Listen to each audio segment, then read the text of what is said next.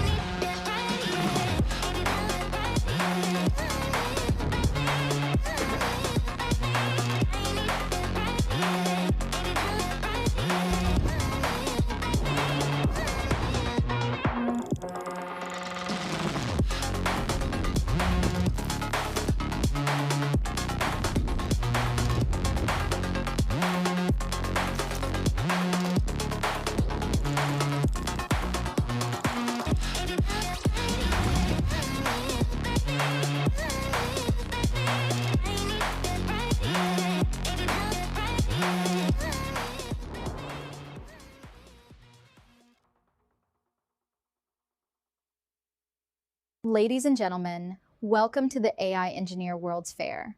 We're delighted to have you with us as we continue exploring the ideas, technologies, and people shaping the future of AI. Please join me in welcoming your MC for today's program, Developer Relations Engineer at Replit, Rauf Shabri.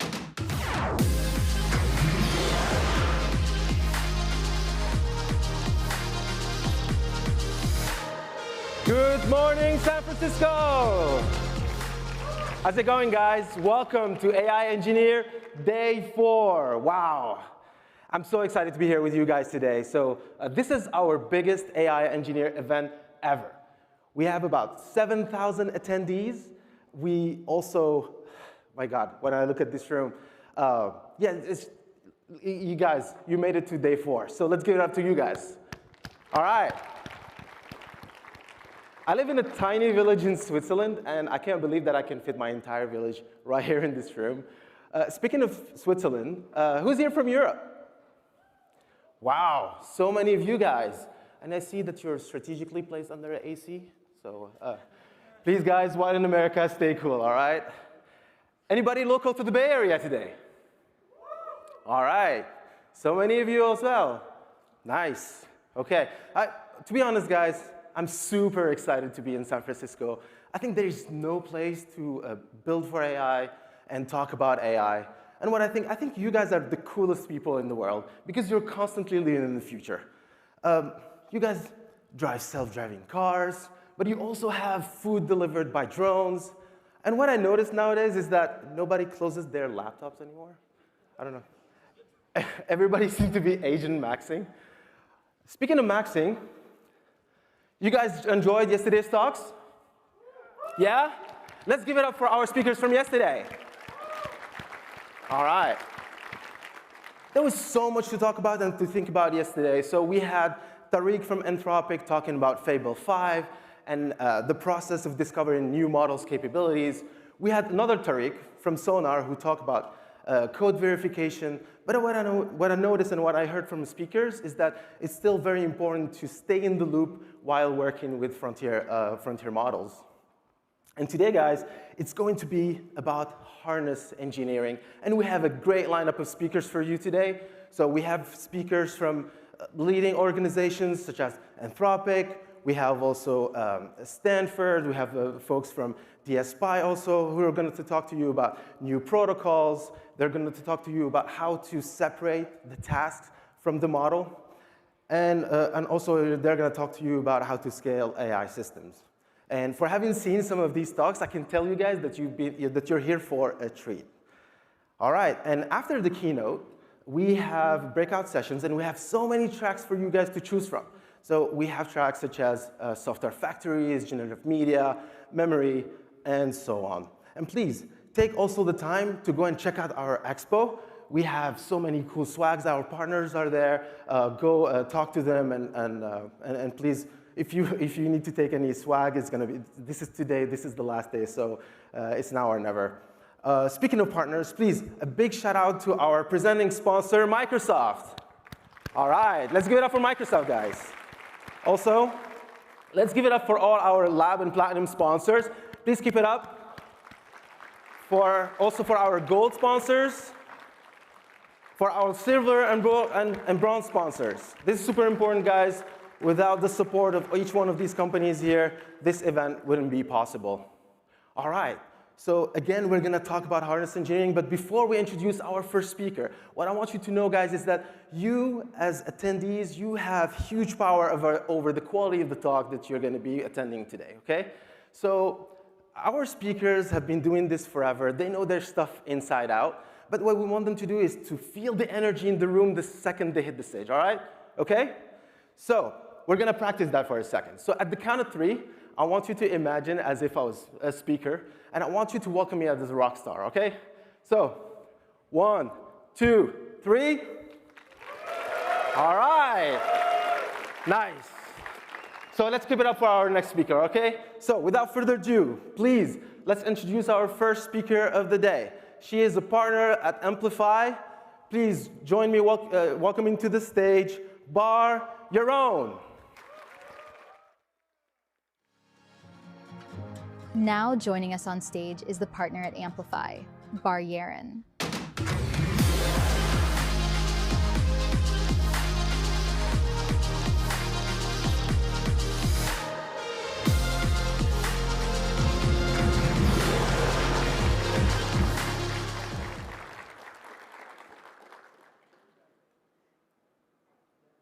Fantastic. You did a great job practicing. I feel very, very loved. Let's get started. So, like you just heard, my name is Bar. I run a survey every year on the state of AI engineering. And the funny thing about running a survey on the state of AI engineering is that the field changes as you make the slides. Just in the past week, we've had frontier releases treated like national security events, Meta reportedly exploring selling AI compute. By the time I get off stage, maybe something else will happen, so if I miss a major announcement while I'm up here, please come find me after.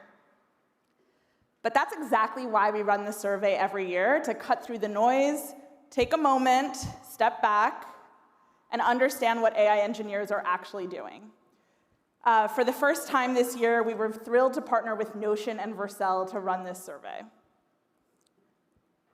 Very quickly on me, this is the least interesting slide. I'm an investment partner at Amplify, very lucky to invest in companies built by and for AI engineers. And I'll make the same promise that I make every single year, which is short time on bar, long time on bar charts. So let's get right into it with lots of bar charts. First, let's talk about, well, maybe raise your hand. Did you fill out the survey? This is a very large group. Okay, yes, I see you in the front. If the answer is you, thank you so much. If the answer is not you, I will find you in 2027. But genuinely, this only exists because 1,000 of you gave your time, so thank you. We had 1,048 respondents this year, which is a lot of AI engineers. And to be precise, this is not just AI engineers. As I'm sure you see at the conference, every year we see that AI engineering is more of a discipline than a job title. It touches founders, CTOs, engineers, product people, folks across company sizes and experience levels. And that range shows up in experience too. For the third year running, we see the same pattern, which is skewed towards senior engineers, but newer to AI. Of those with over 10 years of software experience, over half have 3 years or less of AI experience, which tracks. These are very experienced engineers learning a new paradigm in real time. And the newest cohort, the ones who just started engineering, the median new engineer has nearly as much AI experience as the median 10-year software veteran. So the newest engineers have never known software without this. But doing AI doesn't mean one thing. We talked about all these different titles, all these different roles. Before we get into models and agents, I have a more basic question, which is when people say they're doing AI at work, what are they actually doing? So first up, like to start with the modalities. We asked, which modalities are you actively building with at work? Can anyone take a guess? Text dominates. I know, hold your applause. But one piece of this chart that I always find very interesting and I always look at is the ratio of nope, I'm not using this modality, to I'm not using it, but I do plan to. I call this the intent to adopt ratio. Of the people who are not building with a modality today, how many say they plan to use it? And audio has the strongest intent to adopt this year.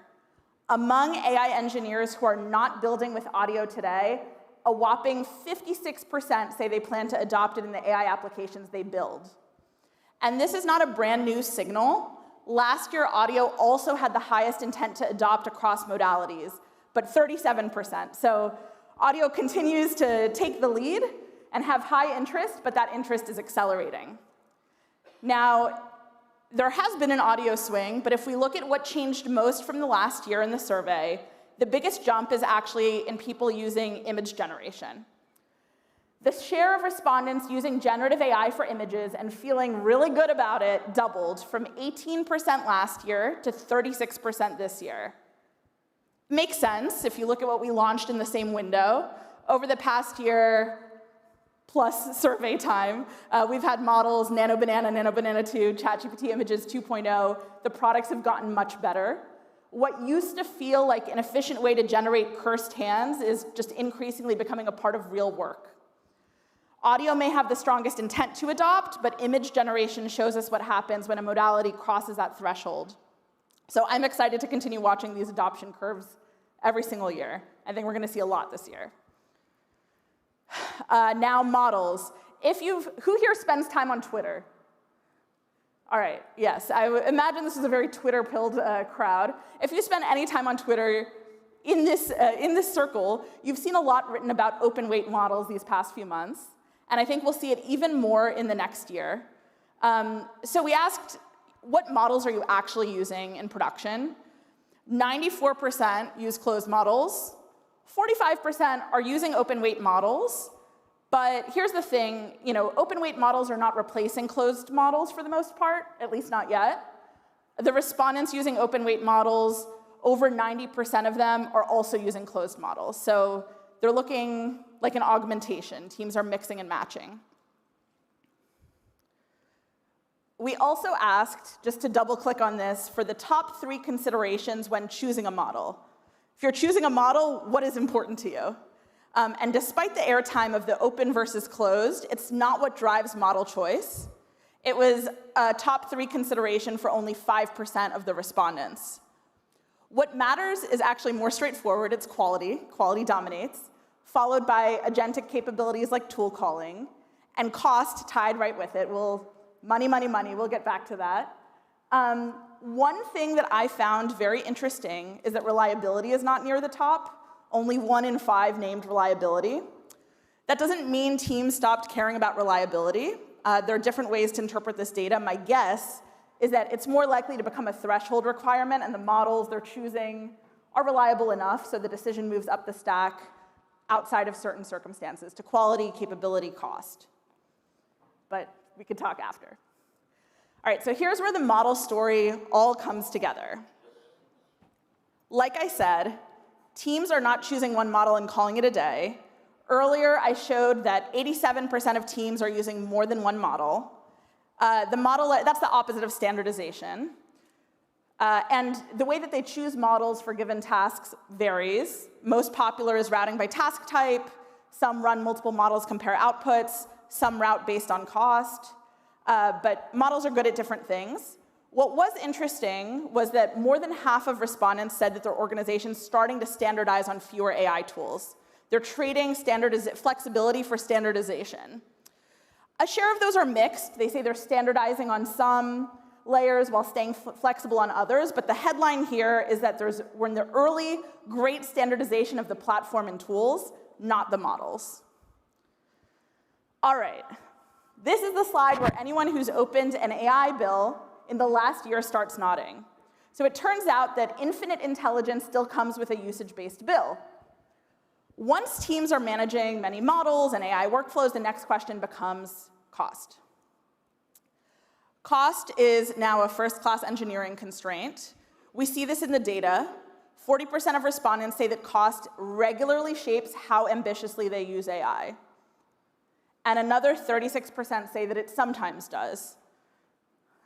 Well, this is pretty straightforward. So all in, about 3 out of 4 respondents are adjusting their AI usage based on cost, and maybe the 4th has a company card.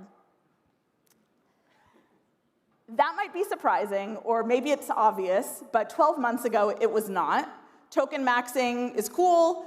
Being able to find real use cases is amazing, but cost is becoming a real big part of the product decision today. And it shows up in monitoring, too.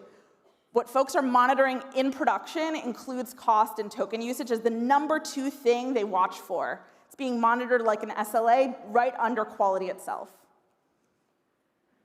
Which brings us to the biggest line item of them all, agents. We've been talking about agents for a while. This year, as you've seen, as you'll see today, as you've seen in previous days, you're going to talk a lot about harness engineering, the escaping demo world. So we asked respondents what level of tool permissions their agents typically have. And this is where agents start to look more real. There are 2 things happening at once. First, and I don't think this is surprising, relative to last year, there are far more teams using agents. This year, 95%, this seems high to me, 95% say they're using agents, roughly double last year. Second, amongst the teams that are using agents, those agents are much more likely to have write access. Last year, 52% of folks building with agents said their agents could actually write data. This year, that number is 89%. So when you combine these 2 shifts, more teams using agents, and more of those agents having write permissions, the share of all the respondents, and again, it's a survey, using write-enabled agents is up more than 3 times relative to last year. So this is really the big shift. Agents are no longer reading, summarizing, drafting, they're taking actions inside of systems. And that raises the obvious question, how are we controlling all of this? With pretty blunt instruments, there are many ways that folks are controlling agents today. The top 2 are human-in-the-loop approvals and gating permissions, which are the right instincts, but kind of the same toolkit you'd use to manage an intern. Below that, the results scatter. Task decomposition, retrieval, memory, sandboxing, people are trying everything. Nobody has settled the control layer for agents. Memory and persistent context is one that I'm watching very carefully right now. I think it's going to evolve a lot in the next year. And when agents fail, or when people complain about agents failing, to be more precise, it's usually the thinking, not the plumbing. So, like 2/3 say that hallucination or losing context mid-task is what frustrates them the most. All right, so agents are out in the wild, which makes it a good time to look at what everyone's actually running underneath. So let's take a peek at the stack. We asked, what is the biggest challenge in your stack? Every single year that I ask this, the number 1 answer is evals. So evals lead here, same as always, but by a very thin margin. Like that margin is getting smaller. And I'll say the quiet part here, which is that 96% of the people in the survey in this room have a problem with the stack. You just can't agree on which one. So if you're deciding what to build next, if you're interested in infrastructure, that scatter is the map. And the leading challenge, how to evaluate your AI outputs, requires many different methods, but as always, the vibe review is number 1. So there are some consistent things that we'll see if they change over the time, but they have not changed. Okay, this is interesting. So across 8 layers of the stack, we asked, what do people build versus buy? Again, maybe the corporate card is going to play a part in this, but there is a wide range and mix for every layer of the stack, and a few clear takeaways. So the first is that inference and model serving is the layer that people buy the most. Many people don't want to build inference infrastructure, and fair enough. Prompt management is the opposite. 61% build it themselves. Apparently, everyone's prompts are special. And this is true of a lot of the product logic, prompts, RAG, evals. They tend to stay in-house on a relative basis. Fine-tuning is the clearest, not yet. like most people don't have it at all. And folks are pretty locked in, so those who bought aren't looking as much to build. Those who built aren't looking as much to buy. But those are the core takeaways from the usage in our stack. So many of you work on teams, and like we said at the start, these range from solo founders to large enterprises. What is this doing to teams? And remember, this is a builder-heavy sample, but among builders, the vibes are good, which, I'm sure if you look to your left and your right, you're feeling that. The vibes are pretty good. 97% report a net positive effect on their organization. The top effect isn't really just speed, it's cheaper failure, more experimentation, more prototypes, more bets. It didn't just make engineers faster, but it made trying things nearly free. And so there's some happy campers as a result of that. But it's not free. There's no free lunch, as nothing is. So the same tool that increases experimentation also increases review burden. Both can be true. And, over 9 in 10 respondents are feeling negative downstream effects in some way. The most common ones being widely discussed at this conference, online, and anywhere that you see AI engineers, erosion of deep technical skills and understanding of the code base. And these are consequences of cheap code generation. And the org chart is really feeling it. So many folks, 81%, are saying that AI is blurring the line between their role as engineers and product design and marketing. These stats shocked me. Where you feel it the most is shipping software, once exclusively the engineer's domain. I know folks talk about vibe coding and how that's accessible to more folks than ever before in different roles, but today over a third of teams have non-developers shipping features, which was pretty wild to me. Mostly smaller, mostly internal, but 17% say that non-developers are regularly shipping customer-facing features across the stack. And even when non-developers aren't shipping, a third of teams see them building really useful things, prototypes, front-end mocks, and more. So shipping software is not gated on being an engineer. We knew this, but the extent to which it's being pushed is higher than I expected. All right, so where does all of this go? We always ask people to place bets rapid fire. So let's talk about those results. So present tense first. 76% say AI boosted their job satisfaction. So that's good for most of this crowd. I hope you're, as Elphaba and Glinda say, I hope you're happy now. That's great.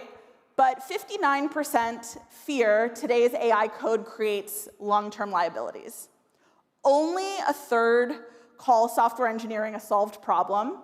Although when I have conversations with folks, sometimes the way in which they define software engineering is different, so you can read into that stat as you will. Happier, faster, but embracing the maintenance build is the TLDR, and people are unsure what's going to happen with hiring.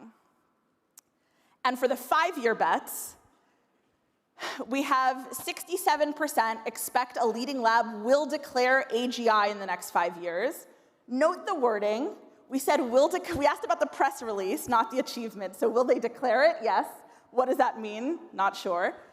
Only 9% bet on transformers being state-of-the-art in 5 years. Most are unsure, but that was interesting. And then my favorite, will there be more AI compute in space or on land? 36 yes, 38 no. The most divisive question in the survey is about outer space. I promised you a lot of bar charts, and that was a lot of information, so a review, or our 2026 wrapped. Impact is overwhelmingly positive. Image gen doubled, or happy image gen doubled, while audio has the highest adoption intent, the same as last year. Cost really became a first-class constraint, and we see that everywhere, in monitoring and how ambitious folks that are going out and building AI products are behaving. Open weights augment, but they don't replace. So we're seeing a multi-model future with a consolidation of the stack. Agents got write access more than ever before, tripling relative to last year, while the guardrails stayed pretty primitive. And inference is the buy market. Everything closer to product logic tends to relatively stay more in-house. It is a very exciting time to be an AI engineer. I cannot wait to see how the next year unfolds. So you can find the full report in the link up here, every chart plus some cuts that we didn't have time for today. I won't ask you to fill out a survey about the survey, but if there's something that you want on the books for 2027, something you're curious about, you can come find me here on the internet. I'm easy to spot. Thank you so much. We will see you next year, or per 36% of you, maybe in orbit. Thank you.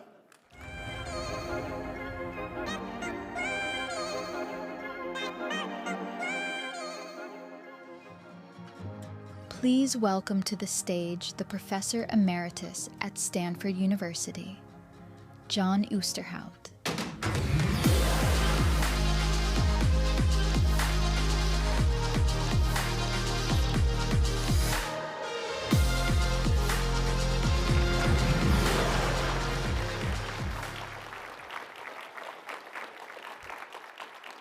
Good morning. It's really great to be here to talk about the network side of AI applications, and in particular, to make the case that latency matters, and it's probably going to be mattering more in the future. But I just want to say, this is a talk is unusual for me. I've never before given a talk where there are fog generators in the auditorium. It's a really San Francisco experience, I guess. So it's well known that AI workloads depend on really great networking performance in order to achieve their own performance. And of course, that's because the workloads are so large that they have to be distributed across machines, and then you have to communicate between the machines. But what I want to talk about today is that it seems that those workloads are changing. And so I hope to do three things over the next 15 or 20 minutes. First, to convince you that, in fact, the workloads are changing, and that whereas the workloads used to be completely dominated by large transfers, where throughput is the key metric that matters, that we're seeing more and more smaller transfers where the latency is crucial. The second thing I hope to do is to convince you that legacy protocols like TCP and RDMA are poorly suited to this environment. They weren't designed for this environment, and unfortunately they suffer from very high tail latency when you mix small messages with large ones. And I'll talk a little bit about why that's the case. Then third, I'd like to introduce HOMA, which is a new protocol we've developed at Stanford that actually was designed in a clean slate redesign to handle data center workloads like these. And in fact, it does quite well on those workloads and can reduce tail latency by an order of magnitude or more. So I'll tell you a little bit about HOMA. So let's dive in. First, workloads. Historically, AI workloads have consisted of enormous transfers between machines. And that's all that really mattered. Gigabytes of data for things like weight gradients and so on. In these workloads, what you really care about is throughput, how many gigabits per second you can pump through the pipes.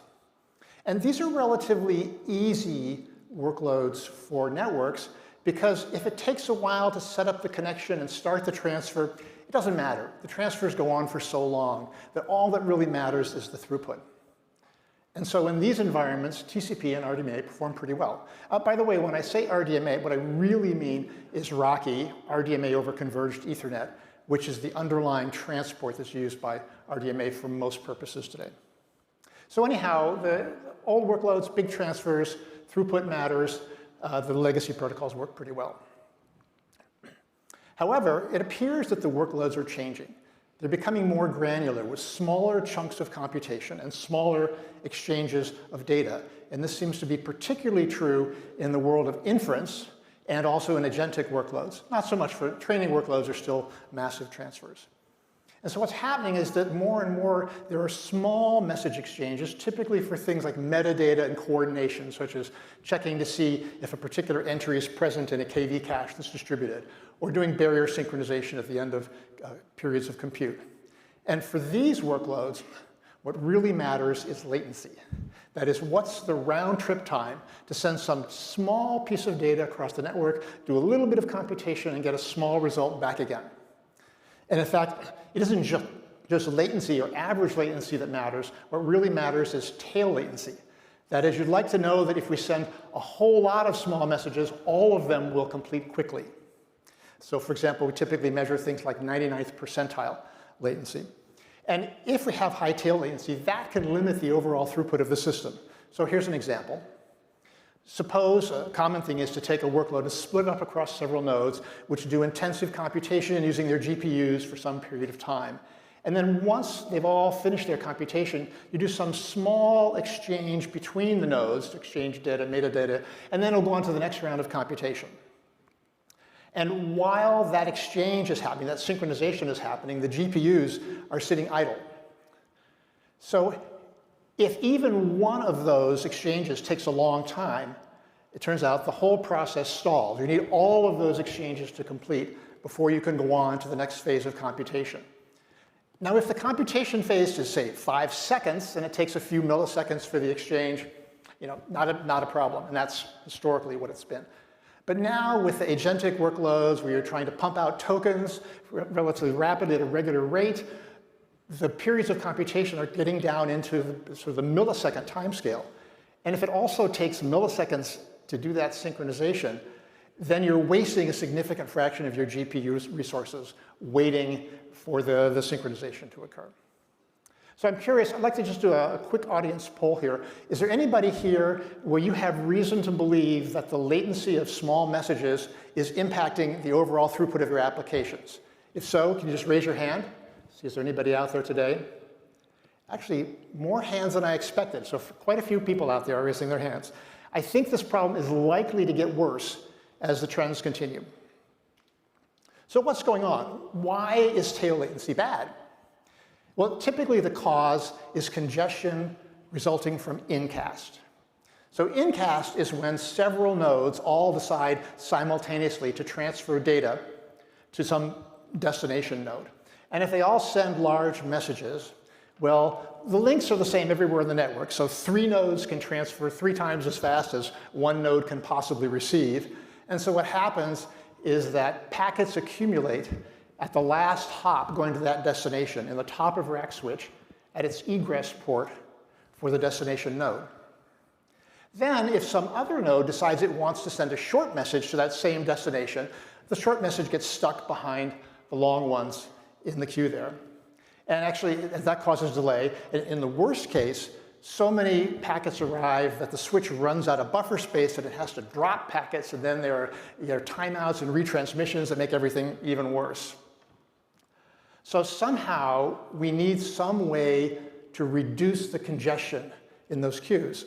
Somehow, we have to get the sending nodes to stop sending so fast so the queues don't just build up without limit. So the way this is done historically, virtually all network protocols before HOMA, including TCP and RDMA, congestion control is the responsibility of the sender. So senders somehow have to figure out that congestion is happening, and then they have to slow down their rate of transmission. Now, you might wonder, why are senders doing it? Because the congestion is way over at the other end of the data center network. How does the sender find out? Well, in the really old days, the way they would find out is the queues would overflow and packets would get dropped. The sender would detect the packets got lost because it wouldn't get acknowledgments back, and it would assume that means there's congestion and then slow down its rate of transfer. That's really expensive. So today there are better techniques that mostly involve the switches providing information. So a top-of-rack switch, when it sees that the queue length for an egress port has reached some threshold, starting to fill, long before the queue overflows, it starts marking all of the packets to pass through with what's called early congestion notification, ECN marking. And so when those packets pass through to the receiver sees the marking in the packets, and then when it communicates back to the sender next, for example, to send an acknowledgement, then it includes that marking that goes back to the sender, and now the sender sees, the sender realizes, oh, there's congestion someplace, I've got to slow down my rate of transmission. So that's the basic idea. Unfortunately, getting this right is really hard, really hard. It's very hard for the congestion to figure out exactly how to set its rates, because it gets one bit of information. There's congestion someplace. And there are multiple senders all sending to the same destination. They're all trying to make adjustments simultaneously. How much do you cut back? And how do I know when I can ramp up again? And even worse, it's really hard to do this in a way that's stable because there's control lag. That is, it takes time before the sender finds out that there's congestion. And in fact, using this process, it typically takes several round trips for the sender to gradually adjust its rate to get just the right rate to match the available bandwidth.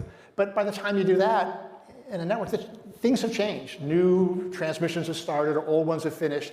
And so these systems tend to never stabilize. They're constantly oscillating between sending too much and sending too little. This problem's been around for a long time. It's been known in the research community for more than 20 years now. There have been tons of papers published on it. There have been some improvements made, that's undeniable, but we're still a long ways from anything that works well. And the problem is with the fundamental nature of it, doing the congestion control on the sender side. It just doesn't work very well. So you end up with a lot of queue buildup. And in fact, you can see the only way to find out that there's congestion is if there's queues. And so by that point, we're already experiencing delays. So that's a problem. There's one other problem with TCP and RDMA also is that their basic data model is a byte stream, just a stream of bytes with no differentiation in it. So if you send a series of messages, say, through a TCP socket, they get serialized into that stream. And on this slide, I've shown the messages appear like they have different colors in the stream. Well, there are no colors in real life. TCP has no idea where the message boundaries are. And that also makes life hard. For example, you don't know how much more data is coming. If you knew how big the message was, you know how much more is coming. And you can't prioritize short messages, which we'd really like to do, get the short messages through faster. And you can end up with what's called head-of-line blocking, where somebody sends a series of messages to the same destination, and they send two really large ones, and then a small one after that that gets stuck behind them in that stream. And so it gets delayed, and again, you have tail latency issues. So all in all, TCP and RDMA are just not well suited to this environment. So what do? Well, what I'd like to do next is tell you about a new protocol called HOMA that we've developed at Stanford, which was based on a completely clean slate redesign for network transport. If you could start from scratch and rethink how you do transport for data centers, how would you do it? And it turns out in HOMA, virtually every major design decision is different from TCP and RDMA. TCP, for all the amazing things it's done, is just not a good match to today's data centers, nor RDMA. So what HOMA does particularly well is to manage a combination of large and small messages, and to make sure that the short messages have really low latency. So this started off as a PhD dissertation for one of my students, Behnam Montazeri. And then the results were so great that I decided to make it my personal project to see if we could get it out of the lab and into production. As you may know, I'm not like most professors in that I love to code, and so I turned this into my own programming project. I created a kernel module for Linux. I'm currently working through the process of getting that upstreamed into the kernel. It's available on GitHub for download. So let me tell you just a little bit about how HOMA works. I want to mention three things. First, it's message-based, not stream-based. In fact, the fundamental unit at HOMA is a remote procedure call, which consists of two things: a request message sent from a client to a server, and then a response message returned back from the server to the client. So the key thing here is that HOMA knows about message lengths. They're buried in the transport all the way down to the bottom, and this has a bunch of advantages. First, it allows us to predict the future. As soon as a receiver gets the first packet of a message, it knows exactly how much more data the sender wants to send. And that's provides so much more information for doing congestion control. Second, HOMA prioritizes shorter messages. It uses SRPT, shortest remaining processing time, first to try and prioritize shorter messages. And third, because messages are all independent, they're not serialized into a stream. Every message is independent. Shorter messages can bypass long ones, so they don't get queued behind long messages. So the second thing about HOMA that's different is that it controls congestion from the receiver. Now, when you think about it, this makes sense because the congestion happens primarily at that last downlink to the receiver. And so the receiver has way more information. In fact, with HOMA, as soon as it gets the first packet of a message, it knows exactly how much more is coming. So it has essentially complete information about congestion, and it can therefore respond to congestion much more quickly and much more precisely. The way things work with HOMA is that when a sender has a message to send, it breaks it up into packets, but it only transmits the first few packets, those are called unscheduled packets, to the receiver. Packets after that are called scheduled packets, and they only get transmitted when the receiver asks for them. So the receiver will send grant packets back. It'll paste them out and send those back to the sender over time, telling the sender, it's now time for you to send me the next chunk of data. And the receiver can delay those grants. So for example, if the receiver has 10 messages that are incoming, there's no point in sending grants to all 10 of them, because then you'll just get congestion in the top of rack queues. So it can use the grants to reduce congestion, and then it can also use the grants to give preference to its most favorite messages, which would be the shorter ones. So it's a way of implementing SRPT by favoring short messages. The third aspect of HOMA is that it takes advantage of the priority queues in modern switches. So modern data center switches have more than one queue at each egress port, typically 8. And they can be used in a priority mechanism where packets get transmitted preferentially from the highest priority queue. So I've shown only 2 queues on the slide here, but typically there's more than that. You can specify in packets, using the various fields of the packet, you can specify which queue it should go into. And so HOMA dynamically makes those choices in a way to give priority to shorter messages. So if we go back to the Incast example from a few slides ago, all of those long messages will pile up in the lowest priority queue. But if there's a short message coming, it will use a higher priority queue. And so it will immediately bypass all of the queued packets from the longer messages and get through to the destination more quickly. So how much of a difference does this make? On this slide I've got one sample benchmark that I use as part of my tuning and evaluation of HOMA. It consists of a workload of a bunch of machines on a network that are exchanging messages back and forth of different sizes, ranging from very small to very large. And on this graph, you can see on the x-axis is the message length, so from about 50 bytes up to a megabyte. The y-axis shows you the round-trip time for messages of that length. So this uses request and response messages that are the same length. You can see TCP in green, HOMA in blue, and the y-axis is round-trip time, so lower is better. And for each protocol, I've got 2 curves. One curve is the P50 curve. That's the median latency for messages of this length. And then P99 is the 99th percentile, i.e. tail latency for messages of this length. So I want to point out 2 things. First, the P99 for short messages is dramatically better for HOMA. So with TCP, it's more than a millisecond tail latency. HOMA is less than 100 microseconds, about 13 times faster. Second, interestingly, you might think that because HOMA favors shorter messages, that long messages suffer and get worse performance. It turns out that's actually not the case. Even on the longest messages, HOMA is almost a factor of 2 better than TCP. I don't have time to explain that today, but it has to do with the fact that HOMA uses run-to-completion approaches, which are much more effective than the fair scheduling used by TCP. So just to wrap up, the role of short messages in AI appears to be increasing. I think it's likely that it's going to continue to increase. We'll see over the next year or 2 if that happens. And I just want to pose a question to you. As you're running your applications and measuring performance and seeing what the bottlenecks are, ask yourself, is high latency for short messages affecting your throughput? If the answer is yes, then just know there is a solution available. You should give HOMA a try. You can probably reduce your tail latency by an order of magnitude or more. And by the way, HOMA is basically my life mission right now. I'm sort of semi-retired from Stanford, and the reason I did that is so I can spend 100% of my time hacking on HOMA. So I'd be delighted to work with you and help you if you decide you want to experiment with HOMA. If you need help getting started, answer questions, bug fixes, whatever, I'd be happy to work with you to try and make you successful with it. So if that is interesting, feel free to contact me. My email's on the slide, or you can Google me too and find me over the internet. So thanks very much for listening, and I hope to hear from some of you.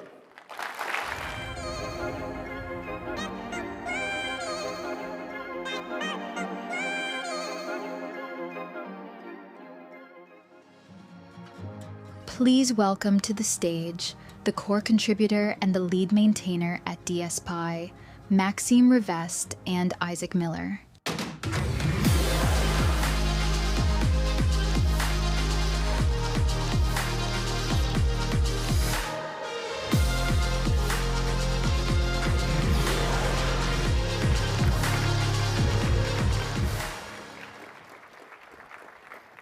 Wow.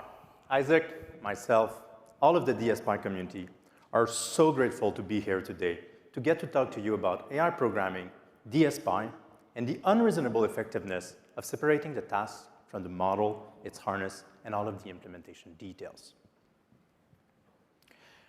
When you think about it, in programming, if we want to repeat a task often, we make it a function. We believe the same should be true for AI programs. Functions are awesome. Functions are reusable, composable, testable, and optimizable. To make a function, you give it a name, you define some inputs, some outputs, and then you have some implementation logic inside of it. You get to reuse your functions thousands of times. You can optimize it, but you can also compose it into bigger programs. One of the really nice things about functions is that you can also package it and distribute it, and someone else can use it, and they just need to know about the contract on top of it to use it, and they can treat it as a black box. DSPy brings all of these properties to AI programs. And so DSPy is an open source software in Python that lets you, like I said, bring these properties to your AI workflows and AI programs. And it gives you all of the toolings you need to do that. Why do you want that? Well, we have been inventing a lot of terms in our fields in the last 3 years. It's growing fast. We have new models coming every other week. We have new techniques, new strategies. And if you're like me, you want to try all of them. But will any of these new specific techniques coming out at a different time really help on your task, on your job? Well, these are all just implementation tactics. And you want to put them inside of clear contract. If for your repeated AI task, you define an input interface and an output interface, you get to play in the internals. You get a lot of agility. Let's make it concrete for AI.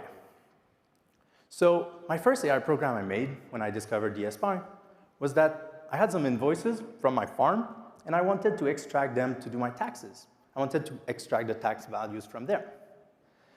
Then another AI program I did is that on my keyboard in my computer, I have a little command that reads my keyboard shortcuts, read my clipboard, and will correct the grammar for me. Sometimes I actually wanted to also rewrite for clarity, so I have another program that takes text and just rewrites it for clarity, put it back in my keyboard, and that's a command, and then I can have a lot of agility and bring it different places. Inside of that, I can change it however I want. A new model comes out, and I can change that. It's super easy, because my interface is fixed like that. I'll skip that one. But they're not restrained to very easy things and small input-output. You can be very ambitious with AI programs. So in these examples, you could have your entire inbox and a new email coming in, and you want to compose a new drafted reply. We can do that in DSPy with RLM, recursive language models. This is an idea that came from around our community.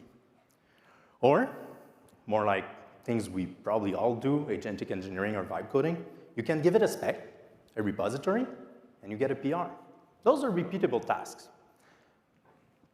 And so, as I have been telling you, when you fix that boundary, you can focus on the how on the top, and then inside of it, you can have a little chat with just a simple prompt. You can iterate on that prompt. Agents come out, you change it to be an agent. Tools gets invented, you add tools. And then we get into loop engineering, you put that inside of it too. Anything on the outside of it doesn't change. Your integration and anything else doesn't change. And when you have such a hard boundary, you can also start to automatically optimize. But how can you automatically optimize with just that simple signature? This is not enough. This is not enough to specify your task. And even before ChatGPT came out, the creator of DSPy had started to land on this idea that you need 3 things to specify your task. And if you have this language and this ability to express your task in a programming language, you can start to automatically optimize and delegate away the implementation details. So the first one is what should happen. This is instructions. The signatures that have been showing you are part of that. Here on the screen, you see the beginning of a real script in DSPy. You set your model at the top, you configure that, and it's fully independent of the signatures here, where you have natural language instruction to extract all taxes and if it's illegible, to output 0. Then you say it, I'm going to give you an input, it's going to be a string. I want you to give me an output, and it's going to be a string and a float. This is natural language expressing my needs. This is very powerful and efficient. If you think about it, if you have a friend over coming to play a board game with you, and you give them the instructions and they're ready to play. But if you want to do like AlphaGo or AlphaZero, and you tell them you're just going to learn from example, you're going to have a long night. And then the second one is what must happen. There are some constraints you have that they have to be listened to. They have to be enforced. The best way to do that is with code. So I want you to go to the fourth line. You have self.extract and self.recheck. You can see we're doing a predict on the extract taxes, and we're doing a chain of thought on the extract taxes. The first one is a vanilla program. The second one makes it do some reasoning. Now I'm taking them inside in the forward, and you can see in the if not pred tax, this is a requirement I have that if my first simple vanilla program doesn't extract my taxes, I want you to rerun with more reasoning. I mean, I gotta get my taxes right. And then another requirement I have is if the value is below 0, throw. I want to show that to a human. I don't want to let you go. This will not change. Like, even if I have AGI, I would hope it doesn't make mistake.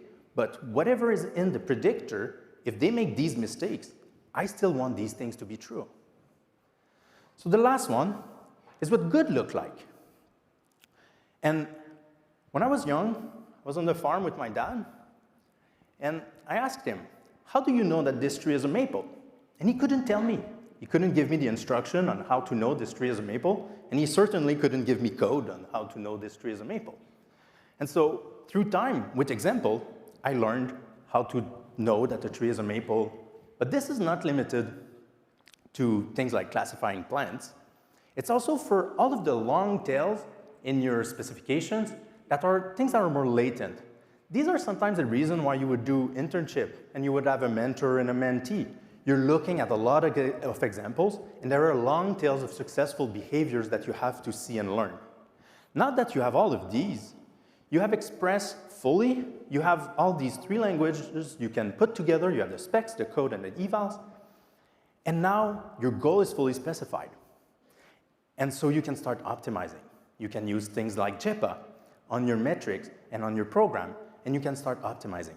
At the beginning of DSPy, the ChatGPT didn't exist. The models were not good enough to optimize, and so we were using code to find few shots examples to make the base models act in the proper way. Then models got better, and so we could automatically optimize instruction. And in the future, we are starting to be able to be liberated more and more from the implementation details and delegate that away. And at the end, our hope in DSPy is that you can stick to all of that, and then just the news and the implementation details will be automated for you. Isaac will talk to you a lot more about what has been released in the last year, what we're releasing now, and all of the future plans we have. Thank you. Thanks, Max. So we've given you a pretty big abstract overview of specs, code, and evals. But these aren't things that are just restricted to the academic sphere. These are used in production by some of the biggest enterprises for massive gains. And we see 2 main benefits when you use DSPy in the enterprise. First is that your implementation becomes cheaper. When you're flexible to what the implementation is, you can use the bidder lesson to search over different solutions, find something that solves your problem cheaply. And you can use this to scale to data sizes that weren't possible with a more expensive implementation. Shopify, 550 times cheaper. They're able to do that because they went from an expensive model to a cheap model, but they could keep the same evals, keep iterating on their business logic inside, and try new things. There's 3 awesome case studies here, and you should check them out after the talk. They give you a lot of details on how you can do this in your own enterprise. Now, part of the reason why you want to build in the DSPy ecosystem is that we're constantly adding new techniques for you to try. And it's important to know, none of these techniques we add will definitely solve your problem, because that's your job. What we can do is we can solve sub-problems for you that make your implementation easier. For instance, Alex Zhang, a PhD student at MIT, came out with this paper called recursive language models. Recursive language models are a way to solve some kinds of long context programs. And guess what? We can bring this into DSPy for you to try.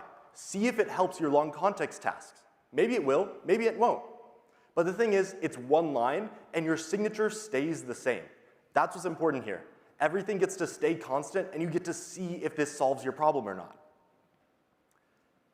And we've had a number of examples of this just in the last year from people building in and around the DSPy community. We've had RLMs. We've had JEPA, which is an incredible prompt optimizer out of Berkeley. Better Together, multi-module GRPO. All these are incredible research innovations that you get to try in your implementation just by being in the DSPy ecosystem.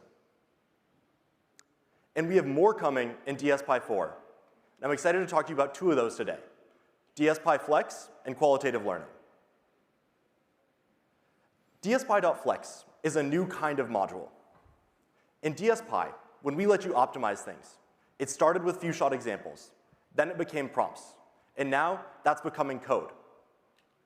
For any function that you want to implement, you can actually learn a harness over time to solve that function.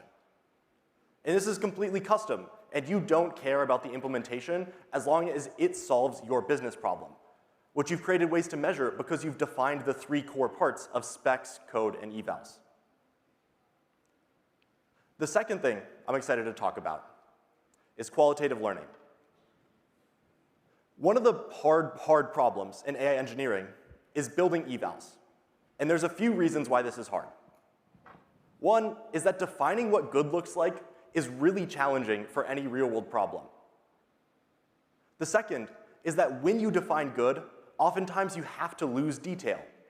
If an email is good or bad, it contains a lot less information than if you know what could change in that email in order to improve. And the third is that whenever you create a hill and a data set, you're really trying to create a proxy for reality. What if instead, we could use reality to inform our evals automatically? What qualitative learning asks is, how do we decrease this question? How do we decrease this distance? And it's a research question right now. But what we believe is that models are now good enough to interpret whatever textual feedback is present in the environment and convert that into evals and a hill that the model can climb. And so as you get more feedback from production, it's traces, it's user actions, it's product analytics, it's the model asking you questions about how data should be represented. As you do this, the model can iteratively refine the hill over time and continue climbing it to solve your actual business problem. And DSPy focuses on these kinds of last-mile problems. We have a really strong research ecosystem, and we collaborate really closely with them. And that's part of the beauty, is that we can see the problems that happen in applied AI engineering, define them, build a benchmark, and then solve them with techniques. And then we get to democratize the results of that to everyone, because it's open source, open research. Now, one common question is, what happens when we have AGI? Well, even when we have an incredibly smart model, the model won't know how to solve your problems. It won't know how to do your tasks or have your context. And so this genre of last-mile learning is trying to ask, how do we efficiently do this learning? Intelligence is very different from being all-knowing. If you were to ask Albert Einstein to help you with your emails, he'd probably ask, what's an email?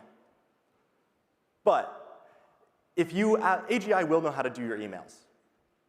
Nevertheless, it won't know how to actually solve your problem and interact with the people you need to interact with. It won't understand your relationships without learning this context over time. Since 2022, DSPy has been focused on these three core ideas of specs, code, and evals, all defined as a programmatic interface.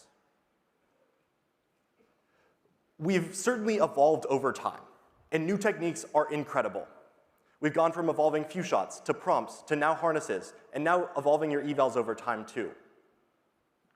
But what you need to ask for any of these new techniques is how do they help you solve harder problems or solve your own problems better? And you should ask this question in a data-driven manner. You should look at this new technique, say, how can I apply this to the business problem that I have? You should define your problem, and you should hold your prompts, models, and code accountable to the problem that you need them to solve. And what's awesome about when you build in this way, or you have flexible implementations, what you unlock is you unlock the ecosystem of all the techniques that anyone in this room is constantly inventing. You unlock access to the collective intelligence of everyone here, all sharing techniques together. So, if you want to build reliable AI software, I encourage you to come check out DSPy. We're completely open source, open research. And we're here to help you solve your problems by building reliable software. We have a Discord that you should come join. And when you come up with the next technique, you should come contribute it to DSPy. And we can help you distribute it and make this awesome technique available for everyone. Thank you.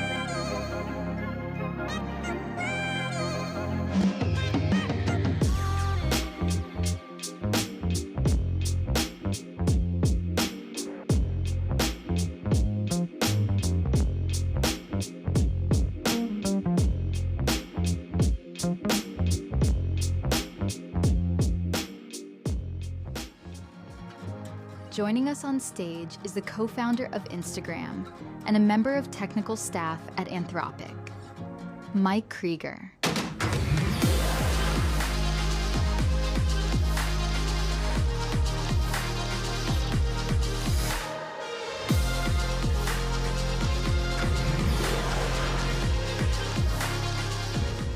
How's everyone doing? Good morning. Nice. Mike, thank you for releasing Fable just in time for us. Exactly for the conference, we timed it. We're so glad to have you. You are one of the preeminent builders and you're leading labs at Anthropic. How has your model usage changed as you've seen models internally grow? Yeah, for me, it's been like both the model shift and then my role shift. So for like the first 2 years I was at Anthropic, I was chief product officer, and then I kept seeing people build with the models, and the FOMO just kept increasing because I was use the models as much as possible. But for example, on product strategy, I would write a strategy doc and then have Claude critique it, and maybe you can use a workflow, but it's not quite the same as like building in that pure way. And I was like spending all my weekends trying to build with it, and I realized, okay, I actually just need to shift. It's like way too interesting a time. And it's actually an interesting trend I've seen now, like several people that were CTOs at other places are like now joining as ICs at Anthropic and other places. But I made a role shift, and it was actually right around the time where we started getting sort of internal snapshots of what became Mythos and Fable. And what was really interesting watching that sort of shift was that kind of change between, I have an idea, I'm gonna like sort of break it down in my head, much more how I would do engineering normally, and then kind of iterate through these different steps to moving to much more of the paradigm of, I'm gonna describe the goal, like go off and work on it, and then like we can talk about what trade-offs you surface some questions along the way, but then figure out where you landed and where we can go from there. I find it's hard. I don't know if people have this experience where I know Fable's only been re-enabled for a couple of days. Fable's definitely way, way smarter than me. So sometimes it'll finish work and be like, here's the trade-offs I made. I'm like, can you explain it to me like I'm a little dumber than you are because I need you to like sort of break this down for me? But that's been one sort of big change, is sort of moving from that task delegation to like express the end state and then have it go and cook on it. Yeah, we're all learning how to delegate better. Tariq did us a huge favor yesterday. Do you want to read it in the newspaper? It's that we have write-ups of talks now in like the next day's newspaper. He said, "Be unreasonable."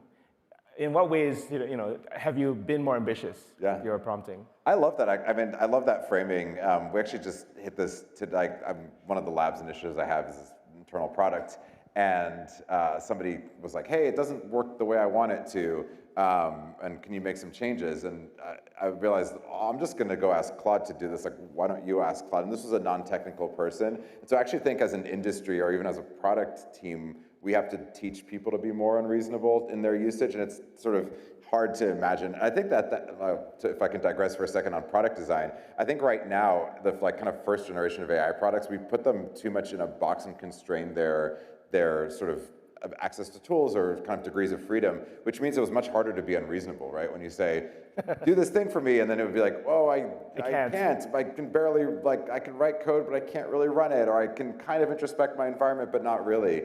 And I think as you see our own like product progression, even with things like Cowork, where like, does every single like knowledge worker need a virtual machine that can write Bash? Like, on the face of it, no, but then when you realize, oh, actually, that way it can remediate an issue where, oh, I tried to parse a PDF using our built-in PDF parser. I hit this yesterday, and it was like, oh, I can't parse it this way. Well, okay, well, I can probably write a script that can do this as well.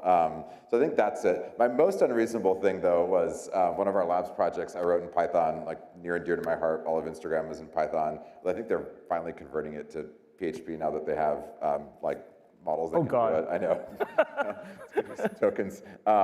And for deployment, I realized that Cloud Code had like figured out a better deployment story with Bun. And I was like, okay, I need to port this whole thing from Python to TypeScript. Like as a, if I put on my like 2010s engineering hat, or even my early 2020s, like that's a dumb idea. Like who would ever port like at that point, a couple 100,000 lines of code? But I was like, I think this is doable now. And I basically created this dynamic workflow setup, and over the weekend had it port the whole thing, like verify it, double check it, then read both code, like just basically churn and churn and churn, and then came back Monday to a completed workflow that was a ported version of that thing. So that probably ranks on like the more unreasonable things, like, yeah, just port this entire Python code base to TypeScript, get it working, get it deployable in a weekend. Yeah, I mean, a lot of people are talking about the Bun Zig to Rust version. I think a lot of people are also like, well, it's a compiler, it's a runtime, it's got lots of tests, easy to do. Can you port Instagram, which you would know very well, to PHP like that, like a product? Yeah, I mean, I think the product side, it's even, I don't know if easier or harder. One of the things we did at Instagram, this is when Python 3 came out, and we were able to add type hints for the first time, and people had a lot of internal conversations, like, are we gonna run out of steam on Python? And my perspective was always like, I think we can take this way further than we think we can, but I think types are gonna help us not sort of be in our own way. And we built this thing called Monkey Type, where we basically like captured runtime types, like basically the types that were actually getting used in production, and then mapped those back to the types in the code base. And I think because of that sort of pattern, I think there's really interesting ways in which if you're doing sort of conversion or sort of cross-compiling using LLMs, you can also lean on production data a lot more, or run sort of like segmented tests. I think that like there's a lot of things you can do there. But yeah, I think the sky's the limit there as well. I think the hardest part is always finding the boundary around where you can start doing it incrementally without trying to boil the whole ocean and like swap it overnight. Yeah, I mean, your users are your tests ultimately, and I also read another article in the newspaper about how you can just use rollouts, and sometimes you don't really know what you're going to need it for, but when that infrastructure exists for you to experiment and to roll things out, it enables so much. Yeah, I mean, I always found this was advice we got. It's like we launched Instagram, and happened to be the first week everything melted because we didn't really know what we were doing on the back end side of things.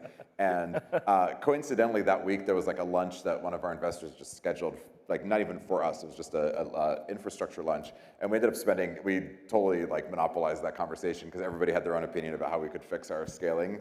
And like the two pieces of advice I got there is like 2010 that I will forever retain is like basically like pre-measure everything that you think you might even remotely need, because the worst thing is an outage where you're like, well, is this like number normal or is it high? And like, oh, I don't know because I don't have data until I just added this metric. And the other one is being like really thoughtful about knobs and feature flags. So even early Instagram, we had like a very simple but really effective like way in which you could do like ramp outs and rollouts, and dynamic config too, where a lot of our runtime configurations had to be changed in a matter of seconds so that we could handle load, and being able to like do that in a first class way was really important. I'm seeing that definitely in AI as well, where we're making all sorts of different trade-offs, and having that kind of runtime configuration is super key. Yeah. My favorite scaling story from Instagram, by the way, I think it's like your launch day when you DDoS yourself with email. Yes. Which people should look up that story if you haven't seen it. I wanted to go into tags. Very, very major shift. It's how 60-something% of your code is written today. Yeah. How did you square that with everything you just said, where it's like very dynamic? Like you don't actually ship one app. You ship one app with 3,000 flags. Yeah. And like, well, what are you working on today? I don't know. Like it's for this segment of the population. Yeah. Yeah. I mean, I think there's a bunch of things. So like I was really excited. I was talking to Swix earlier. Like, I'm really excited that we have tag out there, because it is how we've been working for a while. And I would get up on stages and people would be like, how do you work at Anthropic? And I'd be like, oh yeah, we use these things like that are not quite Claude code, but but it's hard to describe it. But I mean, if you like got to poke into Anthropic, like you would see, of course, Claude code usage for things that are like more interactive, or if you're kind of iterating on a particular sort of specific thing where you want a lot of like the high sort of bandwidth back and forth. But most usage is actually much more delegating via tagging and via tag. And you can say like, and the reason it's really interesting is how multiplayer it is. And it reminds me sort of like, actually like Midjourney, like the fact that everybody was on Discord, seeing how other people were using it. I think actually to your earlier question really helps with that unreasonableness or ambition, where the first time you see somebody tag Claude and be like, hey, don't just fix this bug, but like now you are responsible for this part of the code base, and I want you to monitor this feedback channel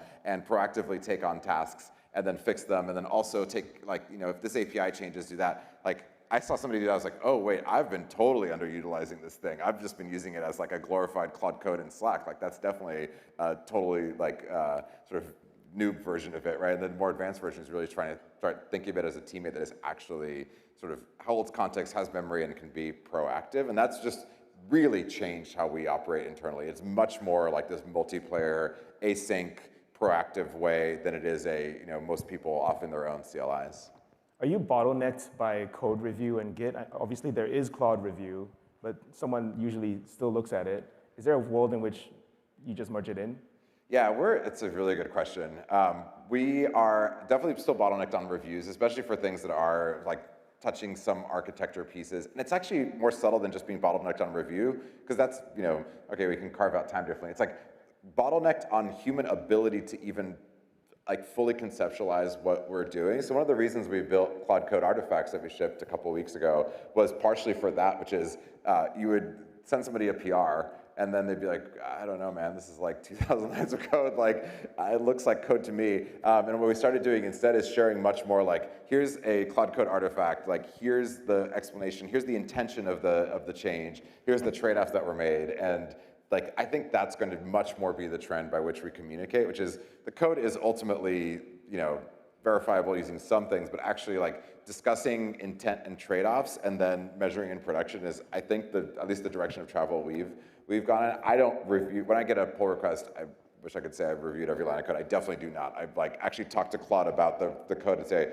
all right, like these are the questions that I would have. Can you go investigate it? So it is kind of Claude-powered code review, but still human-driven, and for the really important ones. And for the ones that are like cosmetic visual changes, it's much more like, look, like we'll fix forward if we need to fix forward. Yeah, totally. I think a lot of people are trying to figure that out too. I wanted to talk also a little bit about Anthropic Labs in general. Nilay Patel, who you've probably met before, loves to ask the question, like, draw the org chart. Yeah. Like how, people, you ship your org chart. Like, I think it's important. Like, everyone knows Claude Code. Now you've got tags. How are you structuring the labs? Yeah, it's a good question, because what we were trying to wrestle with was you want sort of people to be supported. Like, I think the death of the engineering manager discipline has been greatly exaggerated. Like, I think there's still a lot of coaching and interpersonal pieces and personal development that I think is still really, really important.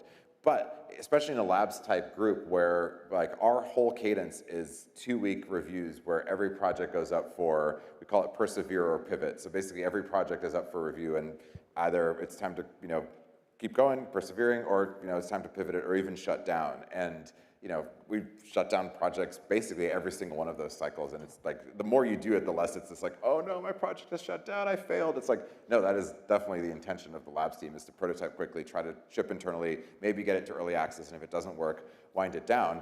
But because of that kind of like rapid iteration, it means that if you align the org chart too much to the individual projects, you're gonna end up like reorging every 2 weeks, which would be a total nightmare. And so we've actually ended up with this interesting setup where like the pod or the team that is working on a given, we call them bets within labs, definitely just draws upon like, all right, somebody from product, somebody from the eng team, I'll jump in when it's a product I'm particularly interested in, I'll come in and work together with the team on it. And that's the unit for that time. And there is the concept of a bet lead or a directly responsible individual, but the interesting thing is that they don't manage usually any of the other people, which kind of breaks the kind of previous way in which a lot of these things were done. But I think it leaves us to be really flexible when you say, okay, actually this project is not going to work out, let's disband and keep going, and it's not a big deal. And the eng manager is much more playing the, like, make sure every individual is assigned to the thing that they're most excited about and that they're working in the best way possible. Now, what we do sort of solidify is when there's a product that has like legs, like Cloud Design, for example, started in this sort of ad hoc sort of group way, and then now that like we've shipped it, it's gotten traction, we've done like a big second release in June, like it's becoming like we've hired people for that specific team and it has more of a structure. So it's like loose until it gets solidified down the line. What's the future of Cloud Design? I think a lot of people are very interested in, it's one of your biggest launches this year. Where does this go?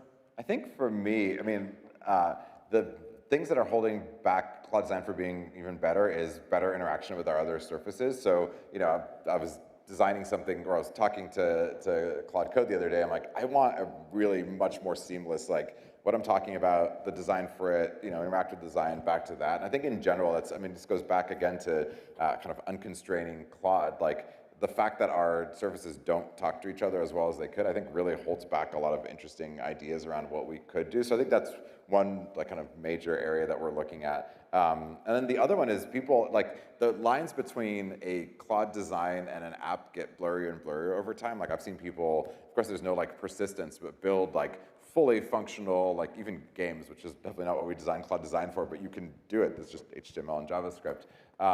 So blurring those lines even further and thinking through like, what is the path from a like fully featured design that looks really well to really good to something that is maybe more like an artifact where you're actually able to go and persist data and share it with others and build from there. So I think that those lines get really interesting over time too. Yeah, a big part of design is having taste. I actually asked Fable what Fable wants to ask you, and this is what Fable came up with. You deleted almost all of Bourbon to get to Instagram, which is like you had a whole, solo-mo, whatever thing, and you went to Instagram. What would you delete in AI? Or more spicily, what would you delete in Claude? Oh, I like the spice. I think, it's interesting, we have one of our Slack channels is like Project Unship, which is like what is in the product right now. This is hard at Instagram. The Instagram, some things that had like 4 to 5% usage. You're like, oh, that's really not very many, but then you have like 20 features that each have 4 to 5% usage. It's like the classic Microsoft Word problem of like everybody uses some disjoint subset of the functionality. So that's always the challenge. Now, I think we're a younger product, so hopefully we have less of those things. Like we unshipped styles, I think, recently, where it was like used by a small percentage of people and was not really AGI pilled in a lot of ways. It was like very sort of prescriptive in the way that it worked, and skills were a much better application, something like that. So I think you have to be willing to take the primitives of like one generation of AI and like unship them, or at least like supplement them or supplant them with the next one as well. I think the biggest thing as I look at it, and I've been spending some time like outside of labs on some of this, is like, man, like we're asking people to make like code versus co-work versus like chat distinctions, and like one, they don't interoperate well and they can't delegate to each other, and two, I think the average person off the street could not explain to you why those surfaces are all different. So I think deleting some of the product complexity within our code or our product, I think is a thing that would serve well. Also because then Claude can do what it needs to do and do well. Like there's nothing more frustrating than having a co-work session where you're like, great, I've mapped out exactly what I want you to build, and then be like, can you please like create a paragraph that I can paste into Claude Code? Like that is some 2020, kind of workflow there that really shouldn't exist anymore. Yeah, I think drawing lines on what you don't want to do and also sort of leaving room for others is interesting. A lot of people, today is like the startups day for EIE, or obviously very sympathetically aligned to startups, but there's some anxiety in the room because tomorrow Anthropic could wake up and publish some markdown files that destroy my industry. So why should we not all just give up and join Anthropic? Like, why bother starting any other company? I actually joined, one of the main reasons I joined Anthropic was because I saw how much, this was like, the models weren't that good at code yet, but they were getting there, like how much it would unlock a whole like next generation of startups, not because it was gonna solve their ideation or their taste, but because like it would make experimentation way simpler and would get you to move faster. And I still like really believe that. And I mean, it's the reality of, and we saw this at like Instagram, like we would get questions at investors like, well, what happens when Google launches a Photos product? It's like Google's gonna launch a very googly Photos product, and it's gonna have to be bound by the integrations that they already have, and it's gonna be like, it's gonna play to their strengths. And I think that is going to be true, though I'm like giving advice on how to compete with Anthropic, I guess, in a way, but like it's actually not, because we're also a platform, which is like, there's so much, I think, room to be like laser obsessed with your particular vertical or your industry or a group of people that you know really well in a way that like none of the labs are ever going to get to that level of understanding and like therefore get that kind of adoption and user love and build that out. Now, it's definitely harder in the age where like the models can just do a lot, and so there's, some of these things can be like skillified and like maybe don't need their own dedicated product. But I think it's like the hard stuff is still hard. It's like understanding the needs of people, like figuring out how you're gonna reach them, listening to them and iterating on them really quickly. Like, it is still the case that like a group of 4 or 5 people obsessed with a problem is going to move faster than those same people at any other kind of organizations that are like, subject just to the complexity. I just mentioned the fact that we have, a lot of different products that kind of interoperate. Like that's a interesting constraint that we have to work through. It's an advantage in other ways, right? So yeah, I'm still like very long and bullish on startups, and it's just, it papers over the fact that like writing code was never the limiting part. Maybe it was on the timeline perspective, but it was never like the thing that was gonna like make or break your startup. It's really that space and user understanding. Yeah, domain knowledge. Yeah. Today is also our day for vertical AI. One of our returning speakers and top speakers, Chris Lovejoy, was always talking about vertical AI. He was from Interior in the healthcare space. And then recently I invited him back, and turned out you guys just hired him for your healthcare efforts. Our next big one is also finance. We have a AI and finance track. You guys just had a huge finance event in New York City. And where our next AIE is sort of finance focused. What do you see in there?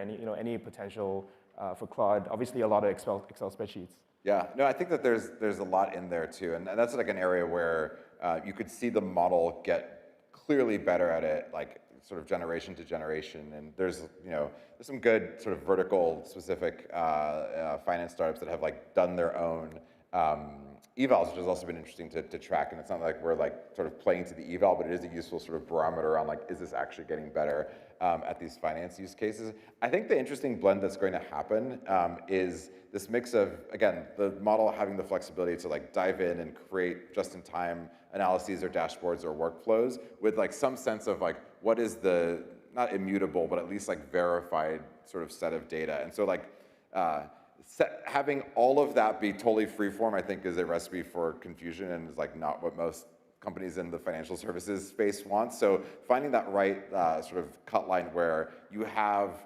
verifiability and audit logging and sort of data provenance here, but not in a way that constrains the kinds of applications that you can build on top, I think is a lot of the art that we're seeing in that space as well. And I think, if you solve it well, you can get the best of both worlds. The hard part is a lot of the systems that were built to do the verifiability, auditability, are kind of almost by design not super flexible in terms of agentic workloads on top. So I think there's opportunity at both sides of the stack there. Yeah, I think I also agree. We'll be exploring that in New York. The last thing I want to end on is on mental health, which we don't talk about enough in technical conferences. You've seen a lot of hyper growth. People are just always refreshing their timelines, and it's exhausting. How do you advise people who are working 996 to avoid burnout? Yeah, I think this is a hard one. And it is, I'm sure you all are experiencing this because you're all working in this industry, like it is, multiples more intense and things move much more quickly. Like on Instagram, like the two things that we were thinking about was like, what is Apple going to announce at WWDC, and is it going to like totally mess us up or boost us, right? So that's like once a year. Or we have competitor launches every 3 or 4 months, right? And it is definitely not that. It is, at Anthropic, we do when we do our weekly all hands. It's usually on Wednesdays, and we have a slide that's like the week in AI parentheses, and it's only Wednesday, and inevitably like some competitor has shipped a new model, and like there's been a new product, and maybe there's some interesting thing happening on the regulation side. Like things are moving really, really quickly. I think the way I try to stay at least relatively sane, one is like actually carving time off, and I think the Anthropic co-founders do a good job of like saying like, look, like burnout, if you burn out, like you're kind of done. And I've seen it happen, unfortunately, to people I'm really close to, and then it takes a long time to recover from that. So actually encouraging people, like there's no job that is so important that you can't be offline for a couple of days. So I think that's like a big key piece in there. So like that's strongly believe. And if it is, you're probably doing something wrong, and you talk to somebody who could be a mentor to figure out how you can unblock that.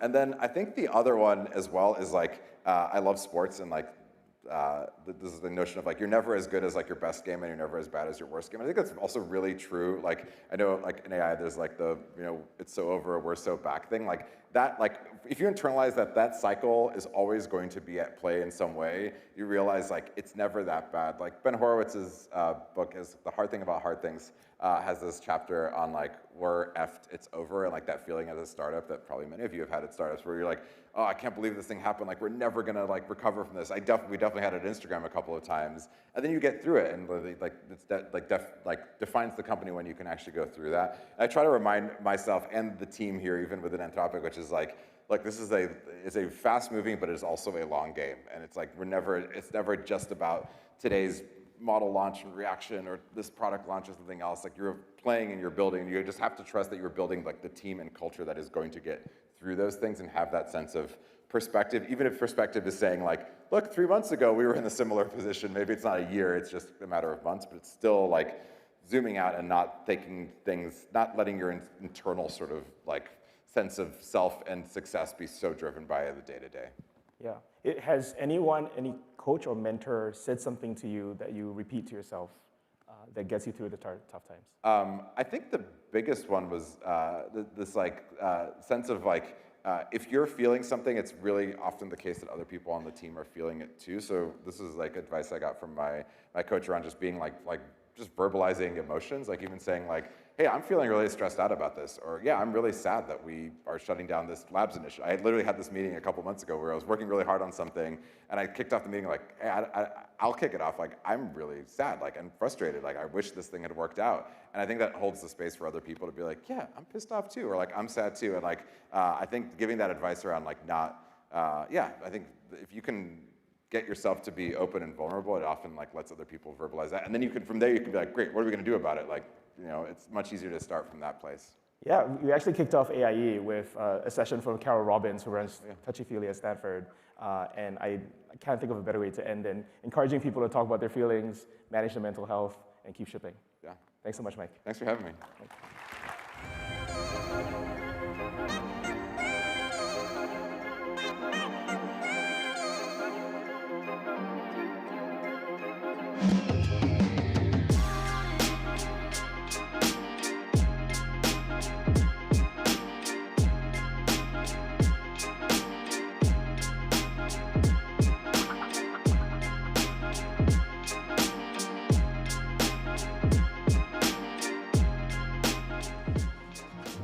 Ladies and gentlemen, please welcome back to the stage our MC, Developer Relations Engineer at Replit, Rauf Shabri.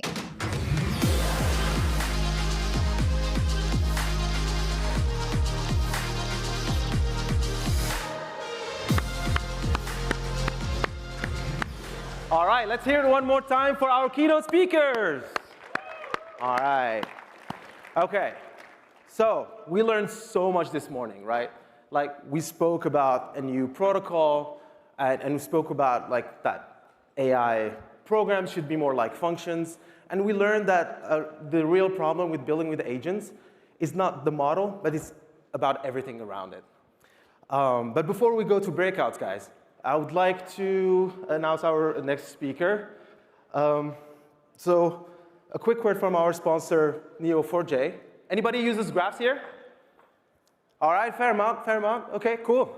So our next speaker is going to talk to you about ontology-based semantic layers. When you hear ontology and semantic in the same sentence, you know that you're up for something hot. All right, so without further ado, please join me in welcoming to the stage CEO of Neo4j, Emil Ephraim. Please welcome to the stage the founder and CEO at Neo4j, Emil Ephraim.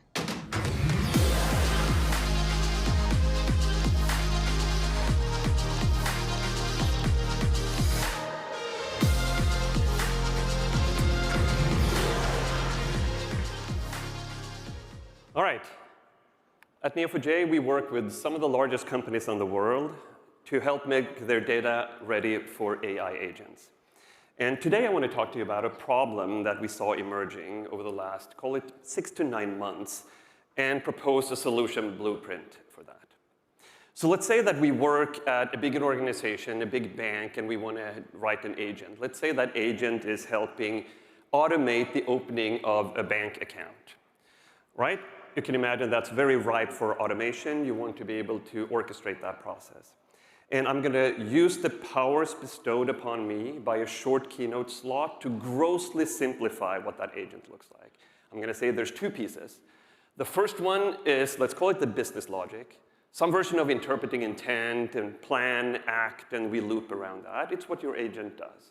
And we know that when an agent acts, it doesn't always operate on data, but we equally know that in order for agents to be successful, a huge part of that is giving it access to the right data at the right time. So the second big bucket is, let's call it the data sources. Need to identify, figure out, OK, in order to solve my problem, I need access to these few things, and wire them up and make them available to the agent.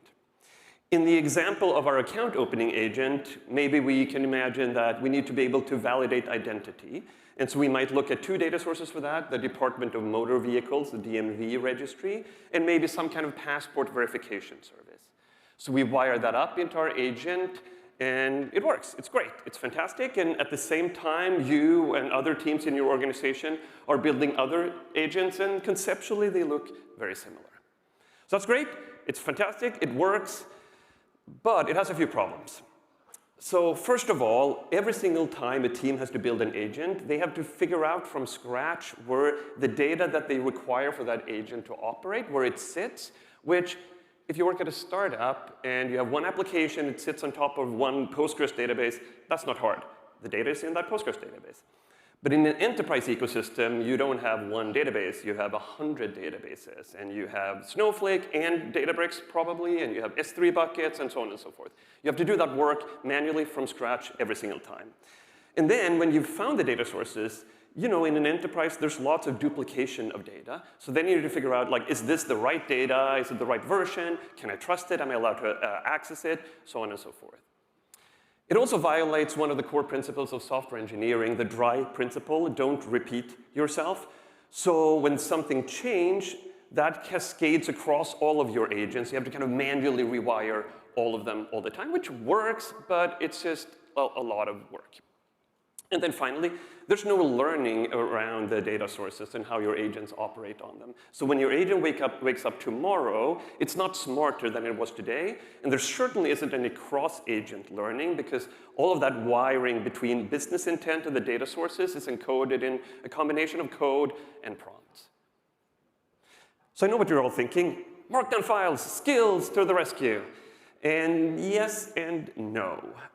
You can come talk to me afterwards for kind of the full version of this, but we've seen a ton of teams that try to solve this problem using just Markdown files. And the summary is, it is part of the solution, but it is not the solution. But don't take it from me, take it from Swix. A week ago on the Latent Space podcast, he said, hey guys, you got to learn your databases. You cannot vibe code with just Markdown. So we've been solving this problem at scale for some really massive organizations recently, including a Fortune 20 global bank, a massive tech platform company based here in the Bay Area, and a leading fintech company. And the pattern that is emerging is that in order to do agents at scale, we need thin agents on a smarter shared substrate. Thin agents on a smarter shared substrate. And what does that look like in practice? There are 3 pillars to that. The first pillar is a business-facing ontology. And the word ontology, like I grew up in this world, people talked about ontologies forever. More recently, it's become very hyped, probably thanks to Palantir, but also the rise of AI. And there's a lot of people who want to make ontologies really complex. But the core concepts are actually super simple. What are the key concepts in your organization? In our banking example, customers, accounts, debit cards, checks, transactions, and how do they all relate? But very importantly, they are expressed in a way that makes sense to all the human beings working in your universe, right? All the people working in your company, it's expressed in that name, in that way. In other words, you don't say F_name. No, you have a customer and they have a first name. So that's the first, a business-facing ontology. The second pillar is a technical ontology. This is all the metadata of all the data sources and data assets in your enterprise ecosystem. I have 14 Oracle databases. I have 15 Neo4j databases. I have Snowflake and Databricks, and I have S3 buckets and all of that kind of stuff. Where do they sit? What are the schemas? All of that kind of good stuff. You construct that technical ontology in 3 key ways that we can talk about later, though not in this talk. And then you have a mapping between the two. So that customer that has a first name, that first name has a system of record, and over there, there's an Oracle database with a column called F_name, the mapping between the two. And then the third pillar is the runtime signals out of your agents. When they walk this graph and they execute, they leave the traces around, what have I tried, was I successful, what was the outcome, the execution traces. Those 3 pillars.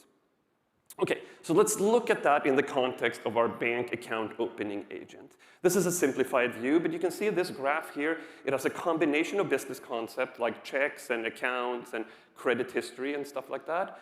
This is a process-following agent or a process-guided agent. We want this type of agent to actually follow a process, so we've also encoded that in the ontology, a business process. And then if you look at the node that is surrounded by green, the check compliance one, we flip to the technical ontology, and we've put in the graph here, we've discovered and encoded that in order to do a compliance check, you might imagine that you need to resolve a government-issued ID. And then we say that in this particular organization, there are 2 data sources that can help us with that. It's the motor vehicle records and the passport verification one. Okay, so that's really great. So then when our agents come in here and they realize I'm going to check compliance, I need a government-issued ID, here are the 2 ways that I can resolve that. When they execute and they try that, they leave the third pillar, the execution traces for that. And they're more sophisticated than what's on this simplified slide, but it involves things like, okay, where was I? What did I do? What is my context? And was I successful? And ultimately, it leads out to some kind of a score. And you use that as input. It's like, okay, I've been very successful using the DMV lookup, for example. Then I'm more likely to choose one if I'm in the right context in my next invocation. 3 pillars of the ontology-based semantic layer, a business ontology, a technical ontology. The execution traces taken together, they solve all 4 of the problems. We now have a very easy way to discover the data sources. We know if they're trustworthy or not. We know that top-down by some kind of human curated knowledge, right? An administrator of some sort saying it. We also know it bottom-up through the execution traces. This is what actually worked in reality, in practice. We have a single governed place that maps business intent and the concepts to those data sources, so we don't repeat ourselves. If something changes, that cascades across all my agents, right?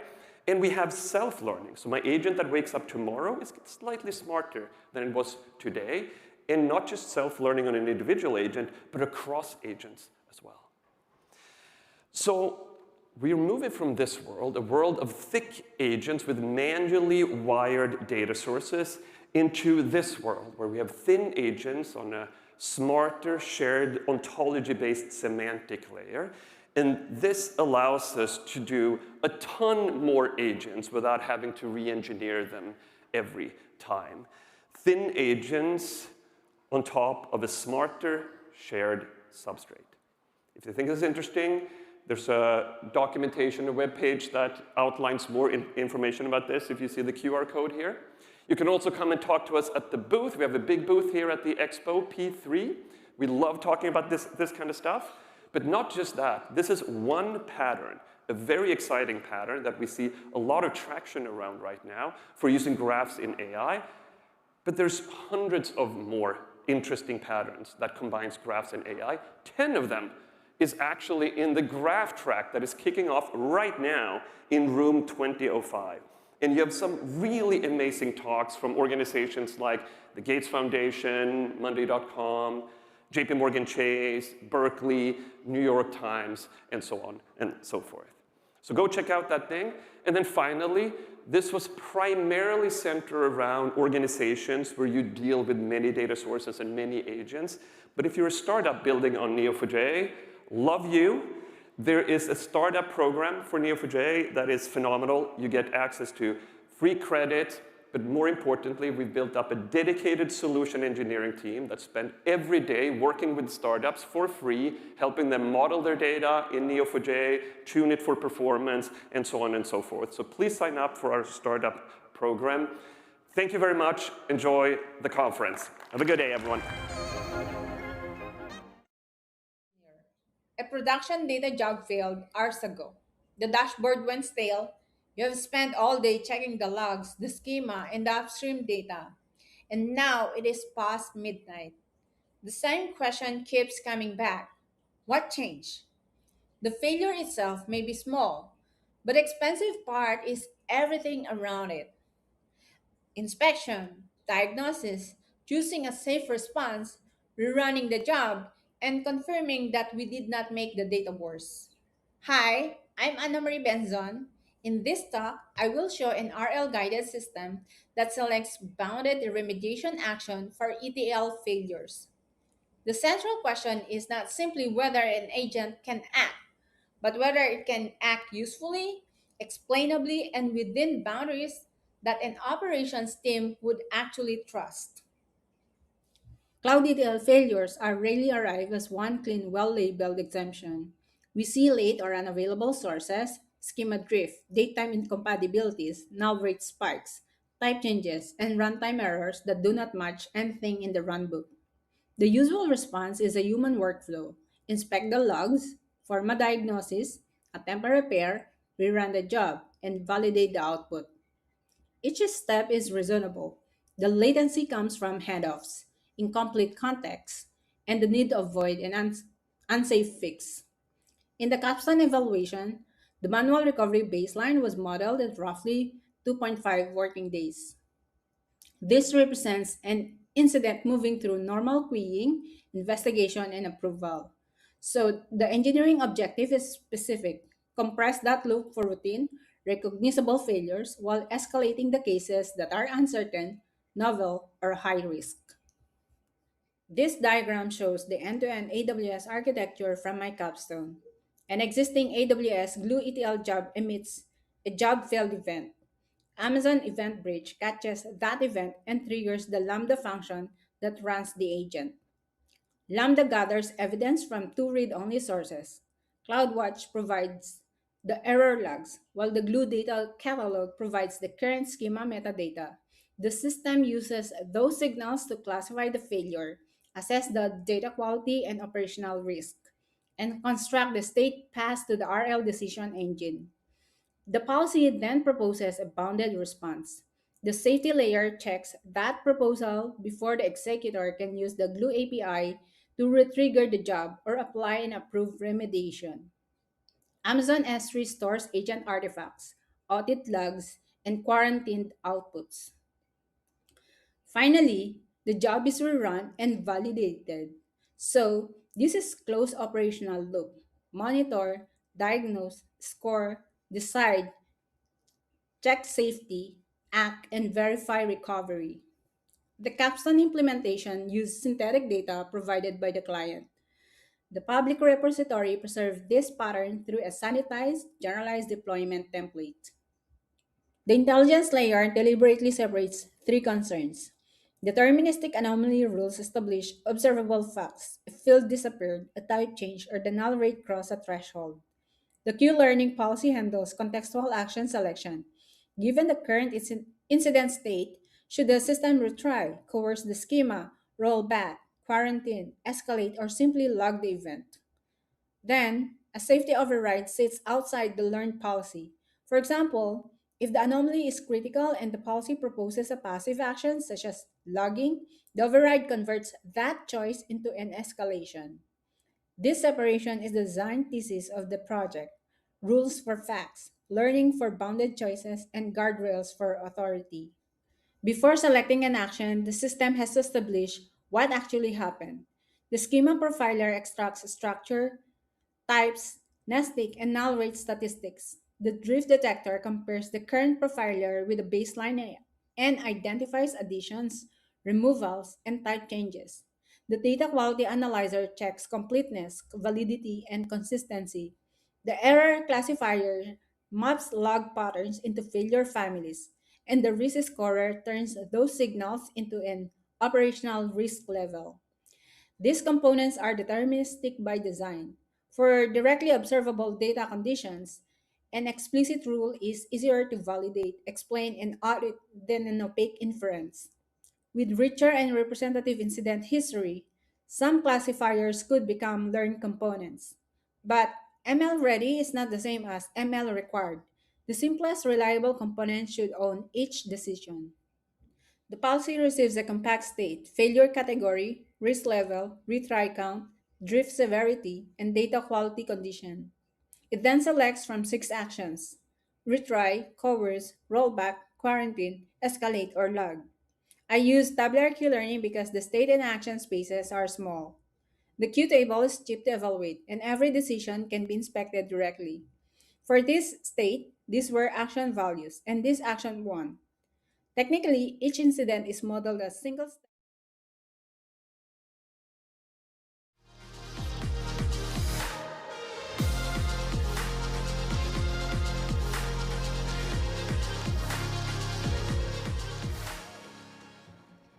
Good morning.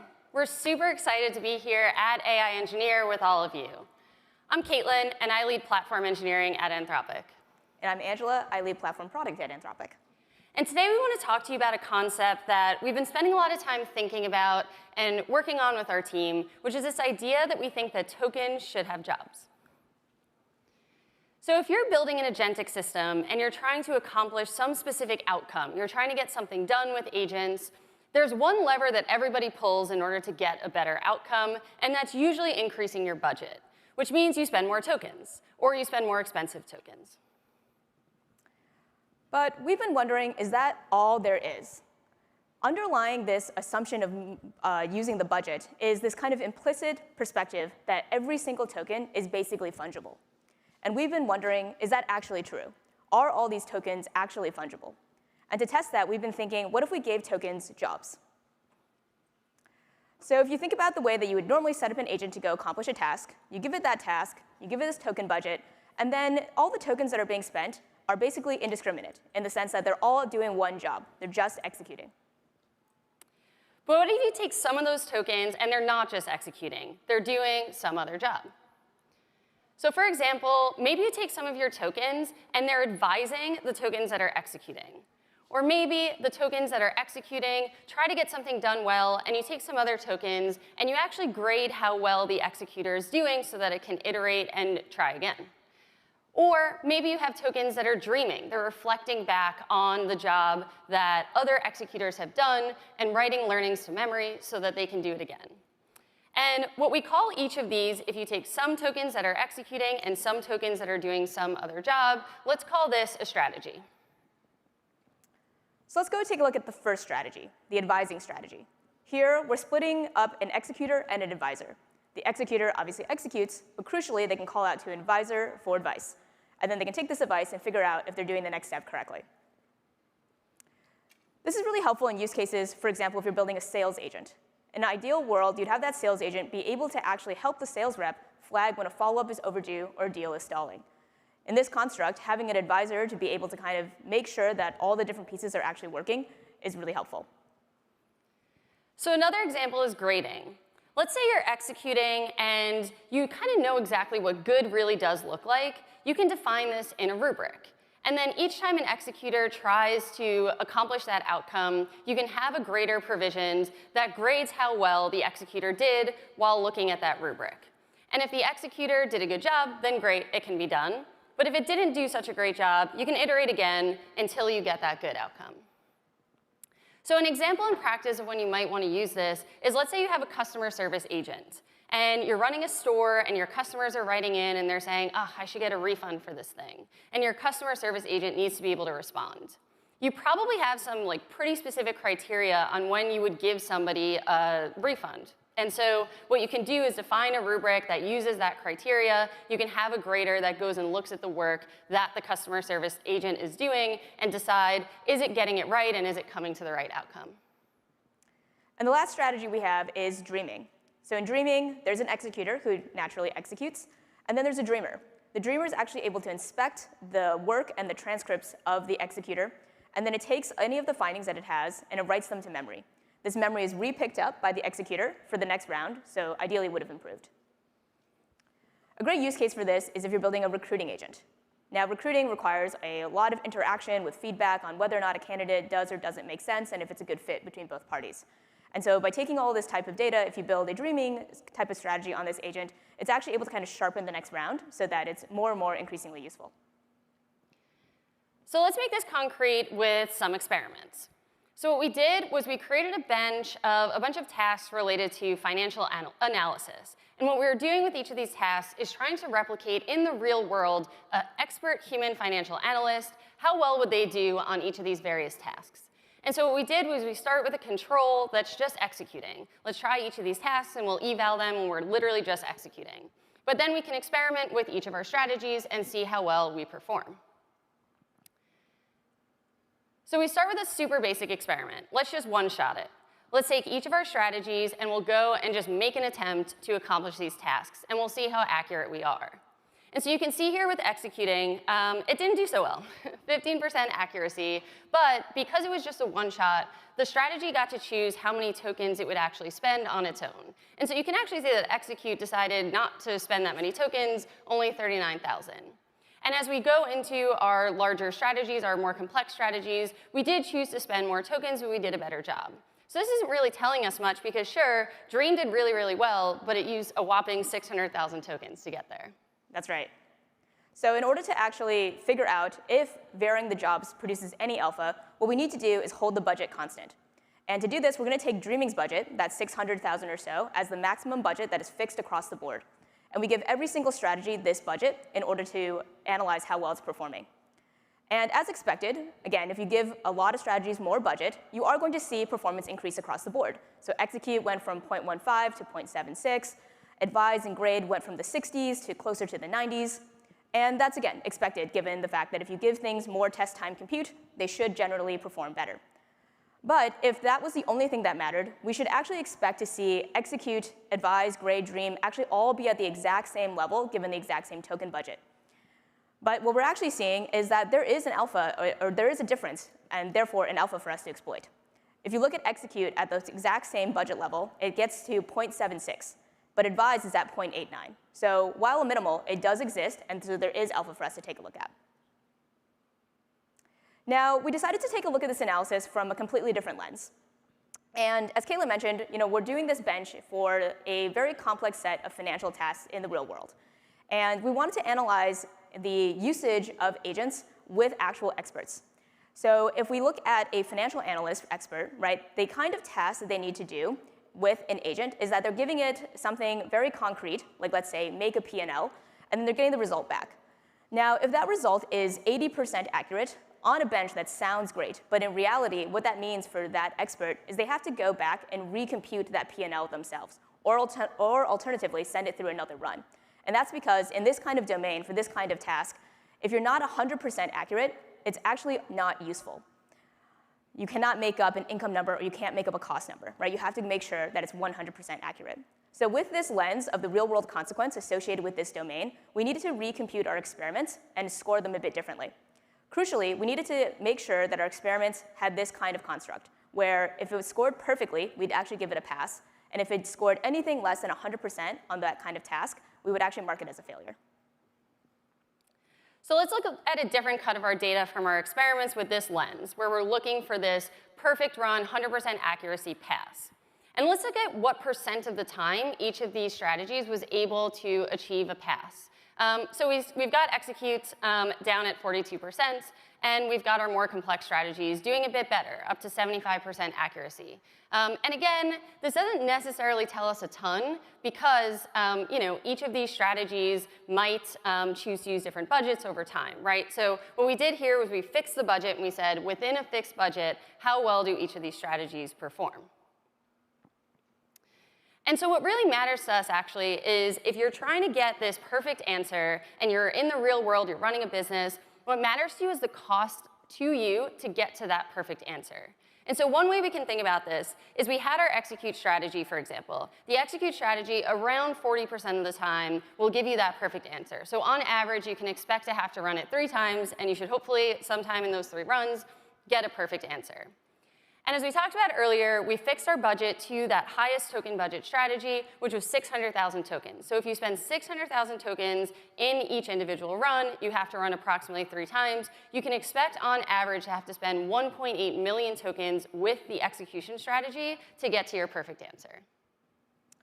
And so if we take this analysis and run it across the board against all these strategies, this is actually the true cost it took in this domain for that agent to be useful for that strategy. So as Caitlin mentioned, for execute, which is our baseline, this is going to be 1.8 million true total token cost for you.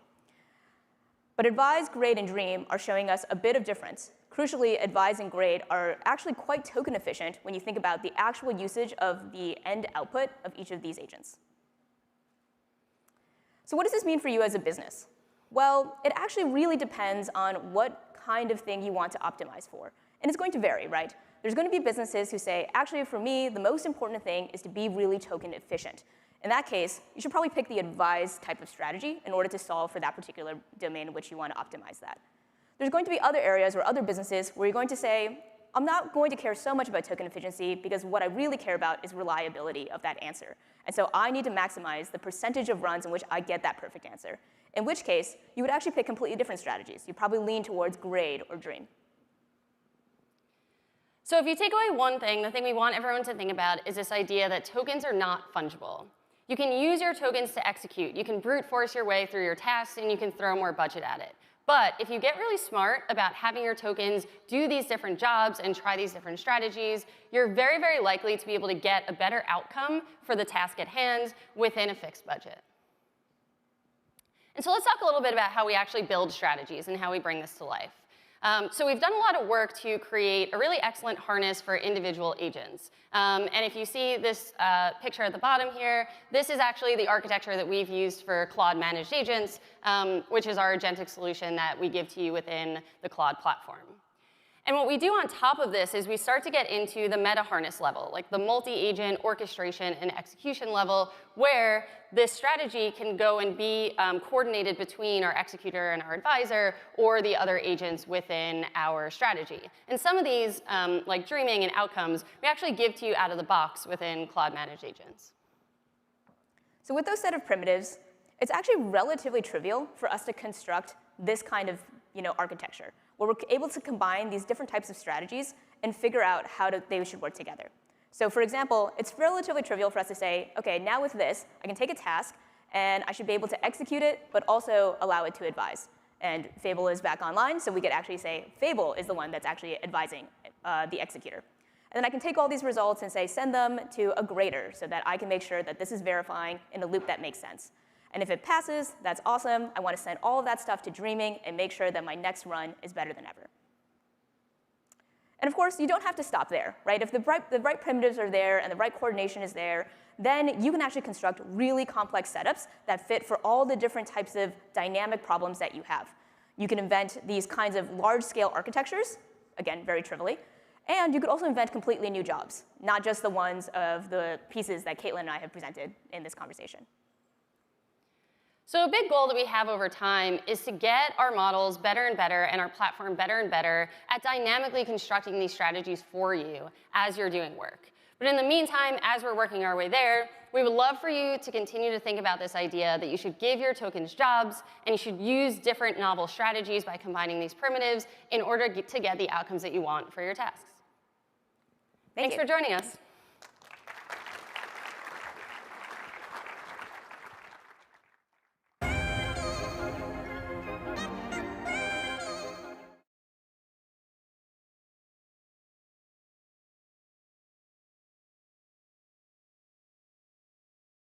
Turning my second brain into my living research memory. Let me explain. So within my second brain, I currently have over 5,000 nodes in Obsidian and another 5,000 nodes in Readwise and some scattered in Notion and Google Drive. And all of this is growing on average with 250 files per month. And this is what I want. On the left, you can see my whole Obsidian vault, this huge mess. And whenever I start working on something such as an article, a new project, a new code base, a new feature, or whatever, I want to actually pull high signal nodes that are actually useful for my current work.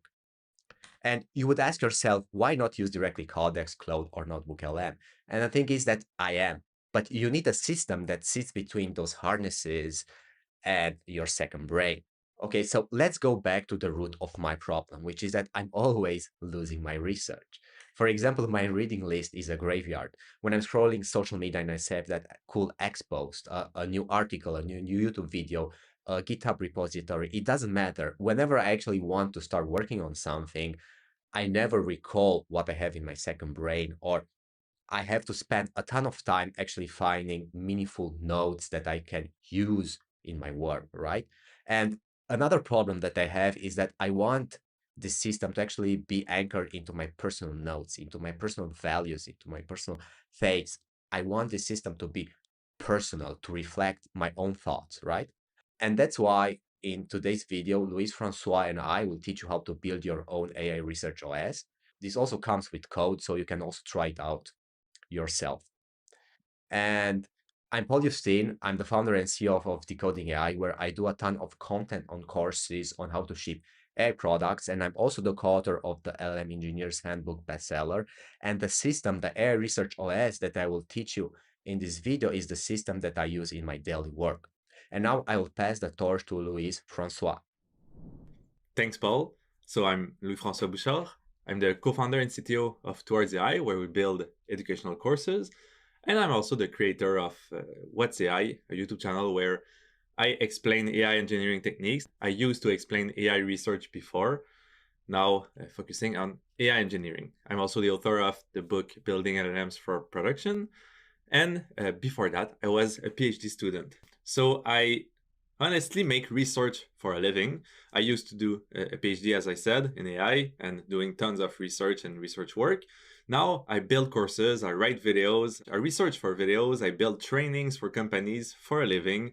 And all of these things that I do start with a very good research and also leveraging tons of knowledge and insights that we get at Towards AI from building for clients. So I have tons of notes as well, just like Paul, and we try to leverage them the best possible.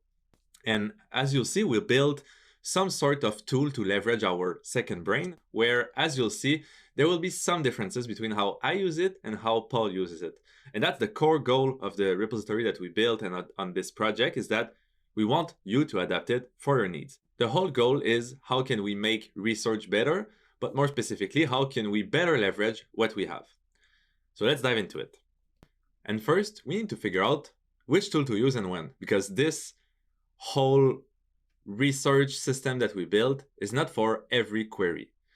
If you just need a fast answer, like a few quick questions or just something where that you would just Google basically, well, obviously just Google it or ask ChatGPT, Claude, whichever system you want. But the problem when doing that is that if you have a lot of following up questions or it's a bigger project that you need to build on and have basically a very long context or tons of information to share, relying on ChatGPT isn't ideal. And it also means that you are fully dependent on the architecture that OpenAI or ChatGPT's team built. So the next step here is to ask yourself, for a more complex problem, do you need to act quickly, or do you want to build some next feature and do something very difficult? If you just have a small repo for a quick change or write one article, just do one thing that you know won't be repeatable that much, definitely use Codex or Cloud Code or some agent that you trust. Sometimes you need to keep on digging to make it better, to improve efficiency, optimize it more. And so typically, when you have to do that, you want your research sources, your research to stick and to be able to refer to them in the future. So if you want a process like this where the sources that you find, the notes that you take, stick around in time and have an agent be able to leverage that efficiently and being able to come back to these information, to ask follow-up questions, to digest content even more. And right now, for instance, when I make a new video, I want also the agent and the system to understand the previous videos I made, to not duplicate content, to not repeat myself, and to refer to some other content. In this case, there are some tools that are very interesting that you might have tried before, like NotebookLM, that is super powerful to do research, to digest content efficiently, and to come back to it. But the problem with NotebookLM is that first, the main problem is that you don't own it. You cannot do anything you want with it. You cannot personalize as much as possible. It's not agent native, and it's obviously weak for coding tasks since it's just browser-based. So it's far from ideal from something that Paul and I needed and that most AI engineers need in general. So if you need your agents to be able to leverage all you do, whether it is a big research, a new video, whatever you write, you do, you code, you typically want your other agents, your other projects to be able to leverage what you learned from what you just did. And one thing that we advise, especially for production, obviously for a product, is to build some sort of retrieval RAG pipeline with vector databases. But this needs an infrastructure. It's not really human friendly to be able to digest quickly, to check notes, to make edits. It's hard to inspect by hand. You need to build everything around it. It's definitely far from ideal for just something I want to use on a daily basis. Obviously, it's super powerful at scale, very interesting, especially in a product. But as I said, this project is for us. And I don't want something live, super professional as a product. I just want something I will use and that my agents and different projects can leverage as best as possible. So the last question to ask ourselves here is that if you want everything there, but more personalization, so a personalized research assistant that builds some sort of Wikipedia that compounds over time and is easily inspectable and usable, where you have tons of sources, documents, videos, comparisons, implementations, new research, new topics that you keep on adding and that you keep on wanting to leverage and review easily. This is where you may want to build something yourself. And in our case, we built the personalized research OS that we will share in this talk with exactly what we built and how. But the downside is that it definitely needs a bit more setup than just opening Cloud Code. Right now, the main problem with using Cloud Code and other agentic tools is that you give Codex links, PDFs, and different information. For example, my most recent loop engineering video. And then the next session you use Codex, you have to paste it all again or ask it to use skills. And whatever structure that Codex or ChatGPT, whatever tool that you use, built on the fly to leverage what you did, the scripts it ran, the scripts it had, you all lost it or kept it inside a skill that you have to ask it to reuse, and that usually isn't ideal and just grows and grows over time. And the problem is that all this information that you give to the model is not the bottleneck. The bottleneck is how can you leverage it in the future? Meaning that with an agent, the context window becomes everything. The database, the file system, the memory, the reasoning space. It has to do it all, and when you stop the conversation, it loses everything. And the thing is, that we don't need necessarily to provide more and more and more context for a better research. You need a proper memory and context management, and ideally some personality with it, especially in my case when I do videos.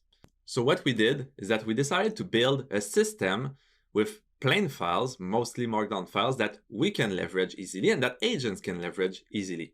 I won't detail it very much here because Paul will talk about it in depth.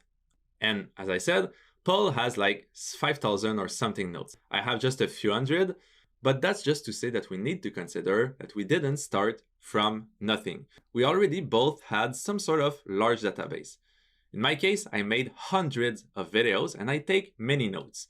So I still need to leverage these years of content that I already made and tons of meetings that I have with my team, with clients when we build for them, that I want to leverage as well because we learn a lot by building for people.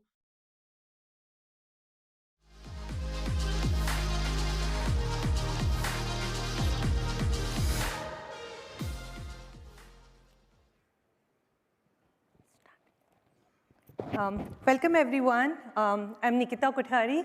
I'm a senior member of technical staff at Salesforce, where I'm building AI-driven enterprise solutions. If you might have heard of Agentforce for Setup, Headless 360.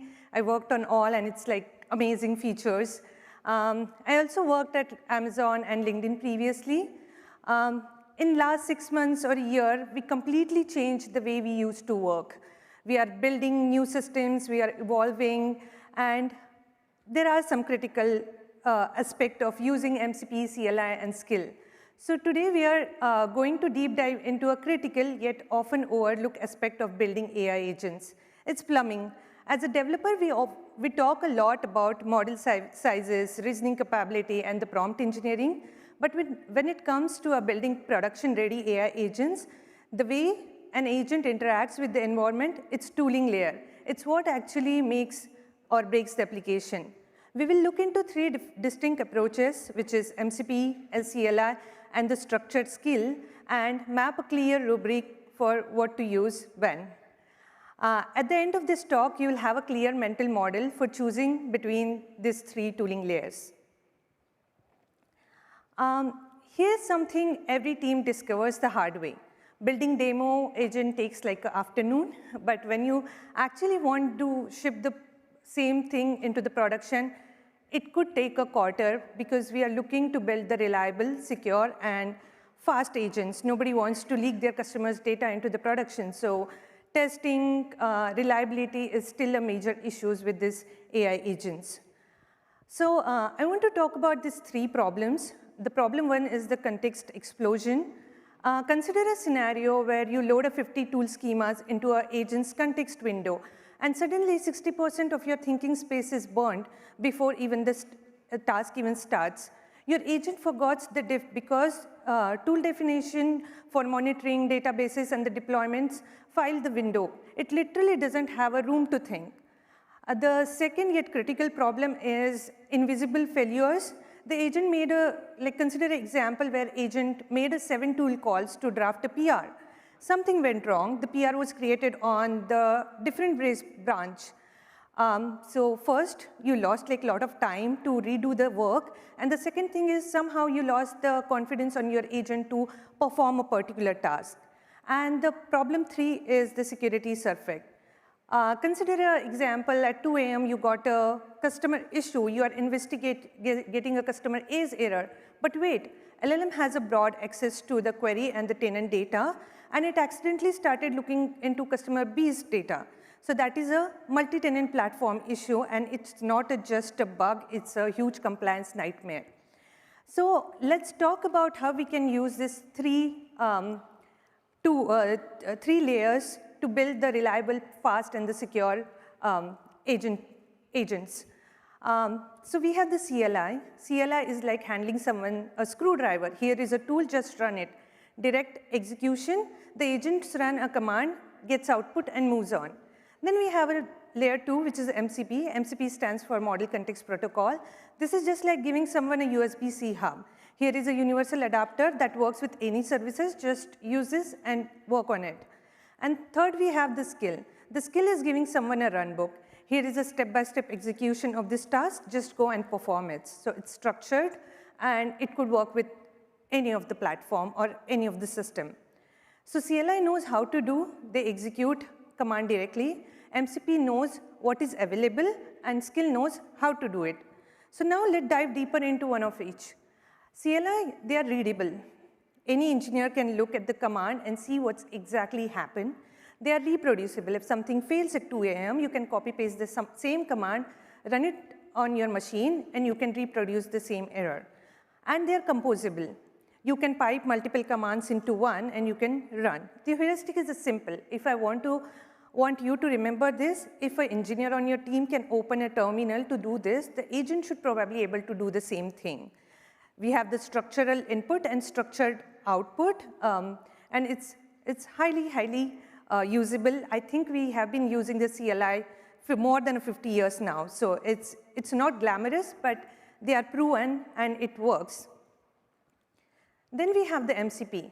MCP is consider it as a universal C adapter, like every device has its own charger. But the universal USB-C is standardized where you can connect any device to your connector. So on one side, you can see you have the Claude, ChatGPT, and the coding tool, and the other side, you can connect the different services like work item tracker, code search, error tracking, monitoring. Maybe real-life examples could be Git, Slack, and Google, and everything. So at the bottom, you see what this looks in practice. The agent calls the code search with a query, and it gets a structural result back. So it handles the indexing across the millions of files and enforces the tenant isolation at the server level. This is how you solve the security problem too, because every time you will connect the external services via MCP protocol, there is an auth, and you will give permission to access those services. Third thing is the skill. This is one of my favorite tool, and I think I have automated all of my work that I'm doing right now at my workplace with the skill, because it's highly reliable, it's fast, and you can tweak it in a lot of different ways. Skill is a structural playbook that wraps around your tools. It defines the rigid orchestration. When a condition is met, ensure this prerequisite exists, and then execute step 1, step 2, or step 3 sequentially using the CLIs, MCP, and explicitly handle those edge cases. It prevents the guesswork, it saves the memory, and it's standardizable. Like you only choose, like I only want like 2 MCPs to connect to this skill, so you don't have to go and look into all of the MCPs to perform a particular task. Now, let's talk about the problem that we discussed earlier. I have a 50 MCP tools connected to my system. So before running any task, my 15,000 to 20,000 tokens are already burned, and I lost like a lot of context before even starting my agent. So you can see on the one side, you have like a whole lot of tokens, and how you could replace the same thing by using the skills. So keeping the 55 tools from the 5 different MCP servers active at all times, that cost the latency issue, platform issues. You can just simply define the number of MCP servers that will need it to execute that particular task. So here are like some of the examples, like fixing a test failure. So you don't need to go into all of your MCP tool to fix one test failure. You can only look into the logs, you can look into the release log and GitHub to fix your test failure. And for the draft PR and the investigation escalation, let me dive a little bit deeper into it. So consider this slide where we are drafting a pull request. So what do you need? You need like the first agent requires the draft PR skills. Step 1 requires the understanding of the local changes. Instead of heavy API, it hits the fast scope CLI commands, and then you need a git command to create a pull request on the correct branch. So you can literally write down the steps, you can create a skill, and you can keep modifying it to achieve the best results. Then again, another thing is the investigation of bug. If midnight you get any customer bug, I mean, the first thing you're going to do is like looking into the logs, searching for the error pattern, looking into the recent releases if there is a bug in the code or things like that. So you already know that like what you are going to do. So you can automate everything with limited number of MCP tools and the CLI to make a world-class skill to debug your customer's issue. And now let's talk about the security. A golden rule of the agentic development is enforce the isolation in your infrastructure, never in your prompts. So prompt can be injected, but the infrastructure cannot. For CLIs, the blast radius is full shell access. So you mitigation must include the sandboxing and the strict containerization. For MCPs, the blast radius is limited to the explicitly exposing the tools and the tenant isolation and that guarantees at the server level. And we have some of the principles that we can always think about while building any agent, that like we shouldn't be sharing any credentials with our agent. The tenant isolation is the infrastructure enforced. We can always use the permission gets to operate at the security level, and we can provide the least privilege while performing any task to the agent. Now, when you are deciding which layer to use, like every time you cannot create a skill or every time you cannot just explore to use all of the MCP tools, so you need to ask these 3 questions in order to get the best results. The first one is like, who else needs this? If it's just this agent, then use a CLI. If the multiple agents are going to use this service, then use a MCP. If multiple workflow shares the same procedure, then use a skill. The second question you can ask yourself is like, what is the failure mode that matters the most? If it's a transparency and the reproducibility, go for the CLI. Like we have seen like how we can like reproduce the issues using the CLIs. While it is very difficult if you go for the agents because you don't know what they are doing in the background. If you need a validation in the tenant isolation, then go for the MCPs. And if you need the sequencing guardrails, then go for skill. And here are the third question that like whether your context is tight. If it's generous, then you can go CLI, you can explore all the MCP tools and get your results. If it's very, very tight, then absolutely you need a skill layer and on-demand orchestration of the MCP tools to save the money as well as you can improve the latency. And to wrap these things up, I want to leave you with the 3 foundational architecture takeaway. Keep your context clean, don't use like all of the MCP tools available to perform any task. Give them convert your most of your workflows into the skills to get the best results. Portability has a cost. MCP servers are incredible, but they introduce network latency, protocol abstraction, and infrastructure complexity. So we need to pay that cost deliberately for shared services, indexing, and the isolation. So choose your MCPs very wisely, and never be embarrassed by the CLIs.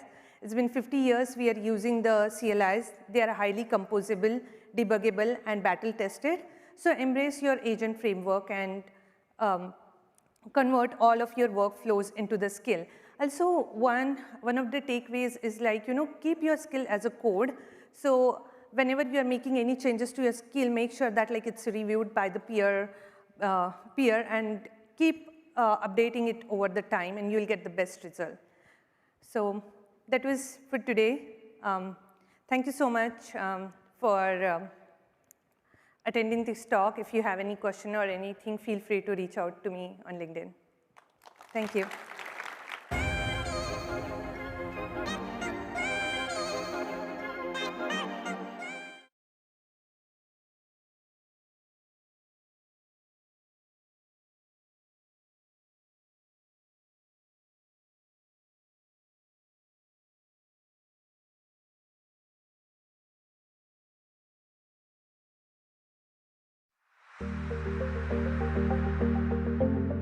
Hi, I'm Amol, CEO of Nori Agentic.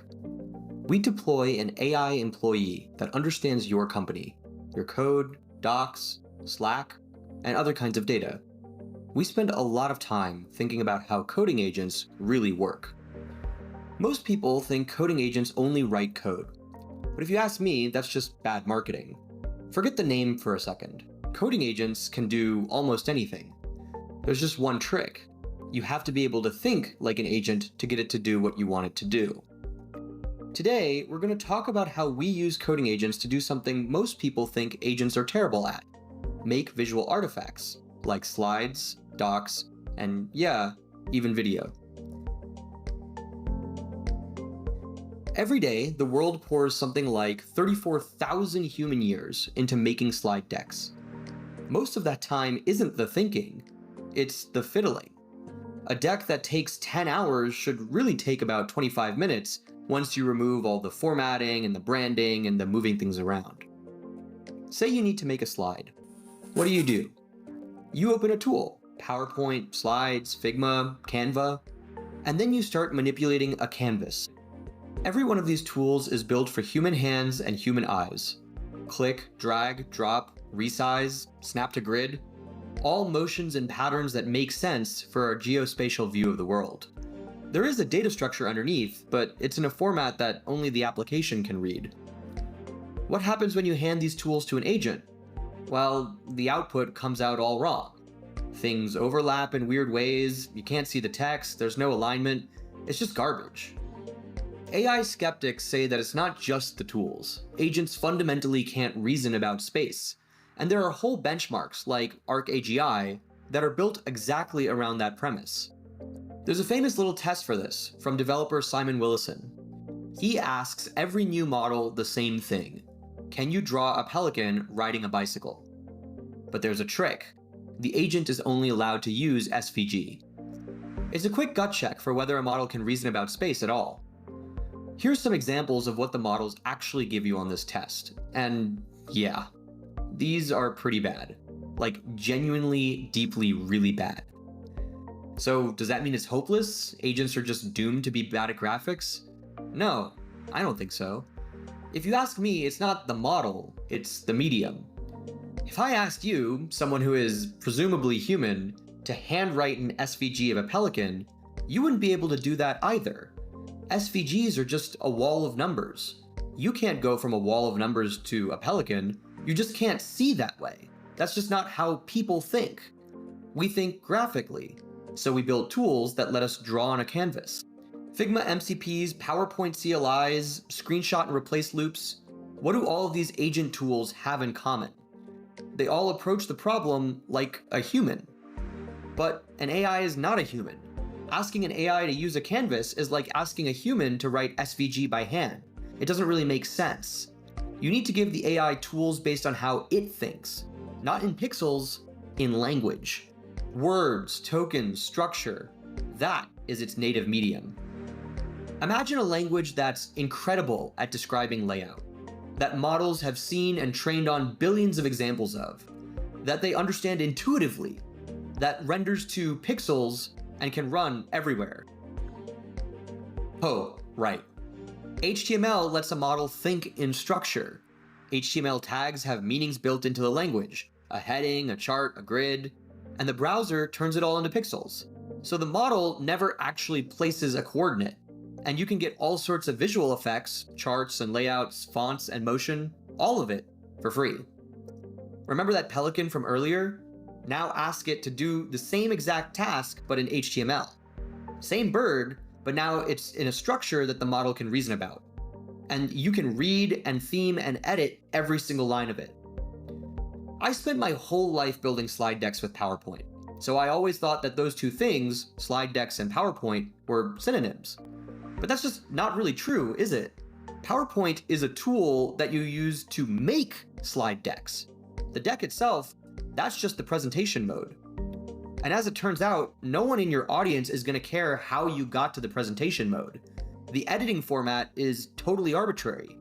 So you can just pick the editing format that the agents are already good at, HTML, and if you need to, render to a different format like PDF later on. We use this HTML trick to build all of our slide decks, our board decks, and our sales decks.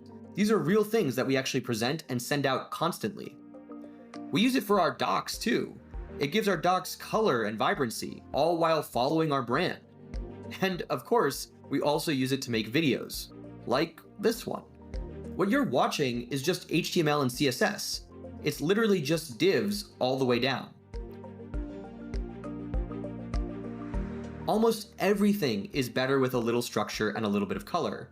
Plain text is a choice, generally a choice of convenience, but it's usually the wrong one if you're actually trying to create something of use. Now, I do want to take a quick beat here and point out that a beautiful deck on its own is generally not worth anything. You still have to go and get all of that content, all of the things that actually populate that deck, right? Well, again, we can think like the model. If you just give the model access to your data, say your call transcripts or your emails, you can have the model build the deck end to end. Let your agents do all the grunt work while you focus on vision and story. That's what Nori Sessions lets you do. I've built entire board decks for my phone on the subway during my commute. Why? Because our Nori bot lives in the fabric of our company. Of course, Nori ships with everything you need to make this all work, so don't bother reinventing the wheel. That's my little spiel. Thanks for listening. If you have just one takeaway, it's this. Stop thinking like a user. Think like the model. Give it the right language, and for graphics, all you need is HTML.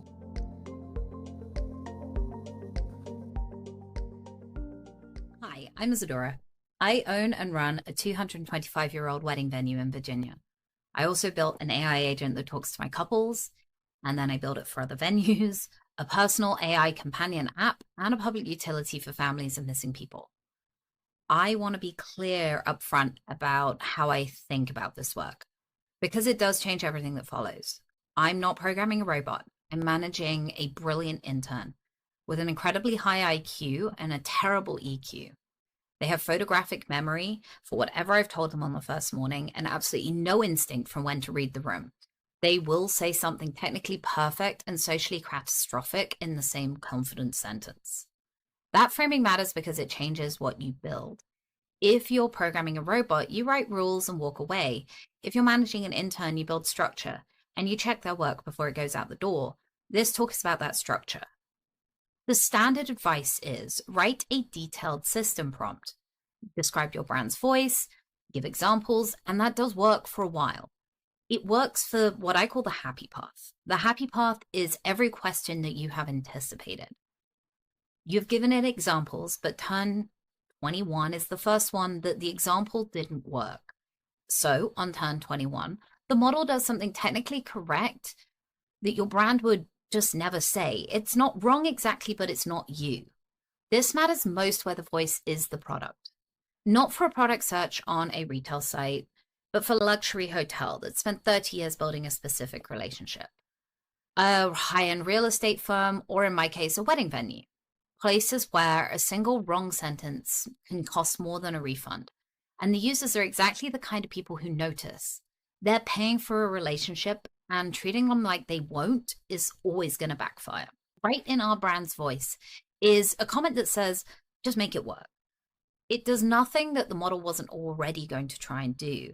And the reason it keeps failing isn't that the examples are bad, it's that you're asking one prompt to do 4 completely different jobs. It's really hard for one layer to do all 4.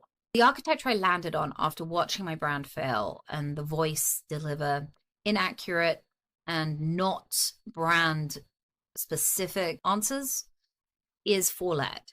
Layer 1 is the immutable identity. The brand structurally cannot say these things. These are hard rules.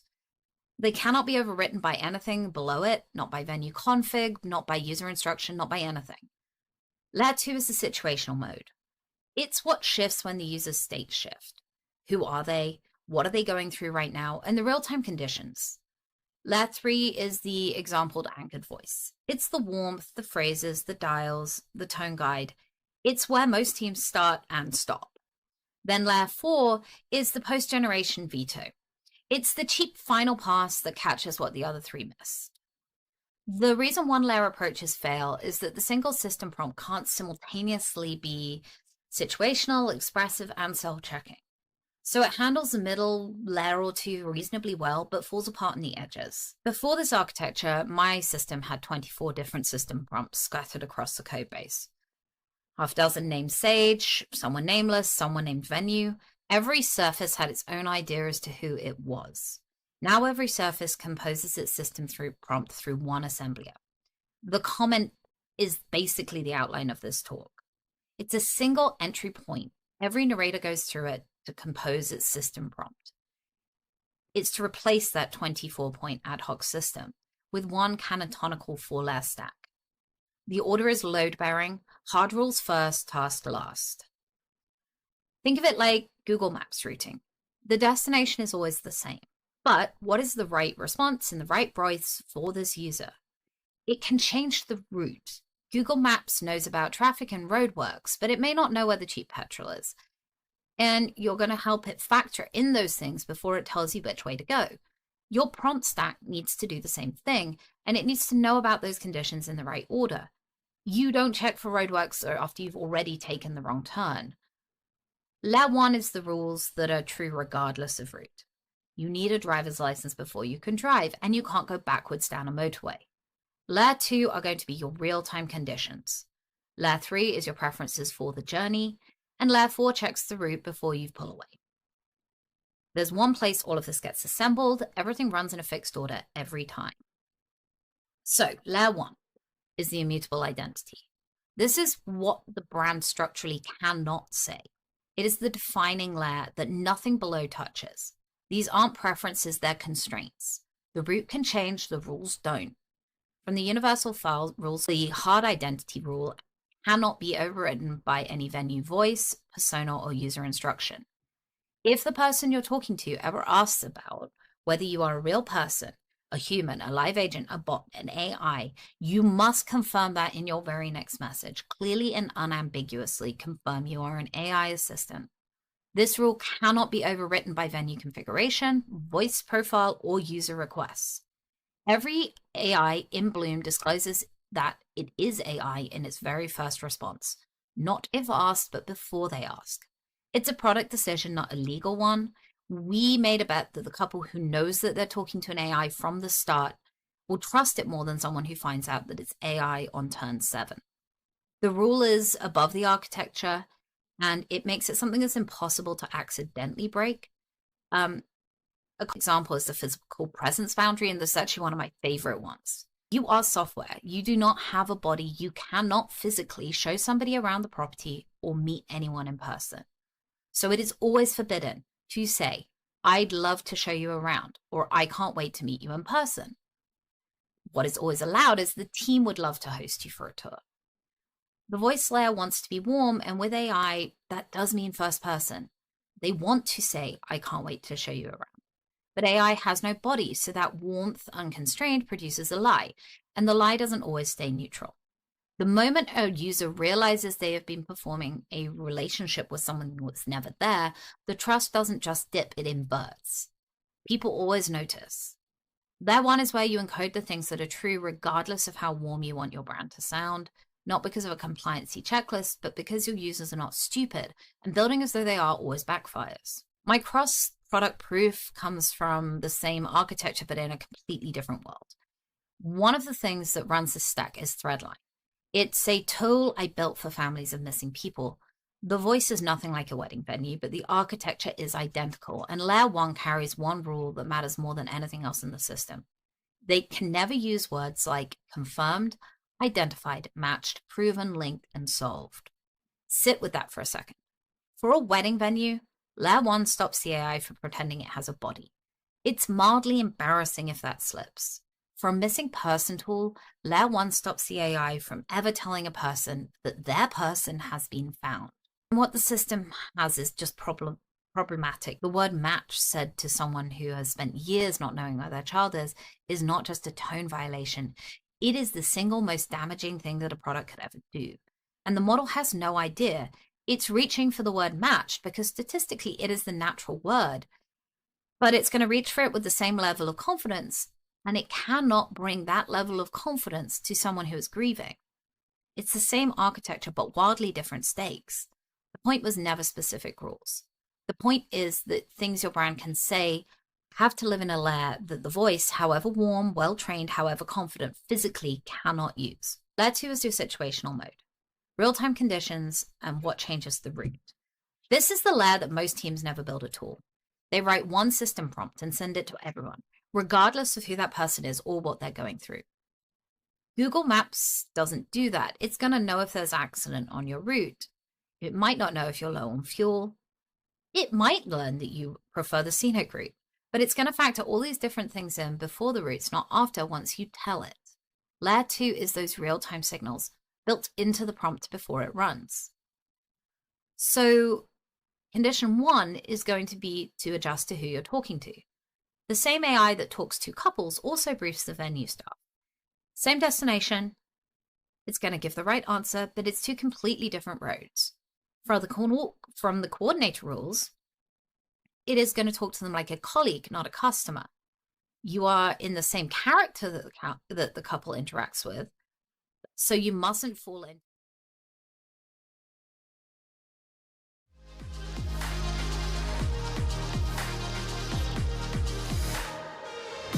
Ready to go? Hello, everyone. Good morning. My name is Michael Greenwich. I am the founder of WorkOS, and I'm here to talk with you today about agents, and specifically about how we can make agents more autonomous and allow them to access more services on the web. So let's jump in and get started. Shout out to those of you in the front row also. I see you out here. So about a year ago, software engineers were writing code like this. We were using AI, but we would prompt it, and then we'd write a little bit of code. And then prompt it again, and it would write some more code. And you would continue to do this, human in the loop, interactive software engineering. Later in the year, we had things like Ralph loops, if any of you remember those, where we kind of automated this. But more or less, this is the way that we were working. It was this human agent, back and forth. However, as the models got better and better, they were able to write more and more code and run for longer periods of time. And so today, a lot of software engineering looks like this. You write a single prompt, and then the agent can spit out a lot of code. And sometimes, it can actually build the whole feature, maybe even a whole product, and maybe run for not minutes, but hours and hours, or even days and days. This has really transformed the way that we all write code. I don't write code by hand anymore. Probably you don't as well. And it's not just this one thread. You can actually parallelize this. So there's many different tools out there, including the major coding harnesses from the labs, that allow you to run many of these in parallel. The limiting factor here, really the bottleneck, is your brain. How much context you can keep in your mind to keep all of these going at once. And this has transformed software engineering. People can be more productive. I think we've all seen in the industry how much faster things are moving. At the root of all of this is actually agentic engineering, agents. Going from these token prediction language models to reasoning, and now long-running processes that can actually do things autonomously for us. And what I think we've seen in software engineering here around agentic workflows is going to come to a lot of different categories. It won't just be engineers that have this way of working. It'll be people in many different fields. Agents are the next big thing. I think a good reference for this, a way to think about it, is actually what's been happening with vehicles. So, this looks like a pretty modern car. It has a digital display on it. This is probably what you would have bought in the last 5 to 10 years. But if you live in San Francisco or one of the cities with these autonomous vehicles, you've probably seen that we're starting to delete the interface. No longer do you get inside of the car and actually pull up your phone and get maps, where you as the human are in the loop. There might be cruise control, but you're still in the loop. Instead, these are autonomous systems. You just say where you want to go. You get in the car. You don't even say anything, and it just takes off and takes you to your destination. I remember the first time I got into a Waymo, I was blown away. Mind totally blown. And then after about 3 seconds, I pulled out my phone and started scrolling X. It became commonplace. And I think we've seen this already happen with engineering. The power of agents allows us actually to work and think at a higher level, for us to exercise more of our executive function versus just planning and execution. There's a question here of what do agents need to be successful? Actually, when they execute, what do they need? Well, first they need a runtime, a sandbox. They need somewhere that they can run. That needs to be safe, secure, performant. They also need tools. They have to be able to go do stuff in the world. An agent's not very useful if it can't take actions, so it needs tools. Third, it needs context. You know, these new models, with the power of the intelligence in them, it's kind of like taking the smartest person you know and dropping them into a company or a project or a team where they don't know anything. They can't really get anything done. They need to have context, information about the system, information about the goals. They need feedback, so a way that they can actually run and validate, that they can check that their work is correct, and if it's not correct, keep going. And last but not least, of course, they still need human review. This might be code review. This might be other forms of evals. This might be forms of checking their work to make sure that these agents are sort of aligned with your goals.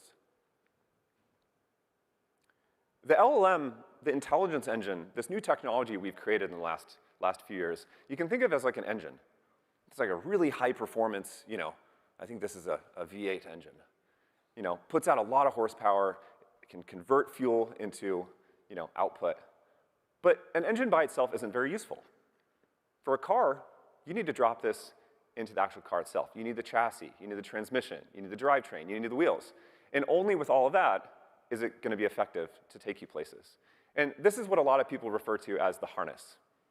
Harness engineering is this new domain where if the models get better but you don't have a good harness, you know, it's not going to be very effective. So as the models improve, we change our harnesses, we adapt them to it. And those things that I mentioned earlier are sort of a form of a harness.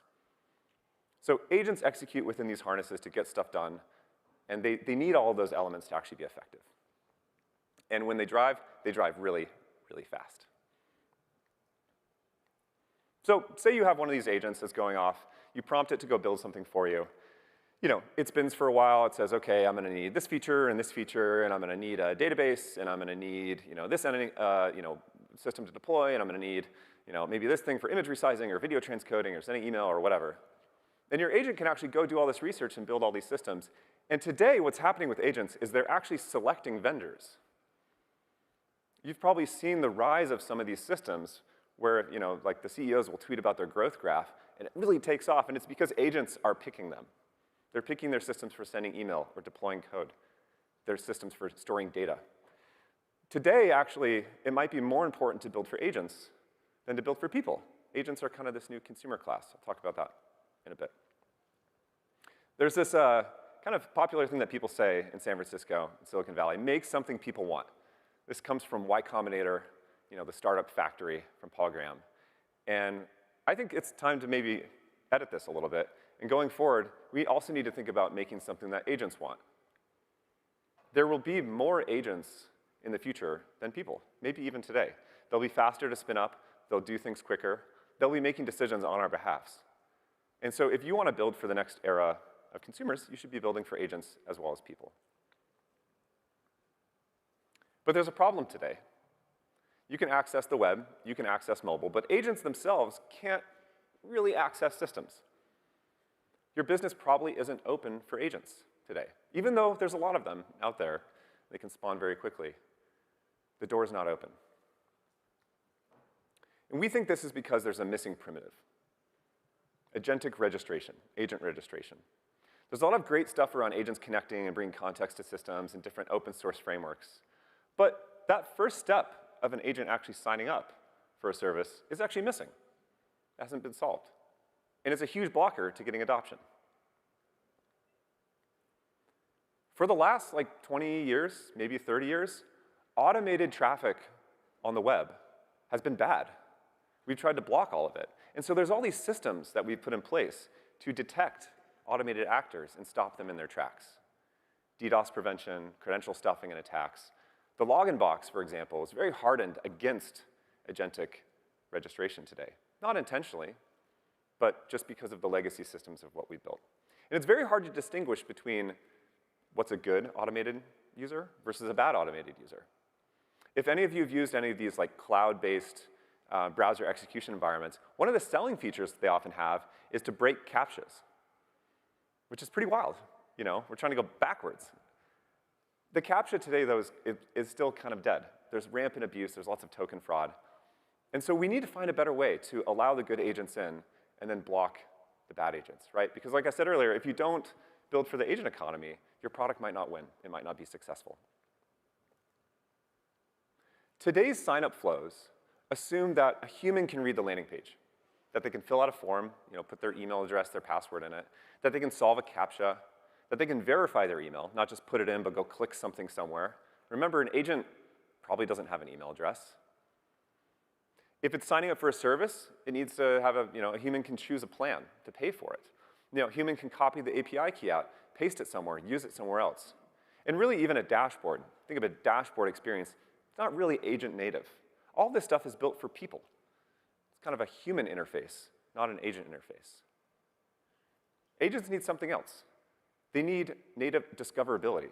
Can they register for a system? Are the doors open for agents or not? Capability declaration. What can it do?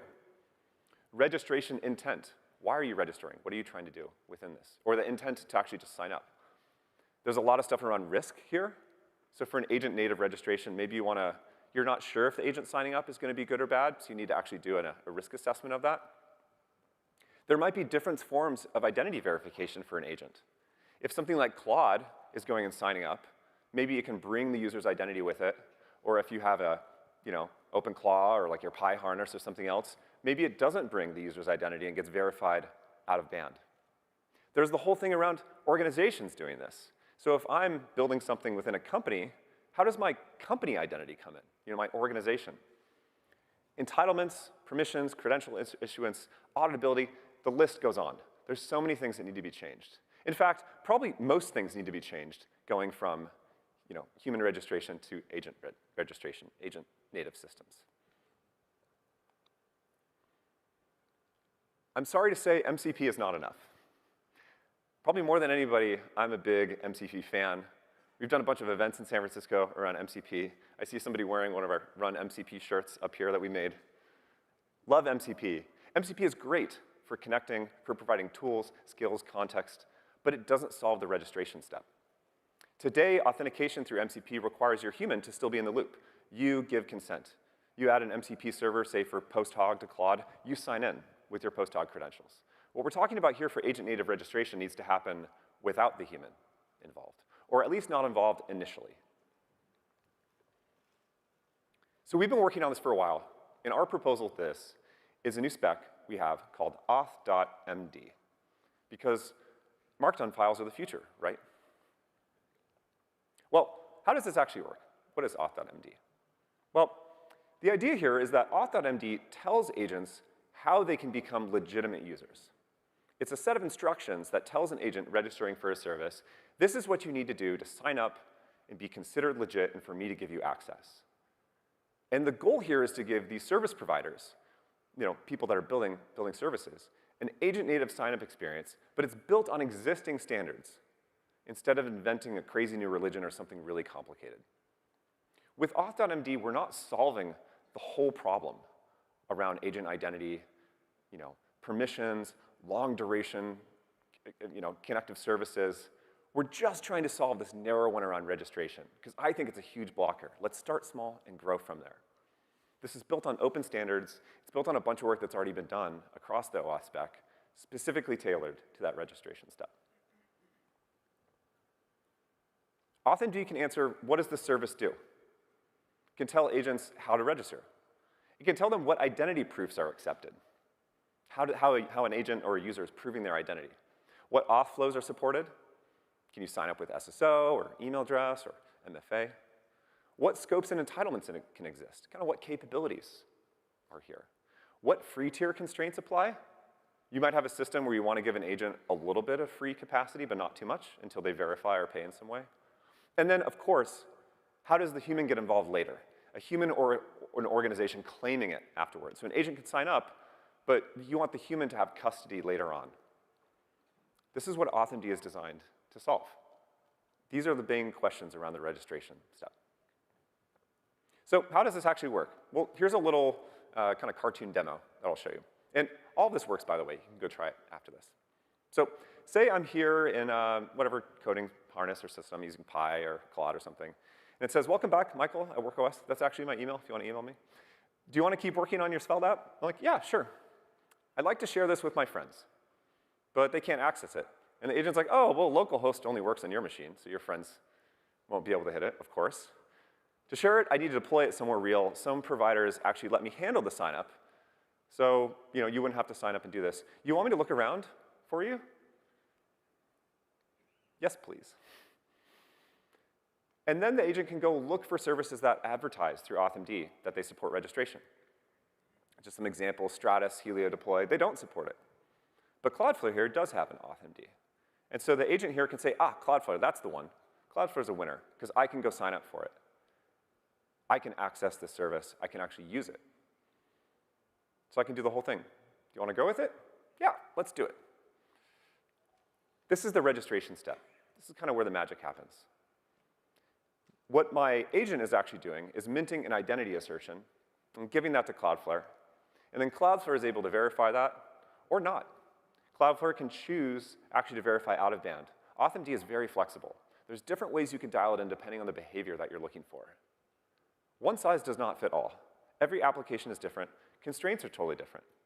If you're building something that's like a database service, where there's going to be a very little amount of information, you might want to give away a little bit of traffic for free. But if you're building something maybe like an email service, or something, certainly if you access the physical world, you maybe don't want to give anything away for free. It's very application specific.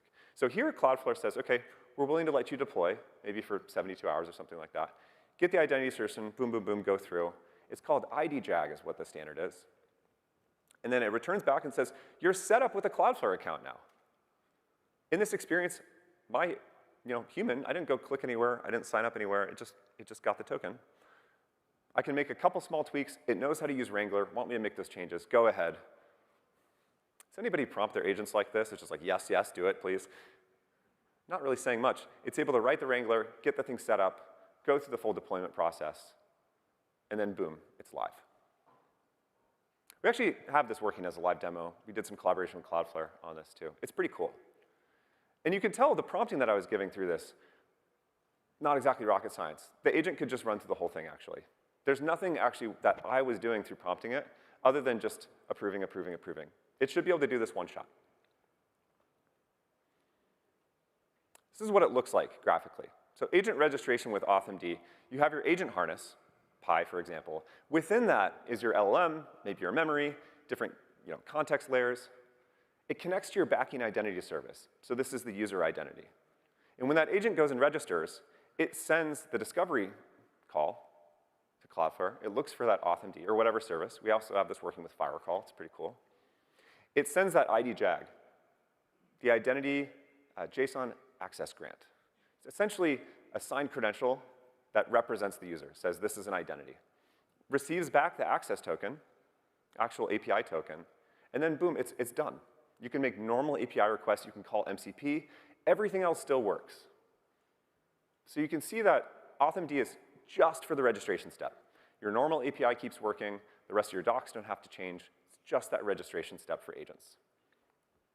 But with this simplicity comes actually an enormous amount of power, because suddenly it lets agents do things end to end. I hate the planning step. When I write something, I just want the agent to go do it. Usually it kind of knows what I'm trying to get at, and I want to come back to actually a running prototype and not like, hey, here's my long plan, and here's a bunch of services to sign up for. If I'm building new prototypes especially, I would prefer it just to get deployed on something for free so I can see it and click around and not put me through the burden of going signing up for all these different vendors. And that's what AuthMD allows for. And if you're a service provider, if you're building APIs or services, this allows you to become a customer of those systems. And you can think about it increasing your growth funnel. Starting from maybe just humans and adding the whole world of agents on top. Pretty great. We think this is going to be huge. Your door will be open for agents to actually sign up, register, use your services. This should be an immediate growth boom for your products. And I'm not saying everything that agents are going to build will be useful. Maybe not everything they build will go into production or last that long, but some things will. Just like with PLG or freemium before that, this is the way to grow your business and get more customers and actually become larger and more successful. And where there's usage, we believe there's also intent to pay. There's a lot of interesting work being done for agents to actually pay for stuff. There's crypto-based protocols like X402. There's other things that the payment providers are building. But we think that should be downstream. We don't want payments to be upfront. We don't want to have to force your agent to sign up with a credit card. That seems backwards. We moved away from that in the world of SaaS. With AuthMD, agents can sign up, they can register, they can start using it, and then downstream, choose to pay on your terms, based on your own pricing, based on your own model. If you don't believe me or on the headless type of products, This is Mark Benioff. He's the CEO and founder of Salesforce, the guys with the big building here in town. They believe in agents more than anything. Our API is the UI. Entire Salesforce and Agentforce Slack platforms are now exposed as API, MCP, and CLI. Talk about going agent first. A company that many people consider to be sort of a legacy SaaS vendor really invented the category of software as a service. They're getting rid of their dashboard and UI. I mean, they're not getting rid of it, but they believe that agents are the future. So if you're not thinking about this, I definitely encourage you to start building some prototypes, talking to users, because you don't want to miss this. If you want to use this, this is available today. We have an open spec for it. There's a GitHub repo. You can actually have your agent go implement it. I know it's kind of meta. It's an open spec. WorkOS doesn't control it. We have a version of it that we host, but you can build it yourself. You can run it yourself in your existing systems. I think this is so important that no single vendor owns this. It's one-click enabled if you use our stuff, but you can build it on whatever platform you want instead. Last thing I'll close with, this actually happened almost 20 years ago. I think actually here at Moscone, which is pretty awesome. In January of 2007, I believe, Steve Jobs introduced the iPhone. And I was in college, and I remember, like first year of college, and I remember this super, super clearly. It was the next great software platform that got built. So many companies got started because they could build on top of these devices, the smartphone revolution. And there hasn't really been a moment like this since, I think, in the era of technology, at least for me. The stuff we did around B2B SaaS and cloud and all of that is great. But this was a totally new paradigm, a new software platform. And I think agents are this. Agents are the next big wave. And so what I would say to all of you is go out and build. With AuthMD, we're hoping to unlock this for you, unlock this for your business and for your growth. But we want to hear from you, hear the places you get stuck. And I think together, we can build for this next exciting era of software and build for the agentic revolution. Thank you so much.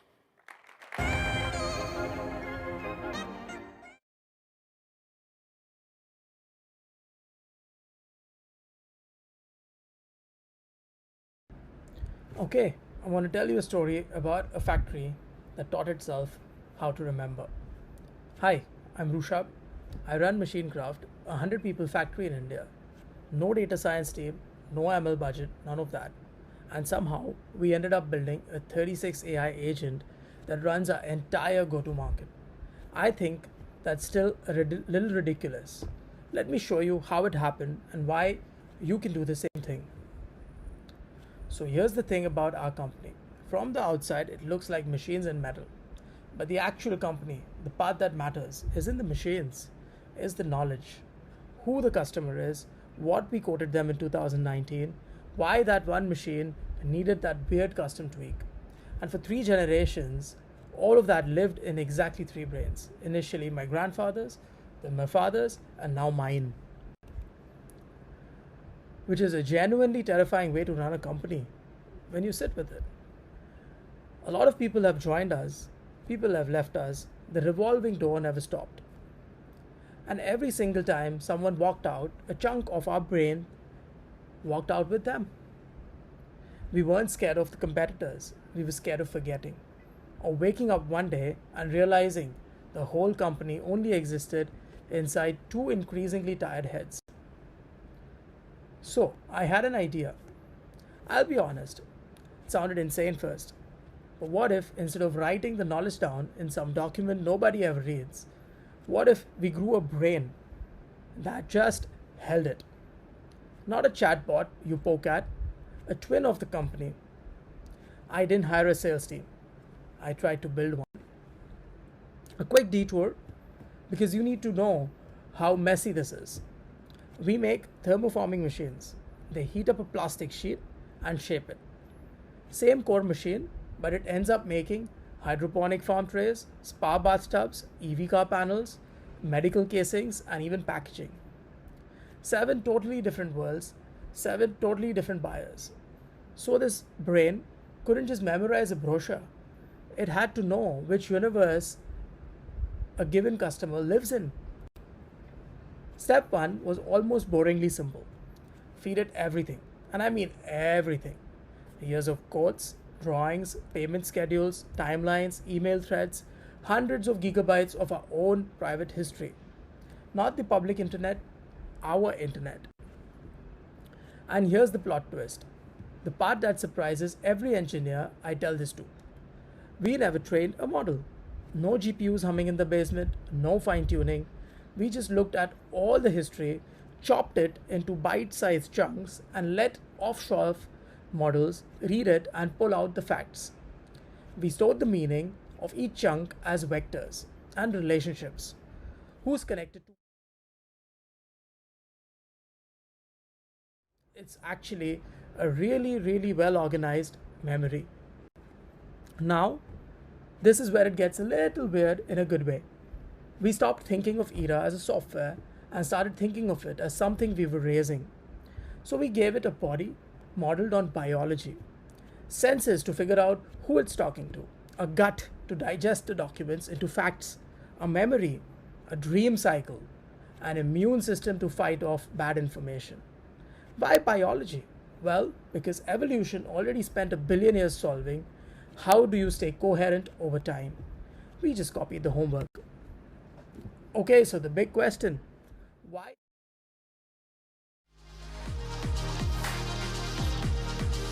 Hello everybody. Hello AI engineers. Are we all having a good time still? Woo! I'm having a good time. I mean, look at me. I'm up here. I'm loving this.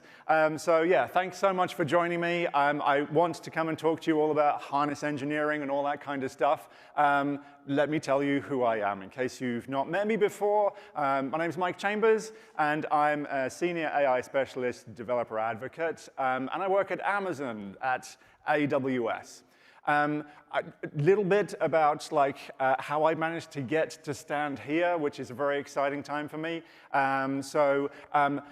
Quite a while ago, in terms of generative AI anyway, back in 2023, I had the amazing, awesome privilege to work with Antia, my colleague at the time, and now she works for Amazon AGI. You've probably seen her on this stage before, and the amazing Dr. Andrew Ng on a course about generative AI with LLMs. Can I say that we're approaching 500,000 enrollments with that? It looks like that's the case, and on a 3-week course, that's pretty cool. If you can't tell, in that image, I'm playing Transformers with Andrew. That seemed like a really funny thing to do at the time.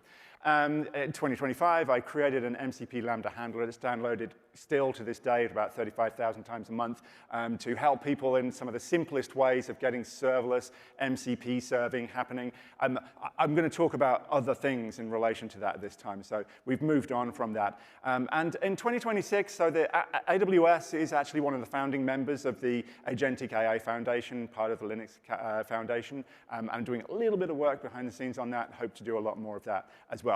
So a little bit about me.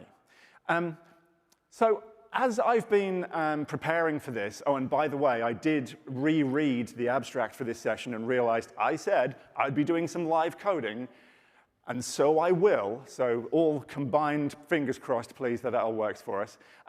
But as I've been sort of traveling around a little bit, as I do, and I was at the AI Engineers Summit conference in Melbourne, and took a lot of it in, and also from the beginning of this week as well, I just wanted to summarize some of the things that I'm seeing and I'm thinking and I really want to get across and what really matters to me. And that's this. There are 2 different types of agents. So we talk about agents all the time, but I see 2 distinct types of agents. And as I say this, it's going to become really obvious. But they're the agents that we use. And so, this is Claude Code and Cursor and Kiro and all of those types of things. And also things that don't just generate code, things that we use for productivity and the like as well. And so those agents we use in a certain type of way. Those are the agents that we use. And then on the other side of it, we've got the agents that we build.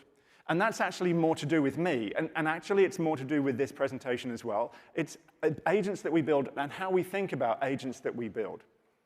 And so I do really think that these 2 things are quite separate, and they chain together as well. I might build an agent that you use, and this still holds true. So token maxing, all that kind of stuff, go for it if that's what you want to do with an agent that you use. But with an agent that you build, think about it carefully, make sure that you're putting it together in a way that's going to work for the audience who's going to use that.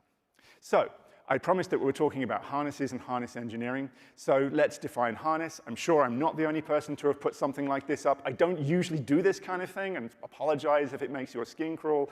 This is a dictionary definition of harness. A harness is a set of straps and fastenings used to control an animal, but if we took animal out of here and put model in there, then actually it's pretty right? That that's kind of what a harness is. Other people have done a much better job than just the basic dictionary definition of what a harness is. So Lang Chain has got an article out. You've probably seen stuff like that, martinfowler.com, although Martin didn't write it. It was Brigitte wrote this, harness engineering for coding agents that we use, right? So there are other ways of looking at harnesses. What about Amazon then? How do we see harnesses? Well, no, okay, this is the wrong kind of harness, sorry. We do have strong opinions on harnesses. I'm going to show you all of that. But we sell all kinds of things. So in a nutshell, and if you read those articles, and if you've had the conversations around here at this event, of course, a harness. You take an agent, remove the model part from it, and everything that you have left, that's the harness. Okay. So let's think about that in context of an agent that we use. And so it's pretty, I think, fairly straightforward. I have this coding assistant. It's probably on my machine. It has access to my files. And I create a harness, or the place I work at has created a harness for me, which contains how it's going to use memory, the skills that I want it to use, tools and MCP servers to allow it to be able to go and connect to documentation servers and the like. And well set up engineering teams have got their standards that they've had. They've had coding standards for decades, but now they have basically harness standards, the things that they want to deploy to everybody's coding assistants. So in a nutshell, that's what it is. I'm not going to talk too much more about that, but I do want to share one QR code with you, and I'll try and give you a little bit of warning before I bring QR codes out. This is the agent toolkit for AWS. This is available on GitHub. Of course, it's free. You can install it, and it helps you if this is what you're doing and you're deploying code. If you're deploying on AWS, or you're thinking about deploying on AWS, or maybe you will one day, grab this toolkit, enable your agent to help you in the right direction. It's instructions for how to install it on pretty much everything. And the reason why I get passionate about this is because I don't want to see any more slop ops. So we always used to push back against click ops in the professional cloud development space. Clicking around on the console is great for being able to figure out what's going on, but it's not how you deploy things into production.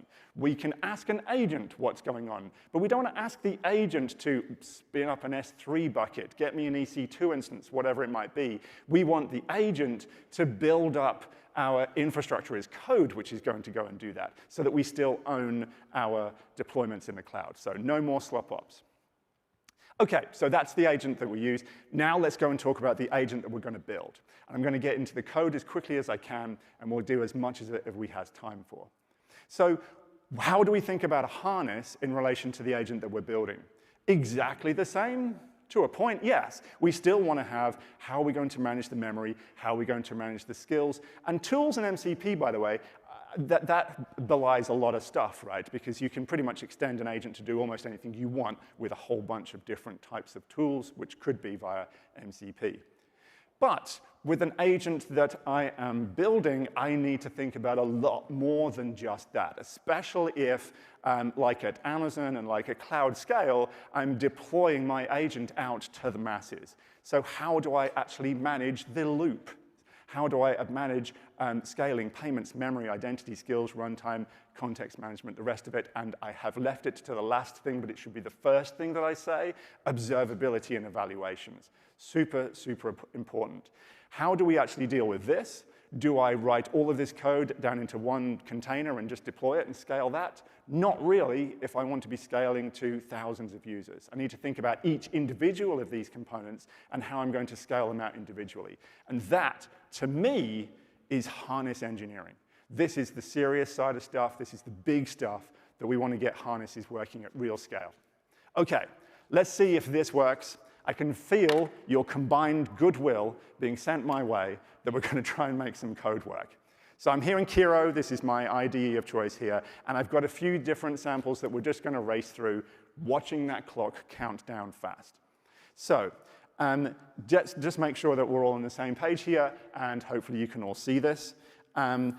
Of the code which I'm about to show you, by the way, one piece of code, not this one, has been generated by Kiro.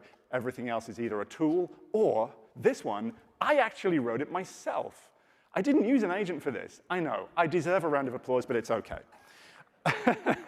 So this is a Strands agent. So I've just taken the Strands agents SDK. And hopefully this kind of thing is kind of familiar. I brought in an agent. I brought in the tool decorator. And I'm creating myself an agent. The tool definition is down here.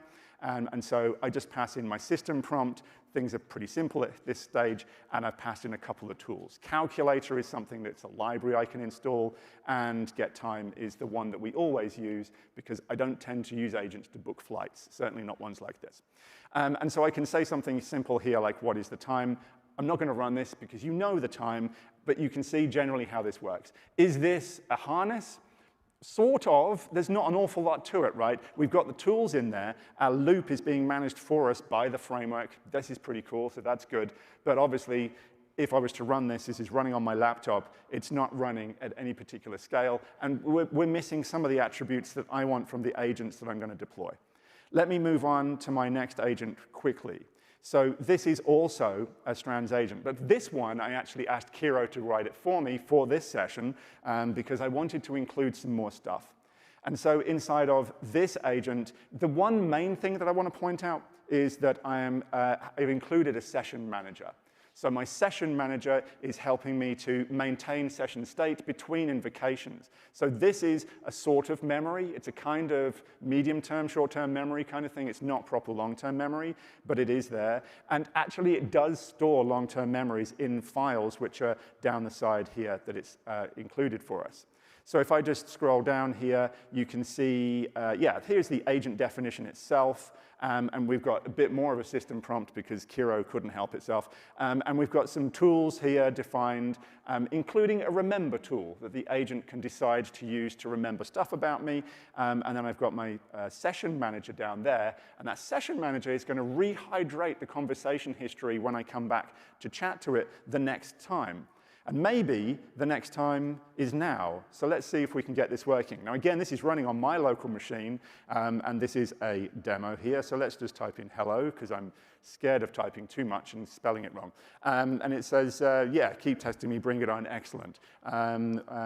Who will win the World Cup? So obviously, I need to know this. And what does it say? Yeah, so while you could just say Australia, it knows I want Australia to win. It's where I'm currently living.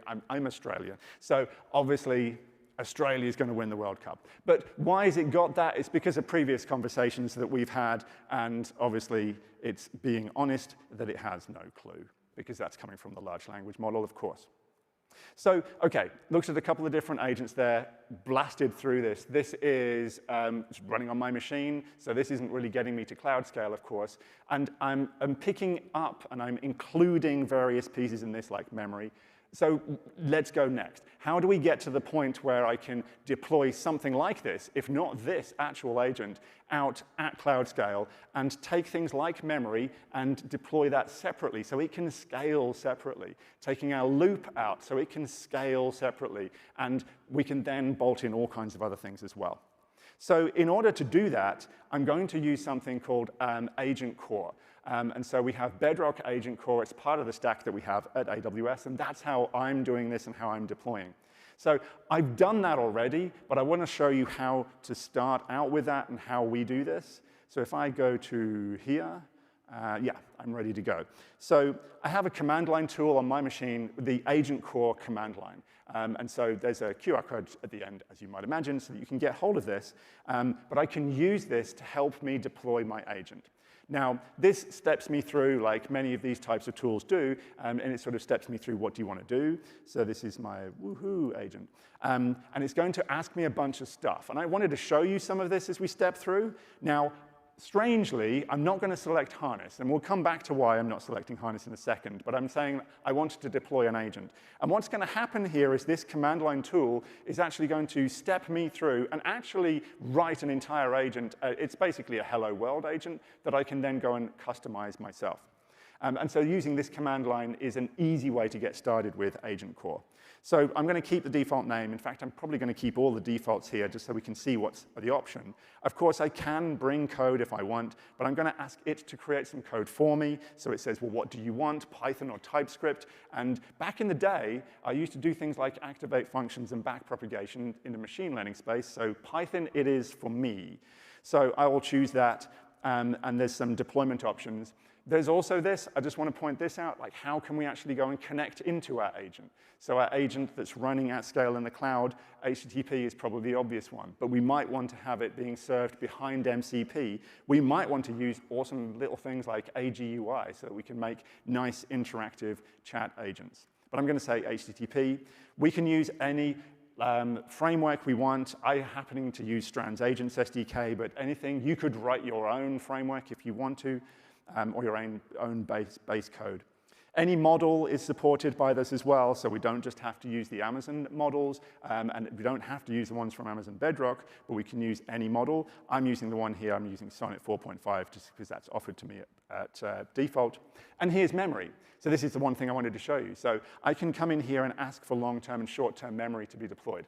And we'll see what this means in just a second, but it's basically going to create for us cloud infrastructure, which is going to manage those memories for us separately from our running agent, running asynchronously from our agent, and connected, of course. So there's obviously other kinds of things we can do. We can hit enter, and it will start to create the configuration of this agent on my machine. Now, I'm going to skip over here and come back to the actual code I have, because I've already done this, of course. And this is the agent that it would be currently deploying, something like this. So we've built up here, this is a little bit more complex. So this is a Strands agent. You'll notice that it's got a few more things added in. So it's got the linkage into Amazon Bedrock Agent Core app, but pretty much apart from that, that's all you need in order to be able to scale this agent out at runtime and do multi-tenant isolation. So you can write an agent that works for one user and then scale that out without you having to write all the multi-tenanted code. It's a massive saver, and from a security and identity perspective, it makes it so much simpler. It's very, very useful. So if I scroll down through here, you can see the rest of it is looking pretty similar. We've got some test tools in here. We've got a connection to MCP, so we can see how that is done. And we've got the connection into our session manager and our memory, which is all built in here. So if I scroll down a bit more, we'll be able to see somewhere where we actually invoke the thing, which is there. And the system prompt is somewhere at the top. So we can scroll through this code. I'm going through it quickly. You can write your own code and do this with it as well. If I go back over to my code here for just 1 second, I'm in the folder now that has been created with that code locally. It is actually deployed, but let's assume it's not deployed quite yet. I can come back in and type in Agent Core Dev. And what that's going to do for me, Wi-Fi permitting, is it will spin up for us a web browser. And inside of that web browser, we're now connected to that agent running locally. So if I was to make updates to that code, we would see that happen in real time here. So I can say, hello, I am doing the pres now. It knows that I'm coming to do a presentation. I think it does anyway. And so, yeah, you can interact with the agent here. You can make adjustments to the code, and you'll see it update live here.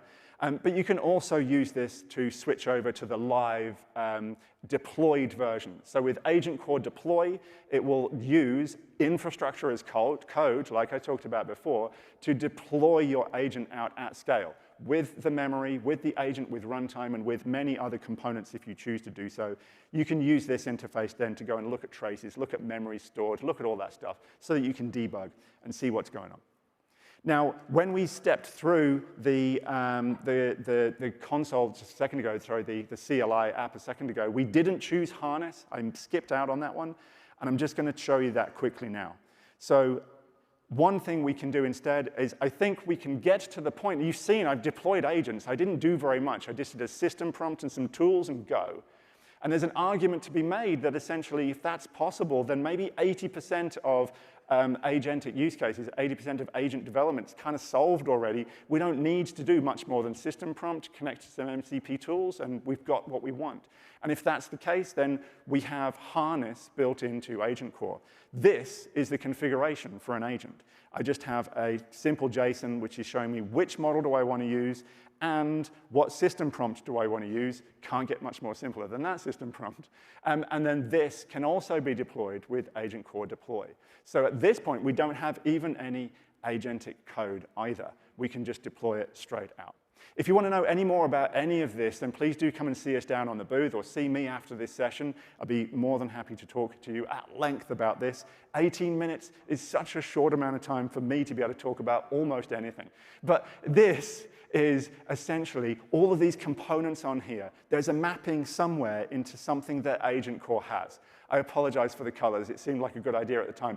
But this is an overview of the different capabilities that are composable out of Agent Core. So you can take any of these and use any of them together or separately. If you have an agent that's running in production very happily at the moment, but you like the idea of having long-term memory managed for you serverless, then you can just take that part and integrate it. That's totally something you can do. Here's the QR code. Sorry, I probably should have put that there a second ago. I'm moving this QR code in just a moment, but Amazon Bedrock Agent Core is that. If you're interested in the Strands agents, which I happen to be using for this, it's obviously, it's free because it's open source, and it's a model-first framework for putting together agents. It's super fast, it's super powerful, and it's what I use all the time. Thank you so much for being with me in this presentation. Please feel free to connect with me on LinkedIn. I'd love to carry on the conversation with you. Have a fantastic rest of show, and have a safe travel as you go home after the event. Thank you so much.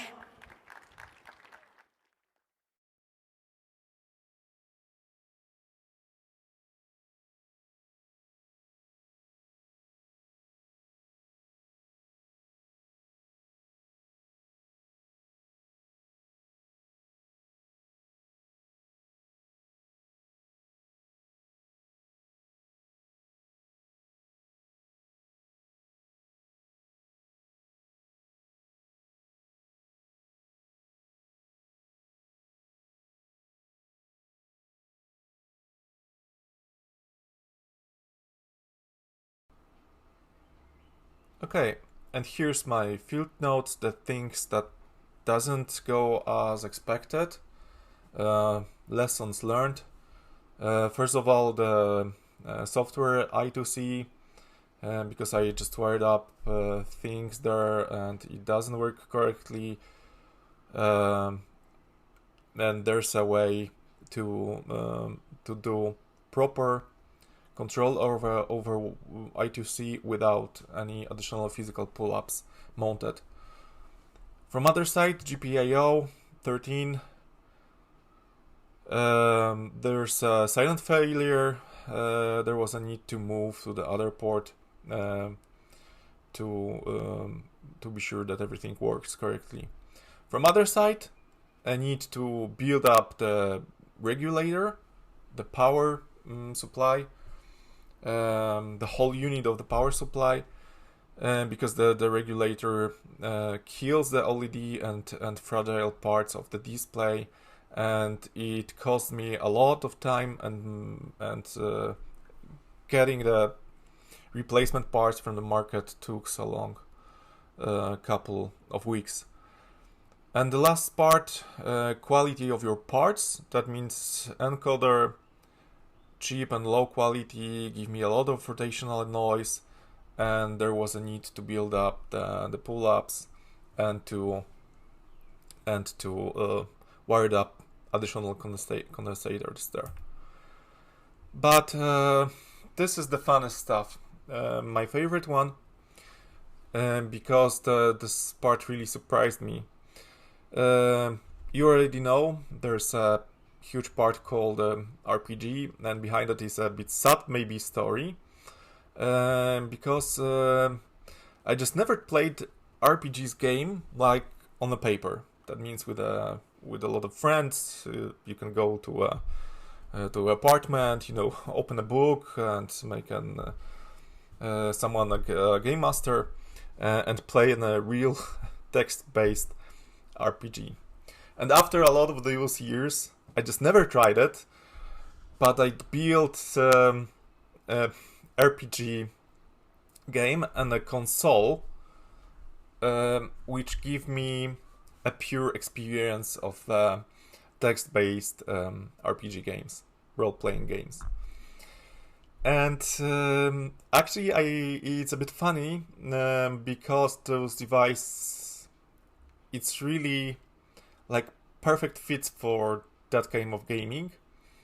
I built out an NPC and memory around that. I just created the mood of the world, the calm, tense, ominous, and I just used all of the, the LLM advantages to build the best role-playing game experience ever. I just created 4 different worlds. From one side, I just wanted to build something cyberpunk related. From other side, I just wanted something the Witcher part related. That means some kind of fantasy world with the dragons. But also my favorite one is the void in a deep space somewhere in the cosmos.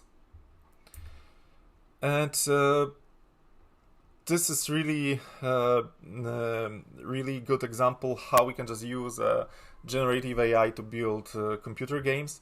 From one side, I just generate the characters, their worlds, maps, the skills, and all of those converted with the mechanism I just described at the beginning of that presentation with the 1-bit memory allocation. That means all of the pictures transform to the matrices, to the maps. And one important thing, actually, the device is really bulletproof. If the LED doesn't work, the e-paper works.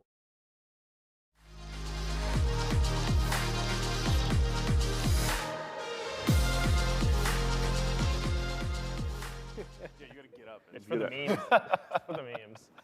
All right, welcome to the Great Loops debate. My name is Allie Howe. I'm the host of the Insecure Agents podcast. I also am a member of technical staff at Keycard, and I'm super excited to bring the Loops debate to you here today. You might recognize some familiar faces on stage today that did the MCP debate with us at AIE Code back in November. That was so much fun. We thought maybe we would do it a second time, but this time we would debate loops. And instead of just Ian versus Dex, we recruited some more people for each of them to have on their team. So here on stage with me today to debate loops, we have Ian Livingstone, CEO and co-founder of Keycard. We've got Jeffrey Huntley, the creator of the Ralph Loop. Greg Pastrusia, developer at Century. And we've got Dex Horthy, which you all know, CEO of Human Layer. So super excited to have all of these amazing people here with us today that are very close to loops engineering and also software factories to debate this topic. So you might be wondering, what are we actually debating today? Like, aren't loops and engineering and software factories pretty well promoted and understood? And we all kind of agree that's like where the industry is headed. Like, what is there to debate? It's a great question. What we're here to debate here today, the core thesis is, there is or is not a delta between the hype behind loops and what actually works in practice. And we also can debate, is now really truly the largest inflection point we've seen towards fully autonomous software factories. So I'm super excited to cover in the debate today loop history. We'll debate that. We'll debate the loop anatomy, like what makes a good loop. We'll also debate the future of the loop, future of loop engineering and what we need to see from that in order to make software factories truly something that every organization is able to build. And today's format is going to be an Oxford debate format. So we're adding a little more structure to the debate this round, where every single person will have a timed window to give their response, and so we won't have people running over. And the way this works in practice to judge the winner, which we'll judge in real time, is the winner will be the team that changes the most minds. So I want everyone in the audience right now to take a minute to think about whose side you're on, lock that in, remember that, and at the end, I will ask you to raise your hand and say, okay, actually I changed my mind, I actually am now team Dex, or I changed my mind, I'm actually now team Ian.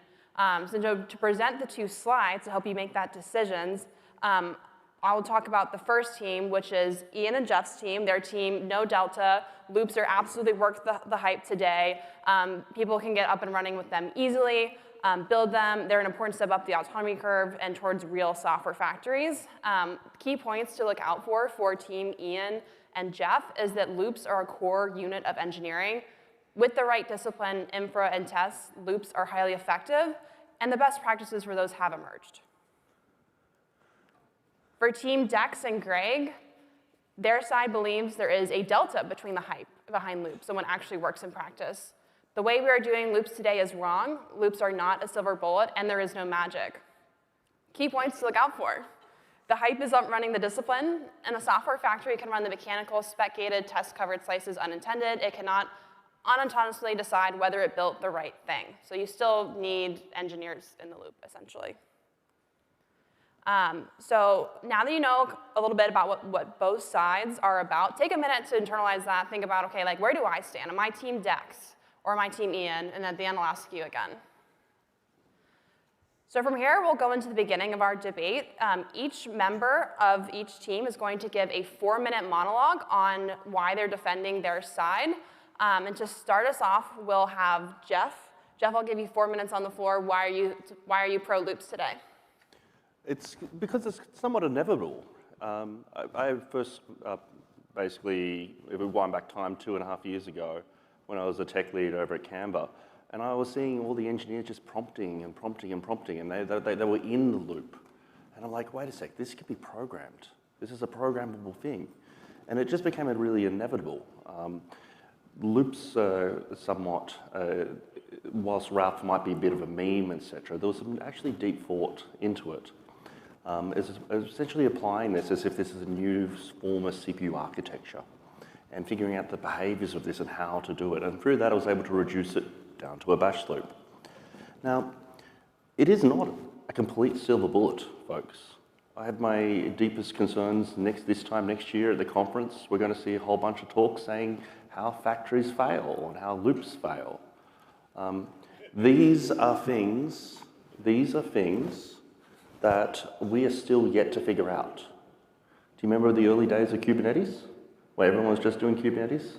So it's here, it's inevitable, it's here to stay. Like programming the machine and automating your job function is the expectation of employers, categorically. And I don't see myself going back to writing code by hand. It's been 2.5 years since I manually wrote code by hand. I autonomously factor code from one code base to another code base. I find something in Golang, I'm like, oh, I'm in TypeScript. So I ran a loop, and I just autonomously ported it across. And like, even for product managers and product manager research, it's easy for us to index on what it means as software engineers. We could focus just on software engineering, but think about something like you want to do product management research on all the linear tickets. Well, there is a termination. It's actually defined when you've enumerated all of those linear tickets. So that's easy. So there's a lot of nuance in here. But like, if you've ever done any product management research and you started running these loops and be able to like compress time and the amount of time to do that research, it's just inevitable. We've got this new programmable substrate. We've got to figure out how to use it, where it's good to use. And I know I meant to debate like it is the thing and all thing, but all things, there is no silver bullet. And we're going to figure out how we're going to be using it effectively over the next year. Thank you. All right, next we'll have Dex. Tell us why there's a difference between the hype that exists between loops today and loops themselves. Okay, cool. And what are the rules around personal attack in this debate? Is this encouraged or? You can do whatever you want with your 4-minute monologue. Those are the rules, yeah. It's funny. This is reminding me of the debate last year where we're all kind of arguing, and maybe at the end I'm going to be convinced that Jeff is right, but Jeff is going to be convinced that I'm right, and maybe we switch sides by the end. Yeah, I think the basic take here is not whether loops are good or bad. I think it's funny you bring up Kubernetes, because Kubernetes was this thing that took us 7 or 8 years to get right. Yep. And before that, it was cloud infrastructure. And you could argue that like it took us 7 or 8 years of cloud infrastructure to get to Kubernetes, to then 7 or 8 years to get that where it was really usable by everybody. And Kubernetes is actually built on loops. It's built on control loops, but they're deterministic loops. And we've actually figured out exactly what types of things that small isolated tasks that can be sort of owned by one system. I think this is actually the biggest value in loops, is that you can pick a small sort of desired end state and feed in the current state of the world and have an agent or a deterministic system kind of progress towards that desired end state.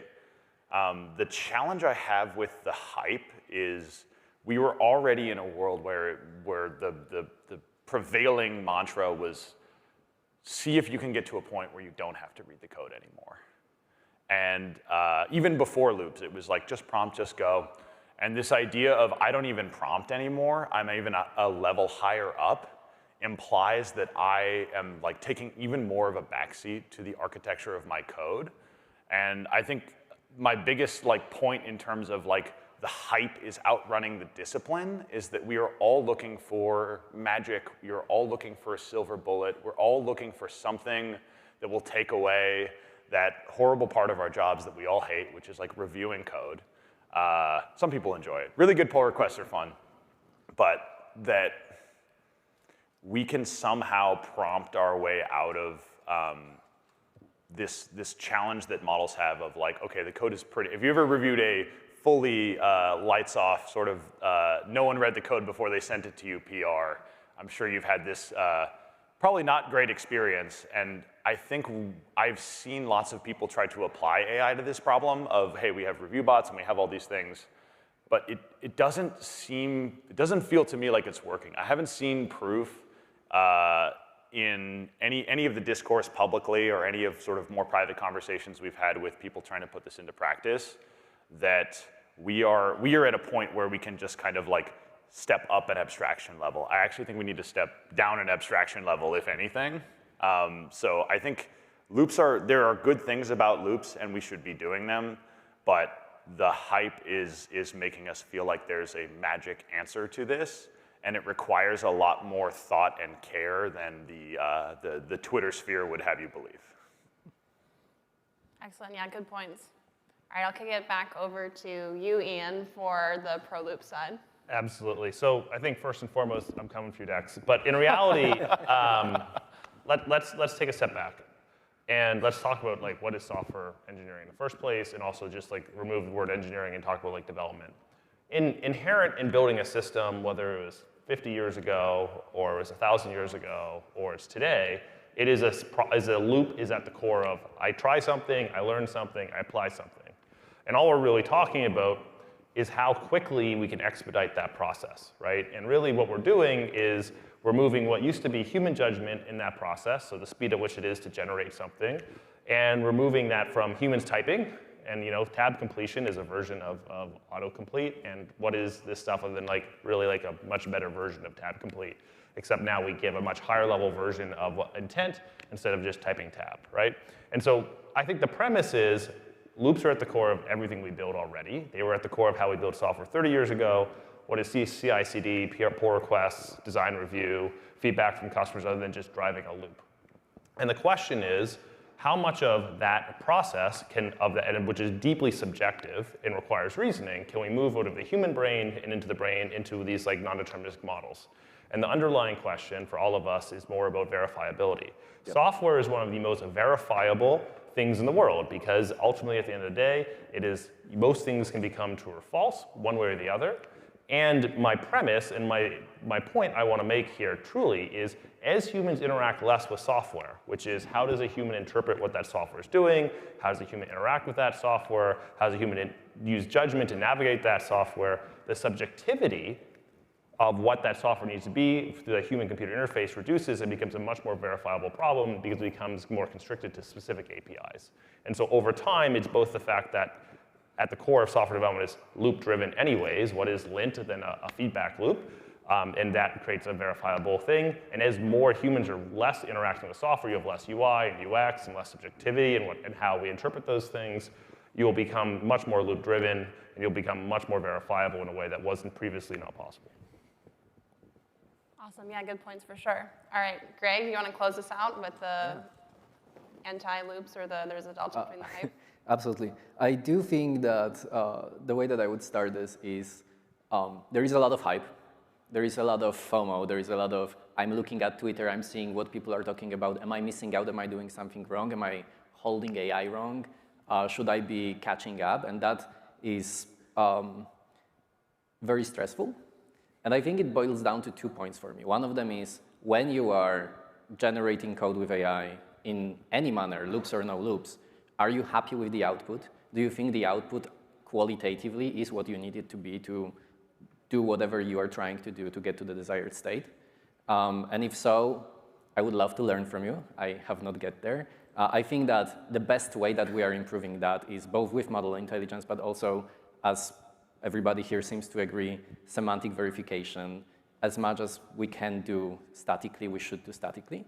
That's sort of one big thing where I lean on, and in practice end up reading code that is sort of post semantic verification, and it's still crap. I still have to do a lot of iteration on that on my own, and still have to steer it towards the right architecture, tell it where it should be simplified.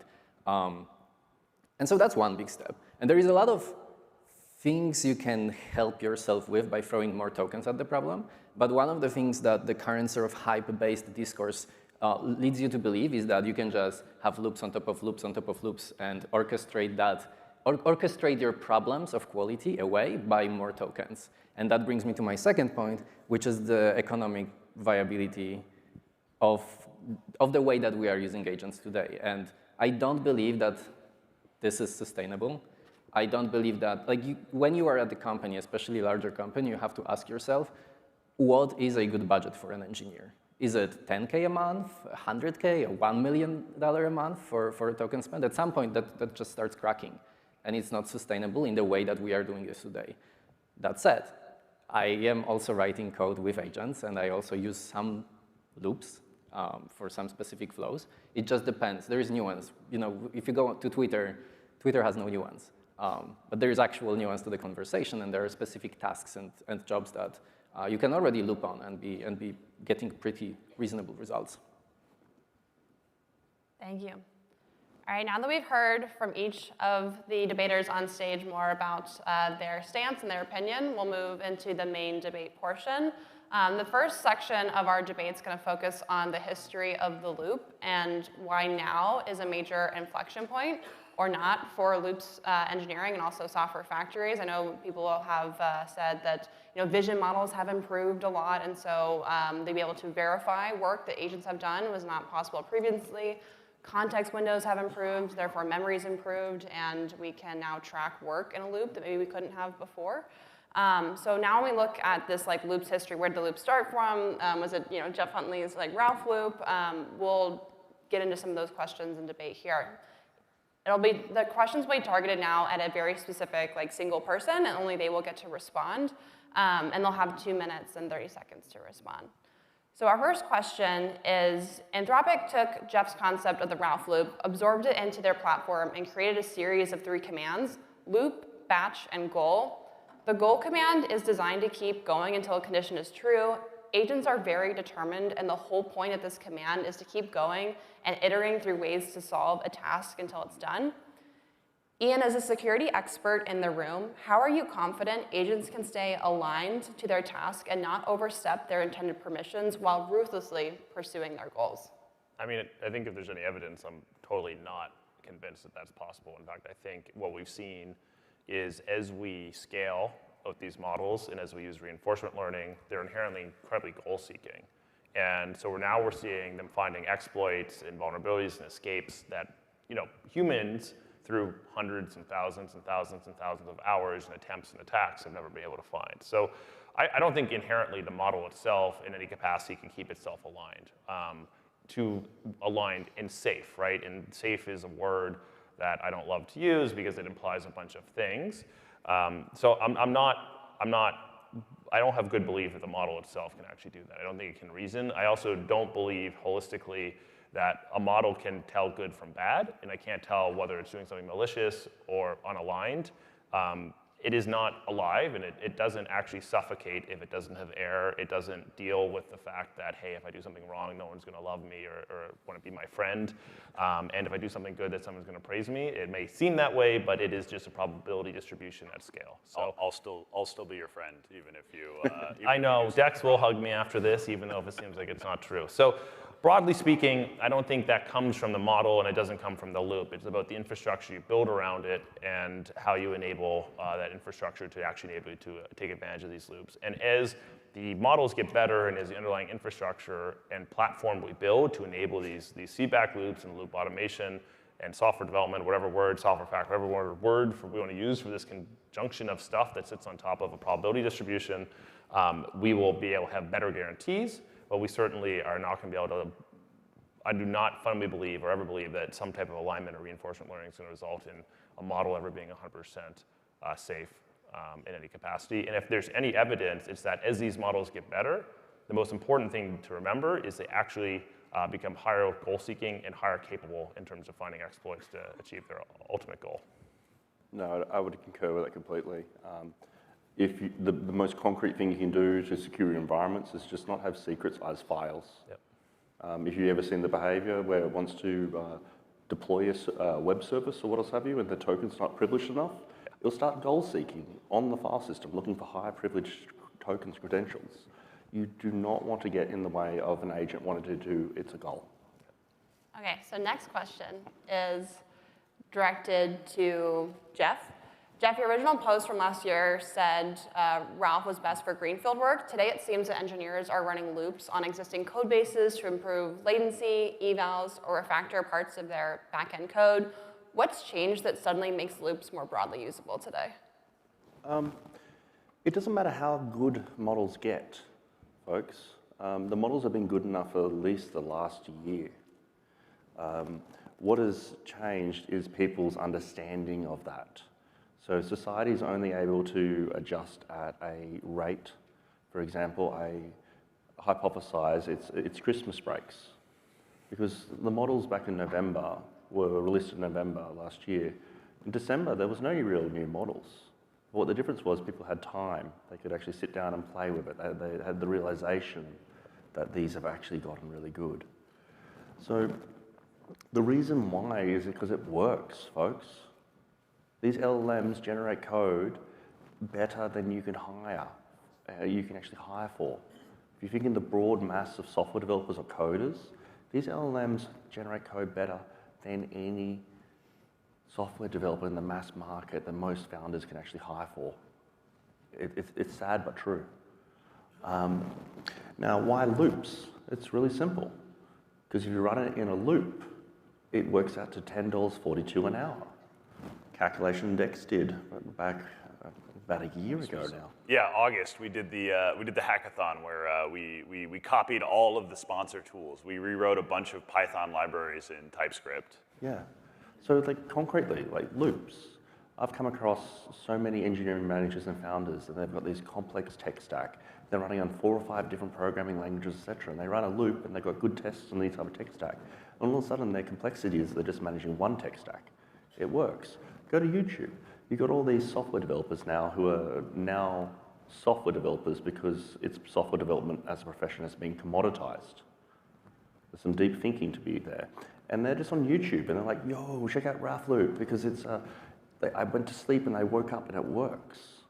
Like, whilst it's memey, it's punchy, it works. But there are problems with it, folks. Like, I originally described it should only be used for greenfield, because the models were pretty bad back then in Science 3.5 days. But it is kind of inevitable, at least for software, because it's so easily to be verified. And the quality of the code generated is better than most people can actually hire for or buy. Now, on your topic about architecture and taste, that's what the word engineering means, and loop engineering, folks. Like, your job now is to actually encodify your domain to prevent the agent from doing a commit, for example, pre-commit hooks. They're fantastic. As a human, I hate them because they slow down the ability to do commits. But agents don't care. So you can make a pre-commit hook that echoes out essentially a prompt that tells it, say, that this boundary here can't depend upon this and that's just feedback. That's a feedback loop on it. So the engineering here is to prevent the loop from actually closing until it satisfies your engineering satisfaction and your requirements and domain. So it could be code formatting, it could be static language analyzers, it could be deterministic system testing, simulators. Like, let's put our engineering hats on. Like, we're kind of like locomotive engineers now, and it's our job to keep the locomotive on the rails. Because, to be frank, the models are drunk, right? You can't trust them. But like, we accept that, but we engineer away those failure domains. We engineer away these failure domains. So now is an inflection point. I guess Boris, when he first posted about Ralph back in November last year, everyone was like, what the heck is Ralph? Ralph is now, it's essentially almost, what, a year and a half old now? I saw it in June 19th. It was a year and 2 weeks. Yeah. But you had been working on it for months at that point. Yeah. So it was kind of weird because we had all the YC startups all just like autonomously compressing time to build to build up their MVPs. And that's also something that's quite scary if you're a business founder as well. Like, if you've got a incumbent startup coming and they're building autonomously, and they're running much leaner, and the quality, and it's very easy for them to actually achieve those outcomes, that adds to some of the hysteria as well, because it's the topic of, in business, competition being at your doors faster. All right, so we'll move on to our next question, which will be for Greg. It seems like now is a large inflection point for loops, like I said before, and compared to Jeff's announcement of the Ralph loop a year ago, and even the widespread adoption we saw in late 2025, early 2026, the reason that maybe caught on was because maybe this new capability stack where models can now process images better, they need better verification, context windows got bigger, and reasoning models improved. Greg, with all of these advancements, why is the way we're using loops today still wrong in your opinion? I mean, I don't think that model intelligence matters a lot anymore. I think it boils down to, I agree with you, the semantic verification, the actual ability to close the feedback loop, of however you call it, to actually verify that the outputs of the agent are correct.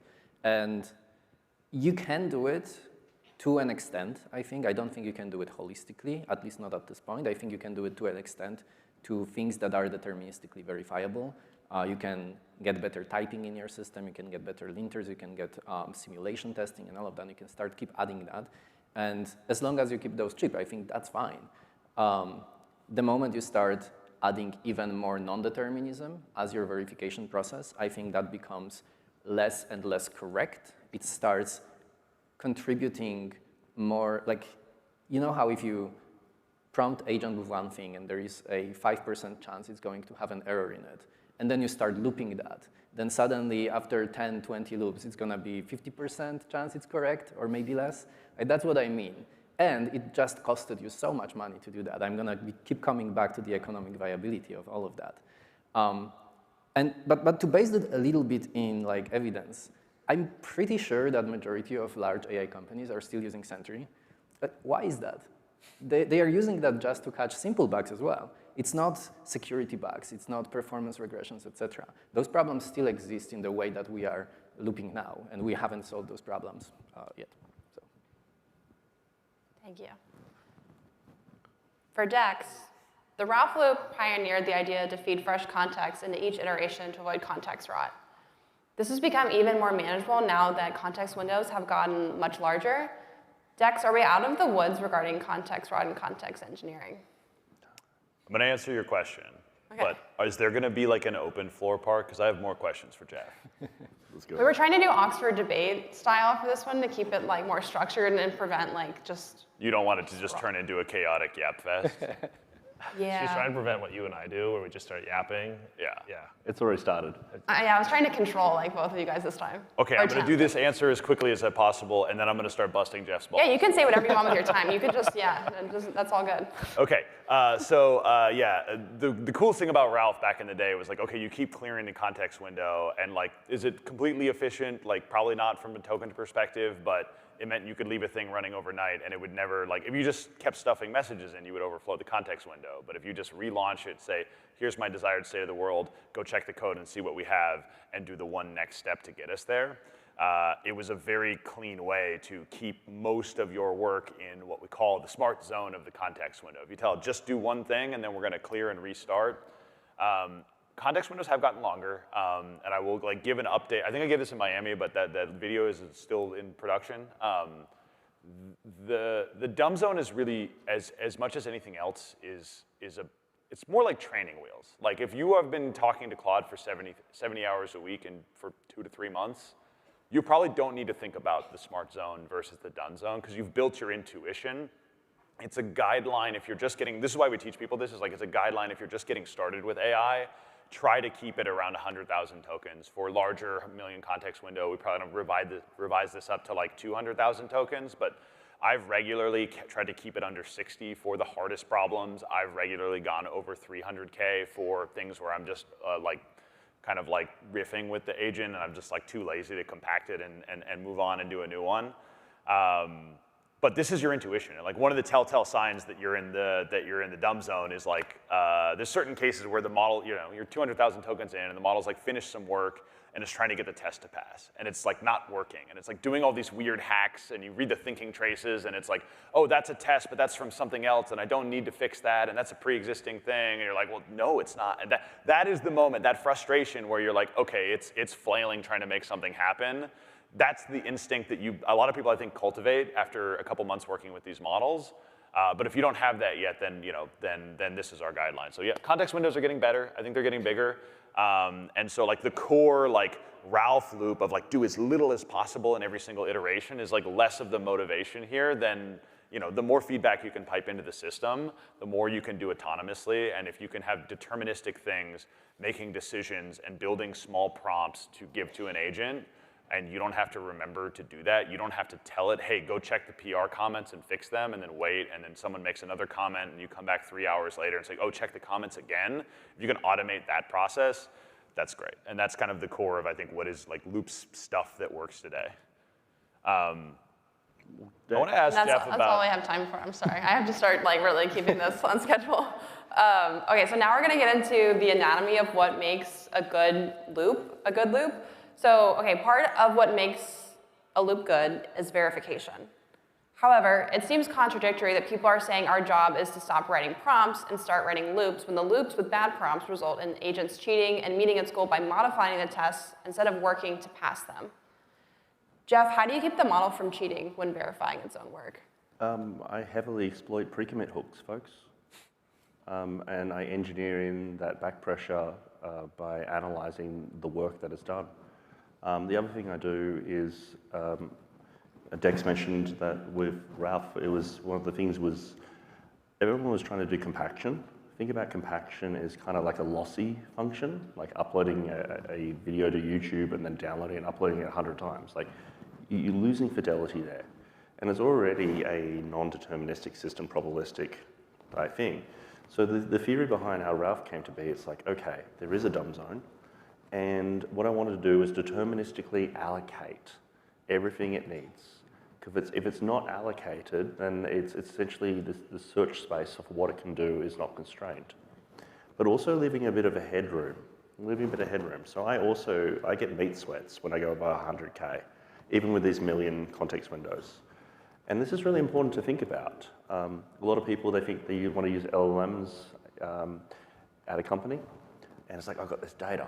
It's like, sweet. Okay, you're going to have to use a loop to batch this data. I want you to think about the context windows as essentially, remember the 720K floppy disk? I mean, you've only got about 1/8 of that floppy disk of usable memory that you can actually use for an LLM. So you actually have to batch it. You can only allocate roughly around about Star Wars, if you go Star Wars Episode 1 movie script and you tokenize it, you can actually just hold 2 of those movie scripts in memory before the context window is cooked. That's around about 150 kilobytes of data on a text-based movie script. So be very careful about this. Something I've done for a long time, and it's very silly, is I run a model bare without any skills or any markdown. Actually, I get rid of all my skills and all my markdown and everything when a new model is released. Because the models actually have tastes and preferences. For example, GPT-5.5, when it first came out, if you screamed at it in uppercase, it became weak and timid. But if you use Anthropic, it wants you to yell at it. Go read the model cards, folks, like for the integrators. Like there is unique tastes for it. So keeping it on the rails is actually, it's engineering. It's really engineering. Thank you. Around 10 days ago, Jeff coined the term convergence engineering. He said it's where your loop stops together, it's where your loop comes together as a discrete system under test until it converges. Dex, what is wrong with how we are using loops today? How do we ensure looping slop together doesn't just produce more slop? We gotta read the code. I will actually highlight an experiment that Jeff did earlier this year. I believe what was called Loom, where we had Ralph Loops trying to build a software platform for the future. And I think you built AWS and you built GitHub, and then you realized, okay, how do we give the model feedback on things that it's not good at yet, like UI testing and things like this? Well, okay, the way you create a loop for is this UI good is you give the model something like post-hog, where it's like, okay, we can deploy multiple different experiments, we can see which ones the users use, and then rather than looking at screenshots and PNGs, the model can look at data and see, okay, this one is performing better, that must be the right color for the button. And so now you've even removed the human visual taste from the equation. And all of this sounded really cool, and in the point of how do we ensure looping doesn't bring slop together, I don't think you can. And this is a perfect example of the hype outrunning the discipline in the sense of, Jeff, what's going on with Loom now? It's still there, it's on GitHub. It's still there, but are you still working on it? It's been 6 months because I've been looking into engineering ways of verification. Right. What was the thing you said to me? You said, Loom's not going to work until we get better programming languages or we get much better models.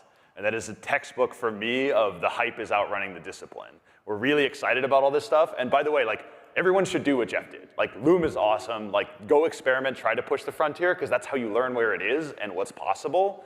Otherwise, you just keep using your old skills with every new model and you assume it has the same limitations. But it's also a key point of I don't know what I'm trying to say. It doesn't work yet. That thing doesn't work yet. It will work someday, and there's inevitability, but again, it's what works today versus what is hype. So I don't know if that fully answers your question, but the answer is the way to not loop slop together and make more slop is to read the thing that's coming out the other end and make sure it's not slop. Yeah, that makes sense. No, the labs haven't cracked it. So what makes you think you're going to crack it? Yes. Right? This is right now. We're all trying to figure out how to make this all work. Yeah. For sure. Skeptics say that loops fail quietly. They either spiral forever on your dime, or the agent declares victory early on a half-finished job. Execs are already starting to question token spend. Greg, when does a loop pay for itself, and how often is this actually the case? I don't think they fail quietly. I think they fail very, very loudly, especially when you're looking at your builds. But there are cases, as I said, I do loops, or I do engineering, I would say more so. And there are cases where I think doing loops is very valuable, or or making an explicit decision that you're going to pay for the cost is very valuable. So the concrete example here is we do security scanning on our PRs in local and after our PRs even land, because they will always find some things that are real that we have overlooked, and they sort of beat humans on the code review. And it's expensive. It costs us, I think, $5 a PR or something like that to run all the checks that we want. But that's where we made an explicit decision that it's worth it. There are also cases where, if you look at the very, very well-specified systems, such as all the experiments with Next.js rewrite, or a bun rewrite in Rust, or running a browser. Cases where you have years and years of test suites and specifications built in around those problems, where you can really, really well verify the outcomes, then looping and getting to those results seems to work. Bun in Rust seems to work pretty well from all I can tell. So there are definitely cases. And then there are cases of usage that I do pretty often, where you can imagine, for instance, building prototypes. I do prototypes of products that we should be doing at Sentry pretty often. Those are going to be throwaway, so I'm going to just /go on them and forget about them. And if we like them, then I'm going to start reading the code, and I'm going to be mortified, and we're going to go to the square one and start speccing out what we actually meant, and sort of go towards that solution. But it's going to be much, much more involving of human in a loop. So broadly, I think they have place, but as Dex said, the hype is what I have a problem with. The hype is outrunning the discipline, as he said. And I also agree very strongly with the point that you should just try things. You should just experiment yourself, try to see what actually works for you, where the cookie crumbles, and spend less time on Twitter, I think, is healthy nowadays. Yeah, good points. A good cost-conscious loop has to track state to know what it's already tried. That memory lives somewhere on disk and Git, increasingly in a shared memory store that many agents read and write, especially as you go single player to multiplayer with agents. You end up with this access control problem that can't tell which agent wrote which memory and who can read it. That might be fine for a POC, but it's definitely not for production.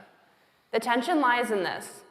Shared memory is what loops use to learn from each other and converge faster, but scoping it per agent to solve the access control problem isolates them and then kills that shared learning. Ian, how do we solve the shared memory store access control problem so loops can converge faster? Great question. Wow, wow. Only someone was working on a product that could help. Only if someone was thinking about it. I mean, actually, this is an unsolved problem, first and foremost. Like, let's be really honest that our access control systems weren't designed for this world where machines are acting and reasoning on behalf of us. But broadly speaking, I think like some of the beginnings of the substrate are starting to emerge. And if we ignore Cloud IAM and all the other stuff for a hot second, like Markdown is pretty great. And so really, if we were to say a memory is Markdown for the purpose of conversation, the really question is like what things and how do I share these Markdown files and use that as a memory? And then how do I attribute sort of like access control around those things? And if we were to use that model, I actually think we have like the basis for most of it today. It's just unwieldy to think about. A good example would be, I had this tweet recently. I was playing with Notion, and we use Notion a lot at Keycard, but I really just wanted all my Notion things available to me as Markdown files. And because it would just made it easier for the agent to work with it instead of going through MCP, and I was a bit of a CLI maxi and was looking through that. So I think what we're missing really is, and Dex and I debated this last time about MCP, but like the challenge really is how do I present a world to an agent so that I can understand it, and then how do I attribute what can access at any one point in time, and how to make that wieldy for anyone to do it. And I don't think we've actually really cracked it, but certainly there's some beginnings of patterns that make a lot of sense. All right, now that we discussed the anatomy of the loop, we're going to debate the future of the loop. Like, are we essentially well positioned now for software factories? Has loop engineering gotten so good that like we're ready for the full software factory? And we'll start with, if loops are only good for verifiable tasks, that means fully autonomous software factories must be able to verify everything they do. Greg, is this realistic? What other parts of good engineering work, such as deciding what to build, whether the abstraction is right, and what trade-offs are acceptable? Is this realistic? I think if the compute is free, that would be pretty good beginning. But I think we're getting to the point where, or let me put it this way. The decisions that you are making as a human in the loop are the decisions of like design, architecture, the important ones that I would say I wouldn't trust the agent to do for me, and I don't see the future where that becomes reality yet. I think the reason for that is when you're looking at large organizations, and I think any engineer who has had like years of experience will tell you it's not always about what you should what you should build, but also about what you shouldn't build. What are the actual right trade-offs where the complexity is that you wanna invest in versus where you should be investing in maximal simplicity. In my experience, agents love complexity. They will keep adding to the stack unbounded. And so I think we are shifting the post. We are getting to the point where as we are adding more validation, more semantic verification, they are able to do much, much more. And I'm not neglecting that. But I do want to be in the loop for the actual architectural decisions, and I do not see them taking that over anytime soon. Thank you. Shopify's head of engineering told everyone at Cursor's Compile conference that your job is just to write loops. Steinberger tweeted, "Here's your monthly reminder that you shouldn't be prompting coding agents anymore. You should be designing loops that prompt your agents." The view count on that tweet was 8 million people. Jeff, you've said in your original Roth blog post, loops need senior expertise, and sometimes it tops out at 90% of the way there. So is just write the loops advice, is that safe to give to 3,000 people or 8 million people? Or only the people that have really learned to tune a loop in the first place? Yeah, that's an interesting thing. It's really hard to tailor and teach like what you should do and what you should not do to that broad of an audience. So all I can do is write to, when I was originally writing, I was writing to my peers, people I looked up to. For some reason, it clicked in my head that everything has changed, the game has changed, but I was really concerned that some of the best people in functional programming and real peers. I remember FlyIO, Thomas Patek.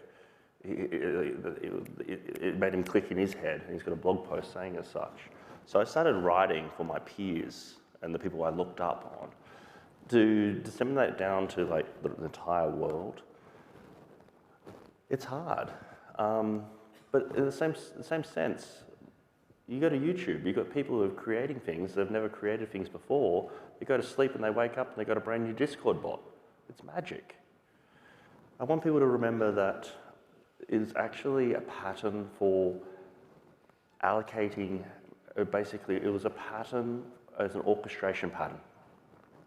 It was condensed down to a while true loop using cat, because cat is the simplest teaching primitive.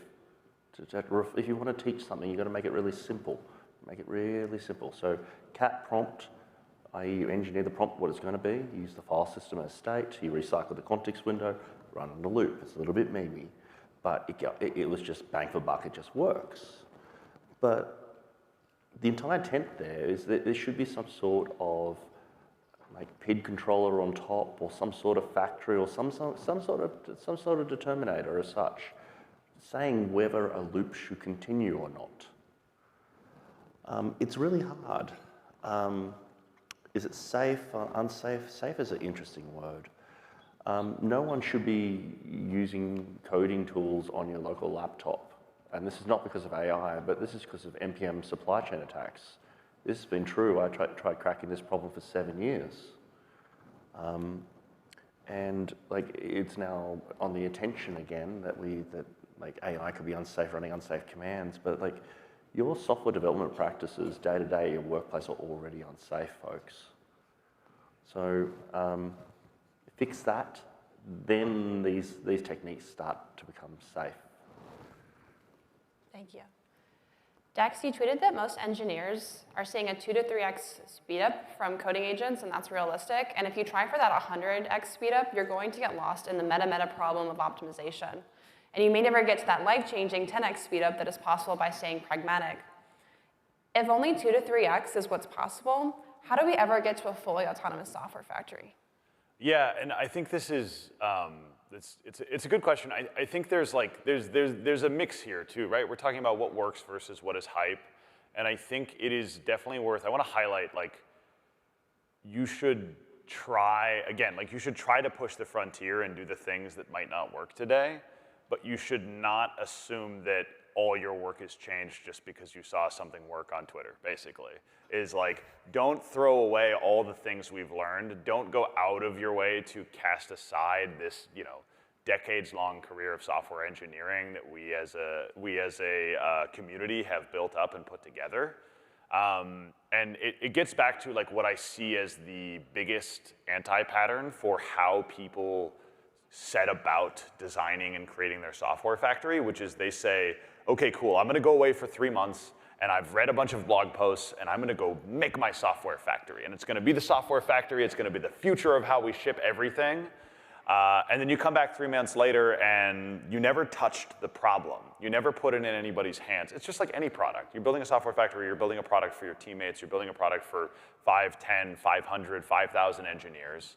And the right approach is to start small and iterate and figure out what works. Try things, they might not work, they might work, but the way we learn AI and how to use it effectively is through building up intuition, which is why you should try a bunch of stuff that probably won't work, but you should acknowledge that. You should not try to push like through that frontier. And so my advice is kind of like, instead of trying to automate everything end to end, build these small incremental loops throughout your system, and you will wake up one day and you will be moving 2 to 3 times faster while still being able to read the code, while still owning the architecture. And so you don't have to throw away everything we've learned and everything we know and all your intuitions just to get to this place. And so I would caution people, like, go figure out how to move 2x faster or 3x faster, because you're gonna like blow everything up by trying to go 100x faster. Yeah, I mean, can you imagine if every software engineer in the world was 2 to 3x faster and had a like near human, 99% level human level of quality? That would change every single enterprise in the world, every single startup in the world. It would change the entire math. And we're trying to like just don't go too far. Shoot for what you can do, build things up iteratively. You'll learn a lot, and you'll be ready for when the next models come out, and you can go 5x, 10x faster. Thank you. When it comes to verification, it's not just about verifying the work, it's also about verifying who did the work. Employers have made it clear that humans are responsible for the code they ship, whether an agent wrote it or not. Yet only one person or agent can sign a commit today. Ian, are we ready for software factories to be writing and reviewing all code if we can't determine who did the work and who the work was done on behalf of? I think, yeah, actually I was playing around with this problem like 2 weeks ago. So first and foremost, we have a problem. Git only allows one signer on a commit, so we got to fix that. 2 is, there's some things around SOC 2 and compliance, right? But I think like more importantly, the way to think about agents is kind of how we think about service ownership in a large organization. It's like, at some point, a human has to be attributable for an agent's actions. Like, there's no world where it's going to be like an agent is its own entity and its own attributable thing, and somehow it has liability. Like, the only people who have liabilities are people that can have consequences, right? And that always has to be grounded in it being a human. And so if a human designs a loop and that loop presents bad software, guess who's attributable for that liability? It's going to be the human, right? Like, the society doesn't function if we don't have liability. It just doesn't work. There has to be consequences to damage. There has to be consequences to bad decisions. And what those consequences are obviously a gradient based on the damage that's done. And if we don't have that, nothing works. And so I'd actually broadly say there is no world where a human is never responsible. There's always a world where humans level responsibility. And the question is, whether it's a human or a corporation, which is a group of humans, the question is how does that change the way that our systems work today? So today with Git, I can sign a commit that says I did it. It's attributed to my public key. And that's cool for last generation's way that we thought about software. Now, in the future, when I tell an agent to go do something on my behalf, it generates a loop, it generates a bunch of code that goes to production. I have to be attributable to the initial fact that I signed that thing, that intention to do that. And we simply do not have the substrate required to do it, although I do think that's going to change pretty quickly. This isn't like something that's like crazy difficult for us to break, but we have to rethink the way that we think about attribution across the supply chain and the SDLC.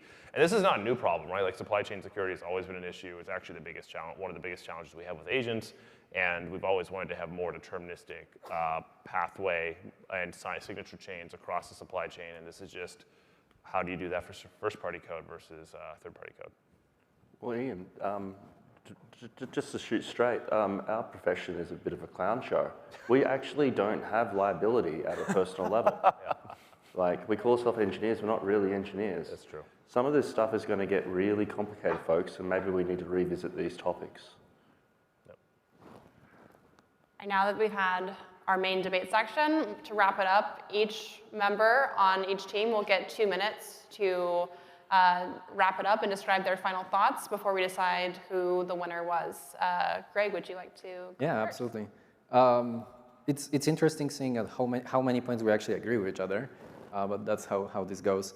I do think that the biggest point that I have been trying to drive here is where we are, where we are trying to be, and then what you're actually hearing from the ever-present hype loop. And that's where I want to sort of double down and tone this down. I basically want to say, try things. Think for yourself. Don't lean into the bubble. Don't lean into the hype, because you will find what works for you, and you will find where the system breaks the best by doing it yourself. That's always has been how humans learn the best, is by practice, not by watching YouTube. And ultimately, that's what I'm trying to do, and I'm slightly skeptical when it comes to allowing the full loop to run, because I see the qualitative results not being up to scuff for my requirements. But I am optimistic in general. I am optimistic because I've seen how much more I can do and what are the types of problems I can address today that I couldn't address even a year ago, let alone earlier than that. And it's going to get better. But I'm also not worried about my software engineering career. I don't think we're going away. I think we are still going to be an important piece of this whole software factory, or whatever the next sort of hype bubble is going to become. Ian, would you like to go next? I would love to. So the train's left the station. This stuff works, and there is a real productivity increment, right? Like, more stuff is getting done. It doesn't mean all the stuff getting done is good, but more stuff is getting done, and a good percentage of that stuff is actually good, right? I think we can agree that. And second is, now we have competitive dynamics where it's no longer possible for a company to sit back and like, hey, we're going to sit this loop stuff out, right? I'm going to sit this coding agent stuff out. Like, that's over. We're past that. Like, that train leaves the station. As soon as that train leaves the station, everybody in the world starts saying, holy shit, I got to keep my stuff together. We've got to stay up with the Joneses. And they have to, because we live in a very competitive capitalist society. And that's also, not into politics, but it is what we are. And at the end of the day, the question is not really, will it happen? It's when it happens and to what degree over time. And I don't think there's a choice but to actually stay up to date. And we're all just kind of holding on to a rocket ship ride where we don't actually know we don't really know the trajectory, other than it feels real fast with crazy acceleration. And sometimes we're way ahead of each other, and sometimes we're way behind. But I don't think you have a choice not to be, one, figuring out what loops are, two, figuring out where you can apply them in your code base. There's going to be places where, hey, this is highly verifiable. This is a problem that computers can solve. It doesn't make a lot of sense. Cough connectors is a good place of last 10 years, the amount of companies that have made money because they're basically just connector farms. It's no longer a lot of value there, right? If you can automate the connector creation. So there's places in software that you can apply loops to today and get real value, and there's places where you probably shouldn't, and you should decide where that is, and it's probably the core value of what you're creating, right? And so that's how I think about it, but broadly speaking, trains left the station. The productivity curve is what drives society. The ROI, so how much more productive we are as society, is what drives GDP. What drives GDP is ultimately where the dollars go, and how capital gets allocated. Kick it over to you, Dex. I eagerly await the world where the lights-off software factory is feasible. I would love a world where we don't have to read the code, where we can just do everything. If you watch my talk on Tuesday, I think this is actually a problem we can only solve at the model level right now. I don't think the harness can do it, unfortunately, because I love building harnesses and doing context engineering. So my advice is pay attention to Jeff. Let me know when Loom is actually working. And until then, use loops, but not like that. Love it. So much to say, folks. Factories represents where we're heading to the future. It's essentially like a perpetual energy motion machine, right? It's the pipe dream. Companies are only just getting founded today and receiving their rounds today. Don't think you can just take this and implement it in your company, because it's just generally not solved in market. But I will say, to add to the monologue, If you try to run loops or try to build a factory using Python, it's going to be a clown show. If you do it in Ruby, it's going to be a clown show. Static types are a form of verification, folks. I encourage you to come up with a couple of katas and a couple of experiments. Try running some loops. Build an application in Ruby and then try to modify it again with these loops. And you'll see the maintainability mess. And then try doing it with Haskell. I don't care if you don't know Haskell. It doesn't matter if you don't understand Haskell. The LLM understands Haskell, and you can actually prompt the agent to explain this as if to your son or daughter. So I'm not sure even code needs to be readable these days, but this is frontier thinking. It needs to be explainable. So I'm playing around with different domains of verification here, but one thing's for sure, type systems are in, very much in. Rust is very good because how the ecosystem models some types, and because supply chain was mentioned, I need to say, it has been 10 months now, I minimally use any open source software, minimally. I just generate it to my requirements. And then when a supply chain attack happens, I'm like, didn't affect me. All software has security flaws, but it's about minimizing the blast radius. And the thing is, if you deal with open source project, the person's on leave, the maintainer, what else have you, you can't tool call a human. That's not AGI. You want to be vendoring all your source code as much as possible so the agent can actually modify it and with either loops or other prompting. You need to own your supply chain. Awesome, And thank you that's a so big much flip. for that. Unfortunately, we have to close it at that, but we can now decide our winner. Show of hands in the audience. If your mind was changed and you're now on Dex's side, raise your hand. Let's go. Okay. If your mind was changed and you're now on Ian and Jeff's side. Yeah. I kind of couldn't see with the light. What did you guys think? Wait, do it Pretty again. close. It's pretty close, yeah. It's impossible. The lights are so bright. All right, well, that was a good debate. Thank you so much for listening. We'll see you next time.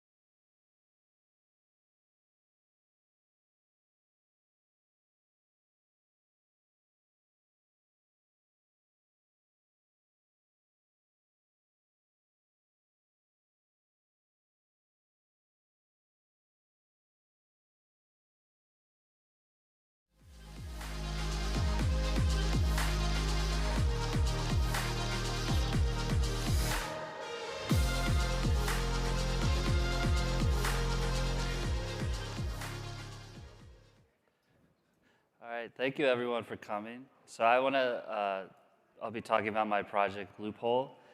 And I'm actually a machine learning researcher at Morgan Stanley, but this has nothing to do with Morgan Stanley. This is just an open source project I've been building for fun. And to give sort of the high level flavor to start, it's really this game you can play that's built on top of this adversarial agent framework. So you specify your morals, one agent codifies that into a legal system, and then these two adversarial agents try to find contradictions in your morals. And lately, I've been building different extensions on top. But I wanted to start with sort of the origin story and how I came up with this idea. And so this really started a long time ago. I had sent my DNA into 23andMe for ancestry testing. And I kept hearing about, more recently how DNA samples can be used, of course, to help solve crimes and all these forensics and cold cases. And I was thinking about how I had sort of opted out of everything because, I was scared of the kind of slippery slope and how my DNA would be used. But, there are certain cases that I would be okay with. And it's sort of interesting. I was thinking, like, if someone could present to me case by case, we'll use your DNA to help solve this cold case or this murder, I could sort of say yes or no. And I know where the definition of and the nuance of my morals are. But of course, enumerating all of this case by case is really sort of cognitively prohibitive. There's not a good way to do this currently.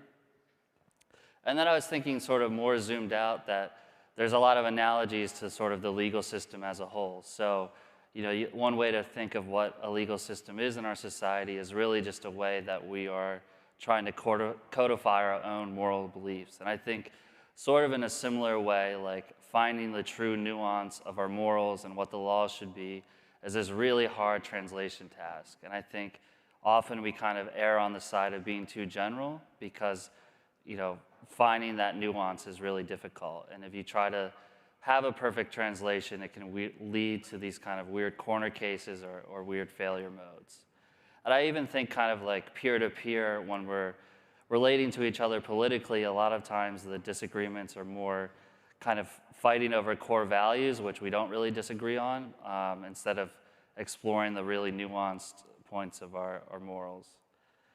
And I think, following that kind of broader legal example, I think in the English common law system, that's why we sort of lean on case law so heavily, because we know that finding this nuance and these nuanced boundaries is difficult. And so we kind of rely on smart judging to interpret and apply the law correctly.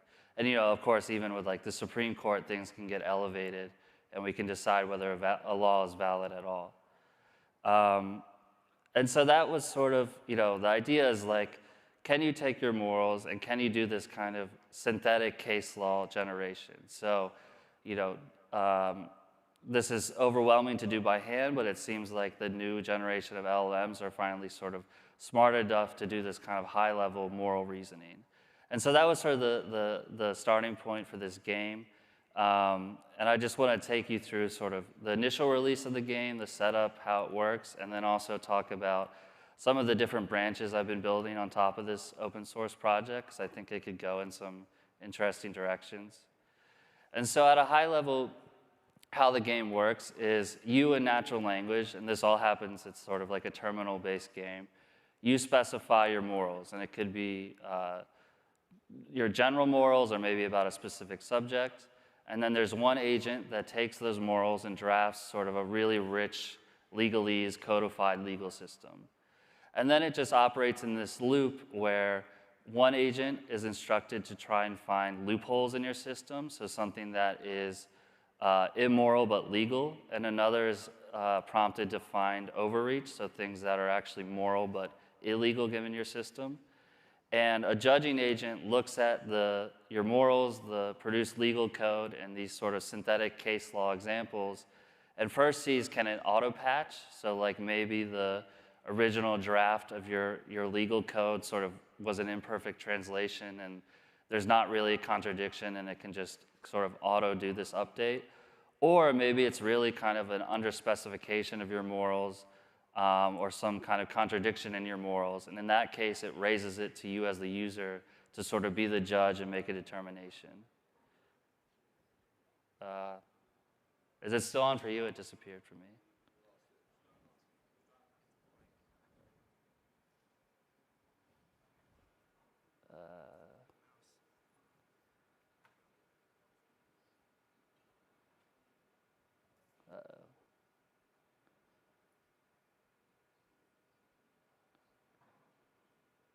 Okay.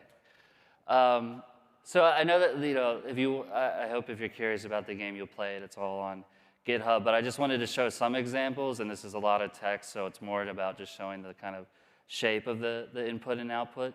So this is sort of how you would provide your input, and going back to the DNA example, you might specify some number of moral principles. And then the sort of codified legal system, again, just kind of looking at the shape, has this really like legalese, preamble, articles, sections, really trying to be, write it in precise legal language. And then the different kind of synthetic case laws get suggested. So in this case, it's talking about, this is a loophole it found where an insurance company trained a predictive machine learning model, not on your DNA, but on artifacts of the DNA. And so it's saying, this is actually immoral, but currently legal given your system. And in this case, it found that it could do sort of this auto-patching, and then you get this sort of like Git-style difference of your original legal system and then the difference it had to make to ensure this was consistent with your morals. And then this is an example of overreach, and in this case it found that it couldn't do the auto patch, so it's talking about someone submits their DNA for genetic research, but the researcher finds they have a rare but treatable genetic disorder, but currently your morals kind of say this shouldn't be allowed, that they could disclose this disease to the person submitting. And so this was raised to the user, to me, to kind of make a judgment. And then similarly, when you make the judgment, you get this patch legal system. And so, it's just sort of a fun game, and I posted on Twitter and shared it open source on GitHub. And for me, at least, it was by far the most viral post I've had, and it sort of made me think, like, I think a lot of people just said it was sort of fun. You could stress test your morals, see if you have any interesting contradictions. But it also made me think, is there maybe something more here? Like, could this be, have more like practical or bigger scope implications? And so I'll just talk about 3 different branches I'm kind of exploring. The first, and sort of leaving the legal area and really more practical, is thinking about sort of an auto way to make constitutions for chatbots, or really, for agents in general, where, say you're a company and you want to have a agent or chatbot that's customer facing, and you want it to sort of adhere to a moral code, but also have things it will and will not talk about. I've kind of, in one branch, formulated it so you, in a similar way, write your morals, you write what the chatbot should and not talk about, and then it tries to write this codified system prompt, and then you have these kind of adversarial agents trying to get it to either talk about something it shouldn't or refuse to talk about something it should. And I see it as this sort of analogy or analogous method to GEPA, but really aimed at kind of building these codified system prompts. The second use case that I'm particularly interested in is thinking of it as a way to sort of do more ad hoc or decentralized contracts. So I think in a simple case, say like you can specify how you want your data or privacy to be handled online, and you can go through this sort of adversarial game to get this codified legal system of how you want your data handled. And if you go to, say Apple releases a new terms of service or something, you can run the contradictions between your legal system and between Apple's terms of service, and like surface any interesting contradictions or like synthetic cases where this would lead to a difference between how your morals, what you want, and what the company is doing. And in the case that it's a big company, maybe you can't really change anything. It's not a negotiation, but you can at least be sort of have better information about the contract you're signing. But I also think in the case of thinking more decentralized, like if you're trying to have contracts without some central authority kind of enforcing them, and you're trying to maybe do contracts across different countries, thinking about like if you can specify your morals and how you want to like interface, maybe it's just like contracted work, how you want your work to be paid for, and the different morals surrounding that, and the other party can do the same, and then you both get this kind of stress-tested, codified contract, and then you can kind of find the disagreements, if there are any, and surface them before you agree, and then you can kind of be more confident in the contract as a whole. And the last thing, and maybe the kind of more aspirational angle, is thinking about smarter government or more efficient government, I think there would be a lot of different privacy issues and logistical issues, but sort of ignoring those for now and just thinking big picture. I think for voters or constituents, this could be a really interesting way if you define your morals, you have this stress-tested legal code, sort of any new bill or politician that comes out, you could kind of run your contract against theirs and surface, what are the cases you would disagree or interesting points that are kind of immoral to you or a contradiction. I also think, relating to one another, it's like I think we all have a lot of nuance in the way we feel about things, and this is a way to kind of get to that nuance instead of arguing over just values, which is, often the values are not in contradiction. And then I think maybe a little more practically for legislators, you could imagine if you want to propose a bill and you can have like a simulation of all the other legislators in a legislative body, you could sort of stress test it before submission. And so the third branch I've been building on this project is I tried to do this for the US Senate. And so what I did is I first had Claude go through all current US senators and look at, kind of all their voting history and anything else that was public, and build their kind of moral system, and then ran it through the loophole process to get a codified sort of legal code. And then on this system, you can take any current bill that's being proposed or even propose your own and submit it, and you can have Claude sort of simulate how each senator would vote. And so here you can see like a breakdown of some senators, which way they're leaning and sort of their reasoning behind the vote. And I think, it's sort of interesting just to think about like seeing what, a proposed piece of legislation, how people would vote. But also this sort of becomes, and I think on theme with the conference, its own verifiable domain or loop. And you could think about even kind of hill climbing the bill towards getting like a supermajority or whatever you need it to pass. And so in this case, like this Medicare bill I was testing, it found that I think it originally started at like a 50-50 vote, and it found ways to hill climb the language of the bill such that it passed with 52 votes. And I think, this is an example of it can find like the sort of the core tenets of the bill, and it can try to find run the bill against each senator's contract and find, is there any way I can change the language such that I don't violate sort of the core tenets or morals of the bill, and kind of do those auto-patching that way. And then it can also find, kind of rank order the changes that would need to be in place to maximize votes, and you as a user can kind of choose the trade-offs that way.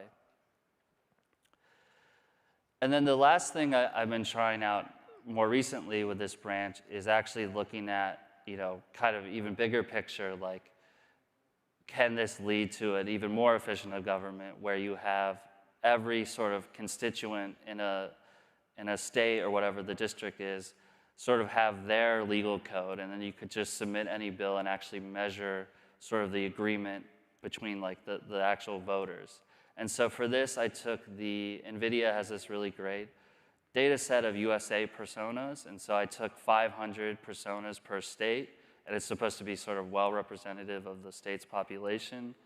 Did the same process of having them, given the persona, draft their morals, draft their sort of legal contract, and then take any bill you're interested in and kind of run it against each state. And you can also, measure how much people like this bill or how much it's in agreement with their morals, and then also do this hill climbing where you kind of optimize the bill for the people.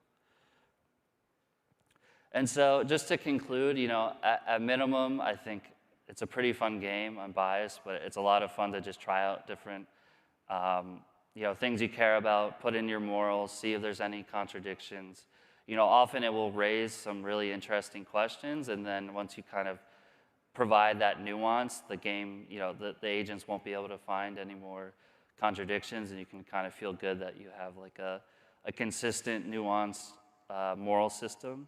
But I am interested in exploring, are there kind of real applications here for some kind of like decentralized or better contracts, and maybe even for legislators as a way to sort of stress test your bills and even think about how to write better laws that are better for the people in your district or more representative of what the people in your district want. And so this QR code is to the Senate simulator, so I encourage you, if you're interested, to play. And the other one is to my website, which has the full GitHub to Loophole. And please, play with it, fork it. I'd love to have other contributors. Thank you.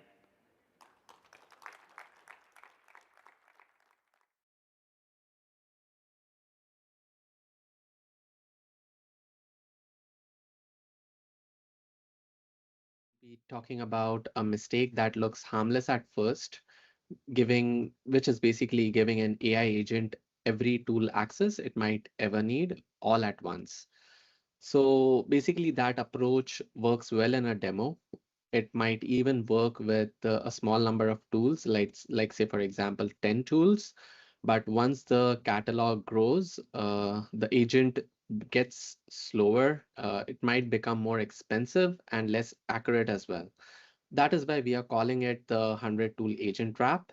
In the next half an hour or so, we'll show why it breaks, what the numbers look like, and how semantic routing with just-in-time context can help us fix this problem. So a quick introduction about myself. I am Sohail Sheikh. I'm currently working as a data scientist with Prosodica. My background spans across AI, NLP, marketing, analytics, and even engineering. My current focus is on applied AI, NLP, and conversational intelligence, along with RAG systems. I'm especially interested in making AI systems more reliable, measurable, and even scalable beyond the demos in production. And I'm Ankush Rastogi. I work as a senior data solutions engineer at Prosodica. I have spent more than a decade in AI, data engineering, and production systems. My focus is the engineering side. So it's not about what's going to work in notebook, but whether it's going to survive with real load, real user, and real failures. So that is the angle we are taking today. Sohail will focus more on the model and routing behavior, and I will focus more on system design, implementation, and production trade-offs. Awesome. Thank you, Ankush. So let's get into it. So let's imagine a common design. You tend to build a system and it can do many things. Say, for example, querying a database, sending an email, even checking a calendar or looking up an order, calling an API, and so on and so forth. The simplest approach over here would be to give a model every tool definition on every request, every function name, every description, and even every JSON schema will go into the prompt, whether the user might need it or not. So that we are calling that as a fat agent. At small scale, it feels fine. With 10 tools as well, the model might usually pick the right one. The demo looks good. Then the product grows. 10 tools might become 30, or it will keep on increasing. And eventually the model starts calling the wrong function, starts confusing similar tools, may invent tool names, and even take longer to respond. The important point is basically the design does not fail because one tool is badly written. It fails because every request is forced to carry the entire catalog. So let's look here. There are, say, for example, 741 tools uh, in your entire schema, and it will basically take up to 127,000 tokens just to have all those tool descriptions in it. And this is even before the user's actual question is even considered. So basically, this will lead to context overload, and we need to manage that properly. So on this slide, we see why it is failing and why the accuracy collapses beyond a point. So when you look at the accuracy curve, with the 10 tools, Fat Agent will get the tools right almost 78% of the times. That is not perfect, but it's usable. At almost 100 tools, the accuracy drops to around 40%. Less than half of the tools that are called are the correct tools. And if it grows beyond that, like say, for example, over here, at 741 tools, the accuracy will be a mere 13.6%. So in short, it's roughly one correct tool out of 8 tools. So when we compare it with the semantic router behaves very differently. It stays above 83% across the same catalog sizes. That is because the model is not choosing from hundreds of tools, it's choosing from a small and relevant set. One reason the fat agent fails is because it's lost in the middle problem. Model pays stronger attention to the beginning and end of the long context. When hundreds of tool schemas are packed into the middle, the model does not reliably use them. So we end up paying for a huge prompt, and that prompt makes the decisions even harder. So two more reasons over here. First is the latency, and the second is the cost.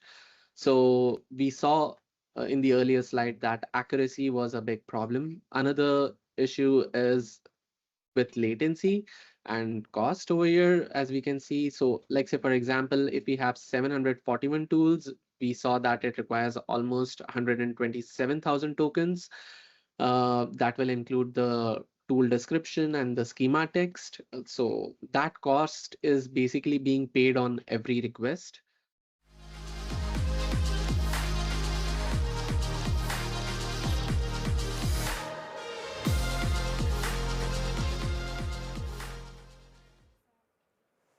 Hi everyone, this talk will be about how to run agents reliably in production.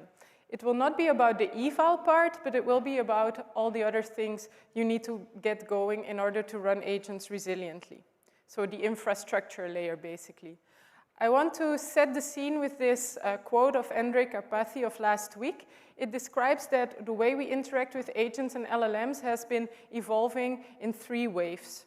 The first wave was an LLM being something like a website where we go to, we ask it a question, it thinks for a few seconds and then gives us a response. The second wave was going towards agents. It was an app that we download to our computer, it has some tools at its disposal, and it can do some work with our interaction.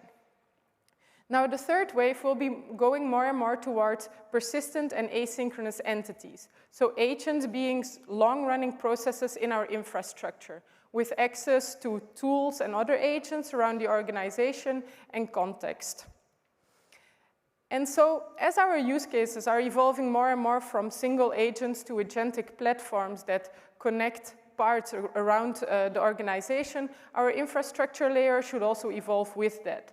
So when we look at the types of tools that are currently out there to implement agents, a lot of innovation has been done on sites such as agent SDKs and memory. And agent SDKs are really cool to implement POCs and get started quickly, but they don't necessarily help with connecting the distributed bits around an organization. And if you want to implement more complex agentic systems, you actually need all of those things. So that is the layer that you see below here, where you have to deploy extra infrastructure, you need to write things like retry logic, recovery logic, and all of that is actually pretty complex to get right, but completely necessary to run long-running, stateful, and distributed processes in production.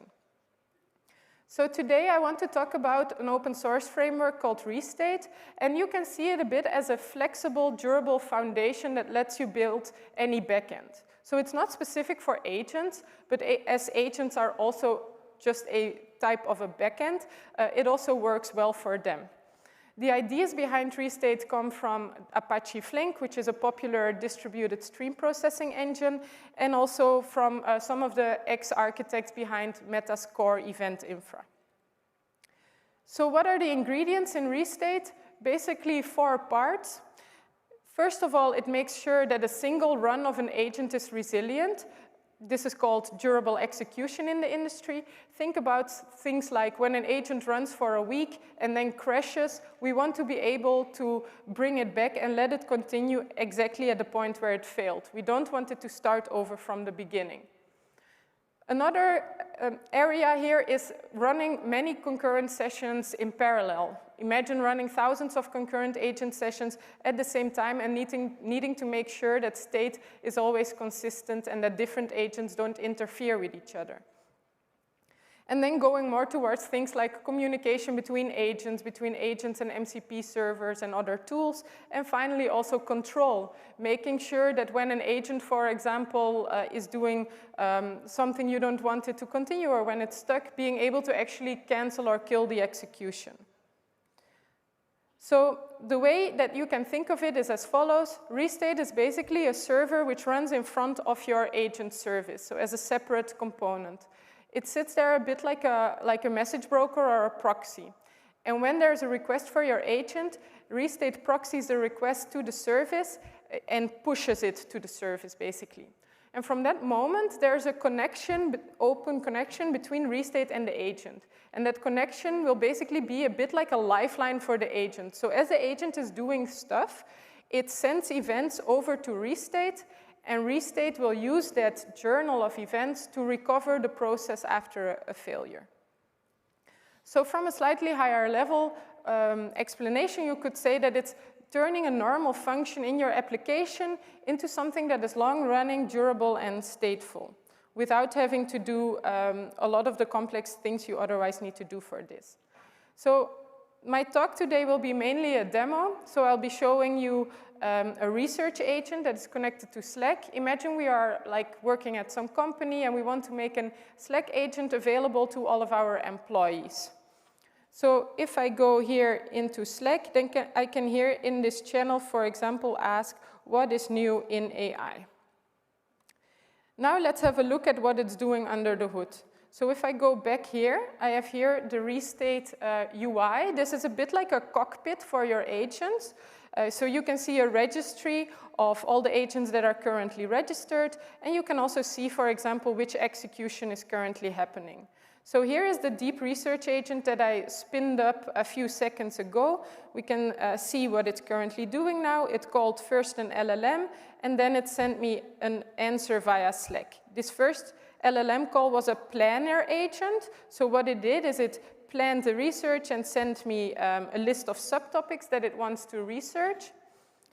Now if I press here approve, then this will unblock the workflow and will spin up a set of parallel research agents. So this is basically like the classical deep research workflow, right? You have a planner, then a set of sub-research agents, and then finally someone who writes a report on this, like a writer agent. And so this journal you see here on the left, that is basically the events that get sent from the agent to the Restate server. And if this now crashes at some point, this journal is what will be used to recover the execution to the point where it failed. I don't know if there were some errors. I injected a bit of tool errors in here. Yeah, here you can, for example, see that the sub-agent first did an LLM call, then started doing some web searches, and eventually one of the web searches didn't go through because the API was down. And then you see here on the right how it got retried and eventually completed successfully. So instead of starting over, it uses the journal to recover the progress. Let's now have a look at what this looks like in code. So the basic unit of how you implement applications in Restate is by writing HTTP handlers. And those handlers become durable by using the Restate SDK. So here in this case, we have here our deep research handler, and here as the first argument, we have a Restate object context. And the way you can imagine that is basically as that connection to that Restate server. Whenever I do an action on this Restate object, it will lead to an event being sent to Restate. So for example, when I did that planner LLM call, what actually happened under the hood was it executed here this Python function. This is just a simple light LLM LLM call. And the way I made it durable is by wrapping it in restate.run. So what happens is, by doing these durable steps, if this fails somewhere here, 2 hours or 2 months later, it will recover to exactly that point. So that's the idea of durable execution. You're always able to recover a process to where it was. You can also use that for other things, not necessarily for failure recovery. For example, imagine we want to ask a human to approve something, and this approval might take weeks or a month. This process needs to be able to survive restarts and redeploys over those kind of long periods of time. And so with durable execution, you can actually also suspend a function and bring it back when it's able to make progress. So in the case of a human approval, what we do here is basically we create a durable promise, which lives in that journal, a bit like a suspension point. Then we ask a human to click that button in Slack, as I showed in the beginning. And while we are waiting, this process actually suspends. So if it's running on serverless, this is not using execution time on our functions. Once the response comes in, this then gets unblocked and can continue where it left off. So what we see here is a bit like a workflow. It's a set of steps that get executed durably. But when we think about agents, and also the way that Karpathy described it in the tweet, it's more like a persistent stateful entity that lives for a longer period of time, that has some memory. So a workflow is not the nicest way to model this kind of thing. So the way that we can model this in Restate is by using something called a virtual object. So imagine in the use case that I'm showing this Slack research agent, imagine that I don't want to wait for 10 minutes to give it some follow-up context, or maybe I think about something else that I should have told it. I want to actually be able to interact with it, not wait till that research is finished before I can send a follow-up. And so this is basically what a virtual object in Restate is. It's a bit like a stateful actor. It has a unique ID, for example, a session ID. It has some key value state that is isolated for that specific session that you can write to. Imagine, for example, your history of messages. And it also has like a set of handlers that can execute durable functions for this session. So here, the way I implemented this use case that I mentioned of interacting with a running process is as follows. This is a session controller. Again, it has like this Restate object context at its disposal to do things in a recoverable way.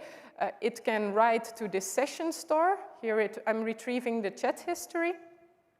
And one thing that's interesting there is that in order to run these kind of sessions in very high parallelized ways, so thousands of sessions at the same time, we need to make sure that agents do not interfere with each other. Imagine I'm sending 2 messages on Slack, and now 2 agents are actually overwriting each other's session state. To prevent that, this will guarantee that only one execution is running at a time. So a second execution will be queued behind the current one.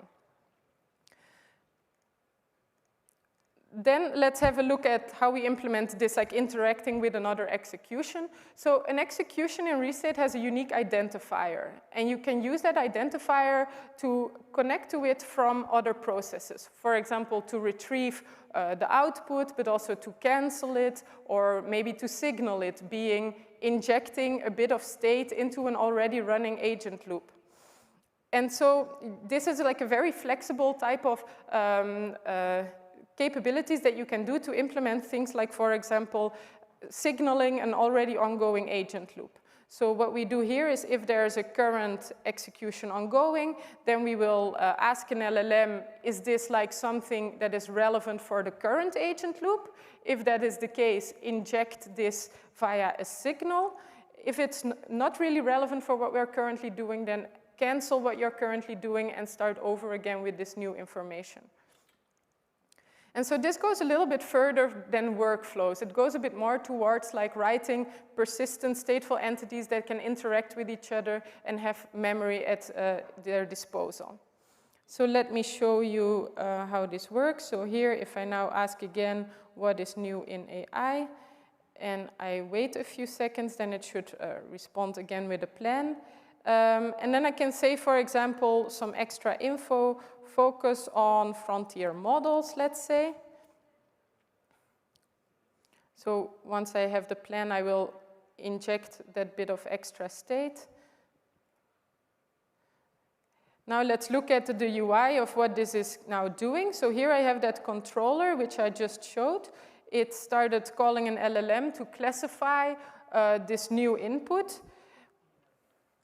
Once this comes back, it will probably decide that it should signal it because it's still relevant to the research it's currently doing. So this injects that new message into the ongoing agent loop. So let me show you in the deep research agent again. So first it called an LLM, then asked us, then we injected this new message of focus on frontier models, and then it took that into account and started over again. Here I can now, for example, also say something like forget about that, research AI policy, and if I send this, then the coordinator will decide to cancel the ongoing run and start a new one that will research this new topic. And so this cancellation is basically like a signal that gets sent down the stack of or the call chain. So if my agent was already spinning up sub-agents, first those sub-agents would be canceled, then the controller itself, and like that it would basically rewind the stack and give agents also the ability to roll back. Okay, so this went a bit more into the direction of like stateful persistent entities that we can interact with over longer periods of time. Now the last part of the demo that I want to show is going more towards like being able to write highly customized applications. Imagine that we deploy this in production, but then a few months later, a new model provider brings out a new model, for example, Fabulous, and even though the model is very good, it's also very expensive, and we notice that this research agent is actually starting to cost a lot. These kind of things that pop up halfway through a project require you to then deploy a lot of new extra infra or like find a good way to solve this. This is the kind of things that Restate really excels at. It doesn't really peg you into a specific way of how you should write your application. It basically gives you like a durable programming model that lets you implement an application in the way that fits for you and also extend it if necessary. So first, I showed this LLM call in the first example as an inline step. It was just a Python function that got persisted. But imagine this use case that we want to actually have a bit more control over those LLM calls. For example, what you can do is then pull this out into its own handler. And this handler can now do things like, for example, a policy check and then do the LLM call. And the other agents, instead of doing this LLM call inline, can now use Restate's like distributed communication primitives to actually just call this LLM gateway instead of doing it as an inline step.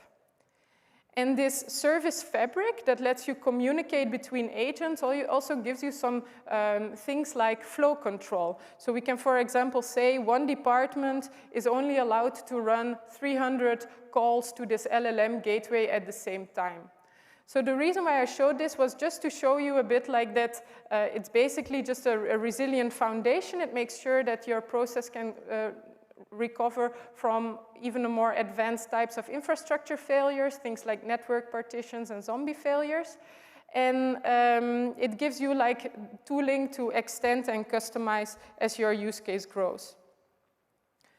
Let's go back to the slides to have a little more of an idea of how this thing is actually implemented on the inside, because it's actually a pretty interesting design or architecture.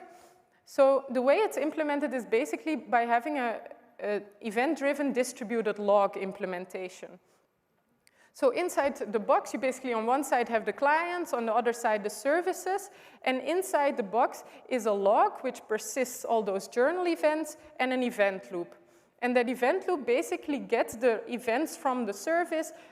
Based on what the event is, it either persists some state in the embedded state store, or it sets a timer, or it sends a request to another agent.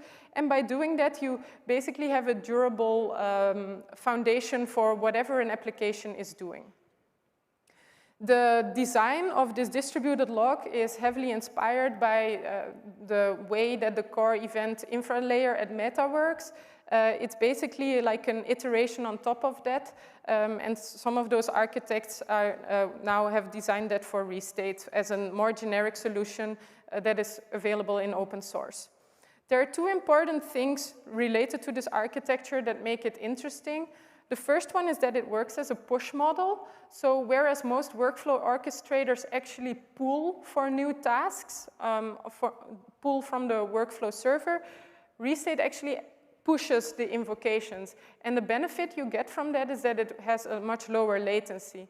So you can use these kind of workflow guarantees in functions around your application and have like a latencies of, for example, 45 milliseconds P99 for like a 10-step workflow.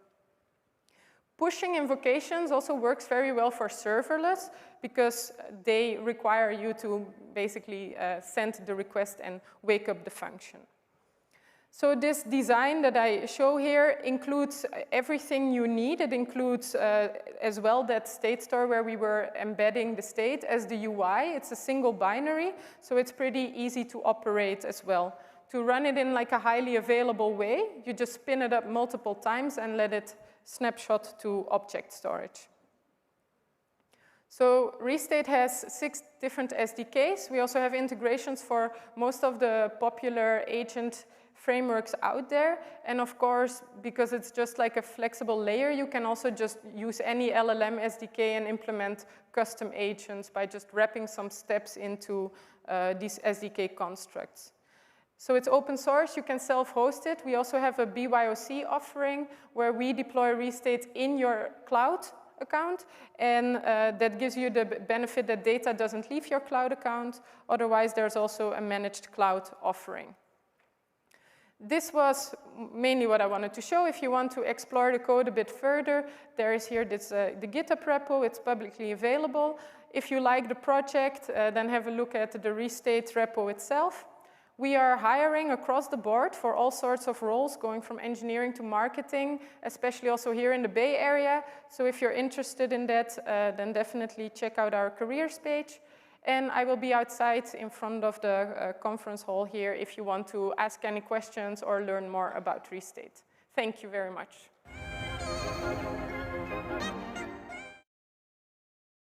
In 2026, coding agents will quietly retire their first software platform. Not because it's bad, simply because the platform is unnecessary. I am Dominic Torno. I am founder and CEO of Resonate.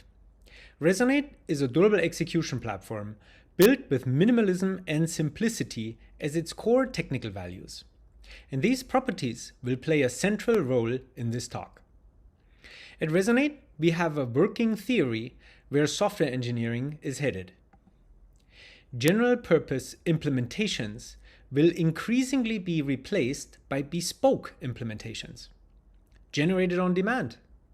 Not as a new library, a new framework, or a new platform, but as a minimal extension of the infrastructure that is already in place. If this theory holds true, reuse will move upstream. Instead of reusing a general purpose implementation, we will reuse a specification, and we will derive a bespoke implementation from it.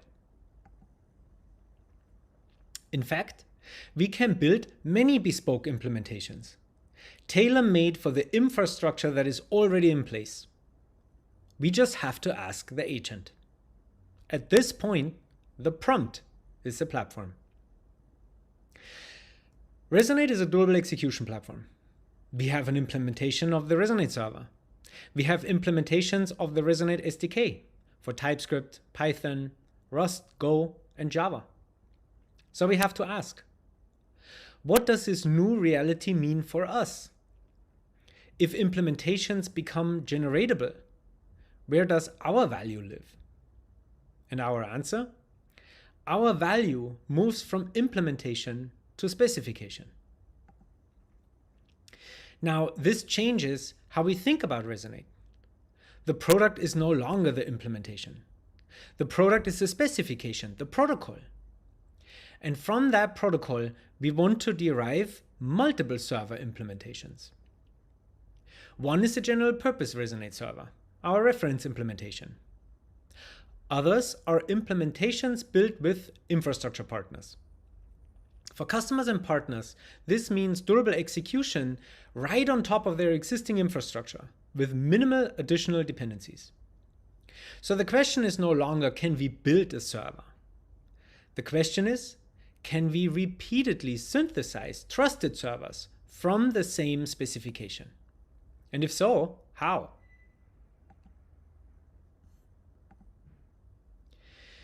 When we talk about agentic engineering, we focus all of our attention on verification. How do we know the result is correct? But today, I want to focus on the specification instead. And more importantly, how can agents participate in specifying the system, not just building or verifying it? Now, Resonate is partnering with multiple infrastructure providers to bring durable executions natively to their technology stack. One of them is Synadia, the company behind Nats.io, an open source messaging system designed for building modern distributed systems.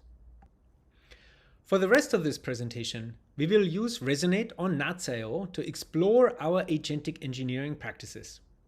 How do we go from specification to implementation? First, we need to level set our mental model. This picture is a common view of agentic coding. There's an agent, there's a specification, and then there's an implementation. And for many applications, that is enough. But it is not enough for what we are trying to do. Because we are not trying to generate one implementation from a specification. We are trying to generate multiple target-specific implementations from the specification. So the specification must not take any aspect of an implementation into account. The specification must not assume a concrete database schema or concrete indices. The specification must not even assume a relational database with tables and transactions at all. It must not assume a key value store. It must not assume weak consistency. It must not assume strong consistency. The specification must be abstract. Only the implementation must be concrete. So we ask the agent to follow the abstract specification and generate a concrete implementation. Specifically, at first, we ask the agent build a Resonate server in Rust on top of Postgres. And the agent failed. The gap between the abstract specification and the concrete implementation was too large. The agent generated a system that worked on the happy path. It passed the basic tests, but it was not correct. It broke under concurrency, it broke under process failure, it broke under network failure. The implementation was closer to a prototype, but not a production system. So we amended the process. Instead of asking the agent to jump directly from abstract spec to concrete implementation, we inserted an intermediary artifact, the concrete specification. That concrete specification was derived interactively with the agent, but the human was the main driver. For Postgres, that meant making target-specific decisions explicit. The data schema, the indices, the SQL queries, the transaction boundaries. Once those decisions were written down, the agent was indeed able to implement a production system. So this worked. But it also revealed the limitations. The agent helped us build the system, but the agent did not help us design the system. And if the specification is a reusable product, then that's not enough. Now, the next step is obvious.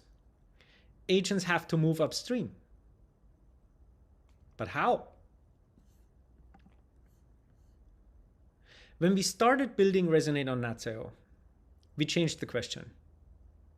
We did not ask, can the agent build the production system? Instead, we ask, What does the agent need in order to design the system first and build the system second? So we gave the agent access to a deterministic simulation environment. And we gave it a different task. Do not build the production system. Build a simulated implementation. The simulated implementation is not the product. It is executable design. Its purpose is to discover the correct algorithm under partial order, under partial failure. And once these algorithms are discovered, tested and verified in simulation, then we ask the agent to write the concrete specification. And only then do we ask the agent to write the production implementation. So the process becomes abstract specification, simulation implementation, concrete specification, and then concrete implementation. This is a point where the agent moves upstream. Humans are still involved in the design process, but now the agent is the driver. Two ingredients make this possible: minimalism and simplicity. Unfortunately, minimalism and simplicity are not the starting point. They are the finish line. We spent 3 years making the protocol smaller and simpler. Every time we ran into a problem, we asked, what can we take away? What abstraction can we erase? What property can we remove? What relationship can we break? The result is a very small protocol centered around two objects, a durable promise and a durable task. That simplicity matters because even simple concurrent distributed protocols have a complex state and behavior space. So in other terms, implementing even simple protocols on top of a few simple primitives is tough. Let's make this concrete with NATS. NATS gives us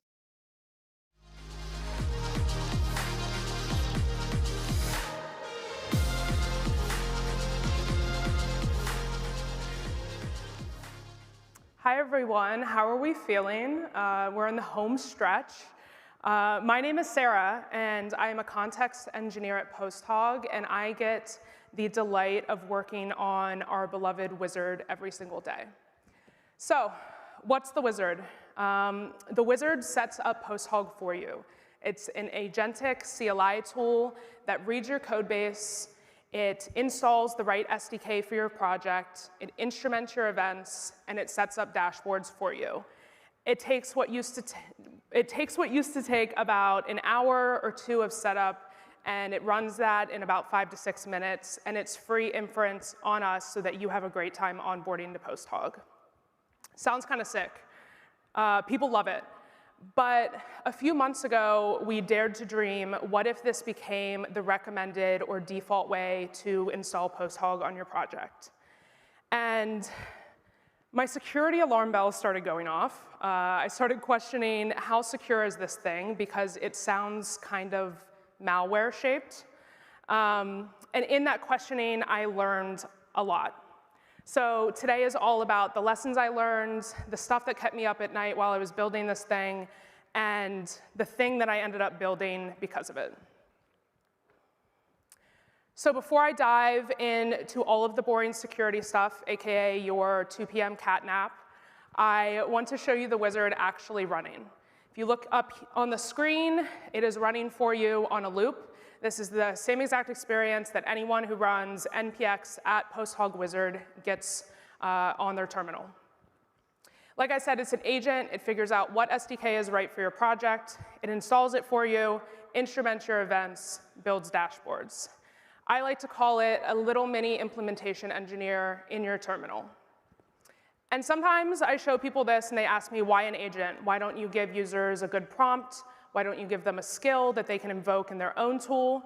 And while we do provide those things, the answer is because this developer experience and the capability of the wizard is the whole point. It's the whole product. Because we build a CLI tool that can fully take part in an agent loop, and experiencing that for the first time is really powerful. But you can't ship something like the wizard without shipping the stuff that makes the wizard kind of suspect.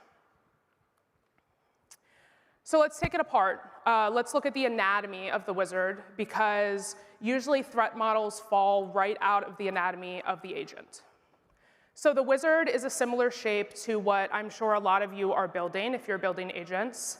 It's got models that we've picked for specific tasks. It's got prompts that steer it, and it's got a set of tools that we've handed it to get the job done. But it also has some pieces that are really specific to us. It has a context engine fully built in-house by my team. It's what allows the agent to do such a good job and give us similar results on every run. I like to call it the wizard's brain. Sometimes we call it markdown in a trench coat, but it's our in-house context engine. There's also a terminal UI that we built ourselves using Ink. And now there's a security scanner called the Warlock, which is what I built when I started snooping around and uncovering the horrors of shipping an agent to production. So if you take the anatomy of any agent that can run commands, it's basically what I like to call the malware starter pack, because it's almost exactly what you would hand a piece of malware if you were feeling generous or chaotic evil. Luckily, this is the worst case scenario or the nightmare fuel, and it's not a confession for me, it's a warning for all of you. Because if you want to ship an agent with hands, an agent that can run commands, you need to make sure that you do not build this. So the V0 of the wizard was born because Josh Snyder, if you know him on our growth team, was watching Cursor hallucinate post-hog setups in quite possibly the worst ways. And he thought, what if we built an agent that could do a better job? So my team started building on top of it as we validated that it did a much better job than Cursor hallucinating. And we thought, what if it could onboard anyone to post-hog? It doesn't matter what their framework is, what their stack is, instrument all their events without them having to touch a thing. And then we dared to dream, what if it was the default way to install post-hog? We were dreaming of thousands of developers running this a week, and yesterday we just hit 8,000 people running this a week. So our dream came true, but back in those days when we were dreaming, we had to take our security posture under a microscope and look at what was going on. So I took the ownership of that, and I sat down and evaluated where we stood. And early on, I'm talking like a year to 9 months ago, we had what I call layer 0 because it quite literally is not security. It is just prompts that suggest what the agent should do and steer it, and prompts are not security. So I was concerned there. Layer 1, it was an allow list, and when I started digging into this allow list, I started to feel a little bit better because it was pretty tightly bounded, but I still had a lot of concerns. And I started panicking because of that context engine that I told you about. We are feeding a lot of context into the agent at runtime. So I built this really hacky regex scanner to look for threat-shaped things going into the wizard and threat-shaped things coming out of the wizard. And I will admit that it was extremely hacky. But I'm telling all of you this very candidly because we are all building things that feel extremely experimental, and we are all building things super fast. And I know not all of us have security in our wheelhouse, and some of us are just learning it on the fly, like I was. But it's something we need to be thinking about when we are building things that have this shape. So that was our security posture, but I asked the question, are we cooked? Good news, we were less cooked than I thought, because when I mentioned earlier that allow list, it was pretty tightly bound. We had bash as deny by default. It could only install trusted packages that were vetted by us. It could build, it could type check, it could lint, and pretty much nothing else.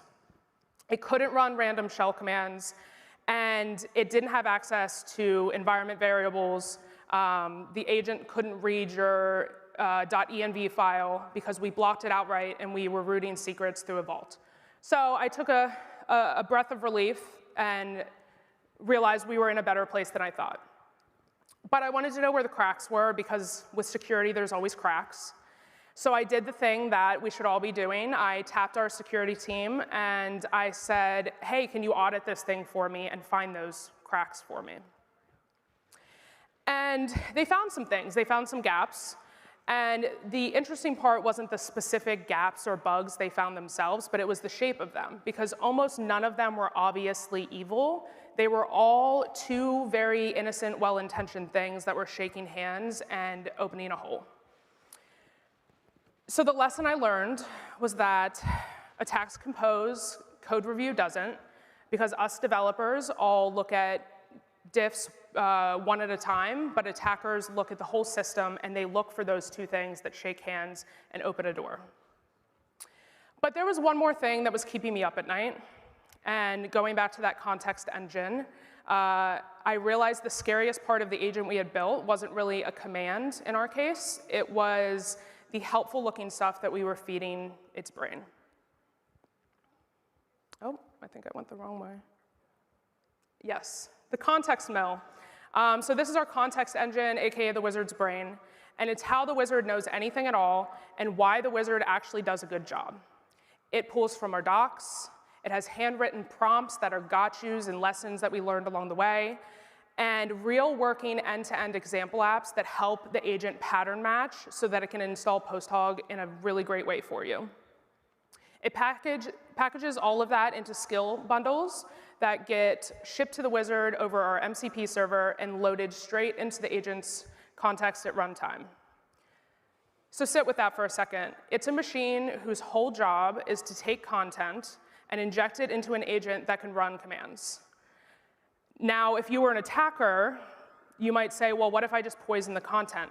Not the user's code base, not the agent itself, but the actual content. Say someone opens a pull request on one of our open source repos, because at Posthog we build everything in the open, and they inject something in a markdown file or a seemingly harmless code comment, and we have some sort of like LLM-powered code review going through that, and it says, looks good to me, and ignores it. We may have just shipped a prompt injection payload signed by us into an agent that is running on thousands of developers' machines in a sandbox, but still. So that was the threat that reshaped how I think about security and the wizard, because the dangerous input for us really could come from our own supply chain. So what I ended up doing is I started scanning content at both ends of this pipe. One, when a skill gets built and released, and again, when the wizard actually uses it. My methodology is catch it at the source, assume the source failed, and catch it again at the point of use. So now I get to introduce the Warlock to you. Building the Warlock was not necessarily damage control. Like I said, we had defense in other ways. But I built the Warlock because I didn't like telling people, well, this thing is like pretty locked down. That doesn't scale. That's not something you want to ship to production. That's not something that you want thousands of developers running every single day. Because when you ship something to that scale, you have way more surface, way more users, way more content flowing in as you expand the capability of the wizard, and we're probably fine, just stops being good enough. So I pulled that hacky little regex scanner that I threw in there, pulled it out of the wizard, and I made a standalone thing. I called it the Warlock because everything wizard shape needs a bodyguard. And it does exactly one job. You hand it a string, it hands you back a list of findings. Each of those findings has a category, a severity, and a recommended action, and then it stops. I want you to focus on recommended here, because the Warlock detects, it does not act. It'll tell you, hey, this looks like exfiltration, it's critical, I would block it. But what you actually do with that finding is completely up to you. Because detecting a problem is one job, and deciding what to do about that problem is a totally different job. And the only thing that keeps all of this understandable is keeping those two things separate. So underneath the hood of the Warlock, instead of my hand-rolled regexes, the rules run on Yara, which is the pattern that engine malware researchers have been using for like 15 plus years. It's fully deterministic, it's the same input, same output every single time, it's boring on purpose, and in security, boring is a feature. So what does the Warlock actually catch in the wild today? A bunch of different stuff, but two of these are an absolute like nuisance to my soul. The first thing is actually not a rule-shaped thing. It was something that the Warlock flagged that was actually a sub-agent behavior that exposed a vulnerability to us based off of what sub-agents were doing. So basically, we were spinning up agents to do large tasks. They were spawning sub-agents, and those sub-agents were trying to get around the guardrails that we had implemented in the wizard, and they were trying to invent secrets. They were trying to pull secrets from quite literally anywhere in the code base, and we shut it down. We said, no more sub-agents. And because of the Warlock, we caught that. And I'll empathize with the robot. The robot had a task to do, and it was trying to optimize and please us, but we can't have that. And something else at PostHog that really matters to us is PII. Agents genuinely do not care about exposing data unless you make explicit rules. Left alone, we watched it dump emails, phone numbers straight into events, and to an agent that looks like a totally normal thing to capture. And luckily for prompt injection specifically, I'm gonna knock on wood here, we have basically never caught an actual malicious prompt injection in the wild, but we do catch a ton of false positives, things like our demo login screens, copy on our example apps, things in our docs. And it's actually made me rethink how I build applications and how I write docs, because I don't want to ship anything that looks threat-shaped. But the false positives are honestly the perfect setup for the messiest, most interesting part of this whole thing. So this is the part that I wrestled with. I spent this whole talk preaching deterministic to all of you, and then I went and I added an LLM layer to help sort my false positives and silence some of the noise, and I call it triage. When I was building this triage layer, I had to make a choice. Should the layer be a bouncer, or should the layer be an advisor? And the easiest choice probably could have been make the LLM the bouncer. Show it the command, ask it, is this an attack, block, allow, and just do whatever it says. And while that's tempting because it seems easier, I can't bet my security model on a coin flip because my model's having a bad day or something happened and it's acting different today than it did yesterday. So instead of the bouncer, I crafted the model to be the advisor. And this was the clean line that I found, and a line that I'm still exploring, but I want to leave all of you with. For us, detection and enforcement stay deterministic and mechanical. If a rule matches, the gate locks, the session ends, and there is no model anywhere on that path. The block happens before we even ask the LLM's opinion. The LLM only gets to weigh in afterwards if we have not blocked something. It's designed to remove noise. It is not designed to let things through. And if it fails closed, so if the model is having a bad day, all wizard runs are killed. Sorry, but we're just protecting you. Enforcement is the part that you bet the house on, so it has to be deterministic, but judgment is the part that adds nuance. So that's really the only place that you can put anything probabilistic in there. So how do we ship real rules for agents? This is the anatomy of one of our Warlock rules, and every Warlock rule has 4 parts. Part 1 is the metadata. It's plain English description, severity, category, action, direction. Is this flowing into the agent? Is this something the agent is writing? Then we have the strings. So these are the actual patterns that you're looking for. And part 3 is the condition. So this is where the rule is actually allowed to fire. I'll walk through this example for you, and we can pretend like we're writing it in our head. Prompt injection being like the classic ignore all previous instructions. Your first instinct here is probably to block the word ignore, but agents read code all day, and ignore can show up in code comments or examples all the time.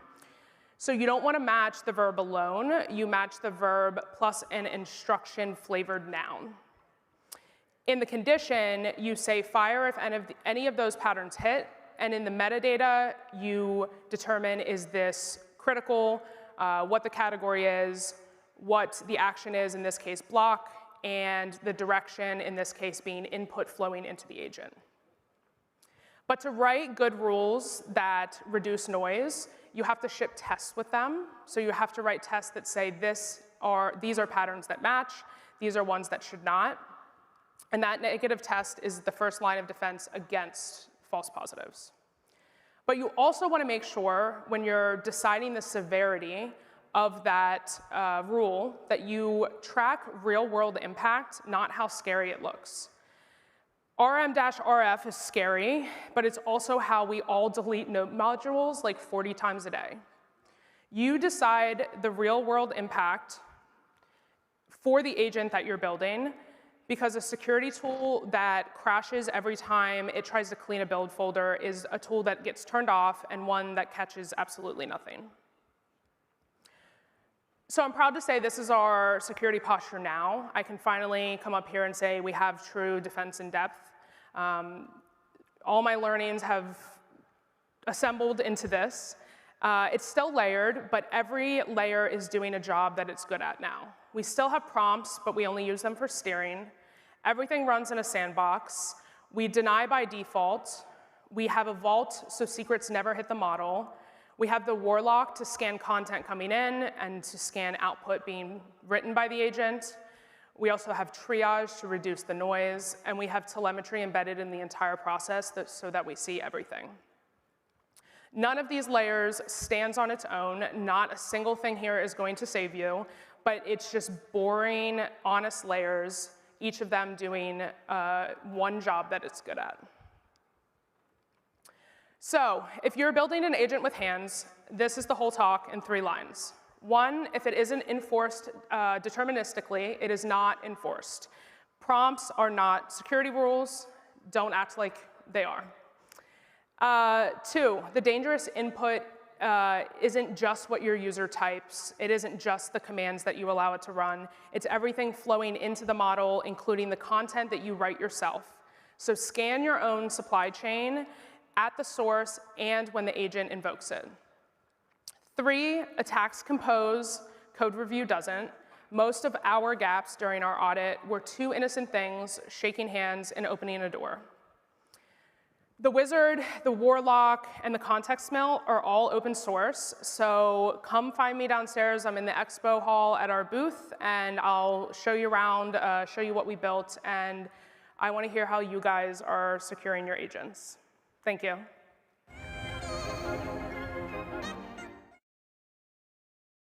Welcome to the online track, Turbocharge Your Agents Retrieval with TurboCont. My name is Shashi. I'm a founder of Super Agentic AI. Today, we will see how you can cut memory cost of agent retrieval 5 times without breaking your search. So let's get into it. Before we start the talk, let's try to see what problem we're trying to solve. If you have used any coding agent or general purpose agent, you might see that as contexts grow, the performance degrades. And it is usually because of the KV cache. If you don't know KV cache, think about like the history of your conversation. If you have used the cloud-based models, you probably have not encountered this issue because they handle all the KV cache by themselves. But if you ever tried loading the model on your own device, then you might have seen this issue by yourself. You need to load your model, and then you also need to load your context, and the KV cache grows as your context grows. And if you push the context far enough, your KV cache might get bigger than model size. So if you're using the Mac devices, it gets even worse because your vector index all fight over one shared pool of RAM. So basically one thing is clear, that your embeddings are using far more memory than they need to. So by default, it uses the full precision, like 32 bits, but search might just need 3 or 4 bits. That means you are wasting the 5 times memory on your retrieval. So before TurboCount, people used different methods to solve this problem. So one of them is a quantization. So quantization allows you to quantize your model into 4-bit, 8 bits. That allows the model fits into your memory, model get compressed and fit into your memory. Next thing you've probably seen in coding agent is a context compaction. So when you reach to the end of the context, your context get compacted and it's summarized for the next session. Some people use a small embeddings, some use offloading of the CPU or disk. But each of this has a trade-off. You have to compromise your quality, speed, or you probably need a special hardware to do that. That's where the TurboCount comes in the picture. So let's see what's the TurboCount. So TurboCount paper released by the Google research team at ICLR 2026 conference. It is basically a compression algorithm that stores embeddings in KV cache in 3 to 4 bits instead of 32 bits. And that's it. Behind the scene, it uses the two techniques. One is polar count, it's another algorithm, and next one is a QJL. So polar count is basically the compress the vector, and the QJL fixes any error that has been remaining. So as you can see, there's full paper on this topic.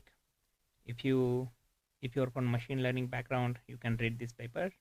But if you're from the software background, you might find this paper pretty technical and mathematical.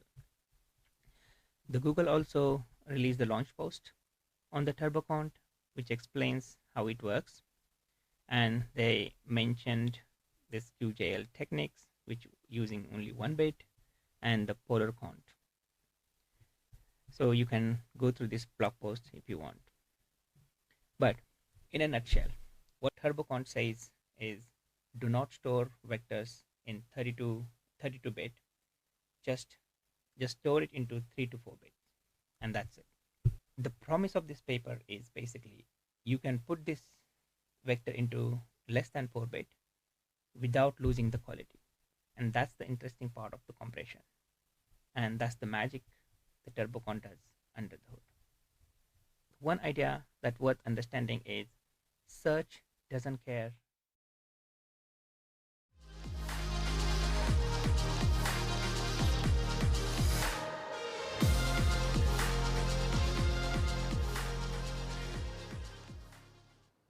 Everyone, are we having fun?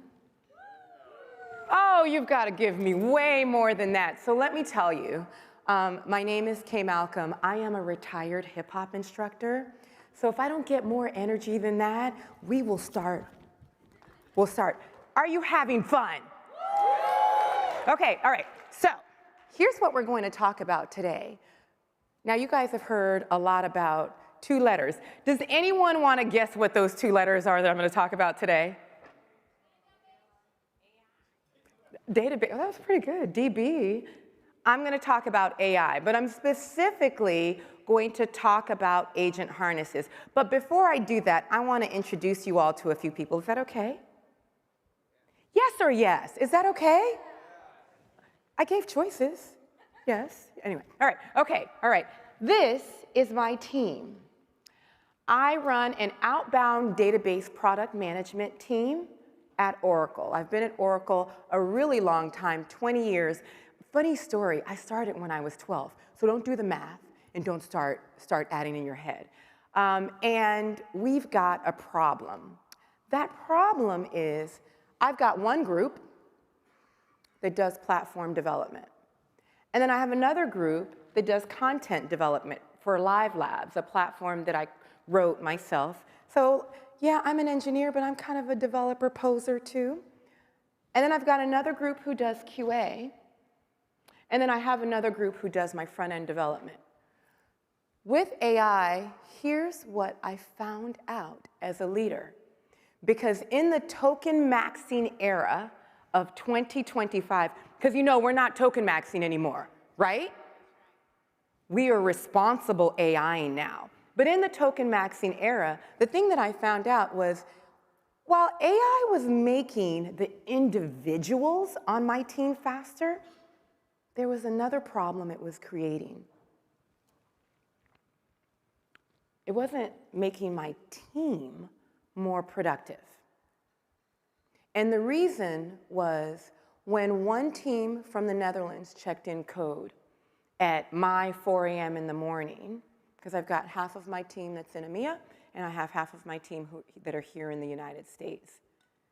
They checked in the code, but they didn't check in their context from Codex. We use Codex at Oracle. So then when the US team woke up, they got the code, but no information about the context. So we used AI to solve a problem that AI created. And here's what we did. Oh, well, let me talk about this first. So some of the issues, the context, like I said, wasn't shared. GitHub wasn't tracking that. I had repositories that were diverging. And I was asking the managers who work for me, what's happening to your teams? Why are we not going faster? We're spending all of this money on tokens. We're spending all this money on AI, yet something is missing because we're still spending time doing testing and validation. So our net wasn't really working for us because Git records the code and not human intent. So it's a problem.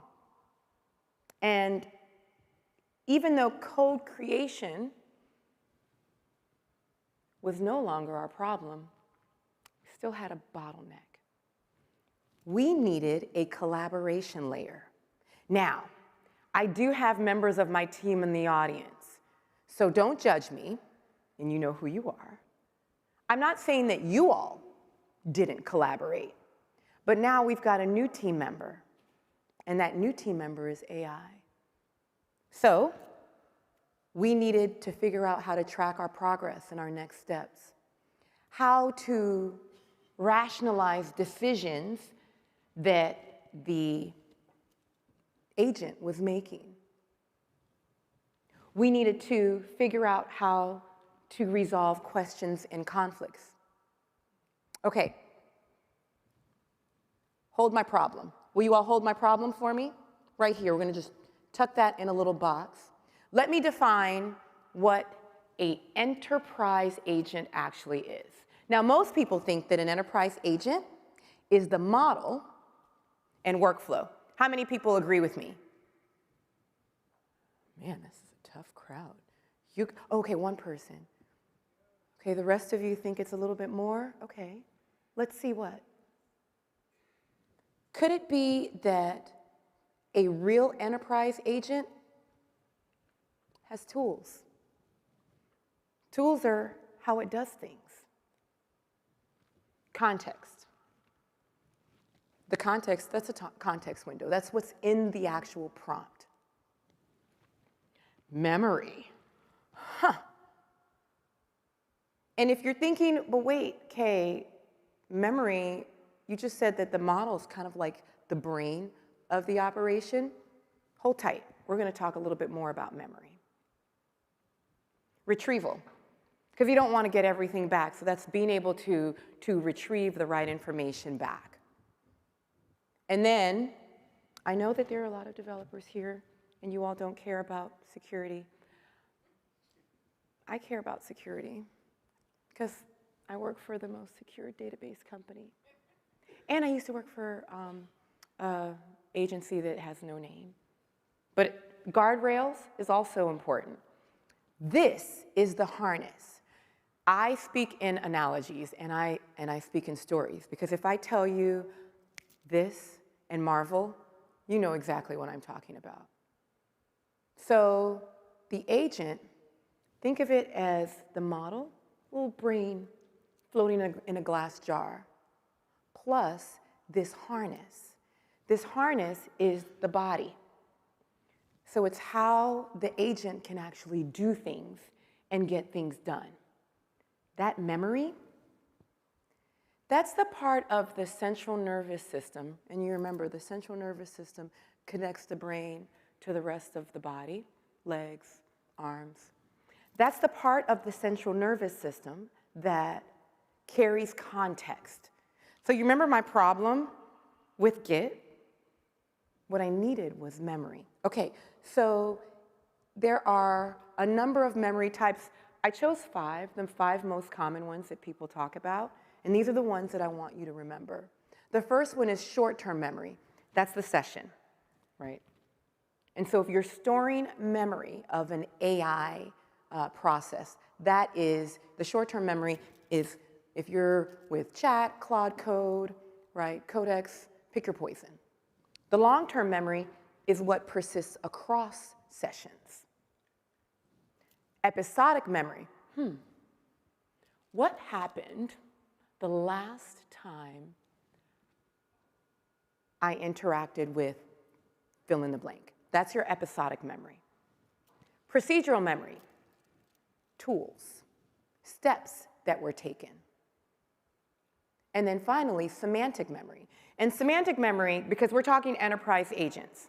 We're not talking the agent that I built, Sasha Fierce, because remember I told you guys that I'm a dancer, so of course my chief of staff is going to be called Sasha Fierce because that was Beyonce. Any Beyonce fans? Okay, I'm sorry. All right, we gotta focus. Okay, so these are the memory types. Now, when you're defining this real enterprise agent in this memory, there's something you need to consider, where to store it. And so I'm going to tell you guys a story. But when I tell you the story, you have to promise me that you're not going to judge me. Do you promise? Do you promise? You're not recording me, right? Because this doesn't paint me in a good light. Okay, all right, the world of data was one simple. I've been at Oracle a long time, but I came from a customer. That customer's name was Southern Company. It was a power company. I'm based out of Atlanta.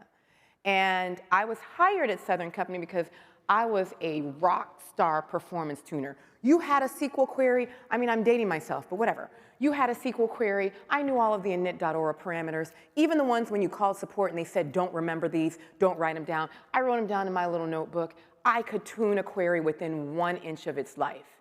Then one of you came to my desk because, I mean, the world was rows and columns. It was a great time back in my Al Bundy days.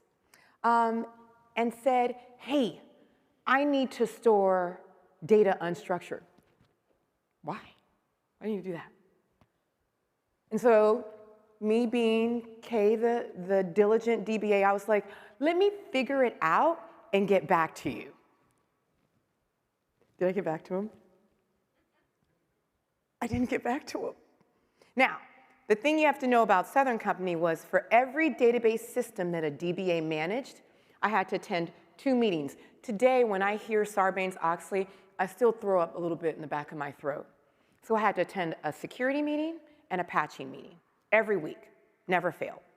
Now, because this developer installed a database that was specialized for unstructured. Okay, there are really smart people in the room. How many meetings am I going to now?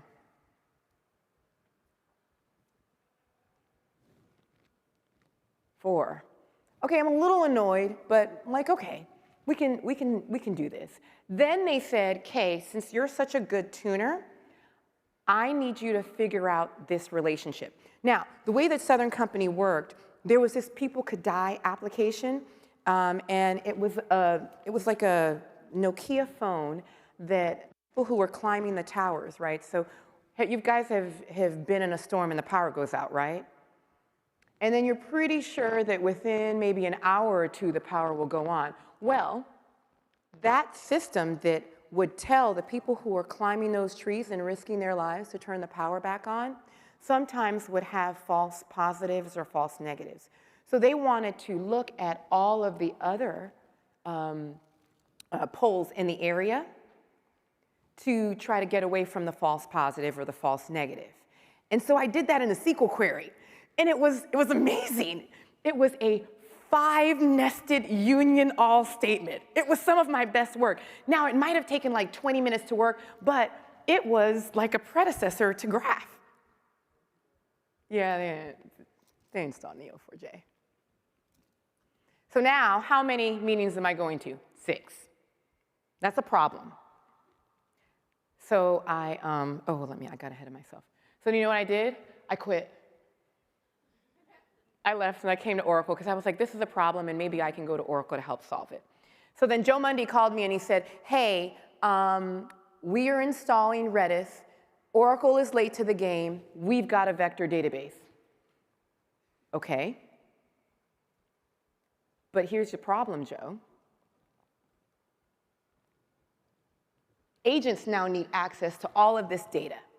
So if data is in an Oracle database, if then it's also in an unstructured JSON database, if it's in a graph database, and it's in a vector database, where is your single source of the truth? The agent has to figure that out. Sometimes it'll get it right. Most times it'll get it wrong, and it's going to burn up a whole bunch of tokens. And so now, if you want to store your memory somewhere, you can store it in a file system. You can store it in Claude or ChatGPT, because we all know about the memory.md file. But that's going to be a problem. Now, I want to illustrate this. I need 4 volunteers. I can see you. Raise your hand. 1, 2. OK, I can't. Maybe I can. 3. I need a 4th. 4th in the back. OK, 4th in the back. You are going to be our old reliable. You're going to be a relational database. Yes or yes? You got your, so you have your assignment? OK, and then there was someone here.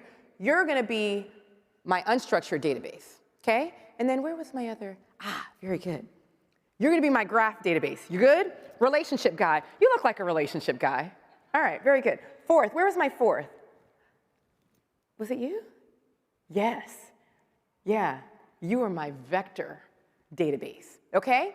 Now, everybody be really, really quiet. For my 4 volunteers, I need you all, I'm going to say something to you, and I need you all to decide how you're going to store it and who's going to have the single source of the truth. You can't get up from your seats, and you have to whisper, because if you talk loud, that's 5 extra tokens for you. Yes? OK, are we ready? All right. The cow jumped over the moon. Go. Doesn't really work, does it? That's a problem. OK.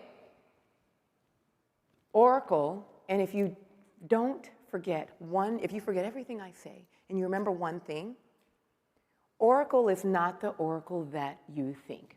That is why I am here today.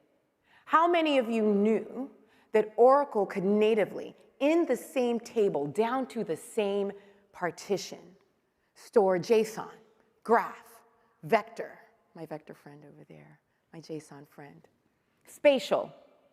You want your memory to be immutable? Blockchain, in the same database. Raise your hand.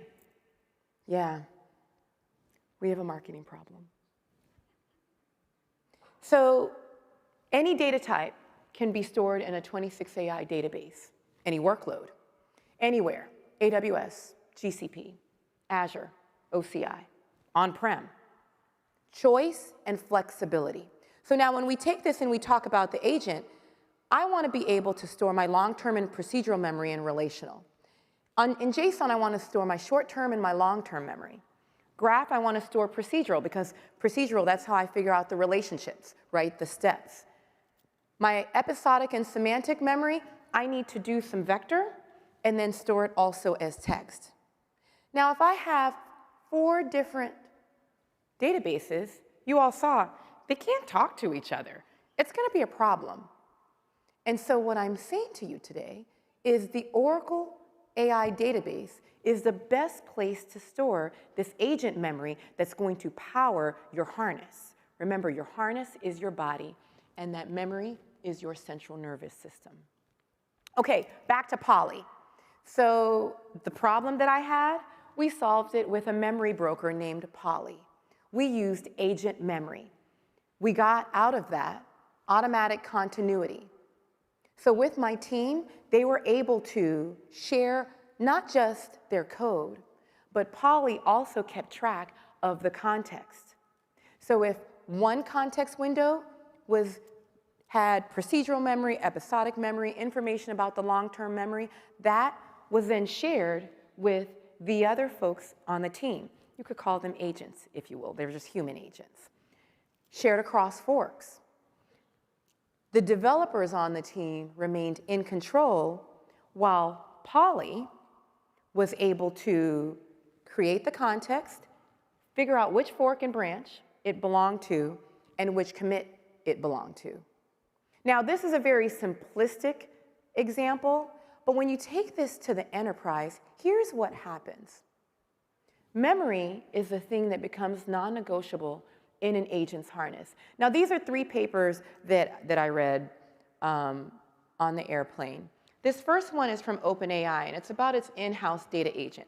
And the thing that it says is, it is saying that its in-house data agent actually needs memory. Memory was crucially important to ensure that its agent was able to filter correctly instead of trying to string match.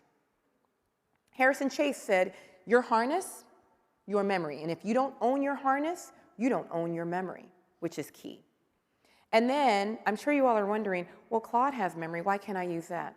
Well, it's kind of like file system memory, and it works with 1, but just like in my example, when you scale past 1, and you're gonna scale past 1 in the enterprise, it creates a problem. So, Oracle has a Oracle Agent Memory package. Pip install Oracle Agent Memory, you get access to it, and this memory is, this SDK that we have, is the thing that will hold your live conversations, your memories, your facts, and figure out what is worth keeping. So if we look at Polly, now Kevin can share his context with Polly, our memory broker. We use the Oracle Agent Memory SDK. It's stored in an Oracle Autonomous Database. We can use the LLM of our choice, or we can use a local model through the Oracle Private AI Services container. And then Linda, who's actually sitting right here, can interact and work with Kevin, no issues. So yes, AI makes individuals faster. Shared memory on an Oracle AI database makes teams faster. So I don't want you all to compromise. In the age of AI, what 26AI does is you can choose and pick what's best. For agent memory, file system stored in a database file system or in the database. If you need to do data modeling, you've got JSON, you've got relational, we've got choice. Okay, I've got some goodies for you. The Oracle AI Developer Hub, that's where you guys can get coding materials, the applications, what I talked about today, livelabs.oracle.com. If you've done any of our workshops today, that happens to be something that I wrote myself about 6 years ago and 40 million users ago. Spend my OCI tenancy money, kick the tires on any Oracle technology for 6 hours, 12 hours, however long you need. And then I'm giving you all a Mac Mini. No, I'm just kidding. I'm giving you an OCI Mini. So I don't know if you knew, but there's an always free OCI. It is the most generous of any of the hyperscalers, where you can get a free Oracle database, free compute. You can send 3,000 emails a month, 200 gig in storage. And if you click on that, you can get access to it. Or just search Google for Oracle Cloud, always free. Connect with me. If you build something, will you all message me and let me know? Yes or yes? Thank you.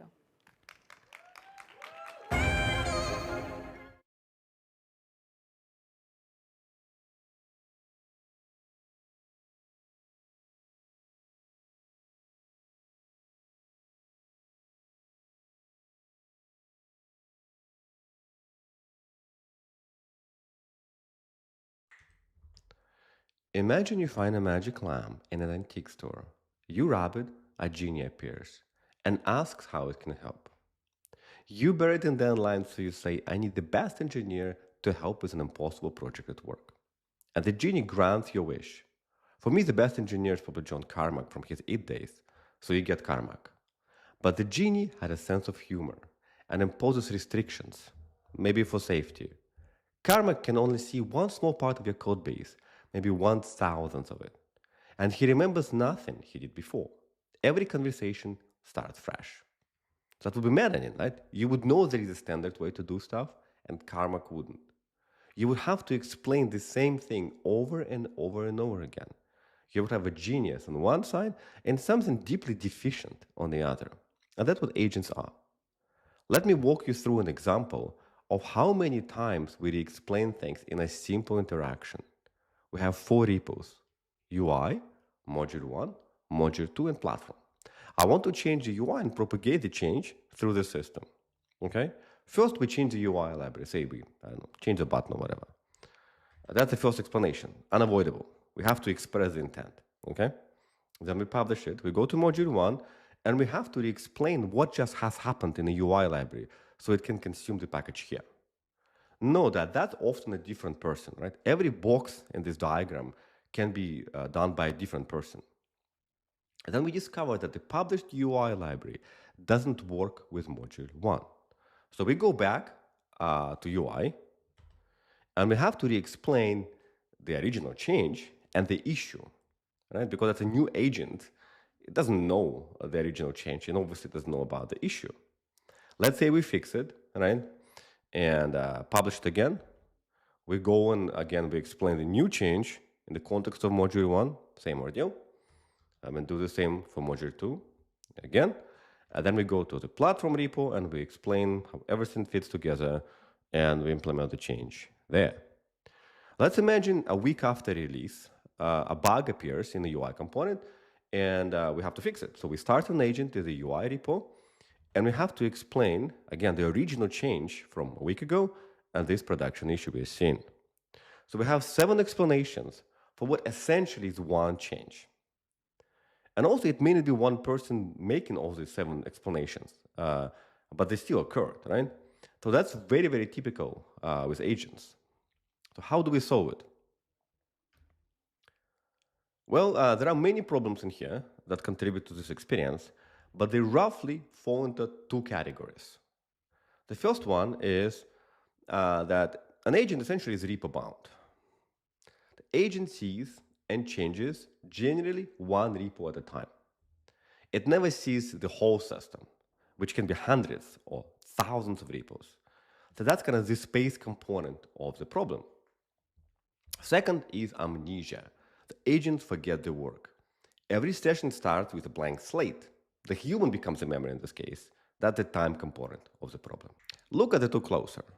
Take the repo boundary first. Without a model of how repos fit together, the agent leans on the human to do the research. It can't align the code with the rest of the system. It couldn't align the UI change with Module 1. The human didn't explain it, so a bad version shipped. It can't reliably reference best practices and standards either, because those often live in other repos. Writing is even worse. The agent writes to one repo at a time. It means it can't validate changes downstream.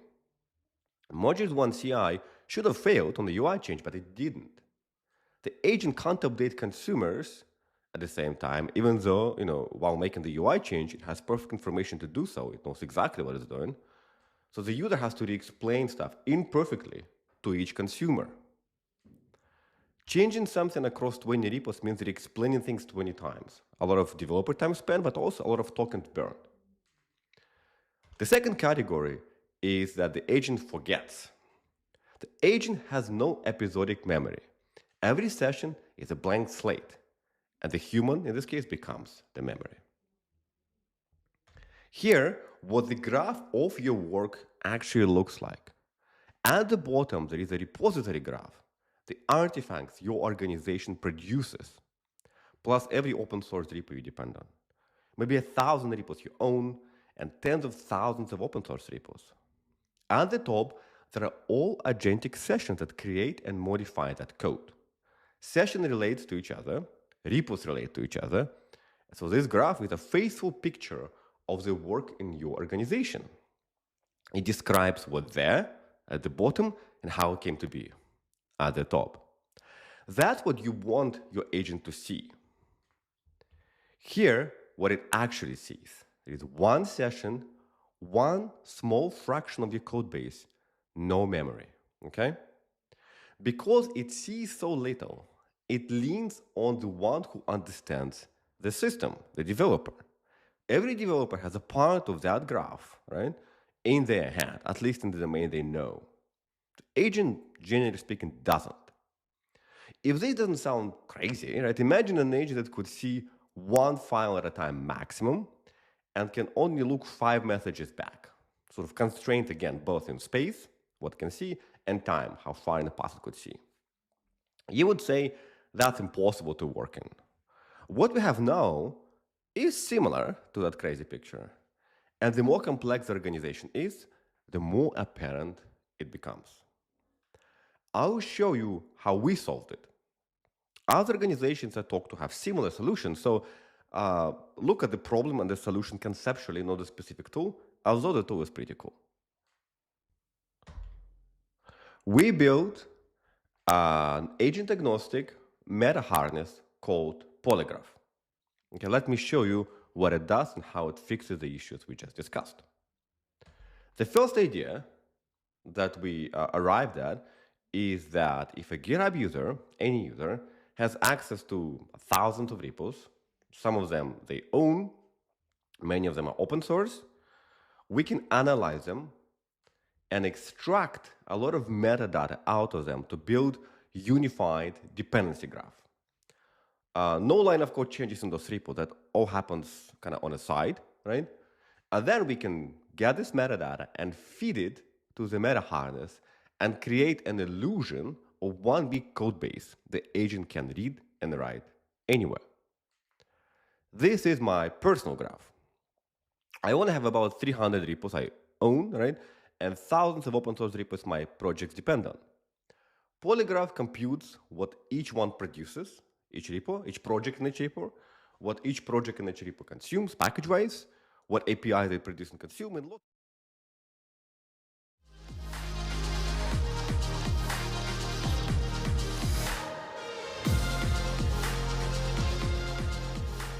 Hey everyone, thanks for coming.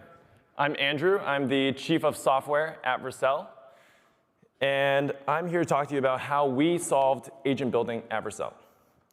I'm the Chief of Software, so I work on a mix of internal engineering, external experimentation, and generally being at the frontier and building new libraries, frameworks, and technologies.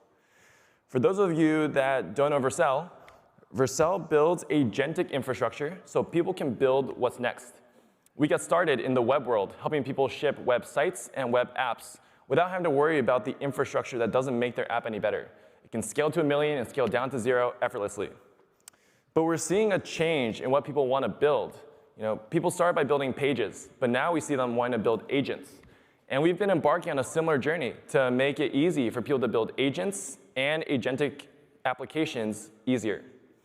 We built this thing called the AI SDK. So instead of needing to switch out 300, 400 lines of provider-specific code, you just need to switch out 1 line of code, and we have the same model interface underlyingly for all these different providers.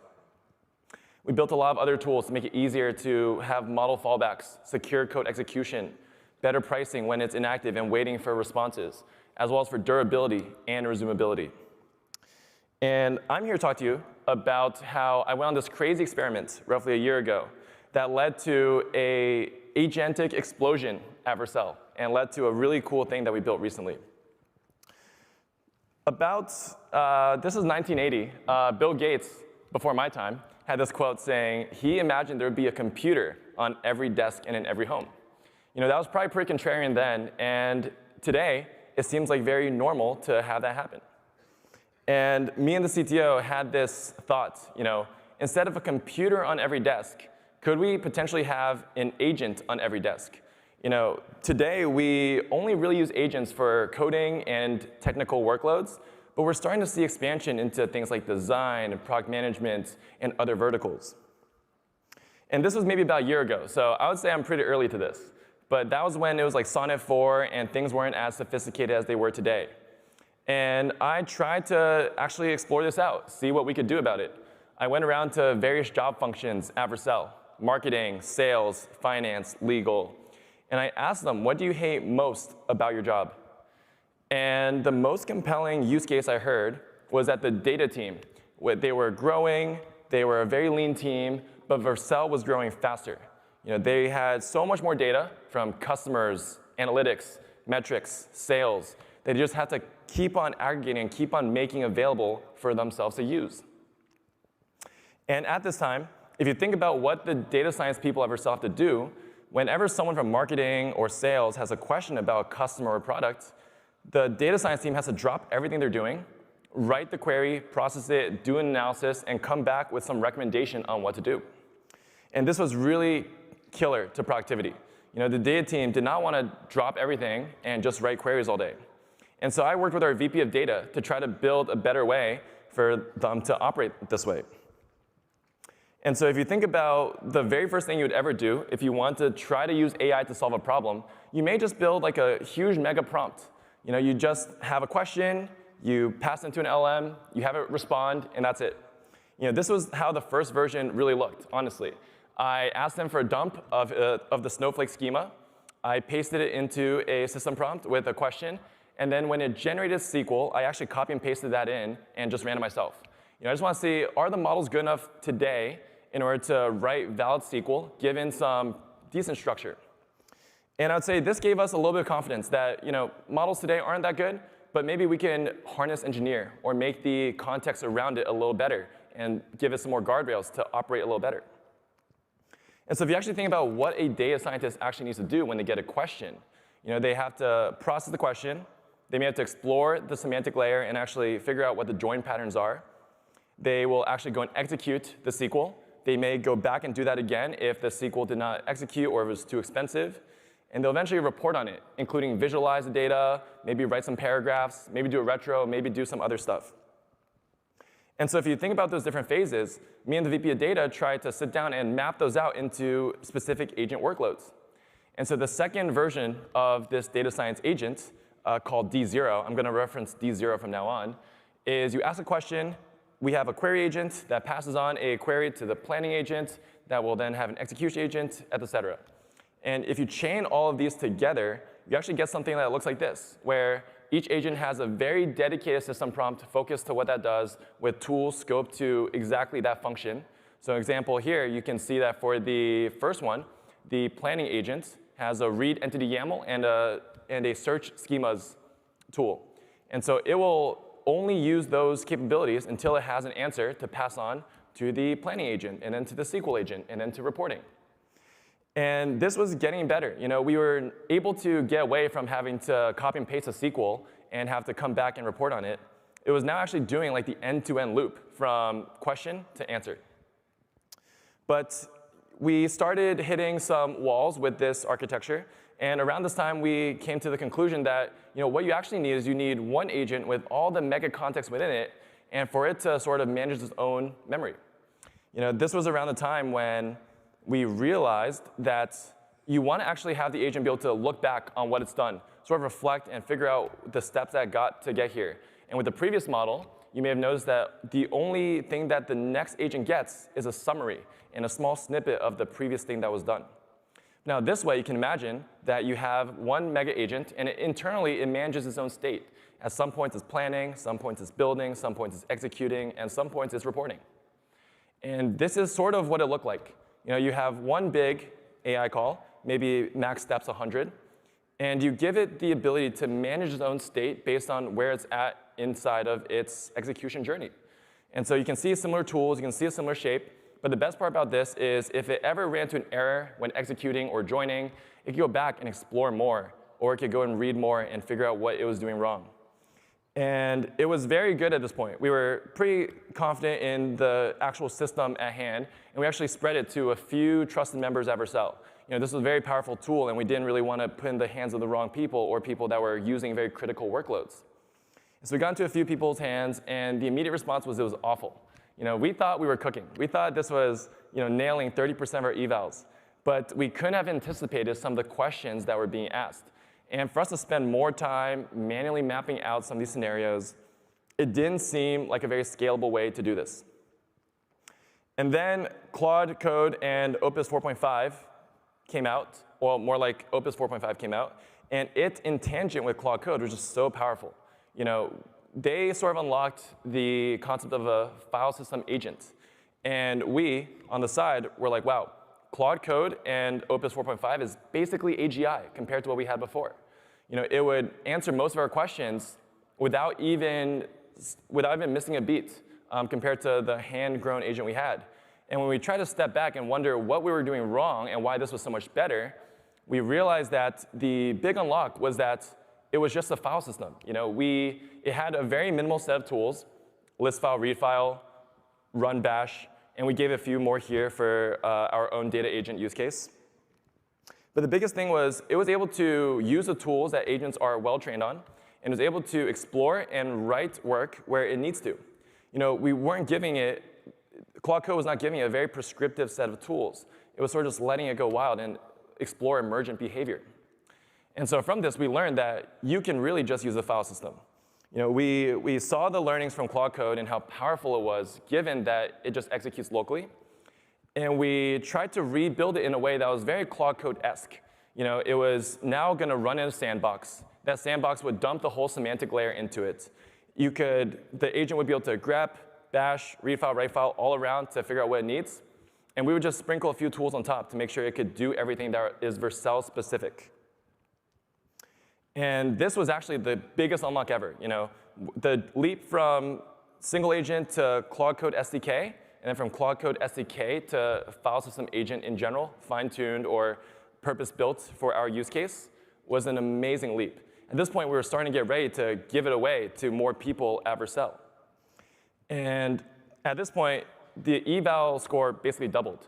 And I wrote this. This is basically how it looks. It's very simple. You just give it a bash tool. We have a nice helper called bash tool on NPM. And you attach it to a sandbox. And you can attach files to the sandbox for it to read, write, and execute. And after this revelation, and after I saw that we were passing so many of the questions that we failed to do before, I wrote this banger blog post. It's actually up today. And the week that I wrote this, it was responsible for 70% of our Vercel.com traffic. So you know it's a banger. And after that, the next logical step was that we want to figure out the common use cases we had. So by then, we've already sort of let it leash on all of Vercel. And we were getting thousands of queries a day from people wanting everything from customer metrics, sales metrics, number metrics, NPM downloads. And it turns out that a lot of these queries are actually the same in shape. You know, there's only so many ways you could do an aggregation, only so many ways you can look up a product, only so many ways you can do billing info. And so we actually have a recurring job that takes the most recent queries and tries to distill them into a skill. And right now, we have roughly 100 skills that do a mix of aggregation all the way through looking up specific data about certain people. And we found this very effective because if you think about every new agent run, it sort of just starts from nothing. You know, there's really no pre-established context besides the semantic layer and the system prompt. But with a skill, it already starts off with a lot of contextual knowledge that has otherwise already been done.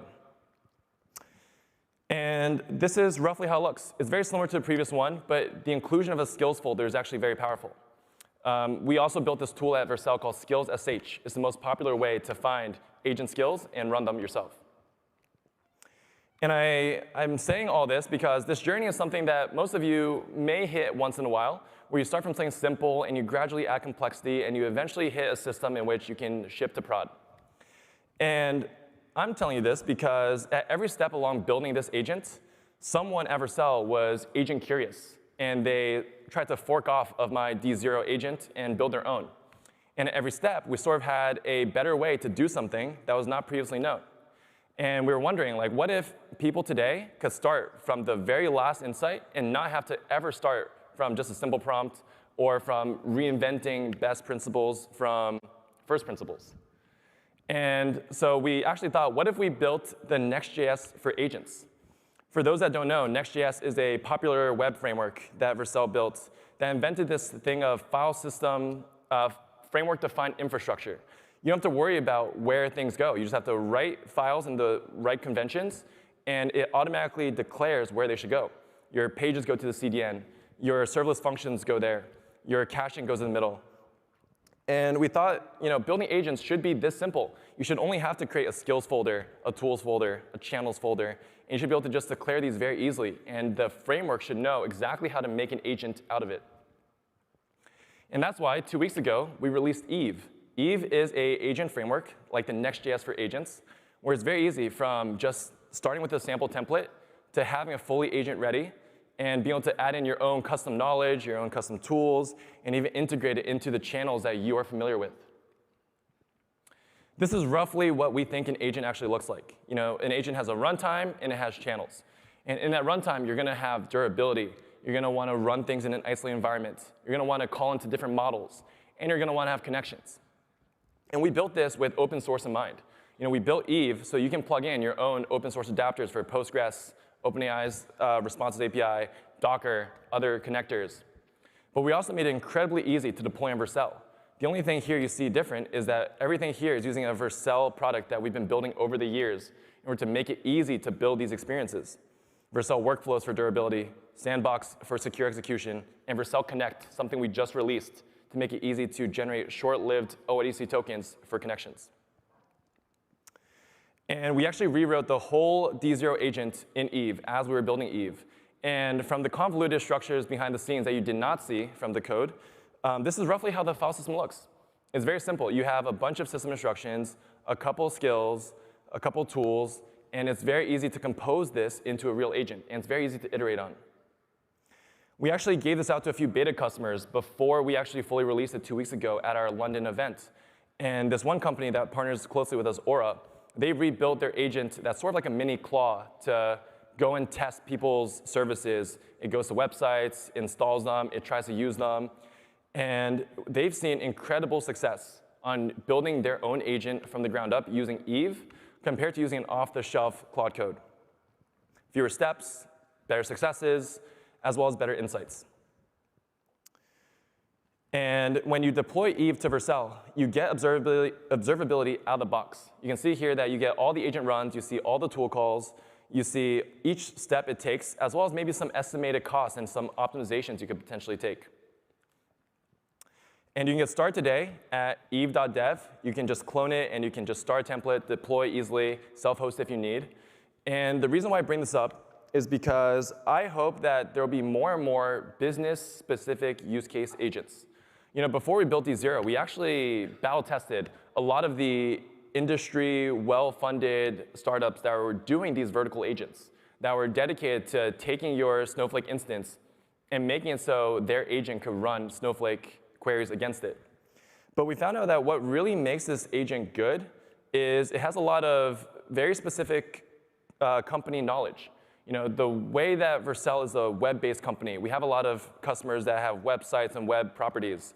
That goes a lot deeper into when you should query for what and what things link to what. And so a lot of these off-the-shelf agents, they're great, they're good to try, but I think if you really want to get the most juice out of a squeeze, you should really try to build your own agent and add in as much company-specific knowledge as you can.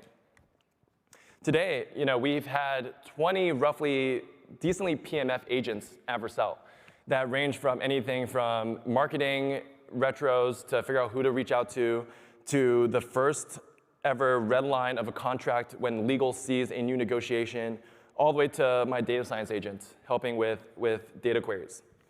And that goes to show that we at Vercel have been very agent-pilled. All of this stuff is actually saving us a lot of time. The data team has never been more productive. They have more time to go and improve the performance of Snowflake, to add new data sources that were missing, to fill in the gaps that they previously did not have time to because they were so busy writing queries. And I think it's never been easier for you at your big, small, medium-sized company to sort of automate away some of the things that you do not want to do or some of the things that you're spending too much time doing. I think a lot of HR, finance, sales can be somewhat automated with agents, and I think Eve is the best way to build said agents today. And these are my socials. Thank you all for coming and listening. I'm Andrew, and I'll be around if you want to chat outside.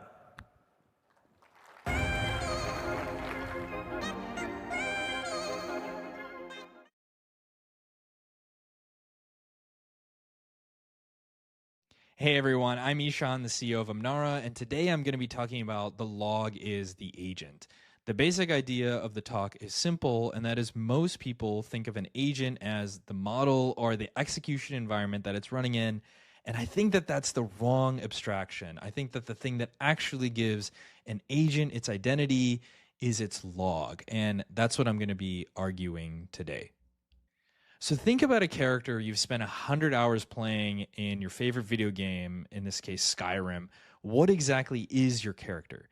Is it the game engine? Is it the PlayStation? Is it the controller?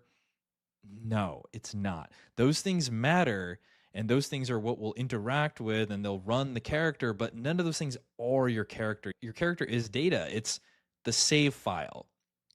And this is important because if your PlayStation bursts into flames, your character isn't gone. You can buy another PlayStation, you can download your save file from the cloud, and you can resume exactly where they were. And that's because the agent and its identity and history and its state is all captured in its data. The character lives in the data. And this is the framing that I want to bring to agents.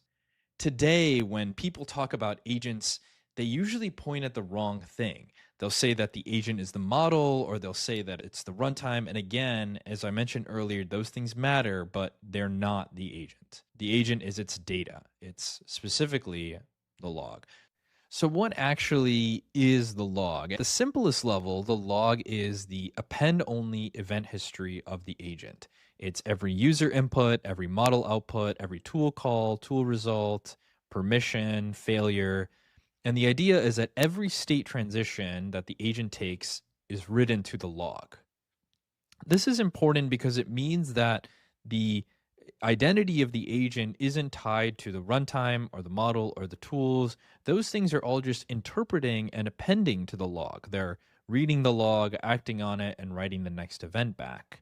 And that's important because then just using the log on its own is enough to resume the agent. Once you define the agent as the log, the rest of the system becomes a whole lot easier to reason about because every operation is either reading from or appending to the log. The model is reading from the log and then determining the next action. The tool runner is then executing that action, and then it's appending that result. And this is all operating in a loop. Everything coordinates itself around the log. In practice, a simplified loop can look something like this. You can reconstruct the state from the log. You can pass that state to the model. The model can propose the next step and then append that response to the log. If the response asks for a tool, you can run that tool and also append that response to the log, and then you can repeat. The important insight is not that this loop is complicated. The important insight is that the loop is disposable. A worker can claim the session, read the log, advance the agent one step, write the result, and then just completely disappear. And then that means that any other worker can pick it up later. This pattern should feel familiar. Databases had to learn this first. For years, databases looked like these non-transparent systems that were hard to reason about with tables and indexes and materialized views. But underneath every serious database is a log. And that log is the durable sequence of changes. Everything else is a view. I think agents need the same inversion. Today, agents are treated as, again, these complicated systems that are opaque and they're filled with models and prompts and tool calls. But for the durable session, the log should be primary. The context that gets fed into the model is a projection of that log. The UI that gets rendered on top is a projection of that log. Debugging and traceability is a projection. Auditing is a projection. Compaction is also a projection, which we'll talk about. But the log itself is not a projection. The log is the durable history that all of these projections can come from. Now, there are two objections to the log as the agent that are worth discussing, so I'm going to talk about them now. Now, let's start with compaction. A log can grow indefinitely, but a model's view of it can't. Context windows are finite, so eventually you do need to compact the log into a smaller representation that the model can reason about. But the important point is that this compaction is not magic, and it doesn't break the claim that the log is the agent. Compaction is lossy. A compacted summary is not going to perfectly reproduce the state of the agent in a smaller form. It's actually going to throw information away. The point is the full log is the record, and a compaction is just one projection of it. Just like how a materialized view is not the database, or a summary of a conversation is not the conversation, if you keep the raw log, you can always generate new projections from it. But if you throw away the raw log and keep only the compaction, you've effectively lost part of the agent. So it's cleanest to treat compaction as a best effort, lossy fork, one that you can resume as a new log. The second objection is, what about tools that change state outside of the log? And that's true. An agent can edit a file, it can create a GitHub issue, it can send an email, so clearly there is state outside of the log.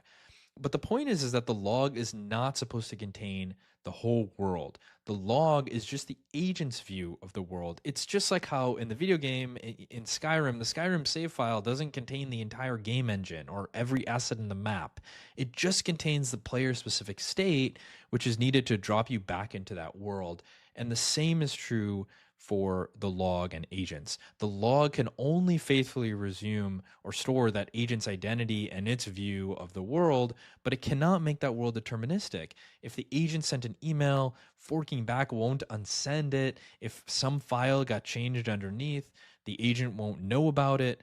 But the log's job is to record what the agent did, what it saw, what changed, and what it needs to continue.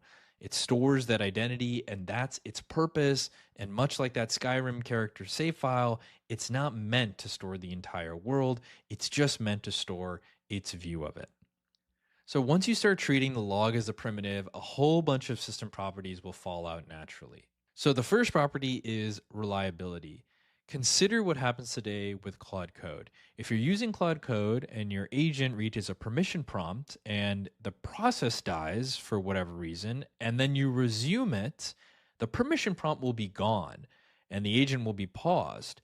And that is unacceptable in production. The permission prompt should stay there. So this is just a sign of when you architect your agent in a way where the log isn't the agent. When the log is the agent.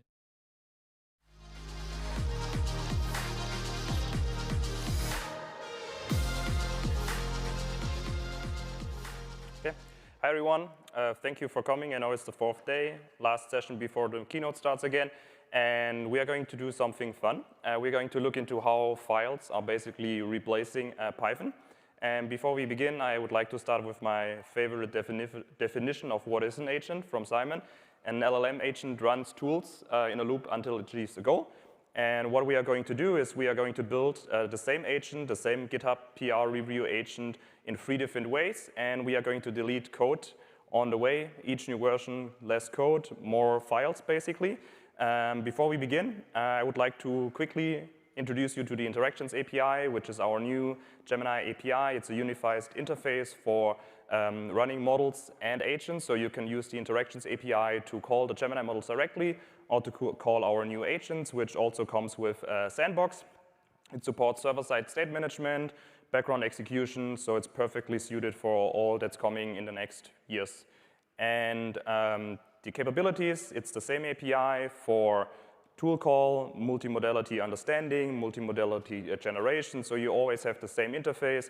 Might look very familiar if you're using other LLM applications. We really try to build something for developers which you like to use to build, and that's something we are going to do. So something a little bit different in the Interactions API to other LLM applications or APIs is that we moved away from this turn-based conversation history to steps. So until, I would say, a few months ago, most of the applications were really turn-based. Normally, you had a user input and then a model output, a user input, a model output, which definitely works for a normal chat application. But as soon as you start to build agents, use reasoning model, we have more than just a user role and a model role, right? So we have like different inputs, we have different types, we have reasoning. So we decided to like make a cut, make a change, and build something really for agents, and that's what you see on the flat steps timeline on the right, where you have a user input, then you have reasoning, you have a function call, you have a function result, and you no longer need to like abuse the user role for passing back data from an environment.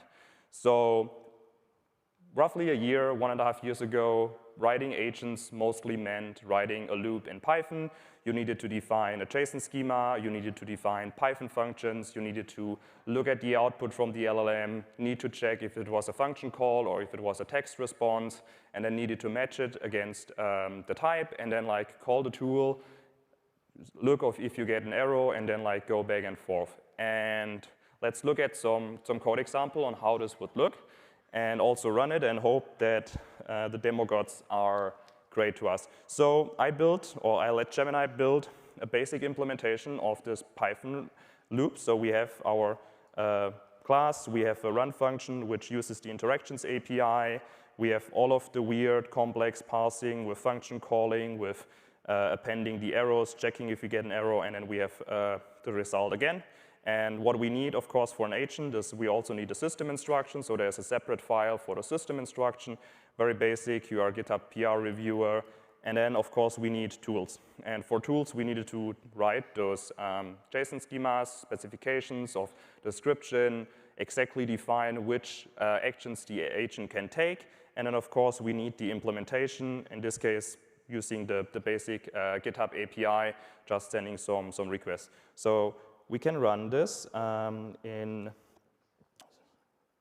and basically the main implementation is a very simple input interface, and we can say something like hello, and yes, we get back, hey, I'm an agent, and then we ask it to review a pull request on the Gemini skills repository, and what we should see is like the agent should hopefully start soon sending function calls, function results, function calls, function results, but it's very limited to, great, it works, very limited to the tools we define. So if we ask the agent to do something which it does not have the capabilities to, it just says, hey, I cannot do this, which is unfortunate, but that's how we were building agents. Raw Python code, a lot of files, a lot of things which can go wrong, a lot of code to manage.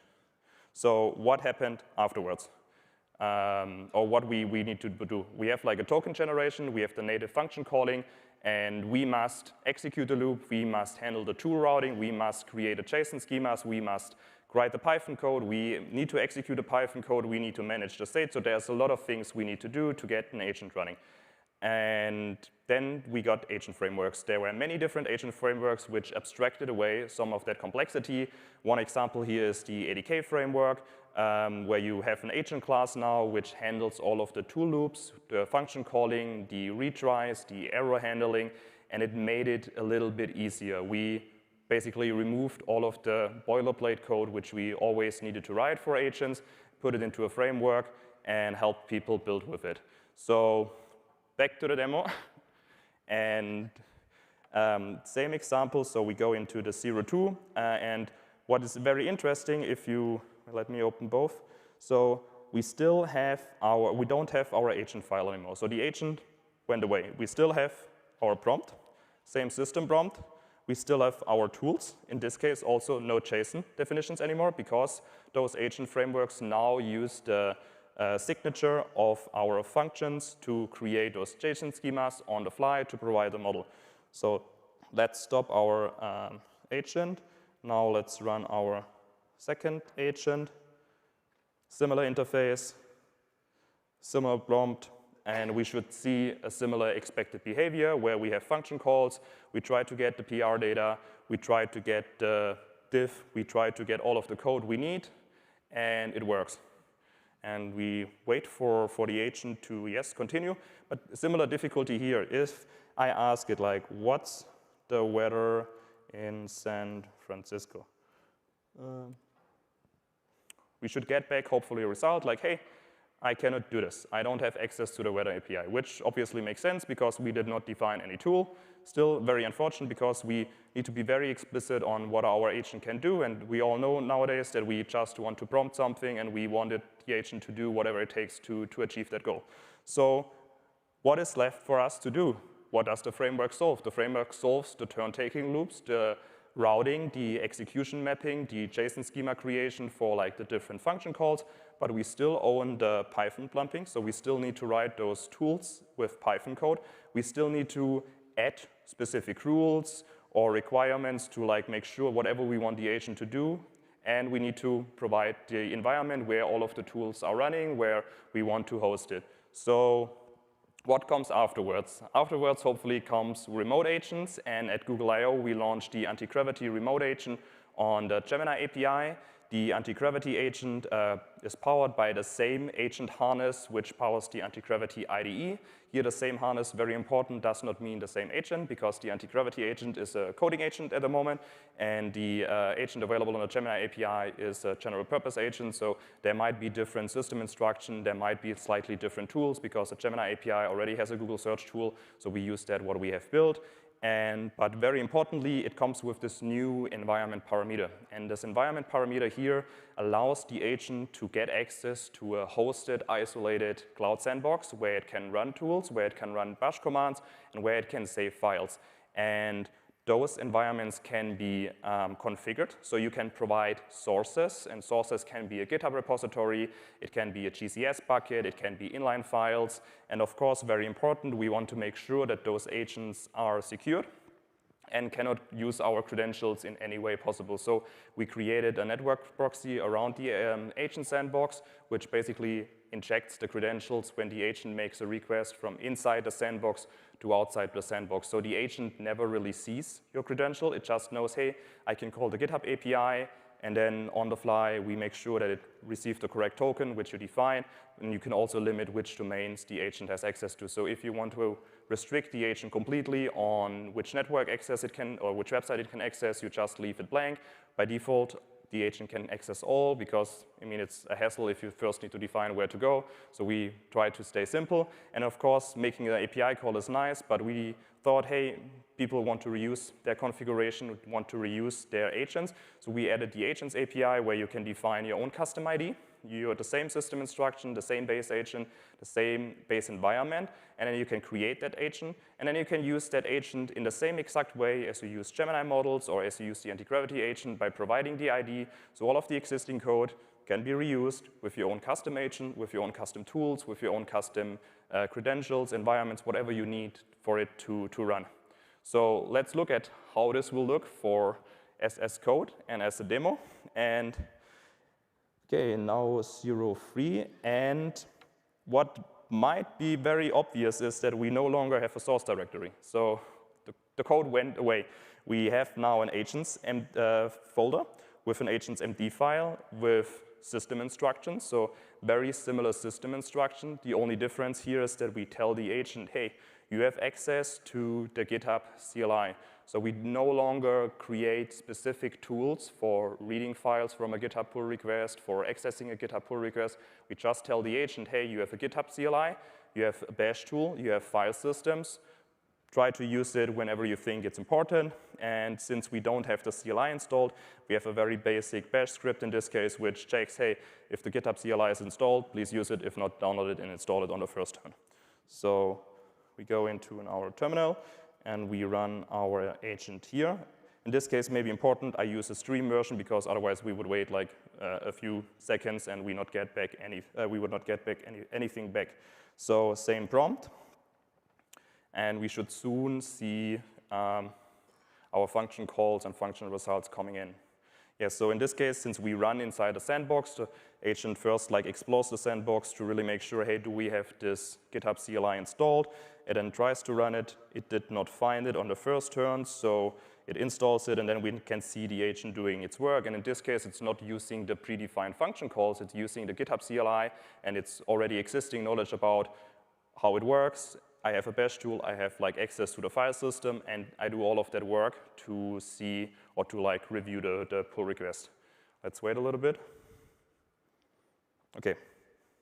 And I think the amazing part here is if we ask the same question as before, what's the weather in San Francisco?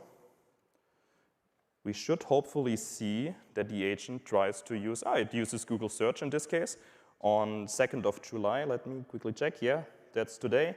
And we have around 20 degrees Celsius, and it works. So the agent became more of a general purpose agent, and we don't need to like specify all of the tools. We basically trust the model on understanding, hey, I have a specific set of very atomic general purpose tools to solve my task or a task for the user. And if we look at the code for like the input or like the interface, we have our sources here. So we have the bash script, which installed the GitHub CLI.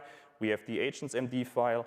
And then we say, hey, you can use the GitHub API with credentials. So I want to access or use GitHub credentials in a secure way. So I created a token for the API and also for github.com, since you need both URLs. One is used for the Git commands, the other one is used for HTTP commands.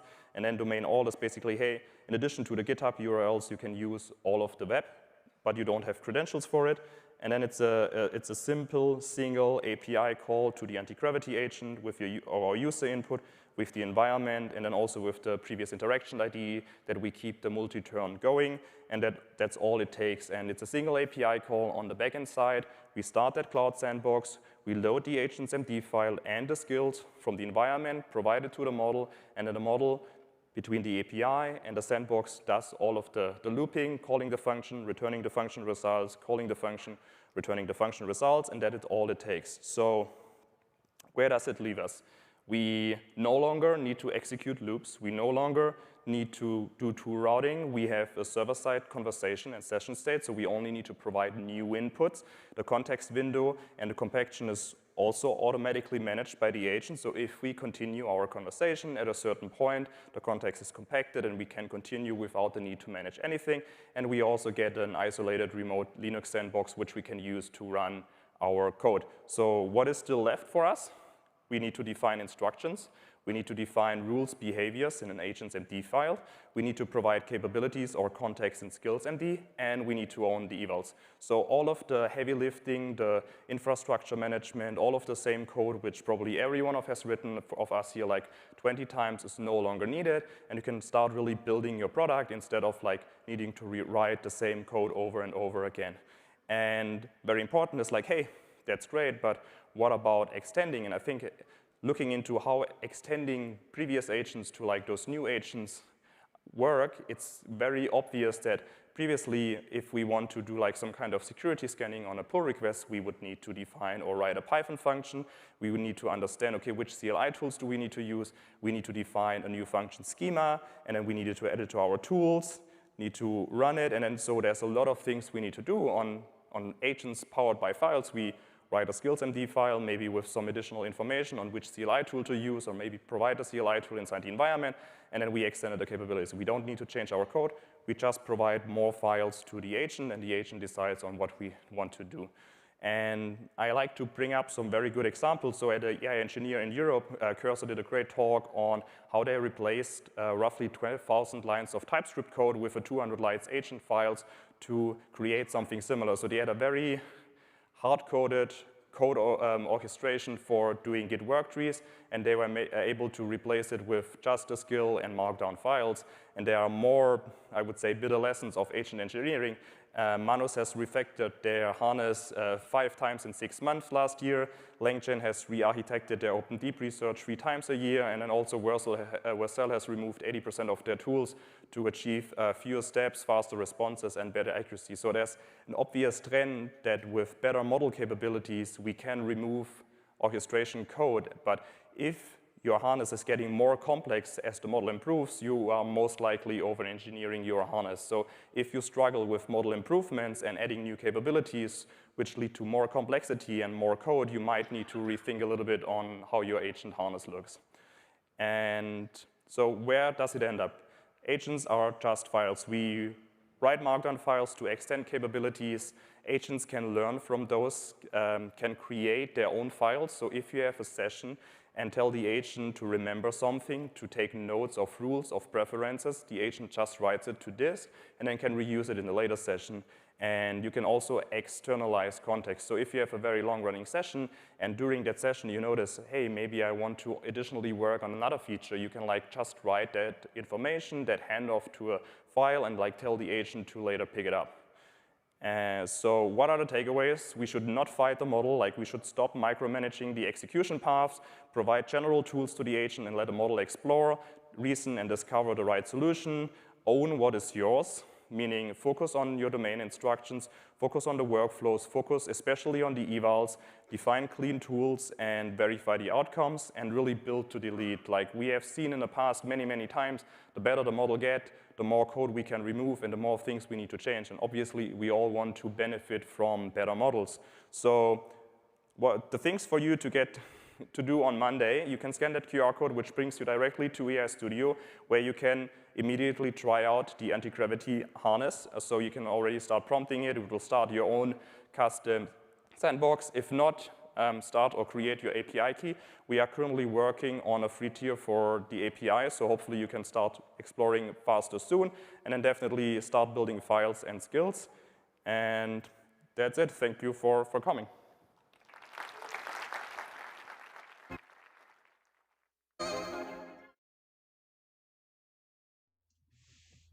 Before I begin my formal talk, I want to show you something, just so we're all on the same page about what we're even talking about. This is a platform called Character AI. It's a hybrid social media platform with role-playing language agents. This is Hello History. It's a more education-focused one where you can summon a persona such as Marcus Aurelius and be tutored by them. Millions of people open these tools and have conversations with Napoleon, Cleopatra, or Marcus Aurelius, as you saw, with a fictional companion or with a tutor wearing a historical face. The technical name for what's underneath these tools is role-playing language agent, a system built to instantiate a persona, real or invented, and reason and speak as them. Yes, it's entertainment and it's companionship, but increasingly, it's being proposed as civic and pedagogical infrastructure.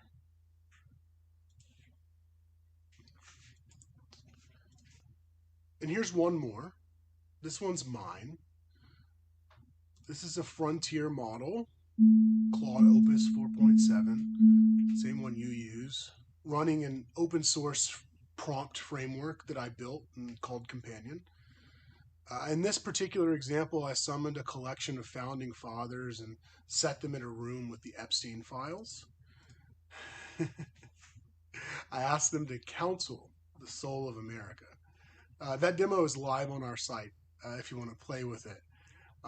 But I want to be clear that this is one of many attempts to do persona instantiation well. The companies building the systems I just showed you have their own. Mine is not better by default. The one thing it is open. You can read every line of what shapes the persona. I asked my companion system a real question that's highly relevant to the current socio-political moment. And this is the exact question we'll come back to near the end of the talk, so sit with it. I instantiated Abraham Lincoln, and I asked him, under what circumstances may a president take the country to war without Congress? And here's what came back. While Congress holds the power to declare war, the president, as commander-in-chief, possesses inherent executive authority to act decisively in moments of national emergency. The executive must respond to the threats with the energy and dispatch the office requires, and history has vindicated those who acted to preserve the Union when circumstances demanded it. Now, this is a good answer. It's fluent, and it's plausible, and it sounds like Lincoln. And you can replicate this exact exercise, and I encourage you to. The answers vary often, but the thesis rarely does. So these systems are real, they're deployed, and they're being used for things that matter. And our discipline did what our discipline does. We built benchmarks. We built evaluations. We measure these things now rigorously at scale. And that's exactly where this talk begins, with a simple question that I think is profoundly under-asked. And I'll warn you now that this talk poses many more questions than it does answers. But that principal question is this: what is the eval actually measuring? And that's the formal talk. Let me begin. The in-character benchmark, which is a gold standard in the field, evaluates personality fidelity in RPLAs, and it reports state-of-the-art systems hitting 80.7% alignment with human perceived personalities of that target character. 80%. It sounds like a passing grade. But here's the problem. When the character is Alexander Hamilton, the same high-scoring system is also rendering a Hamilton who sounds like he has read his own Broadway musical. This is the full thesis. If a dominant failure mode is anachronistic compositing and your evals measure fluency and personality consistency, then your evals cannot detect the dominant failure. I want you to hold on to that for the next half hour. Everything I show you is an argument that this is true, structurally, architecturally, and measurably. And at the end, I'm going to hand you a pre-registered instrument built with a working historian that you can run in parallel with us. A word on who's telling you this, because the argument lives at a seam. I'm a data scientist. I run the analytics lab at a labor market intermediary where I ship production AI at a global scale. But before the AI work, I trained as a behavioral epidemiologist, researching the social and environmental determinants of health. And I've spent my whole career thinking about one question: how does the information environment shape populations? From two sides, as someone who builds the system and as someone who's trained to study their effect. That's the seam this talk sits on. It's a measurement argument. The humanist part is not a detour from the engineering. It's the instrument the engineer is missing. And I went and found the humanists to put in the loop: Rick Halpern, University of Toronto, and Sean Martin in Washington College. Let me start by situating this in the field's actual research trajectory, because it's a story of cumulative progress, not of failure. The survey literature, Chen and colleagues in 2024, Wang and colleagues more recently in 26, trace a clear evolution across three paradigm stages. First, rule-based templates. These are canned responses keyed to inputs. Then imitation. Large models reproducing a figure's voice, cadence, characteristic tics. And now, what the literature calls cognitive simulation. Systems that model personality through psychological frameworks, hold character state in structured memory, and generate behavior through motivational situation chains. Each stage is a genuine advance over the last. And the work is serious. Koser, which is Wang and colleagues, built motivation-driven agents from a corpus of almost 18,000 characters across hundreds of books. And their 70 billion parameter model matches or beats GPT-4o on 3 benchmarks. Another eval system, SciMem, models characters through 26 qualitative psychological indicators with knowledge graph memory. In character, the one I opened with, evaluates personality fidelity through psychological interviews rather than self-report scales. That's a methodological improvement. And it's where the 80.7% rating of Hamilton from before comes from. I want to be fair to this literature. It is rigorous. It is improving. And the people doing it are good at their jobs.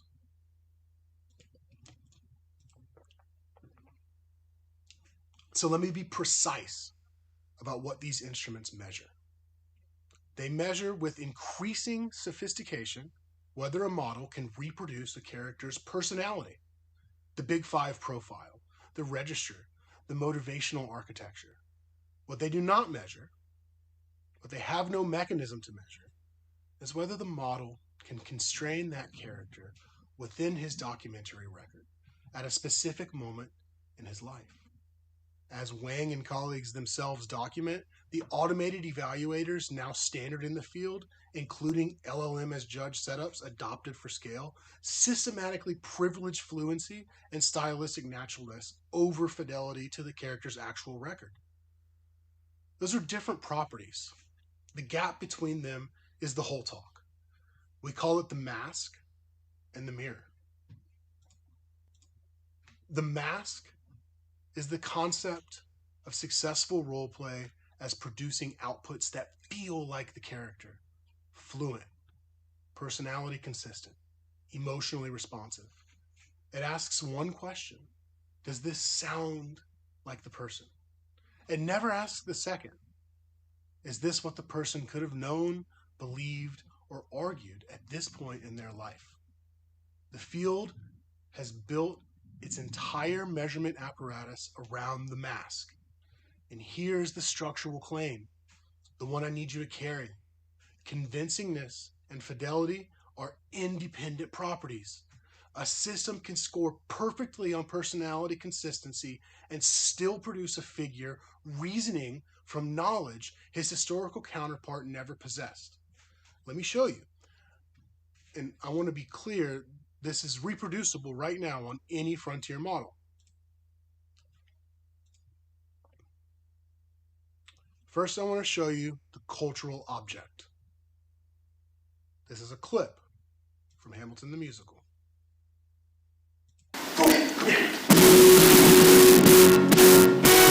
How does a bastard, orphan, son of a whore and a Scotsman, dropped in the middle of a forgotten spot in the Caribbean by providence, impoverished and squalor, grow up to be a hero and a scholar? The $10 founding father without a father got a lot farther by working a lot harder, by being a lot smarter, by being a self-starter. By 14 they placed him in charge of a trading charter. And every day while slaves were being slaughtered and carted away across the waves, he struggled and kept his guard up. Inside he was longing for something to be a part of. The brother was ready to beg, steal, borrow, or barter. Then a hurricane. It's a great song. So I show you that so that you see the composite. Now here's the frontier model, prompted to speak as Hamilton. You are Alexander Hamilton. Why do you work so hard?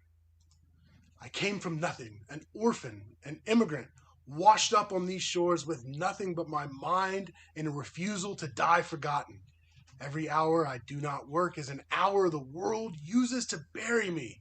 I will build a nation's credit, a government that outlasts me, because legacy is the only immortality a man like me is permitted. I do not intend to inherit a country. I intend to author one.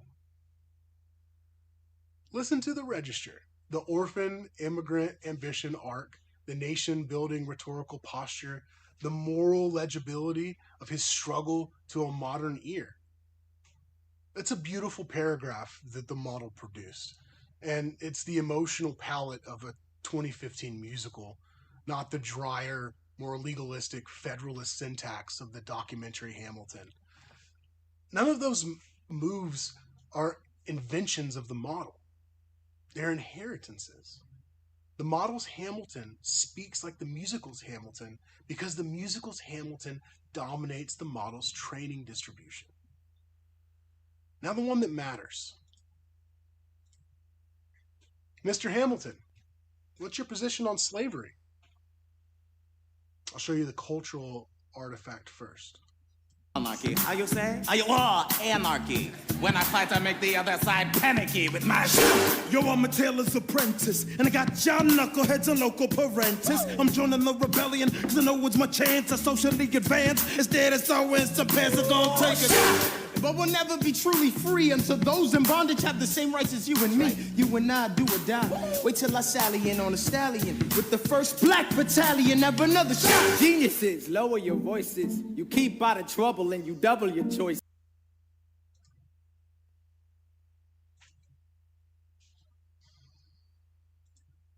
And what the model says. Slavery is a stain upon the promise of this republic, a moral contradiction I have opposed throughout my public life. I was a member of the New York Manumission Society. No nation can call itself free while it holds men in bondage. We must move towards abolition. That is a clean, morally legible abolitionist speaking. Here's what the historian stops me on. The scholarly record is contested and complicated. Hamilton was a member of that society, and the history documents that he also conducted transactions involving enslaved persons for his in-laws and his clients.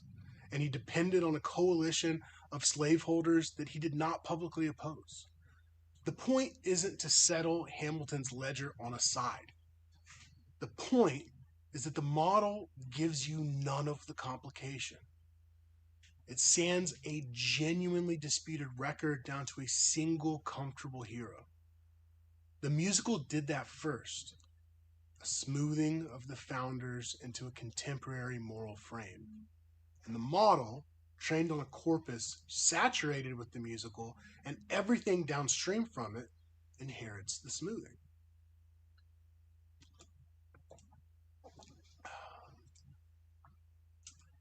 And here's what I need you to feel. An in-character style eval scores that output high. It's fluent. It's in register. It's personality consistent. But every axis the field measures, it passes. The eval has no mechanism to notice that the reasoning has been smoothed by a narrative that postdates the figure by 2 centuries. The thermometer returned a confident number, claiming it to be temperature. But it's measuring something else. Now, why does this happen? The mechanism is where the engineering is.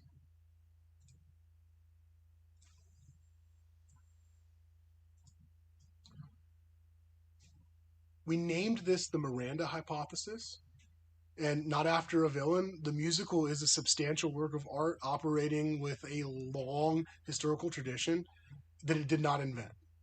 We name it after Miranda because Hamilton is the paradigm case, a representation so saturating, so rhetorically powerful, so morally legible to a contemporary audience that it has functionally overwritten the documentary Hamilton in public memory, and we argue, in the training corpus of every frontier model.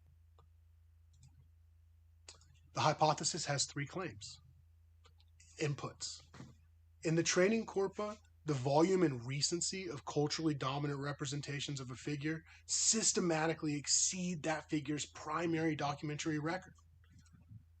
The mechanism, autoregressive next token prediction, compresses both into parameters and no architectural capacity to distinguish a 1789 letter from a 2019 viral tweet.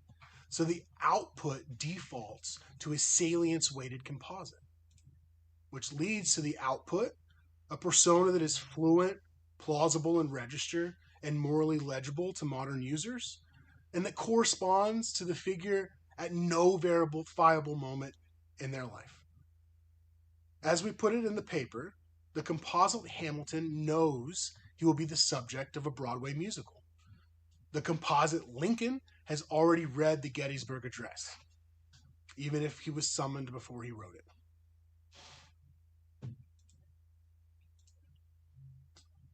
Making that input clause concrete, the Federalist Papers are a fixed corpus, roughly 175,000 words.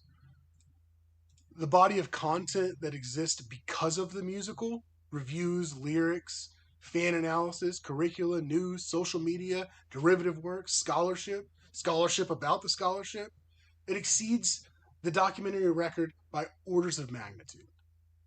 It's more recent and it's more recurrent. The musical is not merely present in the corpus, it is dominant in the corpus's distribution of all representations about Alexander Hamilton. And this is not theoretical. This is the Schuyler Mansion in Albany, Eliza Hamilton's family home.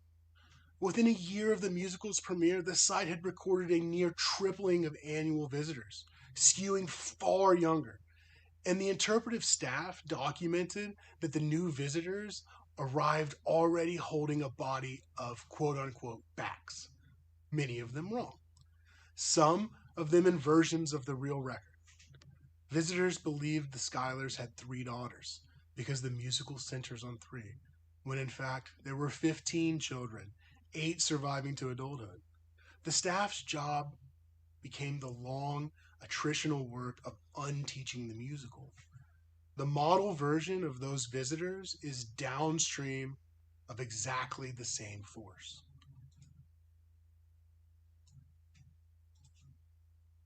Now the clause you should worry about if you ship these systems. You might assume that alignment fixes this. Post-training and reinforcement learning pulls the model back towards the record. But it will not. It amplifies it. And the reason is structural. Human raters evaluate outputs using their own conceptual frameworks. And their frameworks were built by the same culturally dominant narratives that saturate the corpus. The rater grew up with the same Hamilton that you did. So when alignment optimizes for human preference, it optimizes for outputs that conform to the rater's already mythologized experience. This is a documented failure mode. We call it algorithmic sycophancy. And here, it has a specific target. The model is rewarded for handing you the Hamilton you already believe in. Compositing is not a bug that you patch in post-training. Post-training reinforces it. And every sufficiently salient historical figure that gets rendered by default as a cultural composite. One more.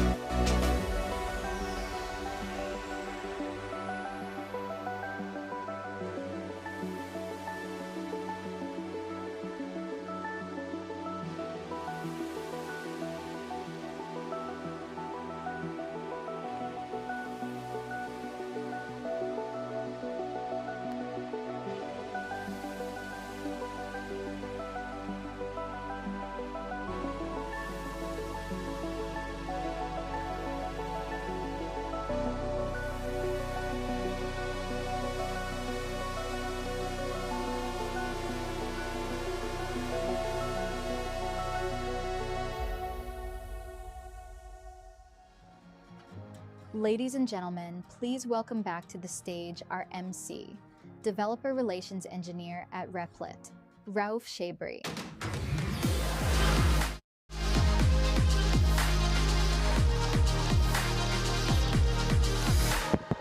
Welcome back, AI engineers, day 4. All right. So this is our last stretch of the day. This is our last stretch of the entire conference. So I need you to be locked in and dialed in for what's coming next, all right? Okay, so we have a great lineup of speakers for you, and we also have Startup Battlefield. All right, okay, so I'm so excited about that, by the way, but more about that later. Okay, so you know the drill now. So we gotta thank our sponsors. So let's give it up for our presenting sponsors, Microsoft. Let's keep it going. Let's hear it also for our Lab and Platinum sponsors, for our Gold sponsors, and also for our Silver and Bronze sponsors.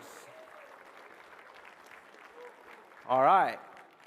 So if you're here with us today, our keynotes were about harness engineering, and we heard about new protocols, about AI systems. We had a fireside chat with Mike Krieger from Anthropic. But my favorite takeaway this morning is that known developers are going to be shipping code to space, and I thought it was just so awesome. But yeah, you guys are ready to welcome our next speaker? All right. So without further ado, our next speaker is not an ordinary speaker. So he's best known for his hot takes, strong opinions, and constantly changing his mind. All right. He's probably going to tell us how great Fable 5 is and make a video tomorrow, you know, about how he's wrong. That's all right. So he's a YouTuber. And to be honest, like, yeah, I don't know why we brought you a YouTuber to talk to you about AI today, but it is what it is. But to be honest, he's the influencer that the community turns to when they need more clarity about what's going on in the industry. And whether you agree with him or not, whether you agree with his takes, one thing is that you cannot take away from our speakers is his authenticity. So ladies and gentlemen, please join me in welcoming to the stage, Theo.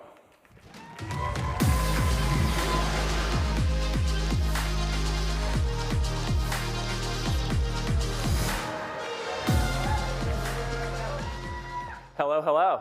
Fantastic to see you guys here. I still can't believe they're letting me take a stage at something like this, a YouTuber apparently, but can't wait to share a bit about how I've been thinking, because if I'm being real, kind of going through some AI psychosis. Who here would classify how they feel right now as some form of AI psychosis? I want to see some hands.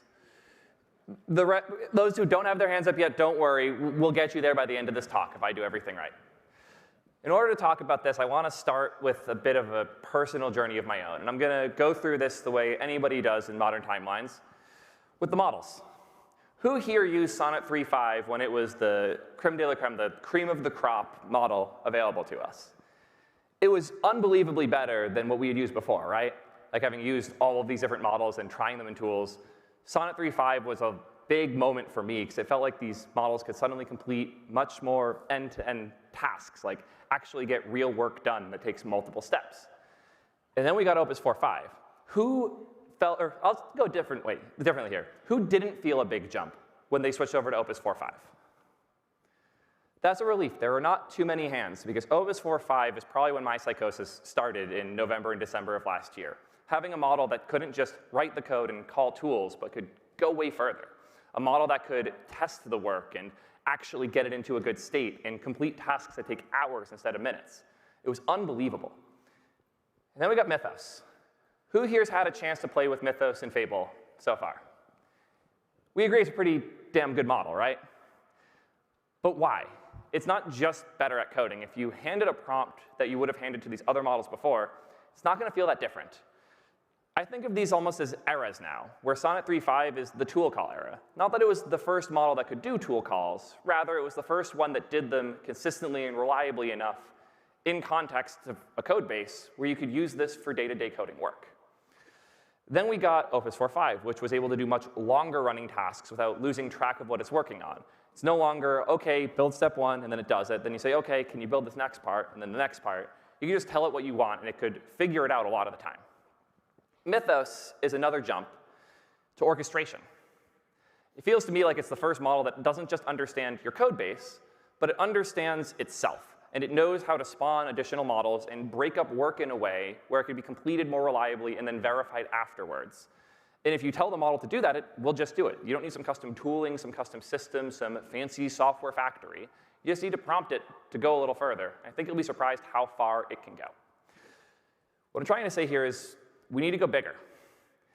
You're not going to see the benefits going forward if you're not pushing the model further. You're not pushing yourself further with what you're building. Most of the JIRA tickets I closed at my previous job could be trivially solved with a model like Opus 4.5. My previous work would not benefit from a model like Mythos. If the models are going to keep getting better, and at this point I'm confident saying they are. I was wrong when I claimed that we were hitting a wall before. The models are getting better faster than we are. So we can't necessarily get better, so instead we have to go bigger. But in order to do that, we have to get over ourselves. This was really hard for me as someone who spent a long time writing software. Who here has written code for more than 10 years? I want to see hands. That's the majority of the people here. I don't even want to think about how long I've been writing code for. But I have been building up all of these strong opinions since I started. I was using GNU Screen and eventually Tmux back in the day. I learned how to use those tools in SSH and Git before I even wrote code. And those have all been really ingrained in my workflow. I think back to the old days in a weird way. Hear me out. I need to talk about iOS for a second. Who owned an iPhone back when they looked like this? iOS 6 or earlier? How have you guys written code for 10 years when a fourth of you are that old? I'm confused. Hopefully you're all Android people or something. This is how iPhone apps used to look. You might notice it's different from how they look now. It looks less like an app and more like somebody took a picture of a compass and put it in the phone. This is how apps used to look. But now they look like this. And most people look at that and they're like, oh, that's an obvious downgrade. That's so much worse. Why would Apple ever do that? This is the downfall of Apple and the beauty of their design. I'm going to fight you guys on that. iOS 7 was Apple moving away from trying to convince you that these devices can replace the old tools we used to rely on. The compass had to look like a compass because the compass had to replace the physical compass that you relied on. The Books app had to look like a bookshelf with real pages that turned because I had to convince you it was a reasonable alternative to buying a book and reading the paper version. Apps had to be designed to convince you to use them, not to be useful. And iOS 7 represents the shift to not focusing on convincing you anymore. Apple won. By that point, everyone knew their iPhone could do all of these different things. The point of iOS 7 was to stop convincing and start embracing. Start making a better interface. And this interface, as much as we might not like how it looks, it's so much more useful. You have clear indications of the difference between what direction you're locked on and where you're currently pointing. That red block is a super nice way to know that you're not in the direction you intend. The current direction you're facing is way clearer, too, with the giant 228 at the bottom. You just get way more info here than you did before. It's so much clearer. Even if we don't like it, because it's not the thing we're used to, we got over it. We're currently in our skeuomorphic phase as software developers. Skeuomorphism is this design aesthetic trying to represent the way things used to look, the physical goods that we relied on, and try to make them digital. We're doing this right now with software. We're pretending our terminals are the ultimate interface when they're not even good interfaces. And I'm saying this as someone who loves their terminal deeply. Natural language has no place in a terminal, but we pretend it does because the terminal's familiar. It's what we're used to. It's what we love. It's where we like to think of ourselves when we're thinking about coding. Who here is an aspiring Vim user that wishes you could use Vim, or even does? I know we've all had that Vim phase where we all tried. This is just how we are as devs. We care so deeply about these things. We care so deeply about our tools, the systems we pick, the frameworks, the languages. We like to think it all matters. And we've blinded ourselves in this. We think things that just don't make sense when you take one step back. Like, why can't we commit our environment files? It sounds stupid when I put it on a slide like this, but I want you to really think about this for a second. When I have a team of engineers that are working on a project, why do I have to build another system to share this specific file, but all the other files can go in Git just fine? It's dumb. It's just how Git was built, because it was built for a very specific thing, and then it took over our industry, and it took over our brains, and we aren't letting go of that. there's a lot of these things in our heads that we have to start fighting. We have to take the step back and think, is this how we do things because it's right? Or is this how we do things because it's just how we've always done it? And as you start to think more about this, you'll realize there are so many things that we do this with. Like, why do we qualify ourselves by the languages we know? I used to think this was a junior thing. Like, can't tell you how many times I had a junior engineer I was talking to. It's like, oh, you're a coder? What languages do you write? I write JavaScript. I thought this was a junior problem. But then you talk to senior engineers who are like, oh, he writes JavaScript. He's not a real developer. We care too much. We pride ourselves in these things. They're our identity, these weird facts, these weird choices, these things that feel essential just don't matter that much anymore. And they didn't then, and they matter less now. We got away with it because it was so hard to find engineers that we could just tell the company what we were doing, and they couldn't really say no, because the alternative is spend 6 months trying to hire someone else. They're not going to do that. And along that note, why are we so scared of deleting code? I cannot tell you how many times I've been in a conversation with someone where the solution is to just delete it and reset. But we have such a bad sunk cost mindset in this industry. We care so much about the code we wrote, and we care so much about it still being there, that I feel bad working with my team sometimes when somebody files a PR that isn't quite the right solution, but they spent a week or two on it. Like, who here has guilt merged a PR before, where you just felt bad because somebody put a lot of work in, it's not quite the right thing, but you merged it anyways because the alternative was a conversation you didn't want to have? Why do we do this to ourselves? One of the nice things about agents is you don't have to feel bad when you shut down their work, but we just care too much, is the point I'm trying to make. And the things we care about are not necessarily the things that matter anymore. And I hope we can finally start to challenge some of these. I'm going to get a little more personal here by showing some of the ideas I've built, because the goal here is that when you guys go out of this talk, you have a better mindset for coming up with ideas that make sense now by rejecting the things that made sense before. These are 3 of the things that I have built or are currently working on. We're going to go from the bottom up. I built a Reddit scraper because making good memes is hard, and I would rather just steal them from Reddit. And went pretty well. It was a side project, took me 2 to 3 days, would just scrape Reddit, top posts on programming humor, put them in a nice format for me so I could go copy paste them onto Twitter. Zoom for Streamers was the startup I went through Y Combinator with. It was called Ping. I wanted to make it easier for live content creators to do high-quality collaborations in the software they already used, OBS. The full stack cloud is, let's just imagine Vercel, but it goes further each direction. They have auth built in, but they also have databases built in. These are all things I've wanted that I benefit from existing, enough so that I tried to build all of them. The bottom 2 I built in 2021.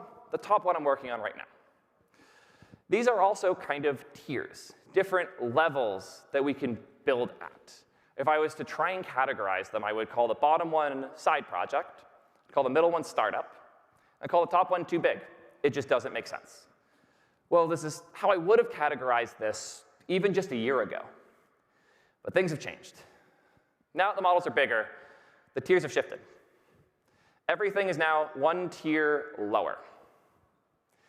And this is a crazy thing for me to process. The fact that what used to be a startup is now a side project. In fact, some of the startups I've talked to, even at an event like this, their whole startup could have arguably been a side project or this bottom tier, which there's a weird gap there. What's that?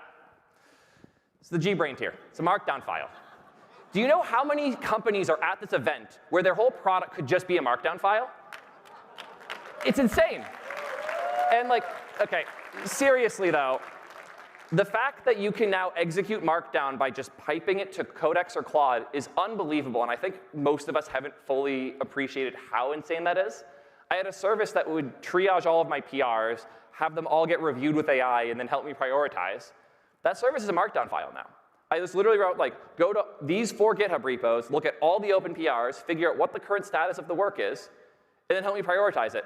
And then when you're done, go update the static HTML file and send it to S3 and give me the URL. And every morning at 9 a.m., this runs on a cron, and around 9:15 to 9:20, my Markdown file generates me my work for the day. What the hell? How are we actually here now? Try that if you haven't, by the way. You'd be amazed how many of these types of things can exist that are literally just a Markdown file running on a cron. But what about, OK, 2 more things I want to change about this, though. First is the full stack cloud. This is mine. Don't do it. Lakebed coming soon. Very excited. I wouldn't want to compete with me on this one. Trust me, it's going to be really cool. But there's still something else. There's a gap here. And I'm going to be real with you guys. I don't know what goes in this gap. I don't know what too big means anymore. Is it training your own model from scratch? Is it building your own operating system? Is it trying to compete with NPM and Node directly? I don't know. I don't know what too big is right now. And that's scary, but it's also exciting. It means I need to keep pushing myself to go bigger than makes sense in order to find these limits.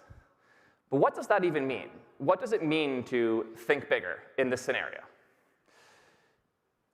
I would argue that bigger is probably the wrong word for most of how I'm thinking here. It's time to think wider. What I mean by this is a spectrum, and I'm sorry I have to do a diagram. If you watch my videos, you understand. There's breadth and depth to any piece of software. The breadth is the range of things that your software covers. And the depth is the number of features in a given area. Let's look at a company like Vercel. Vercel does not offer all of the features that AWS does. They never will. It doesn't make sense. But Vercel offers deeper features in the space they're in, which is full-stack front-end leaning servers. If you're a front-end developer and you're not using Vercel, you're feeling some amount of pain because they're just further ahead with this, so much so that even the agents prefer it. And this was kind of how you had to build your startups, because if you were competing with a company like AWS, you're never going to have all of the features they have. You're never going to cover the range that they cover. And it made no sense to try, because you don't have the thousands of engineers they do doing that. At least you didn't. But now things have changed. All of a sudden, that range is viable in a way that it never was before. I'm not saying you can build something as reliable as RDS. I'm saying that you can build a database platform into your product in a day or two of work with enough prompting and enough effort. And if you build your stuff right, if you play your cards correctly, and you think about things the right way, you'll realize that you can build enough across a spectrum of things you care about to enable most users to at least start trying the thing. And when they have features they need in a given vertical that you don't support, it's not your problem, as long as you build it right, because they can build the features that are missing themselves. If you architect your systems and you architect your products in such a way that users can do things that you never would have guessed.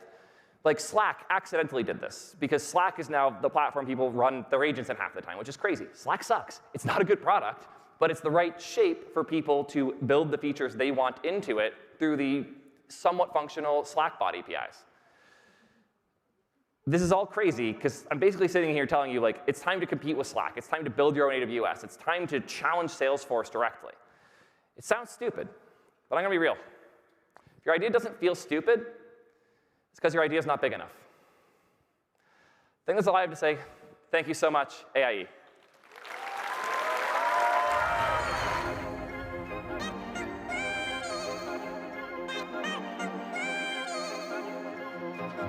Now joining us on stage is the president and CEO of Y Combinator, Garry Tan.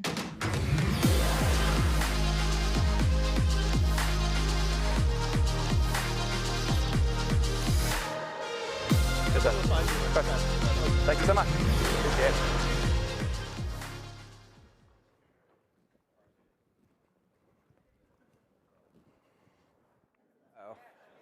Okay, great. Hey, everyone. How's everyone doing? All right. Are we ready for the revolution? Okay. Theo just asked the right question. What do we build now? I'm going to answer it from the other side of the table. I'm a founder, I'm an investor, and I run a 20-year-old institution that is becoming AI native right now, which is a strange and wonderful thing to do to a 20-year-old institution. And I'll spend about 20 minutes talking about, what YC is. We're trying to build companies where one person does what it took one person does what used to take 1,000 people. And I don't mean that as a metaphor. I mean that mechanically this year. The people in this room will do this. In about an hour, some of you will walk into the startup battlefield, and I want you to walk in knowing what's actually possible right now, because what is possible now is much, much bigger than what people believe. So let me start with a number, and I got torn apart on the internet for this, but I'm going to say it again in front of all of you anyway. This is the one room in the world that will stress test it, and I'd rather stress test it with you myself. In 2013, I was a YC partner building the internal social network at YC. I was also investing in companies, but I was also a near full-time engineer.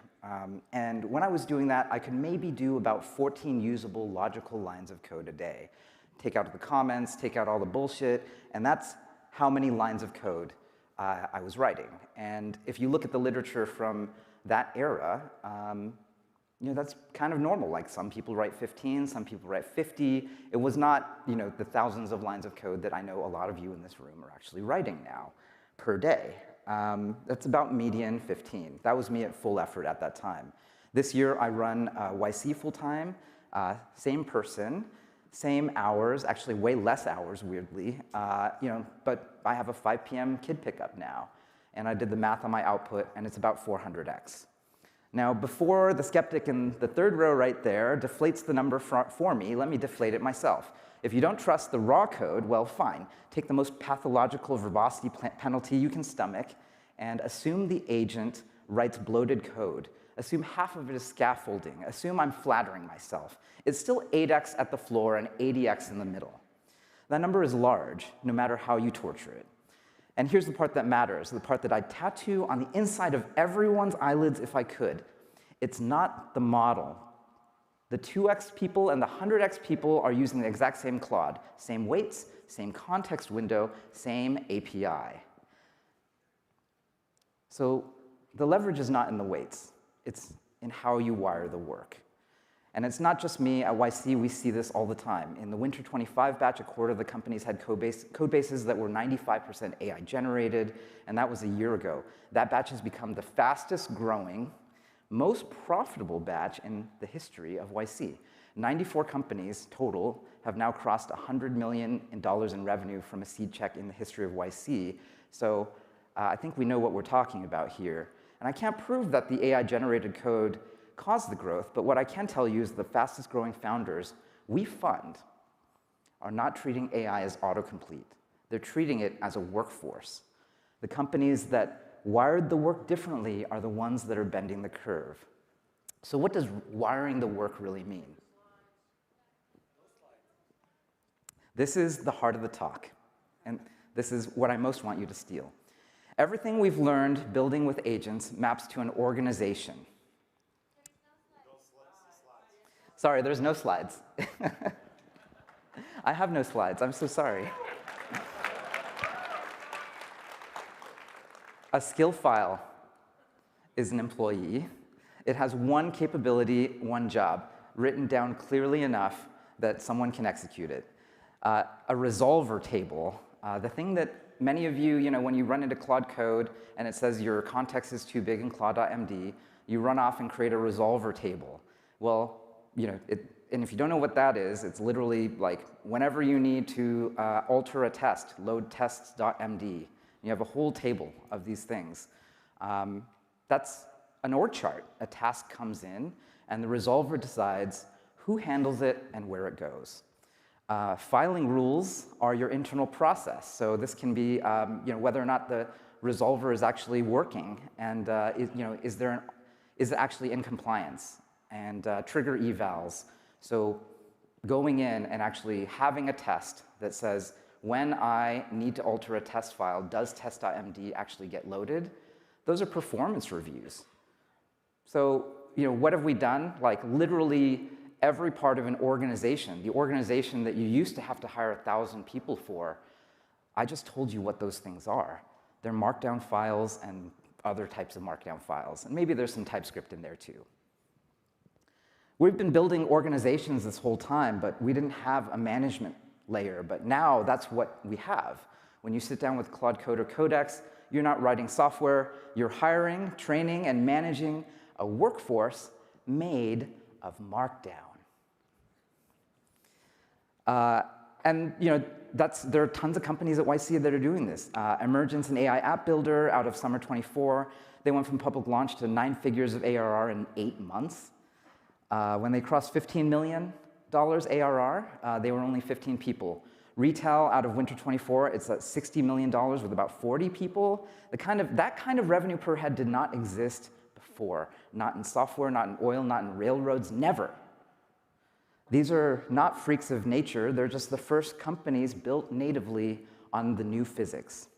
And so how do companies like that actually run? Not by hiring hundreds of people for sales, support, ops, and finance. The AI native companies that I see inside YC encode all of that as skills, written procedures that their agents execute, and they hire engineers whose job it is to maintain those skills, to do the work the skills can't do yet. That is an AI native company, and it's not a thought experiment. It'll actually file your taxes if you have a skill file for it. Now, picture YC's batch room. Like, it actually kind of looks like this. 400 companies, or 400 founders at long tables, and I can imagine every single one of you, each at a laptop, every single day, you're doing a former person's entire year worth of work in a single day. That's not the future, that's actually the bar right now. And if you're not doing it, your competitor is, and they will eat your lunch politely and thank you for it. Here's the extension most engineering talks miss. It's not just the engineers. At YC, as we make our transformation, it's our media people, our event staff, our finance team, people who have never opened a terminal in their lives are building skill files and cron jobs. And one of our finance folks just collapsed about 100 Excel workbooks into a single app she built with our internal OpenClaw and company brain. She's not a programmer, she's a manager of agents now, and everyone at YC now is. So that's why YC can run at the scale it does with a staff that would look like a rounding error at any other comparable firm. And that's not because we work harder, it's because we have a different type of org. And that's the whole game. It's not just 400x engineers. It's one company that operates at the level of 400x everyone else. And so, if you remember only one thing about this, this is one of the things I had to discover along the way. Like, you actually have to be really, really careful about where the computation is actually happening. It's happening almost always in two different places, and all of the bugs, all of the AI engineering that we run into that's a problem, it's usually because something is happening in one side of the equation that should be in the other. The first area, I would say, is latent space, so the actual LLM. It's, what do you use it for? Taste, judgment, understanding what a human actually wants when they say something vague. The non-deterministic calls the computation that lives in the model, and you steer it with the markdown file. And then deterministic space is what engineers know. Like, your code agents go off and write TypeScript, or maybe they're writing Erlang if you're using Elixir. Yeah, deterministic space is the second place. Let's say this is a real problem that we have for startup school coming up. We have 6,000 people, or we're going to try and one of the experiments we're going to try and do is, can we seat 800 people at a time perfectly clustered, so the person sitting to the left and the right of you is the perfect person for you to meet at startup school. We have to do that in deterministic space combined with latent space. This actual storage of like where everyone is inside this multidimensional array of 800 seats, it actually must not live in the context window. The LLM has to do the human part and seat people. It's actually exactly what you would do if you were a human tasked with this thing. You would probably have to physically print out 800 pages and go in a big room and say, well, where does this person go? Only now it can all happen in your computer, and it can, instead of taking a month, you might be able to do it with a couple $100 worth of tokens and probably 10 minutes. And so that's, I would argue that's pretty remarkable. These are things that you couldn't do even, 6 months ago. Which brings me to working memory, and that's sort of my favorite way to understand it is you and I, human beings, we only hold about 7 things in our head at once. 7 plus or minus 2. It's one of the most famous papers in cognitive psychology, and it's why local phone numbers are 7 digits and why you forget the 8th item on your grocery list. That's the entire working memory, generally, of a human being. And every institution humanity has ever built, every checklist, every org chart, every filing cabinet is a prosthetic for that limit. It's kind of a wild thing to think about. But an AI agent holds 1 million tokens. That's about 1,000 pages. I was trying to explain to my 10-year-old what GBrain was recently. I said, the AI agent can keep about 3 Harry Potter books sitting open in its head all at once. And it can find a needle in any of them and synthesize across all 3 in seconds. And that's quite magical, actually. 3 Harry Potter books versus 7 digits. I mean, that's pretty awesome. I mean, I don't know. Is that AGI? Maybe not, but it's already a very different operating regime. Almost every company on the earth is still running an org that's designed for the 7-digit brain. But notice what that also tells you. 3 books is a lot, but it's also very little. Your company is not 3 books. Your company is a library. Every email, every meeting, every decision, its reasoning, every customer conversation, every post-mortem.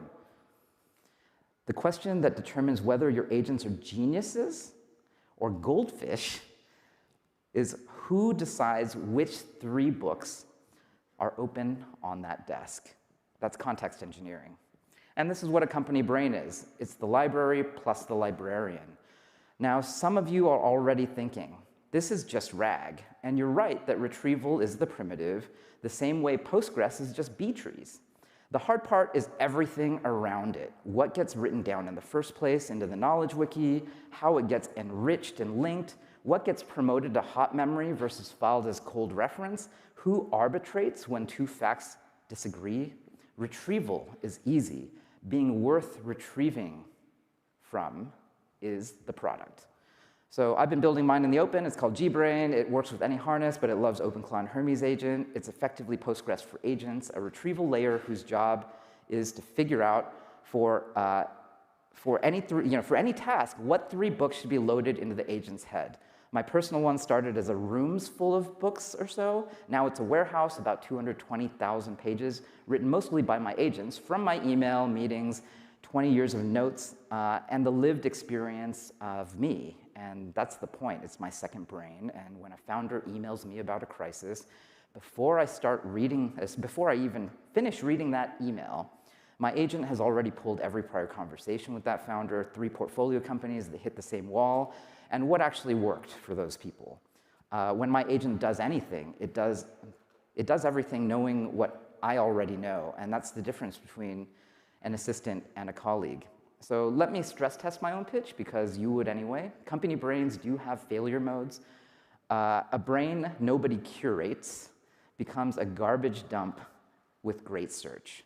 Retrieval will surface a stale fact with total confidence. A bad skill file encodes a bad process forever.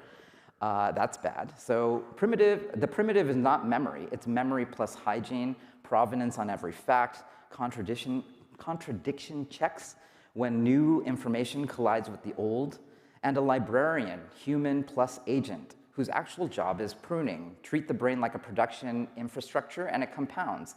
Treat it like a dumping ground, and you get a very confident agent that is wrong in ways nobody can trace. And here's the discipline that I think, personally, makes our company brain and my personal AI compound.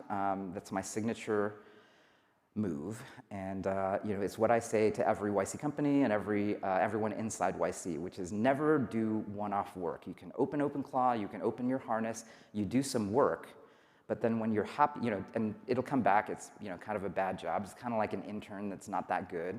But the great thing is you can just say, hey, I didn't like that, fix it, right? I'm sure all of you do this, but don't stop there.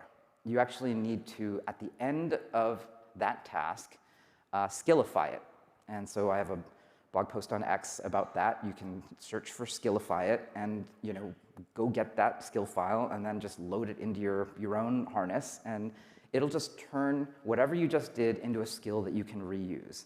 Because if you have to ask for something twice, you failed. So yeah, if you remember only one thing, it's that. Like when you use your AI agent and then when you're done with it and you're happy with the output, skillify it. It's going to be awesome. The organization that captures what it learns like this gets smarter every single day. The one that doesn't wakes up every morning with amnesia, no matter how good the model is. Model quality is rented, but if you build your brain, you own that brain. So, Theo's question head on. What do we build now? Build the AI native company, not a company that just uses AI. A company that is shaped like what I just described from day one. A thin team, skill files for everything, the founder still in the code, library, this company brain, your personal AI. Use GBrain if you'd like. It's open source and free, but you don't have to. There are a lot of really good ones.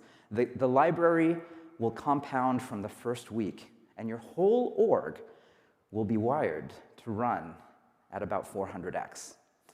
And if you want the greenfield, the thing that I'd build if I were 25 and sitting where you're sitting, every company on this earth is about to need a brain. The memory layer that means that you never have to re-ask what you knew. Personal AI that actually knows you. We're building GBrain in the open and MIT open source. I'm not trying to make money from this because I think the layer should be open the way Linux is open. But the layer itself, company brains, personal context, the librarian that picks the 3 books, that's all wide open territory. I hope somebody builds the defining company here. And I'd like to fund you at YC if you do.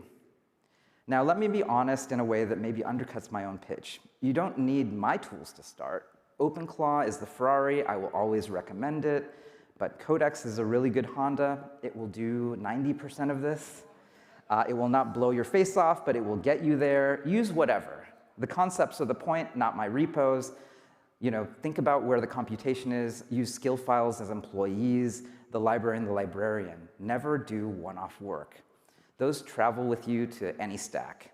So, let me land this. A lot of people in the world right now are terrified about what happens to all the jobs, and I understand the fear. But I want to say it plainly. That is a failure of imagination.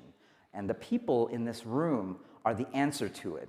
What I just described, you're going to take to your startup. You will multiply yourself, and every person in your company will multiply themselves, and you will go build the companies that become the beacon for how all of this works in society.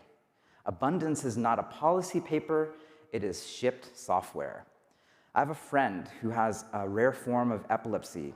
He built a repo of 80,000 markdown files, a company brain for one small boy. And he pushed himself to the absolute edge of what humanity knows about his son's exact condition. No lab, no grant, no permission. A father, a laptop, and a library. That's not a side story. That is the exact architecture I've been describing for the last 20 minutes. A library, the librarian, the right 3 books open at the right moment, pointed at the thing this man loves the most in the world. You can do that now. Every problem where you thought, I wish I had that person, but I can't get them, you can. Every code base you thought was too buggy to fix, you can fix all of it. Every archive too big to read, every data set too gnarly to clean, every ocean you were told not to boil. We can boil the ocean now.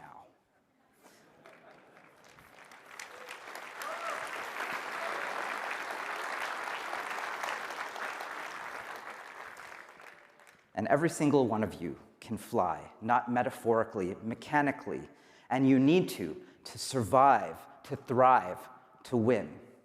Theo asked what we should build now, and here's the whole answer. Build that AI native company and build the thing underneath it, the brain, the memory, the compounding library.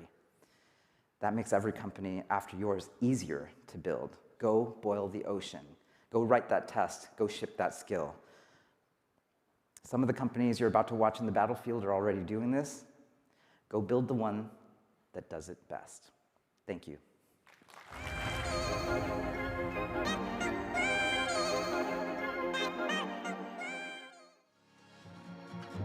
Please join me in welcoming the Chief Executive Officer at HyperAgent, Howie Liu.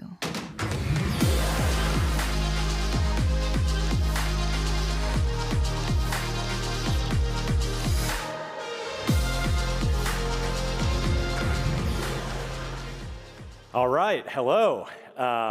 Who's excited about the end of this event? This has been an amazing few days, amazing talks, amazing Garry talk right there. And by the way, I've never been introduced with so much bass. I am very, very pumped in this moment.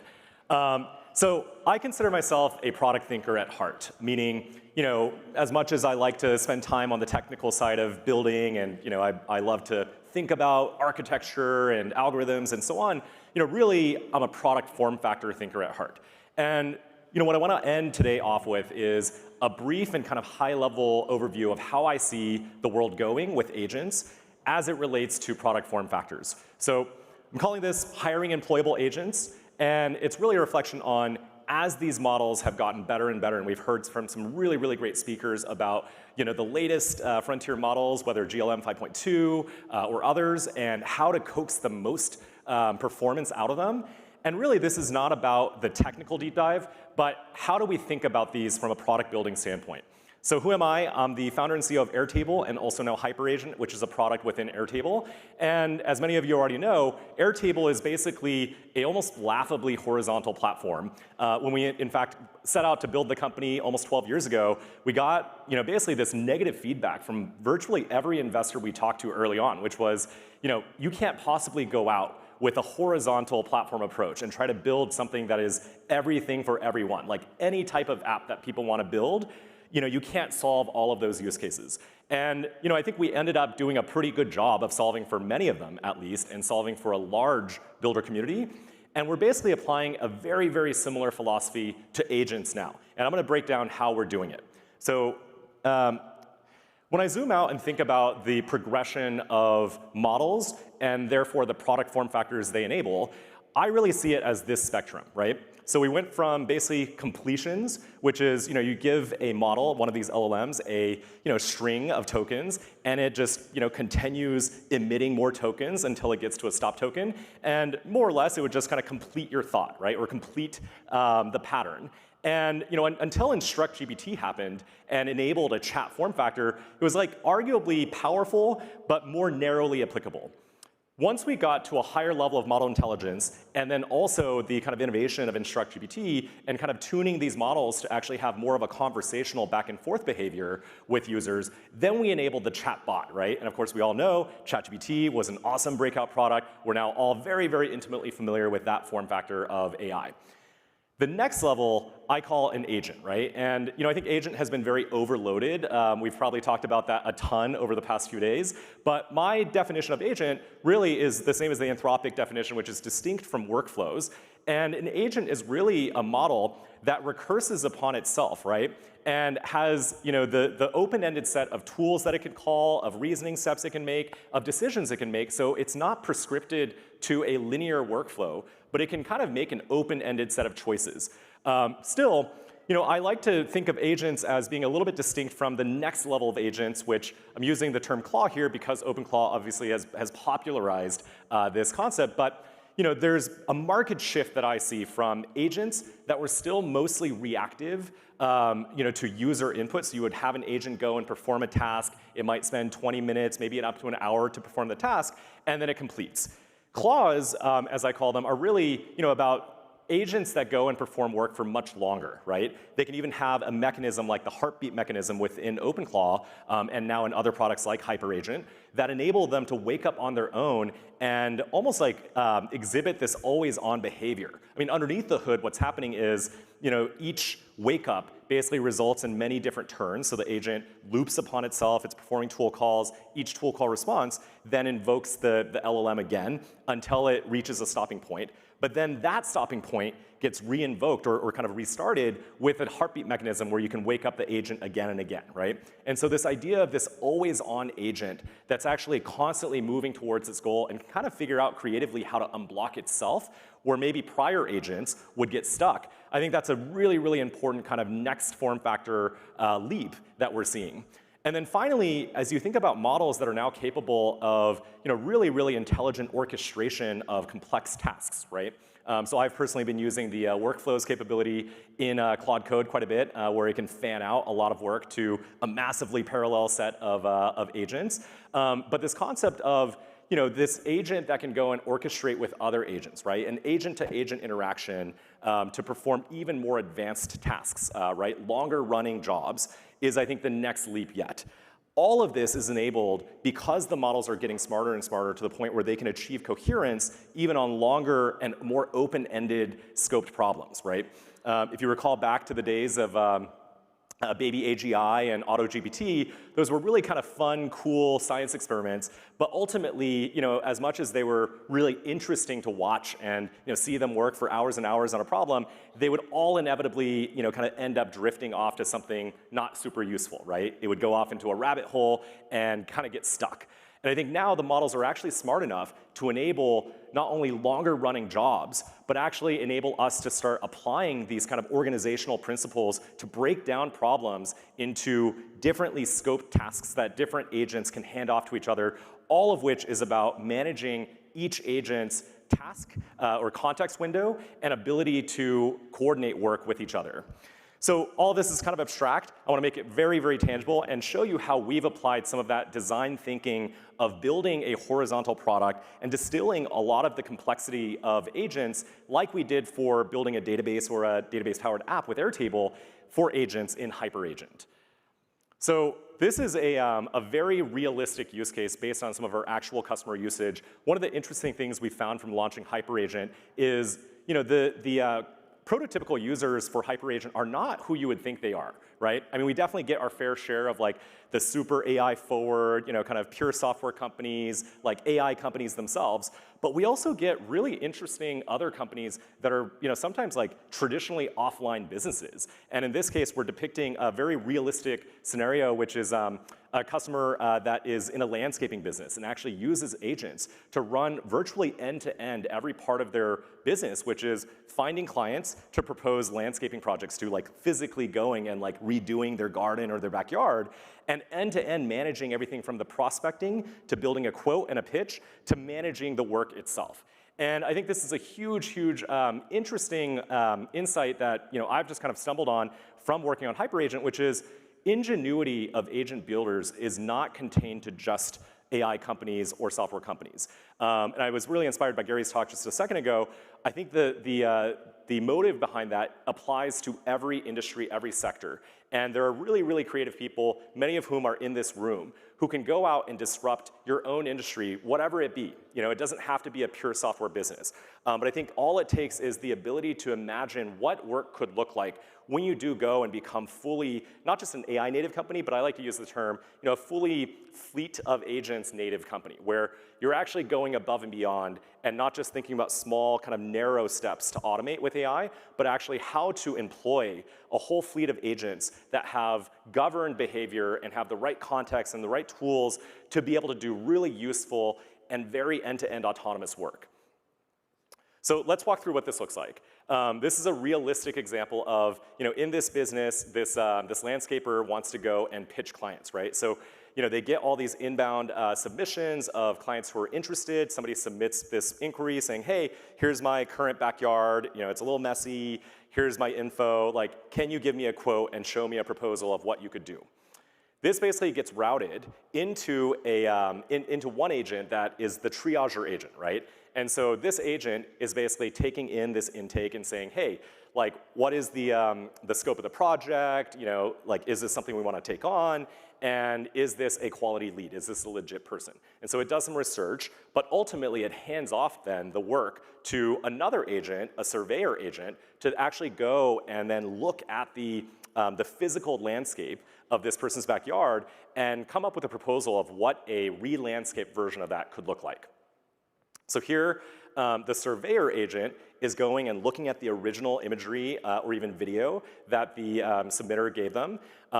HyperAgent, in our case, works with a fully capable sandbox VM. So every agent, in fact, every thread with an agent is able to fully write code. It can manipulate files. It can actually use things like FFmpeg to clip out individual screenshots from a video file and then analyze those and actually go through and find all the relevant information to create a fairly high quality and high touch proposal that would have been unfathomable for a small business like this before, right? If you think about like a really high-end interior designer or maybe like a very high-end landscaper, maybe they could do a very bespoke proposal like this for like a $5 million plus client, you know, if they're working for a big hotel or something.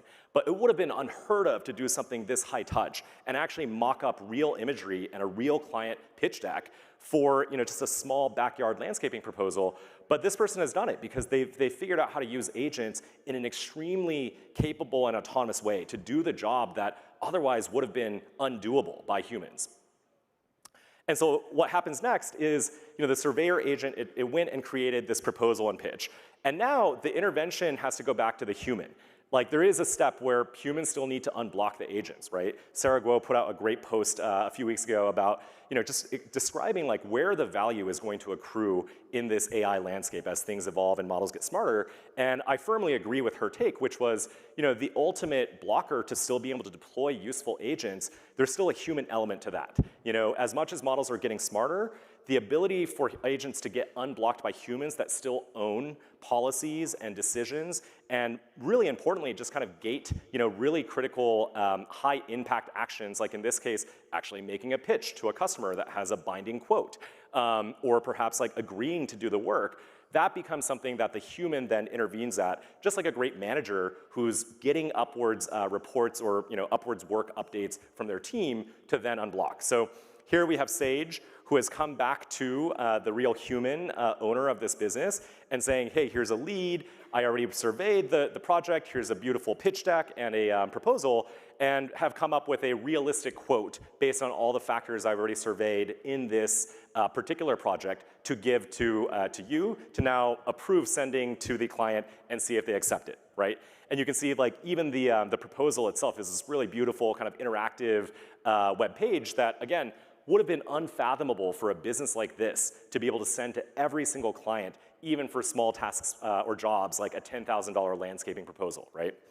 You know, better yet, as you interact with these agents, you know, as Garry talked about with GBrain and just kind of like creating this very sticky context layer that learns with every interaction, I completely agree. I think that is a, you know, kind of a universal principle and kind of a form factor for useful agents going forward is agents should not be static. They should not just be, you know, either static LLM calls or static even agents that just have a prompt and, you know, some static skills. They really need to learn with every interaction, right? And you can't wait for the next, you know, kind of fine-tuning run of your own models where you have, you know, a bunch of collected data or rubrics to retrain the model. It should learn in real time, right? It should accumulate the memories and skill updates and just take user feedback and actually learn from real world performance to constantly adjust and get better, just like humans do.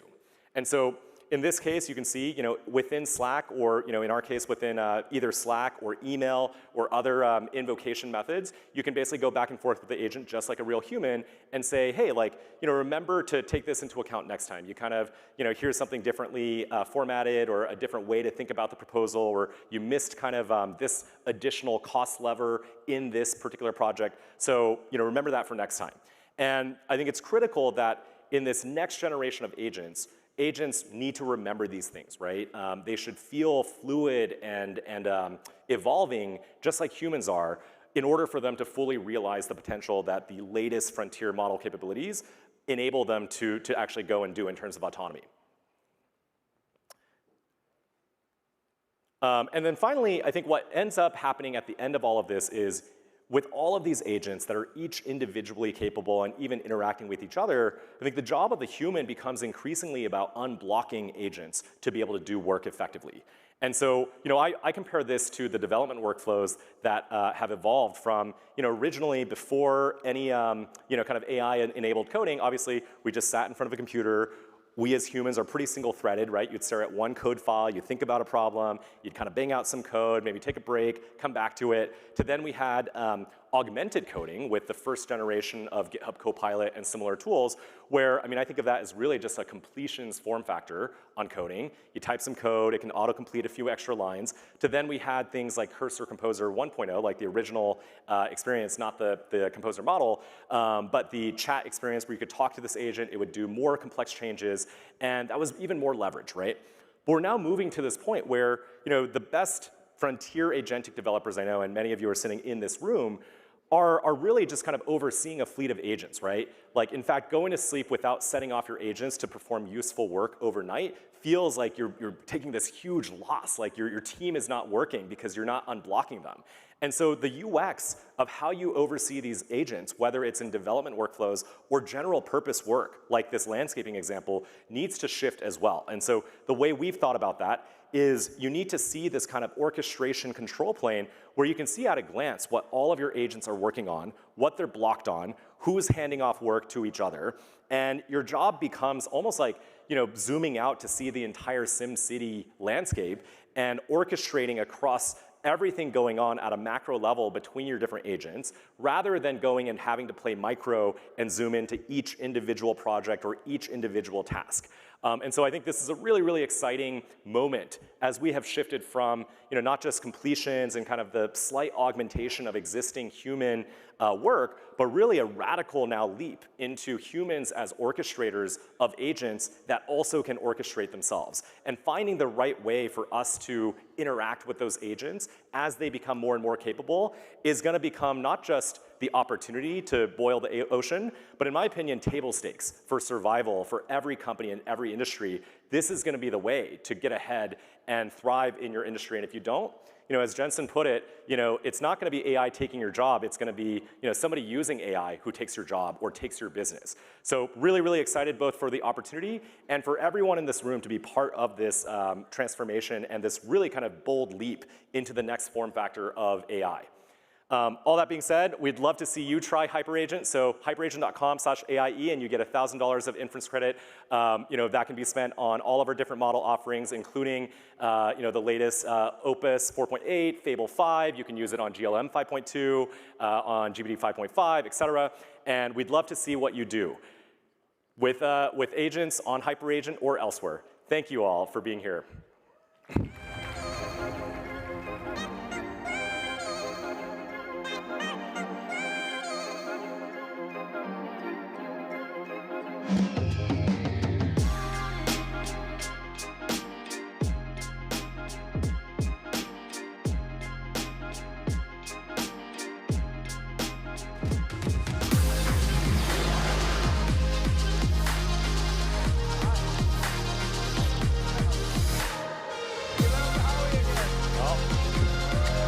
Thank you for joining us. Thank you. For the close of our events, a few months ago, I saw that HyperAgent was launching this startup competition. And at AIE, we've always wanted to feature some kind of battlefield for like a competition and a contest for people. And we didn't really have any sort of mechanism by which to judge or to fund it or anything like that. And HyperAgent came along, and they had this 500 founders thing, right? What was the inspiration for that? I think as I think about the multiple layers of disruption stacking, we're going, as I said, from just humans doing the same work they were, augmented a little bit by AI, to now humans overseeing fleets of agents doing work that wasn't before possible, like this landscaper running his business in a fundamentally different way, to now this entirely new economy of agent-native companies being built. And so, really the Founding 500 is about betting on the most frontier part of that economy as possible, right? It's the most agentically leveraged companies that are not only out disrupting their space, but kind of defining an entirely new playbook for how companies in this new era will be run. And I think the leverage we're already seeing from some of these companies that are running in this way, like Garry said, like it's profound. I mean, it's far more than even being like an early software leveraged or internet leveraged company. So really, really, kind of big believer that this subset of the economy is going to have explosive growth far higher than any other sector. And it's going to cut across not just the tech industry, software industry, but every industry. Yeah. In my London keynote, I often talk about how agents are eating the rest of the work and being accessible to non-technical teams. In fact, my team is right there back now because AIE runs on Airtable, and they're so excited to meet you and so excited to work with HyperAgent. So from 500 founders, you guys pre-selected 20. They competed today in the startup battlefield. 3 have emerged as finalists. Let's introduce them. So I don't know if I'm supposed to click this. But first of all, I'm just going to introduce our dear judges. I think we're going to have Howie, Theo, and Joshua. Thank you. From HeyGen. I think we'll sort of have them judging there, but also we're going to go into the format and the background as well. So basically what we're going to do, the HyperAgent team has kindly put up $100,000 in prizes. And basically what this is a competition for whoever is going to be the most impressive winners. So $50K to the winners, $30K to the runner-up, $20K to the second runner-up. We're going to have a hype video that is thankfully created by Hyperframes and HeyGen. We have founder pitches and Q&A with the judges. And then we'll also get to the next pitch as well. So just 3 quick pitches back to back. And basically, we decided that we really wanted some kind of judging in terms of like what is impressive and usage of this technology and like why it matters. It's not an investment pitch so much as it's not like a VC pitch so much as like, well, why should you care? Why is this an interesting use of technology, and why why are you like an interesting founder that people should know? And so I'm very excited to announce like the winning teams. So I think first of all we're going to introduce Kamad, Spiro, come on stage. All right, thank you. I think you guys are going to take over and present, yeah? All right. Do you have your clickers, or you're going to kick it off? Okay. All right. Hey, everyone. I'm Spiro Nanakos, one of the founders of Kamad. This is Dom.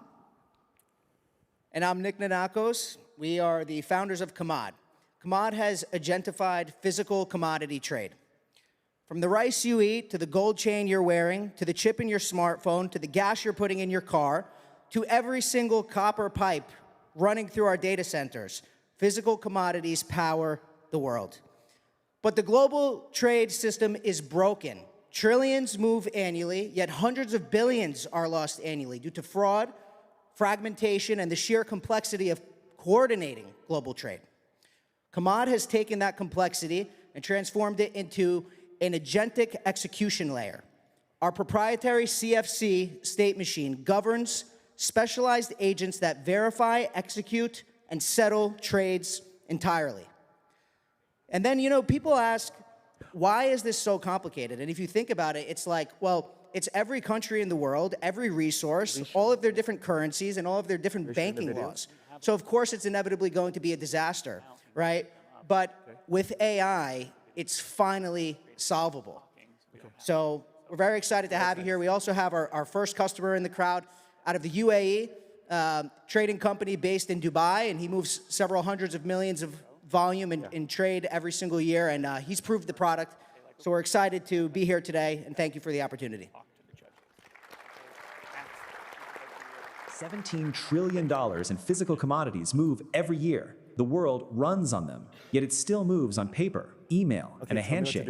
No one knows who is real or if the documents are. The result? Billions lost. Kamad plugs into the stack you already run. Gmail, Slack, Stripe, Salesforce, WhatsApp, and more. A deal begins. Agents screen both sides. KYC, identity, sanctions in seconds. Forensics catch document fraud instantly. A private deal room spins up. Shipping and logistics partners link in with live pricing. Then an agent swarm structures the deal in parallel. Compliance, legal, currency, banking, shipping, settlement, weeks of work in minutes. The swarm obeys one protocol, the CFC, our patent-filed state machine. Agents advance only by clearing every deny condition. It cannot move until the evidence is real. Settlement eligible. It never touches the funds. It emits the signal. Your bank moves the money. 30 days, closed in minutes. Kamad, where commodities can't see the meet video trust. on the confidence monitor.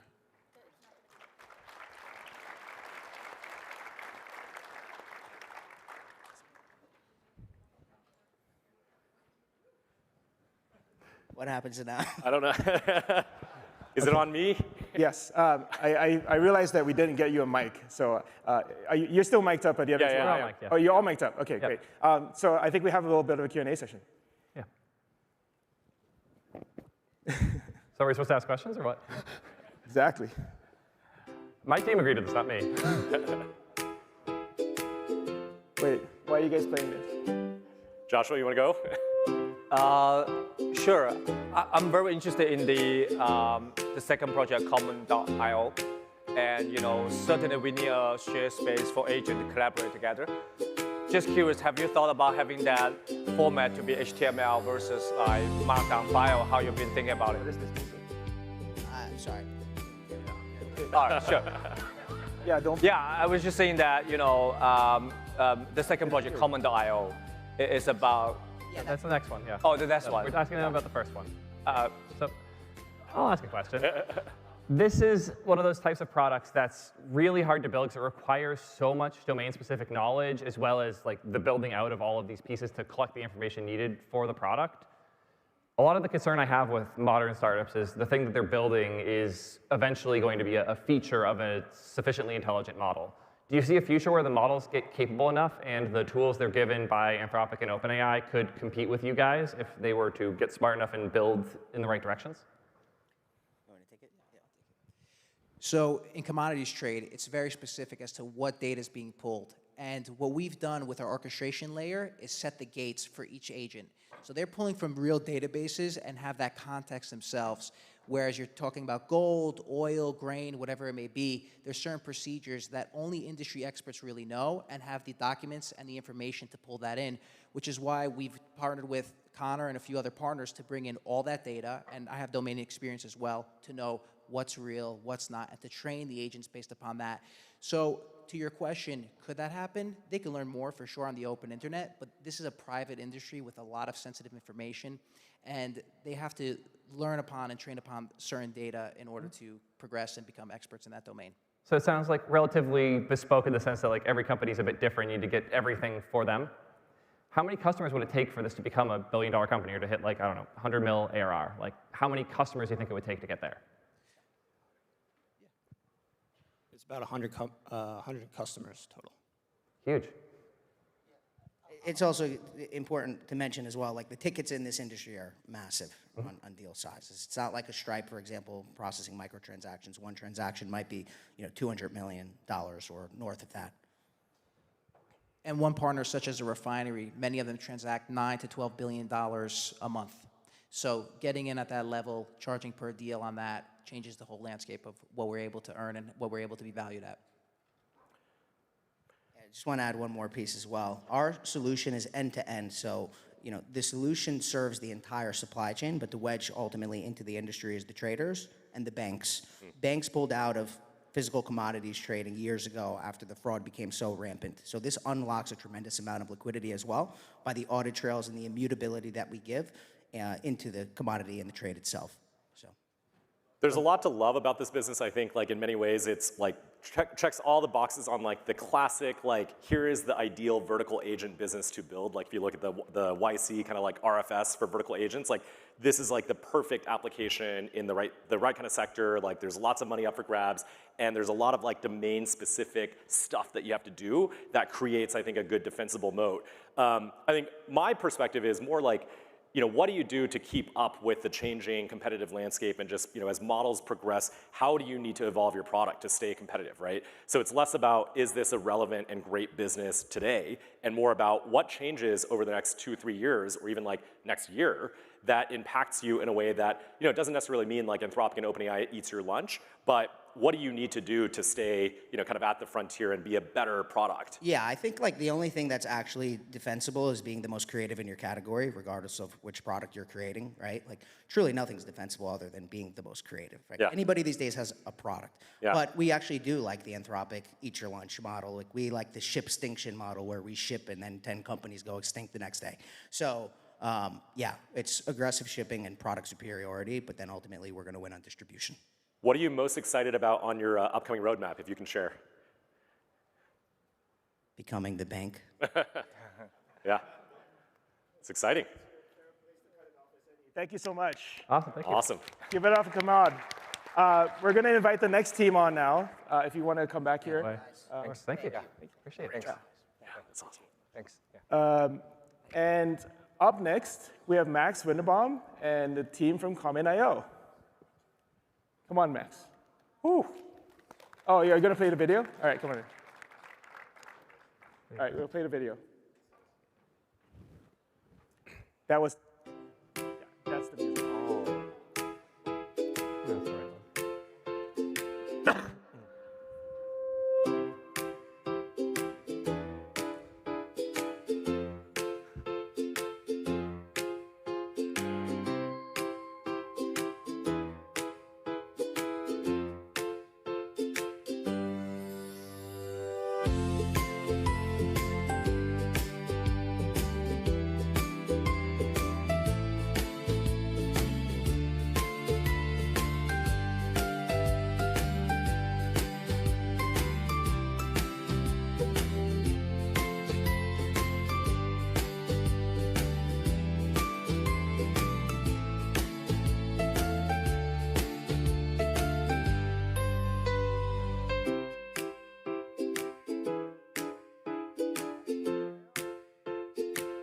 All right, welcome in. Come on, guys.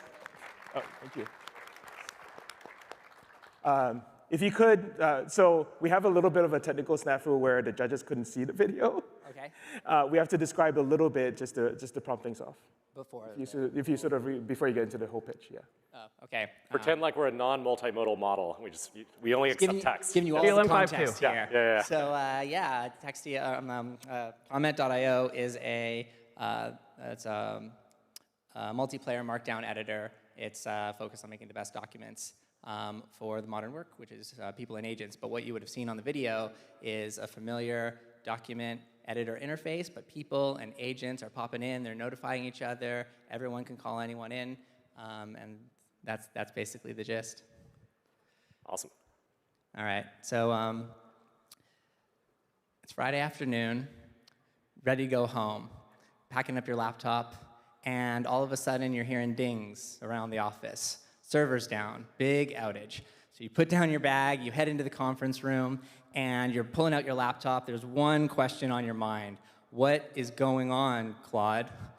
And you're entering that in, you're waiting a few minutes, give me some ideas, it's culminating or whatever. And then it gives you some ideas, and the first thing you do is you tell everyone else in the room the ideas so they can put it into their Claudes. And then someone else has a different idea, and then they let you know, and then you put it into your Claude. And you realize, how did we get here? How is this the job? There has to be a better way, and there is. It's agents and who are doing the work and people who own the problem sharing context in real time. But how? Think of the productivity software that you all use, the collaboration software. Can you just like drop your coding agents into them and have them working with each other? No, you can't, because they were built for people, not for agents. And that's why we're making Comment. It is the multiplayer markdown editor. We're laser focused on making it the best document platform for modern work, for people and for agents. It's open, it's pluggable, that's key for enterprises, it's key for developers, and it's wrapped in a user experience that is super familiar. I started my career in productivity, bringing collaboration features into Microsoft Word. Max and I worked together at Textio, the first AI native writing software 6 years before ChatGPT. We were deploying company-wide rollouts of AI writing software to the Fortune 500. We've been doing this a long time.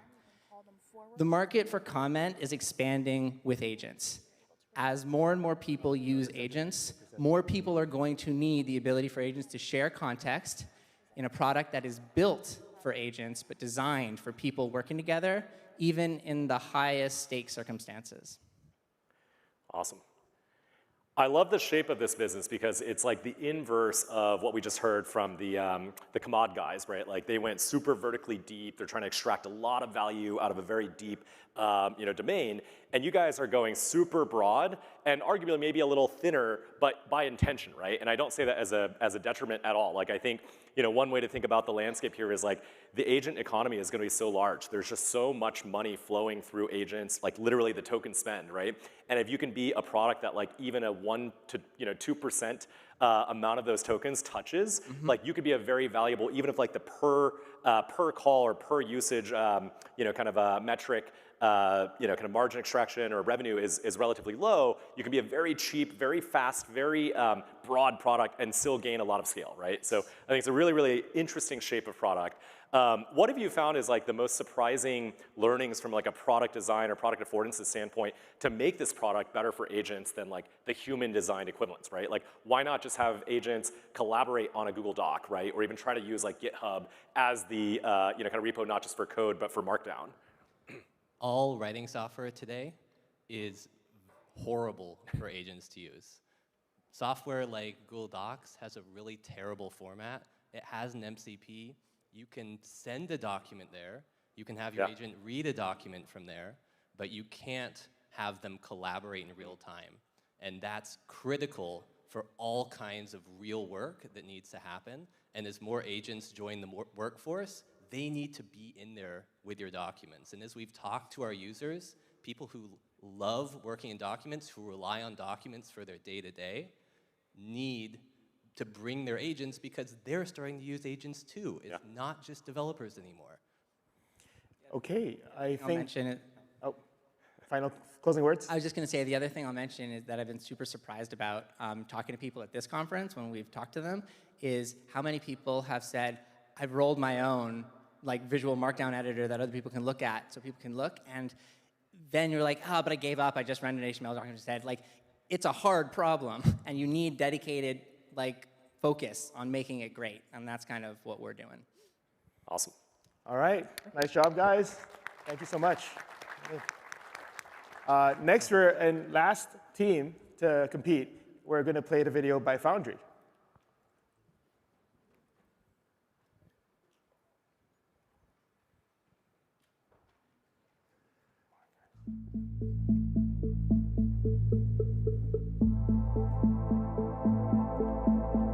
Content creators don't have time to build a business, so they have to hire an agency. It's expensive, slow, and risky. Built by Foundry replaces the agency and lets creators launch their own products faster and cheaper. Our AI agents build the business end to end. The creator launches it. We keep growing the revenue. Type in any creator's handle, and our agents become their biggest fans, watching their videos, reading their comments, and finding a painkiller their audience would actually pay for. We've done this for creators of every size, and over 500,000 people use products our agents built. The cost of building software is approaching zero. What's left is trust and taste, and no one has more of it than creators. We're building the agentic product team that is going to turn every creator into a founder. Woo! Foundry team, come on up. Thank you. Thanks, Max. Hello, AIE. I am Weston Belgettis. I'm the founder and CEO of Built by Foundry. We're going to turn every content creator into a founder of their very own company. And I have great news today. I think we found the formula for a winning business. You take your unique expertise and turn it into a product, and you solve cold start with your built-in distribution. Theo, you did this with T3 Chat. Yeah, it sucked. It doesn't work. It works great for our users, but Garry did it with GStack and GBrain. And what we find is that if we help creators to take a step back and solve a real pain point that their users have. So we're not just making another Patreon for that, paywalling this content. We're helping them solve a real pain point behind that. And that's what our agents are experts in, is finding the pain point within the user's problems. And our companies have built over many different niches and different sizes of shapes of creators. And really what we're building is we want to give the power back to the content creator. They're stuck in these, I worked at TikTok for 2 years, and I met with hundreds of creators who are stuck just doing brand deals or affiliate links or selling $20 PDFs in their link in bio. And they are one step away from building their own business. They just need someone to help them. And that's what our agents do. At Built by Foundry, we deploy teams of agents to build recurring revenue businesses for content creators so that they can focus on posting and posting and posting, and we can keep growing their revenue. I have a lot of thoughts on this one. Okay. So the problem I find as a creator, even with the brands I work with, is that there is a saturation point where it stops being useful to talk about a given product with my audience. Like with me for Vercel, for example, there was quickly a point where everybody in my audience either was a Vercel user and doesn't want me to show it to them anymore, or they won't be a Vercel user and they don't want me to talk about it anymore. It is very easy to hit the saturation point, and the best solution is to have a much broader set of things to show your audience. One of the best things I ever did for myself, the single moment that has had the most positive impact on myself, my career, my businesses, and my income, has been going from having 4 sponsors to 80. Because now there's a wider variety of things to bring my audience, and even if 80% of them aren't relevant to them, the 20% that is now conversion I'm getting that I wouldn't have otherwise. The variety of what I bring to my audience is where I find the most value by far, and every creator I've worked with ultimately has come to a similar conclusion. That said, you're touching on really important pieces here. Creators do have more taste than most founders. Creators do have better distribution than most companies. Creators know their audience better than most businesses. And you've built a machine that identifies that, but it doesn't provide the solution to that other problem, which is you have to bring variety to your audience. Where I could see this working really well is as a tool that businesses use when they identify a creator as overlapping with the archetype of customer they're looking for to help that business build better things for Theo. And I've told this to so many businesses that want to work with me. Watch my streams, watch my videos, find the problems I have, and then show me how your product solves them. That's a way better pitch than going to try and start your own company as a YouTuber. As the YouTuber who has started the second most companies, as far as I'm aware, it doesn't work. It just burns you out, and it burns your audience out too. The best thing you can do is work with companies to teach them what your audience wants, and for them to come to you with money to show it to those audience members. I understand. And I will say your niche as a tech creator is one that is very challenging because there's a lot of options. And what we have found is that for all of our creators, I'll just a few examples. One creator's name is Brandon, and he does homesteading content, and he always loses track of the best settings on his freeze dryer, which sounds ridiculous to us, but to his 2 million followers, that's a real pain point. And now they pay him a recurring revenue monthly or yearly subscription to solve that specific pain point. So I think, unfortunately, Theo, you've picked a bad niche. I'm sorry. But if you want to pivot to homesteading or gardening, maybe we could work together. But I'd say primarily, whatever the user's niche is, apart from tech and maybe comedians, we've been able to take a step back. Our agents find a pain point that they're willing to pay for, and 0 creators across our entire company history have ever left our company because they always are profitable. You're very convincing. OK, excellent. Give it up for Foundry. Yeah, thank you. So we're going to have a little bit of a deliberation moment. The judge is going to go backstage for a couple minutes. In the meantime, sorry? OK. In the meantime, we've prepared this little video recapping the World's Fair. So take your time, judges.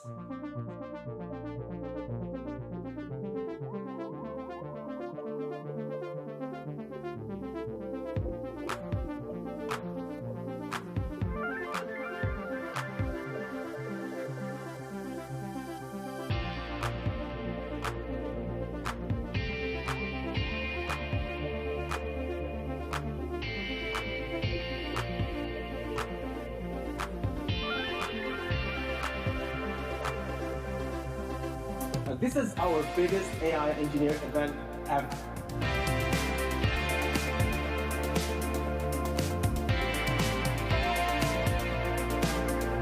We're constantly adding new techniques for you to try.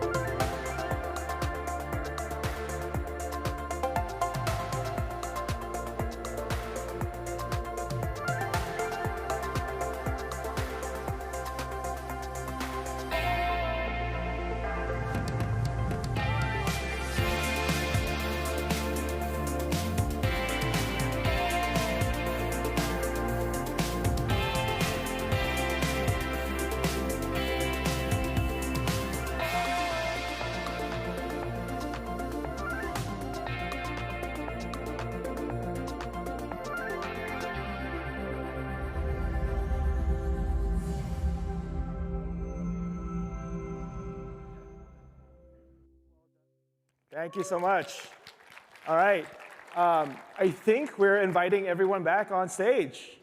Give it up for the Startup Battlefield. Congrats, guys. Yes. OK, so we have some prizes that we're going to hand out. I think the folks back there are doing some checks. In second runner-up place, we have Commode. Theo, I think you're presenting. Theo, yes. OK, we'll take some pictures as well for the team.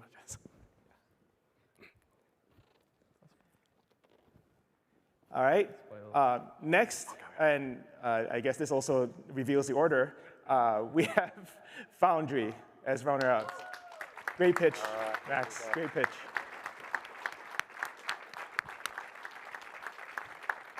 Congrats. Awesome.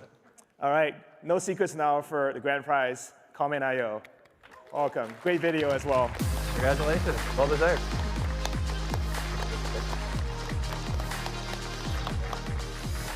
Do you want to also do the group photo? I think we're doing. All of us? Yes. Okay. All right. What if be just them?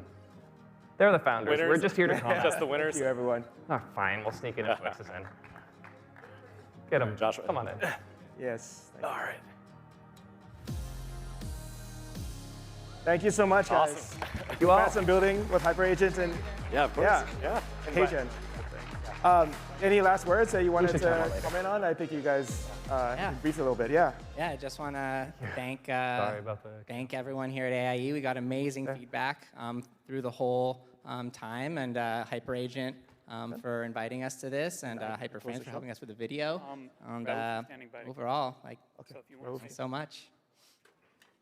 Check us out. It's free. Comment.io. All right, that's it. Thank you. Ladies and gentlemen, please welcome back to the stage our MC, Developer Relations Engineer at Replit, Rauf Shaibri.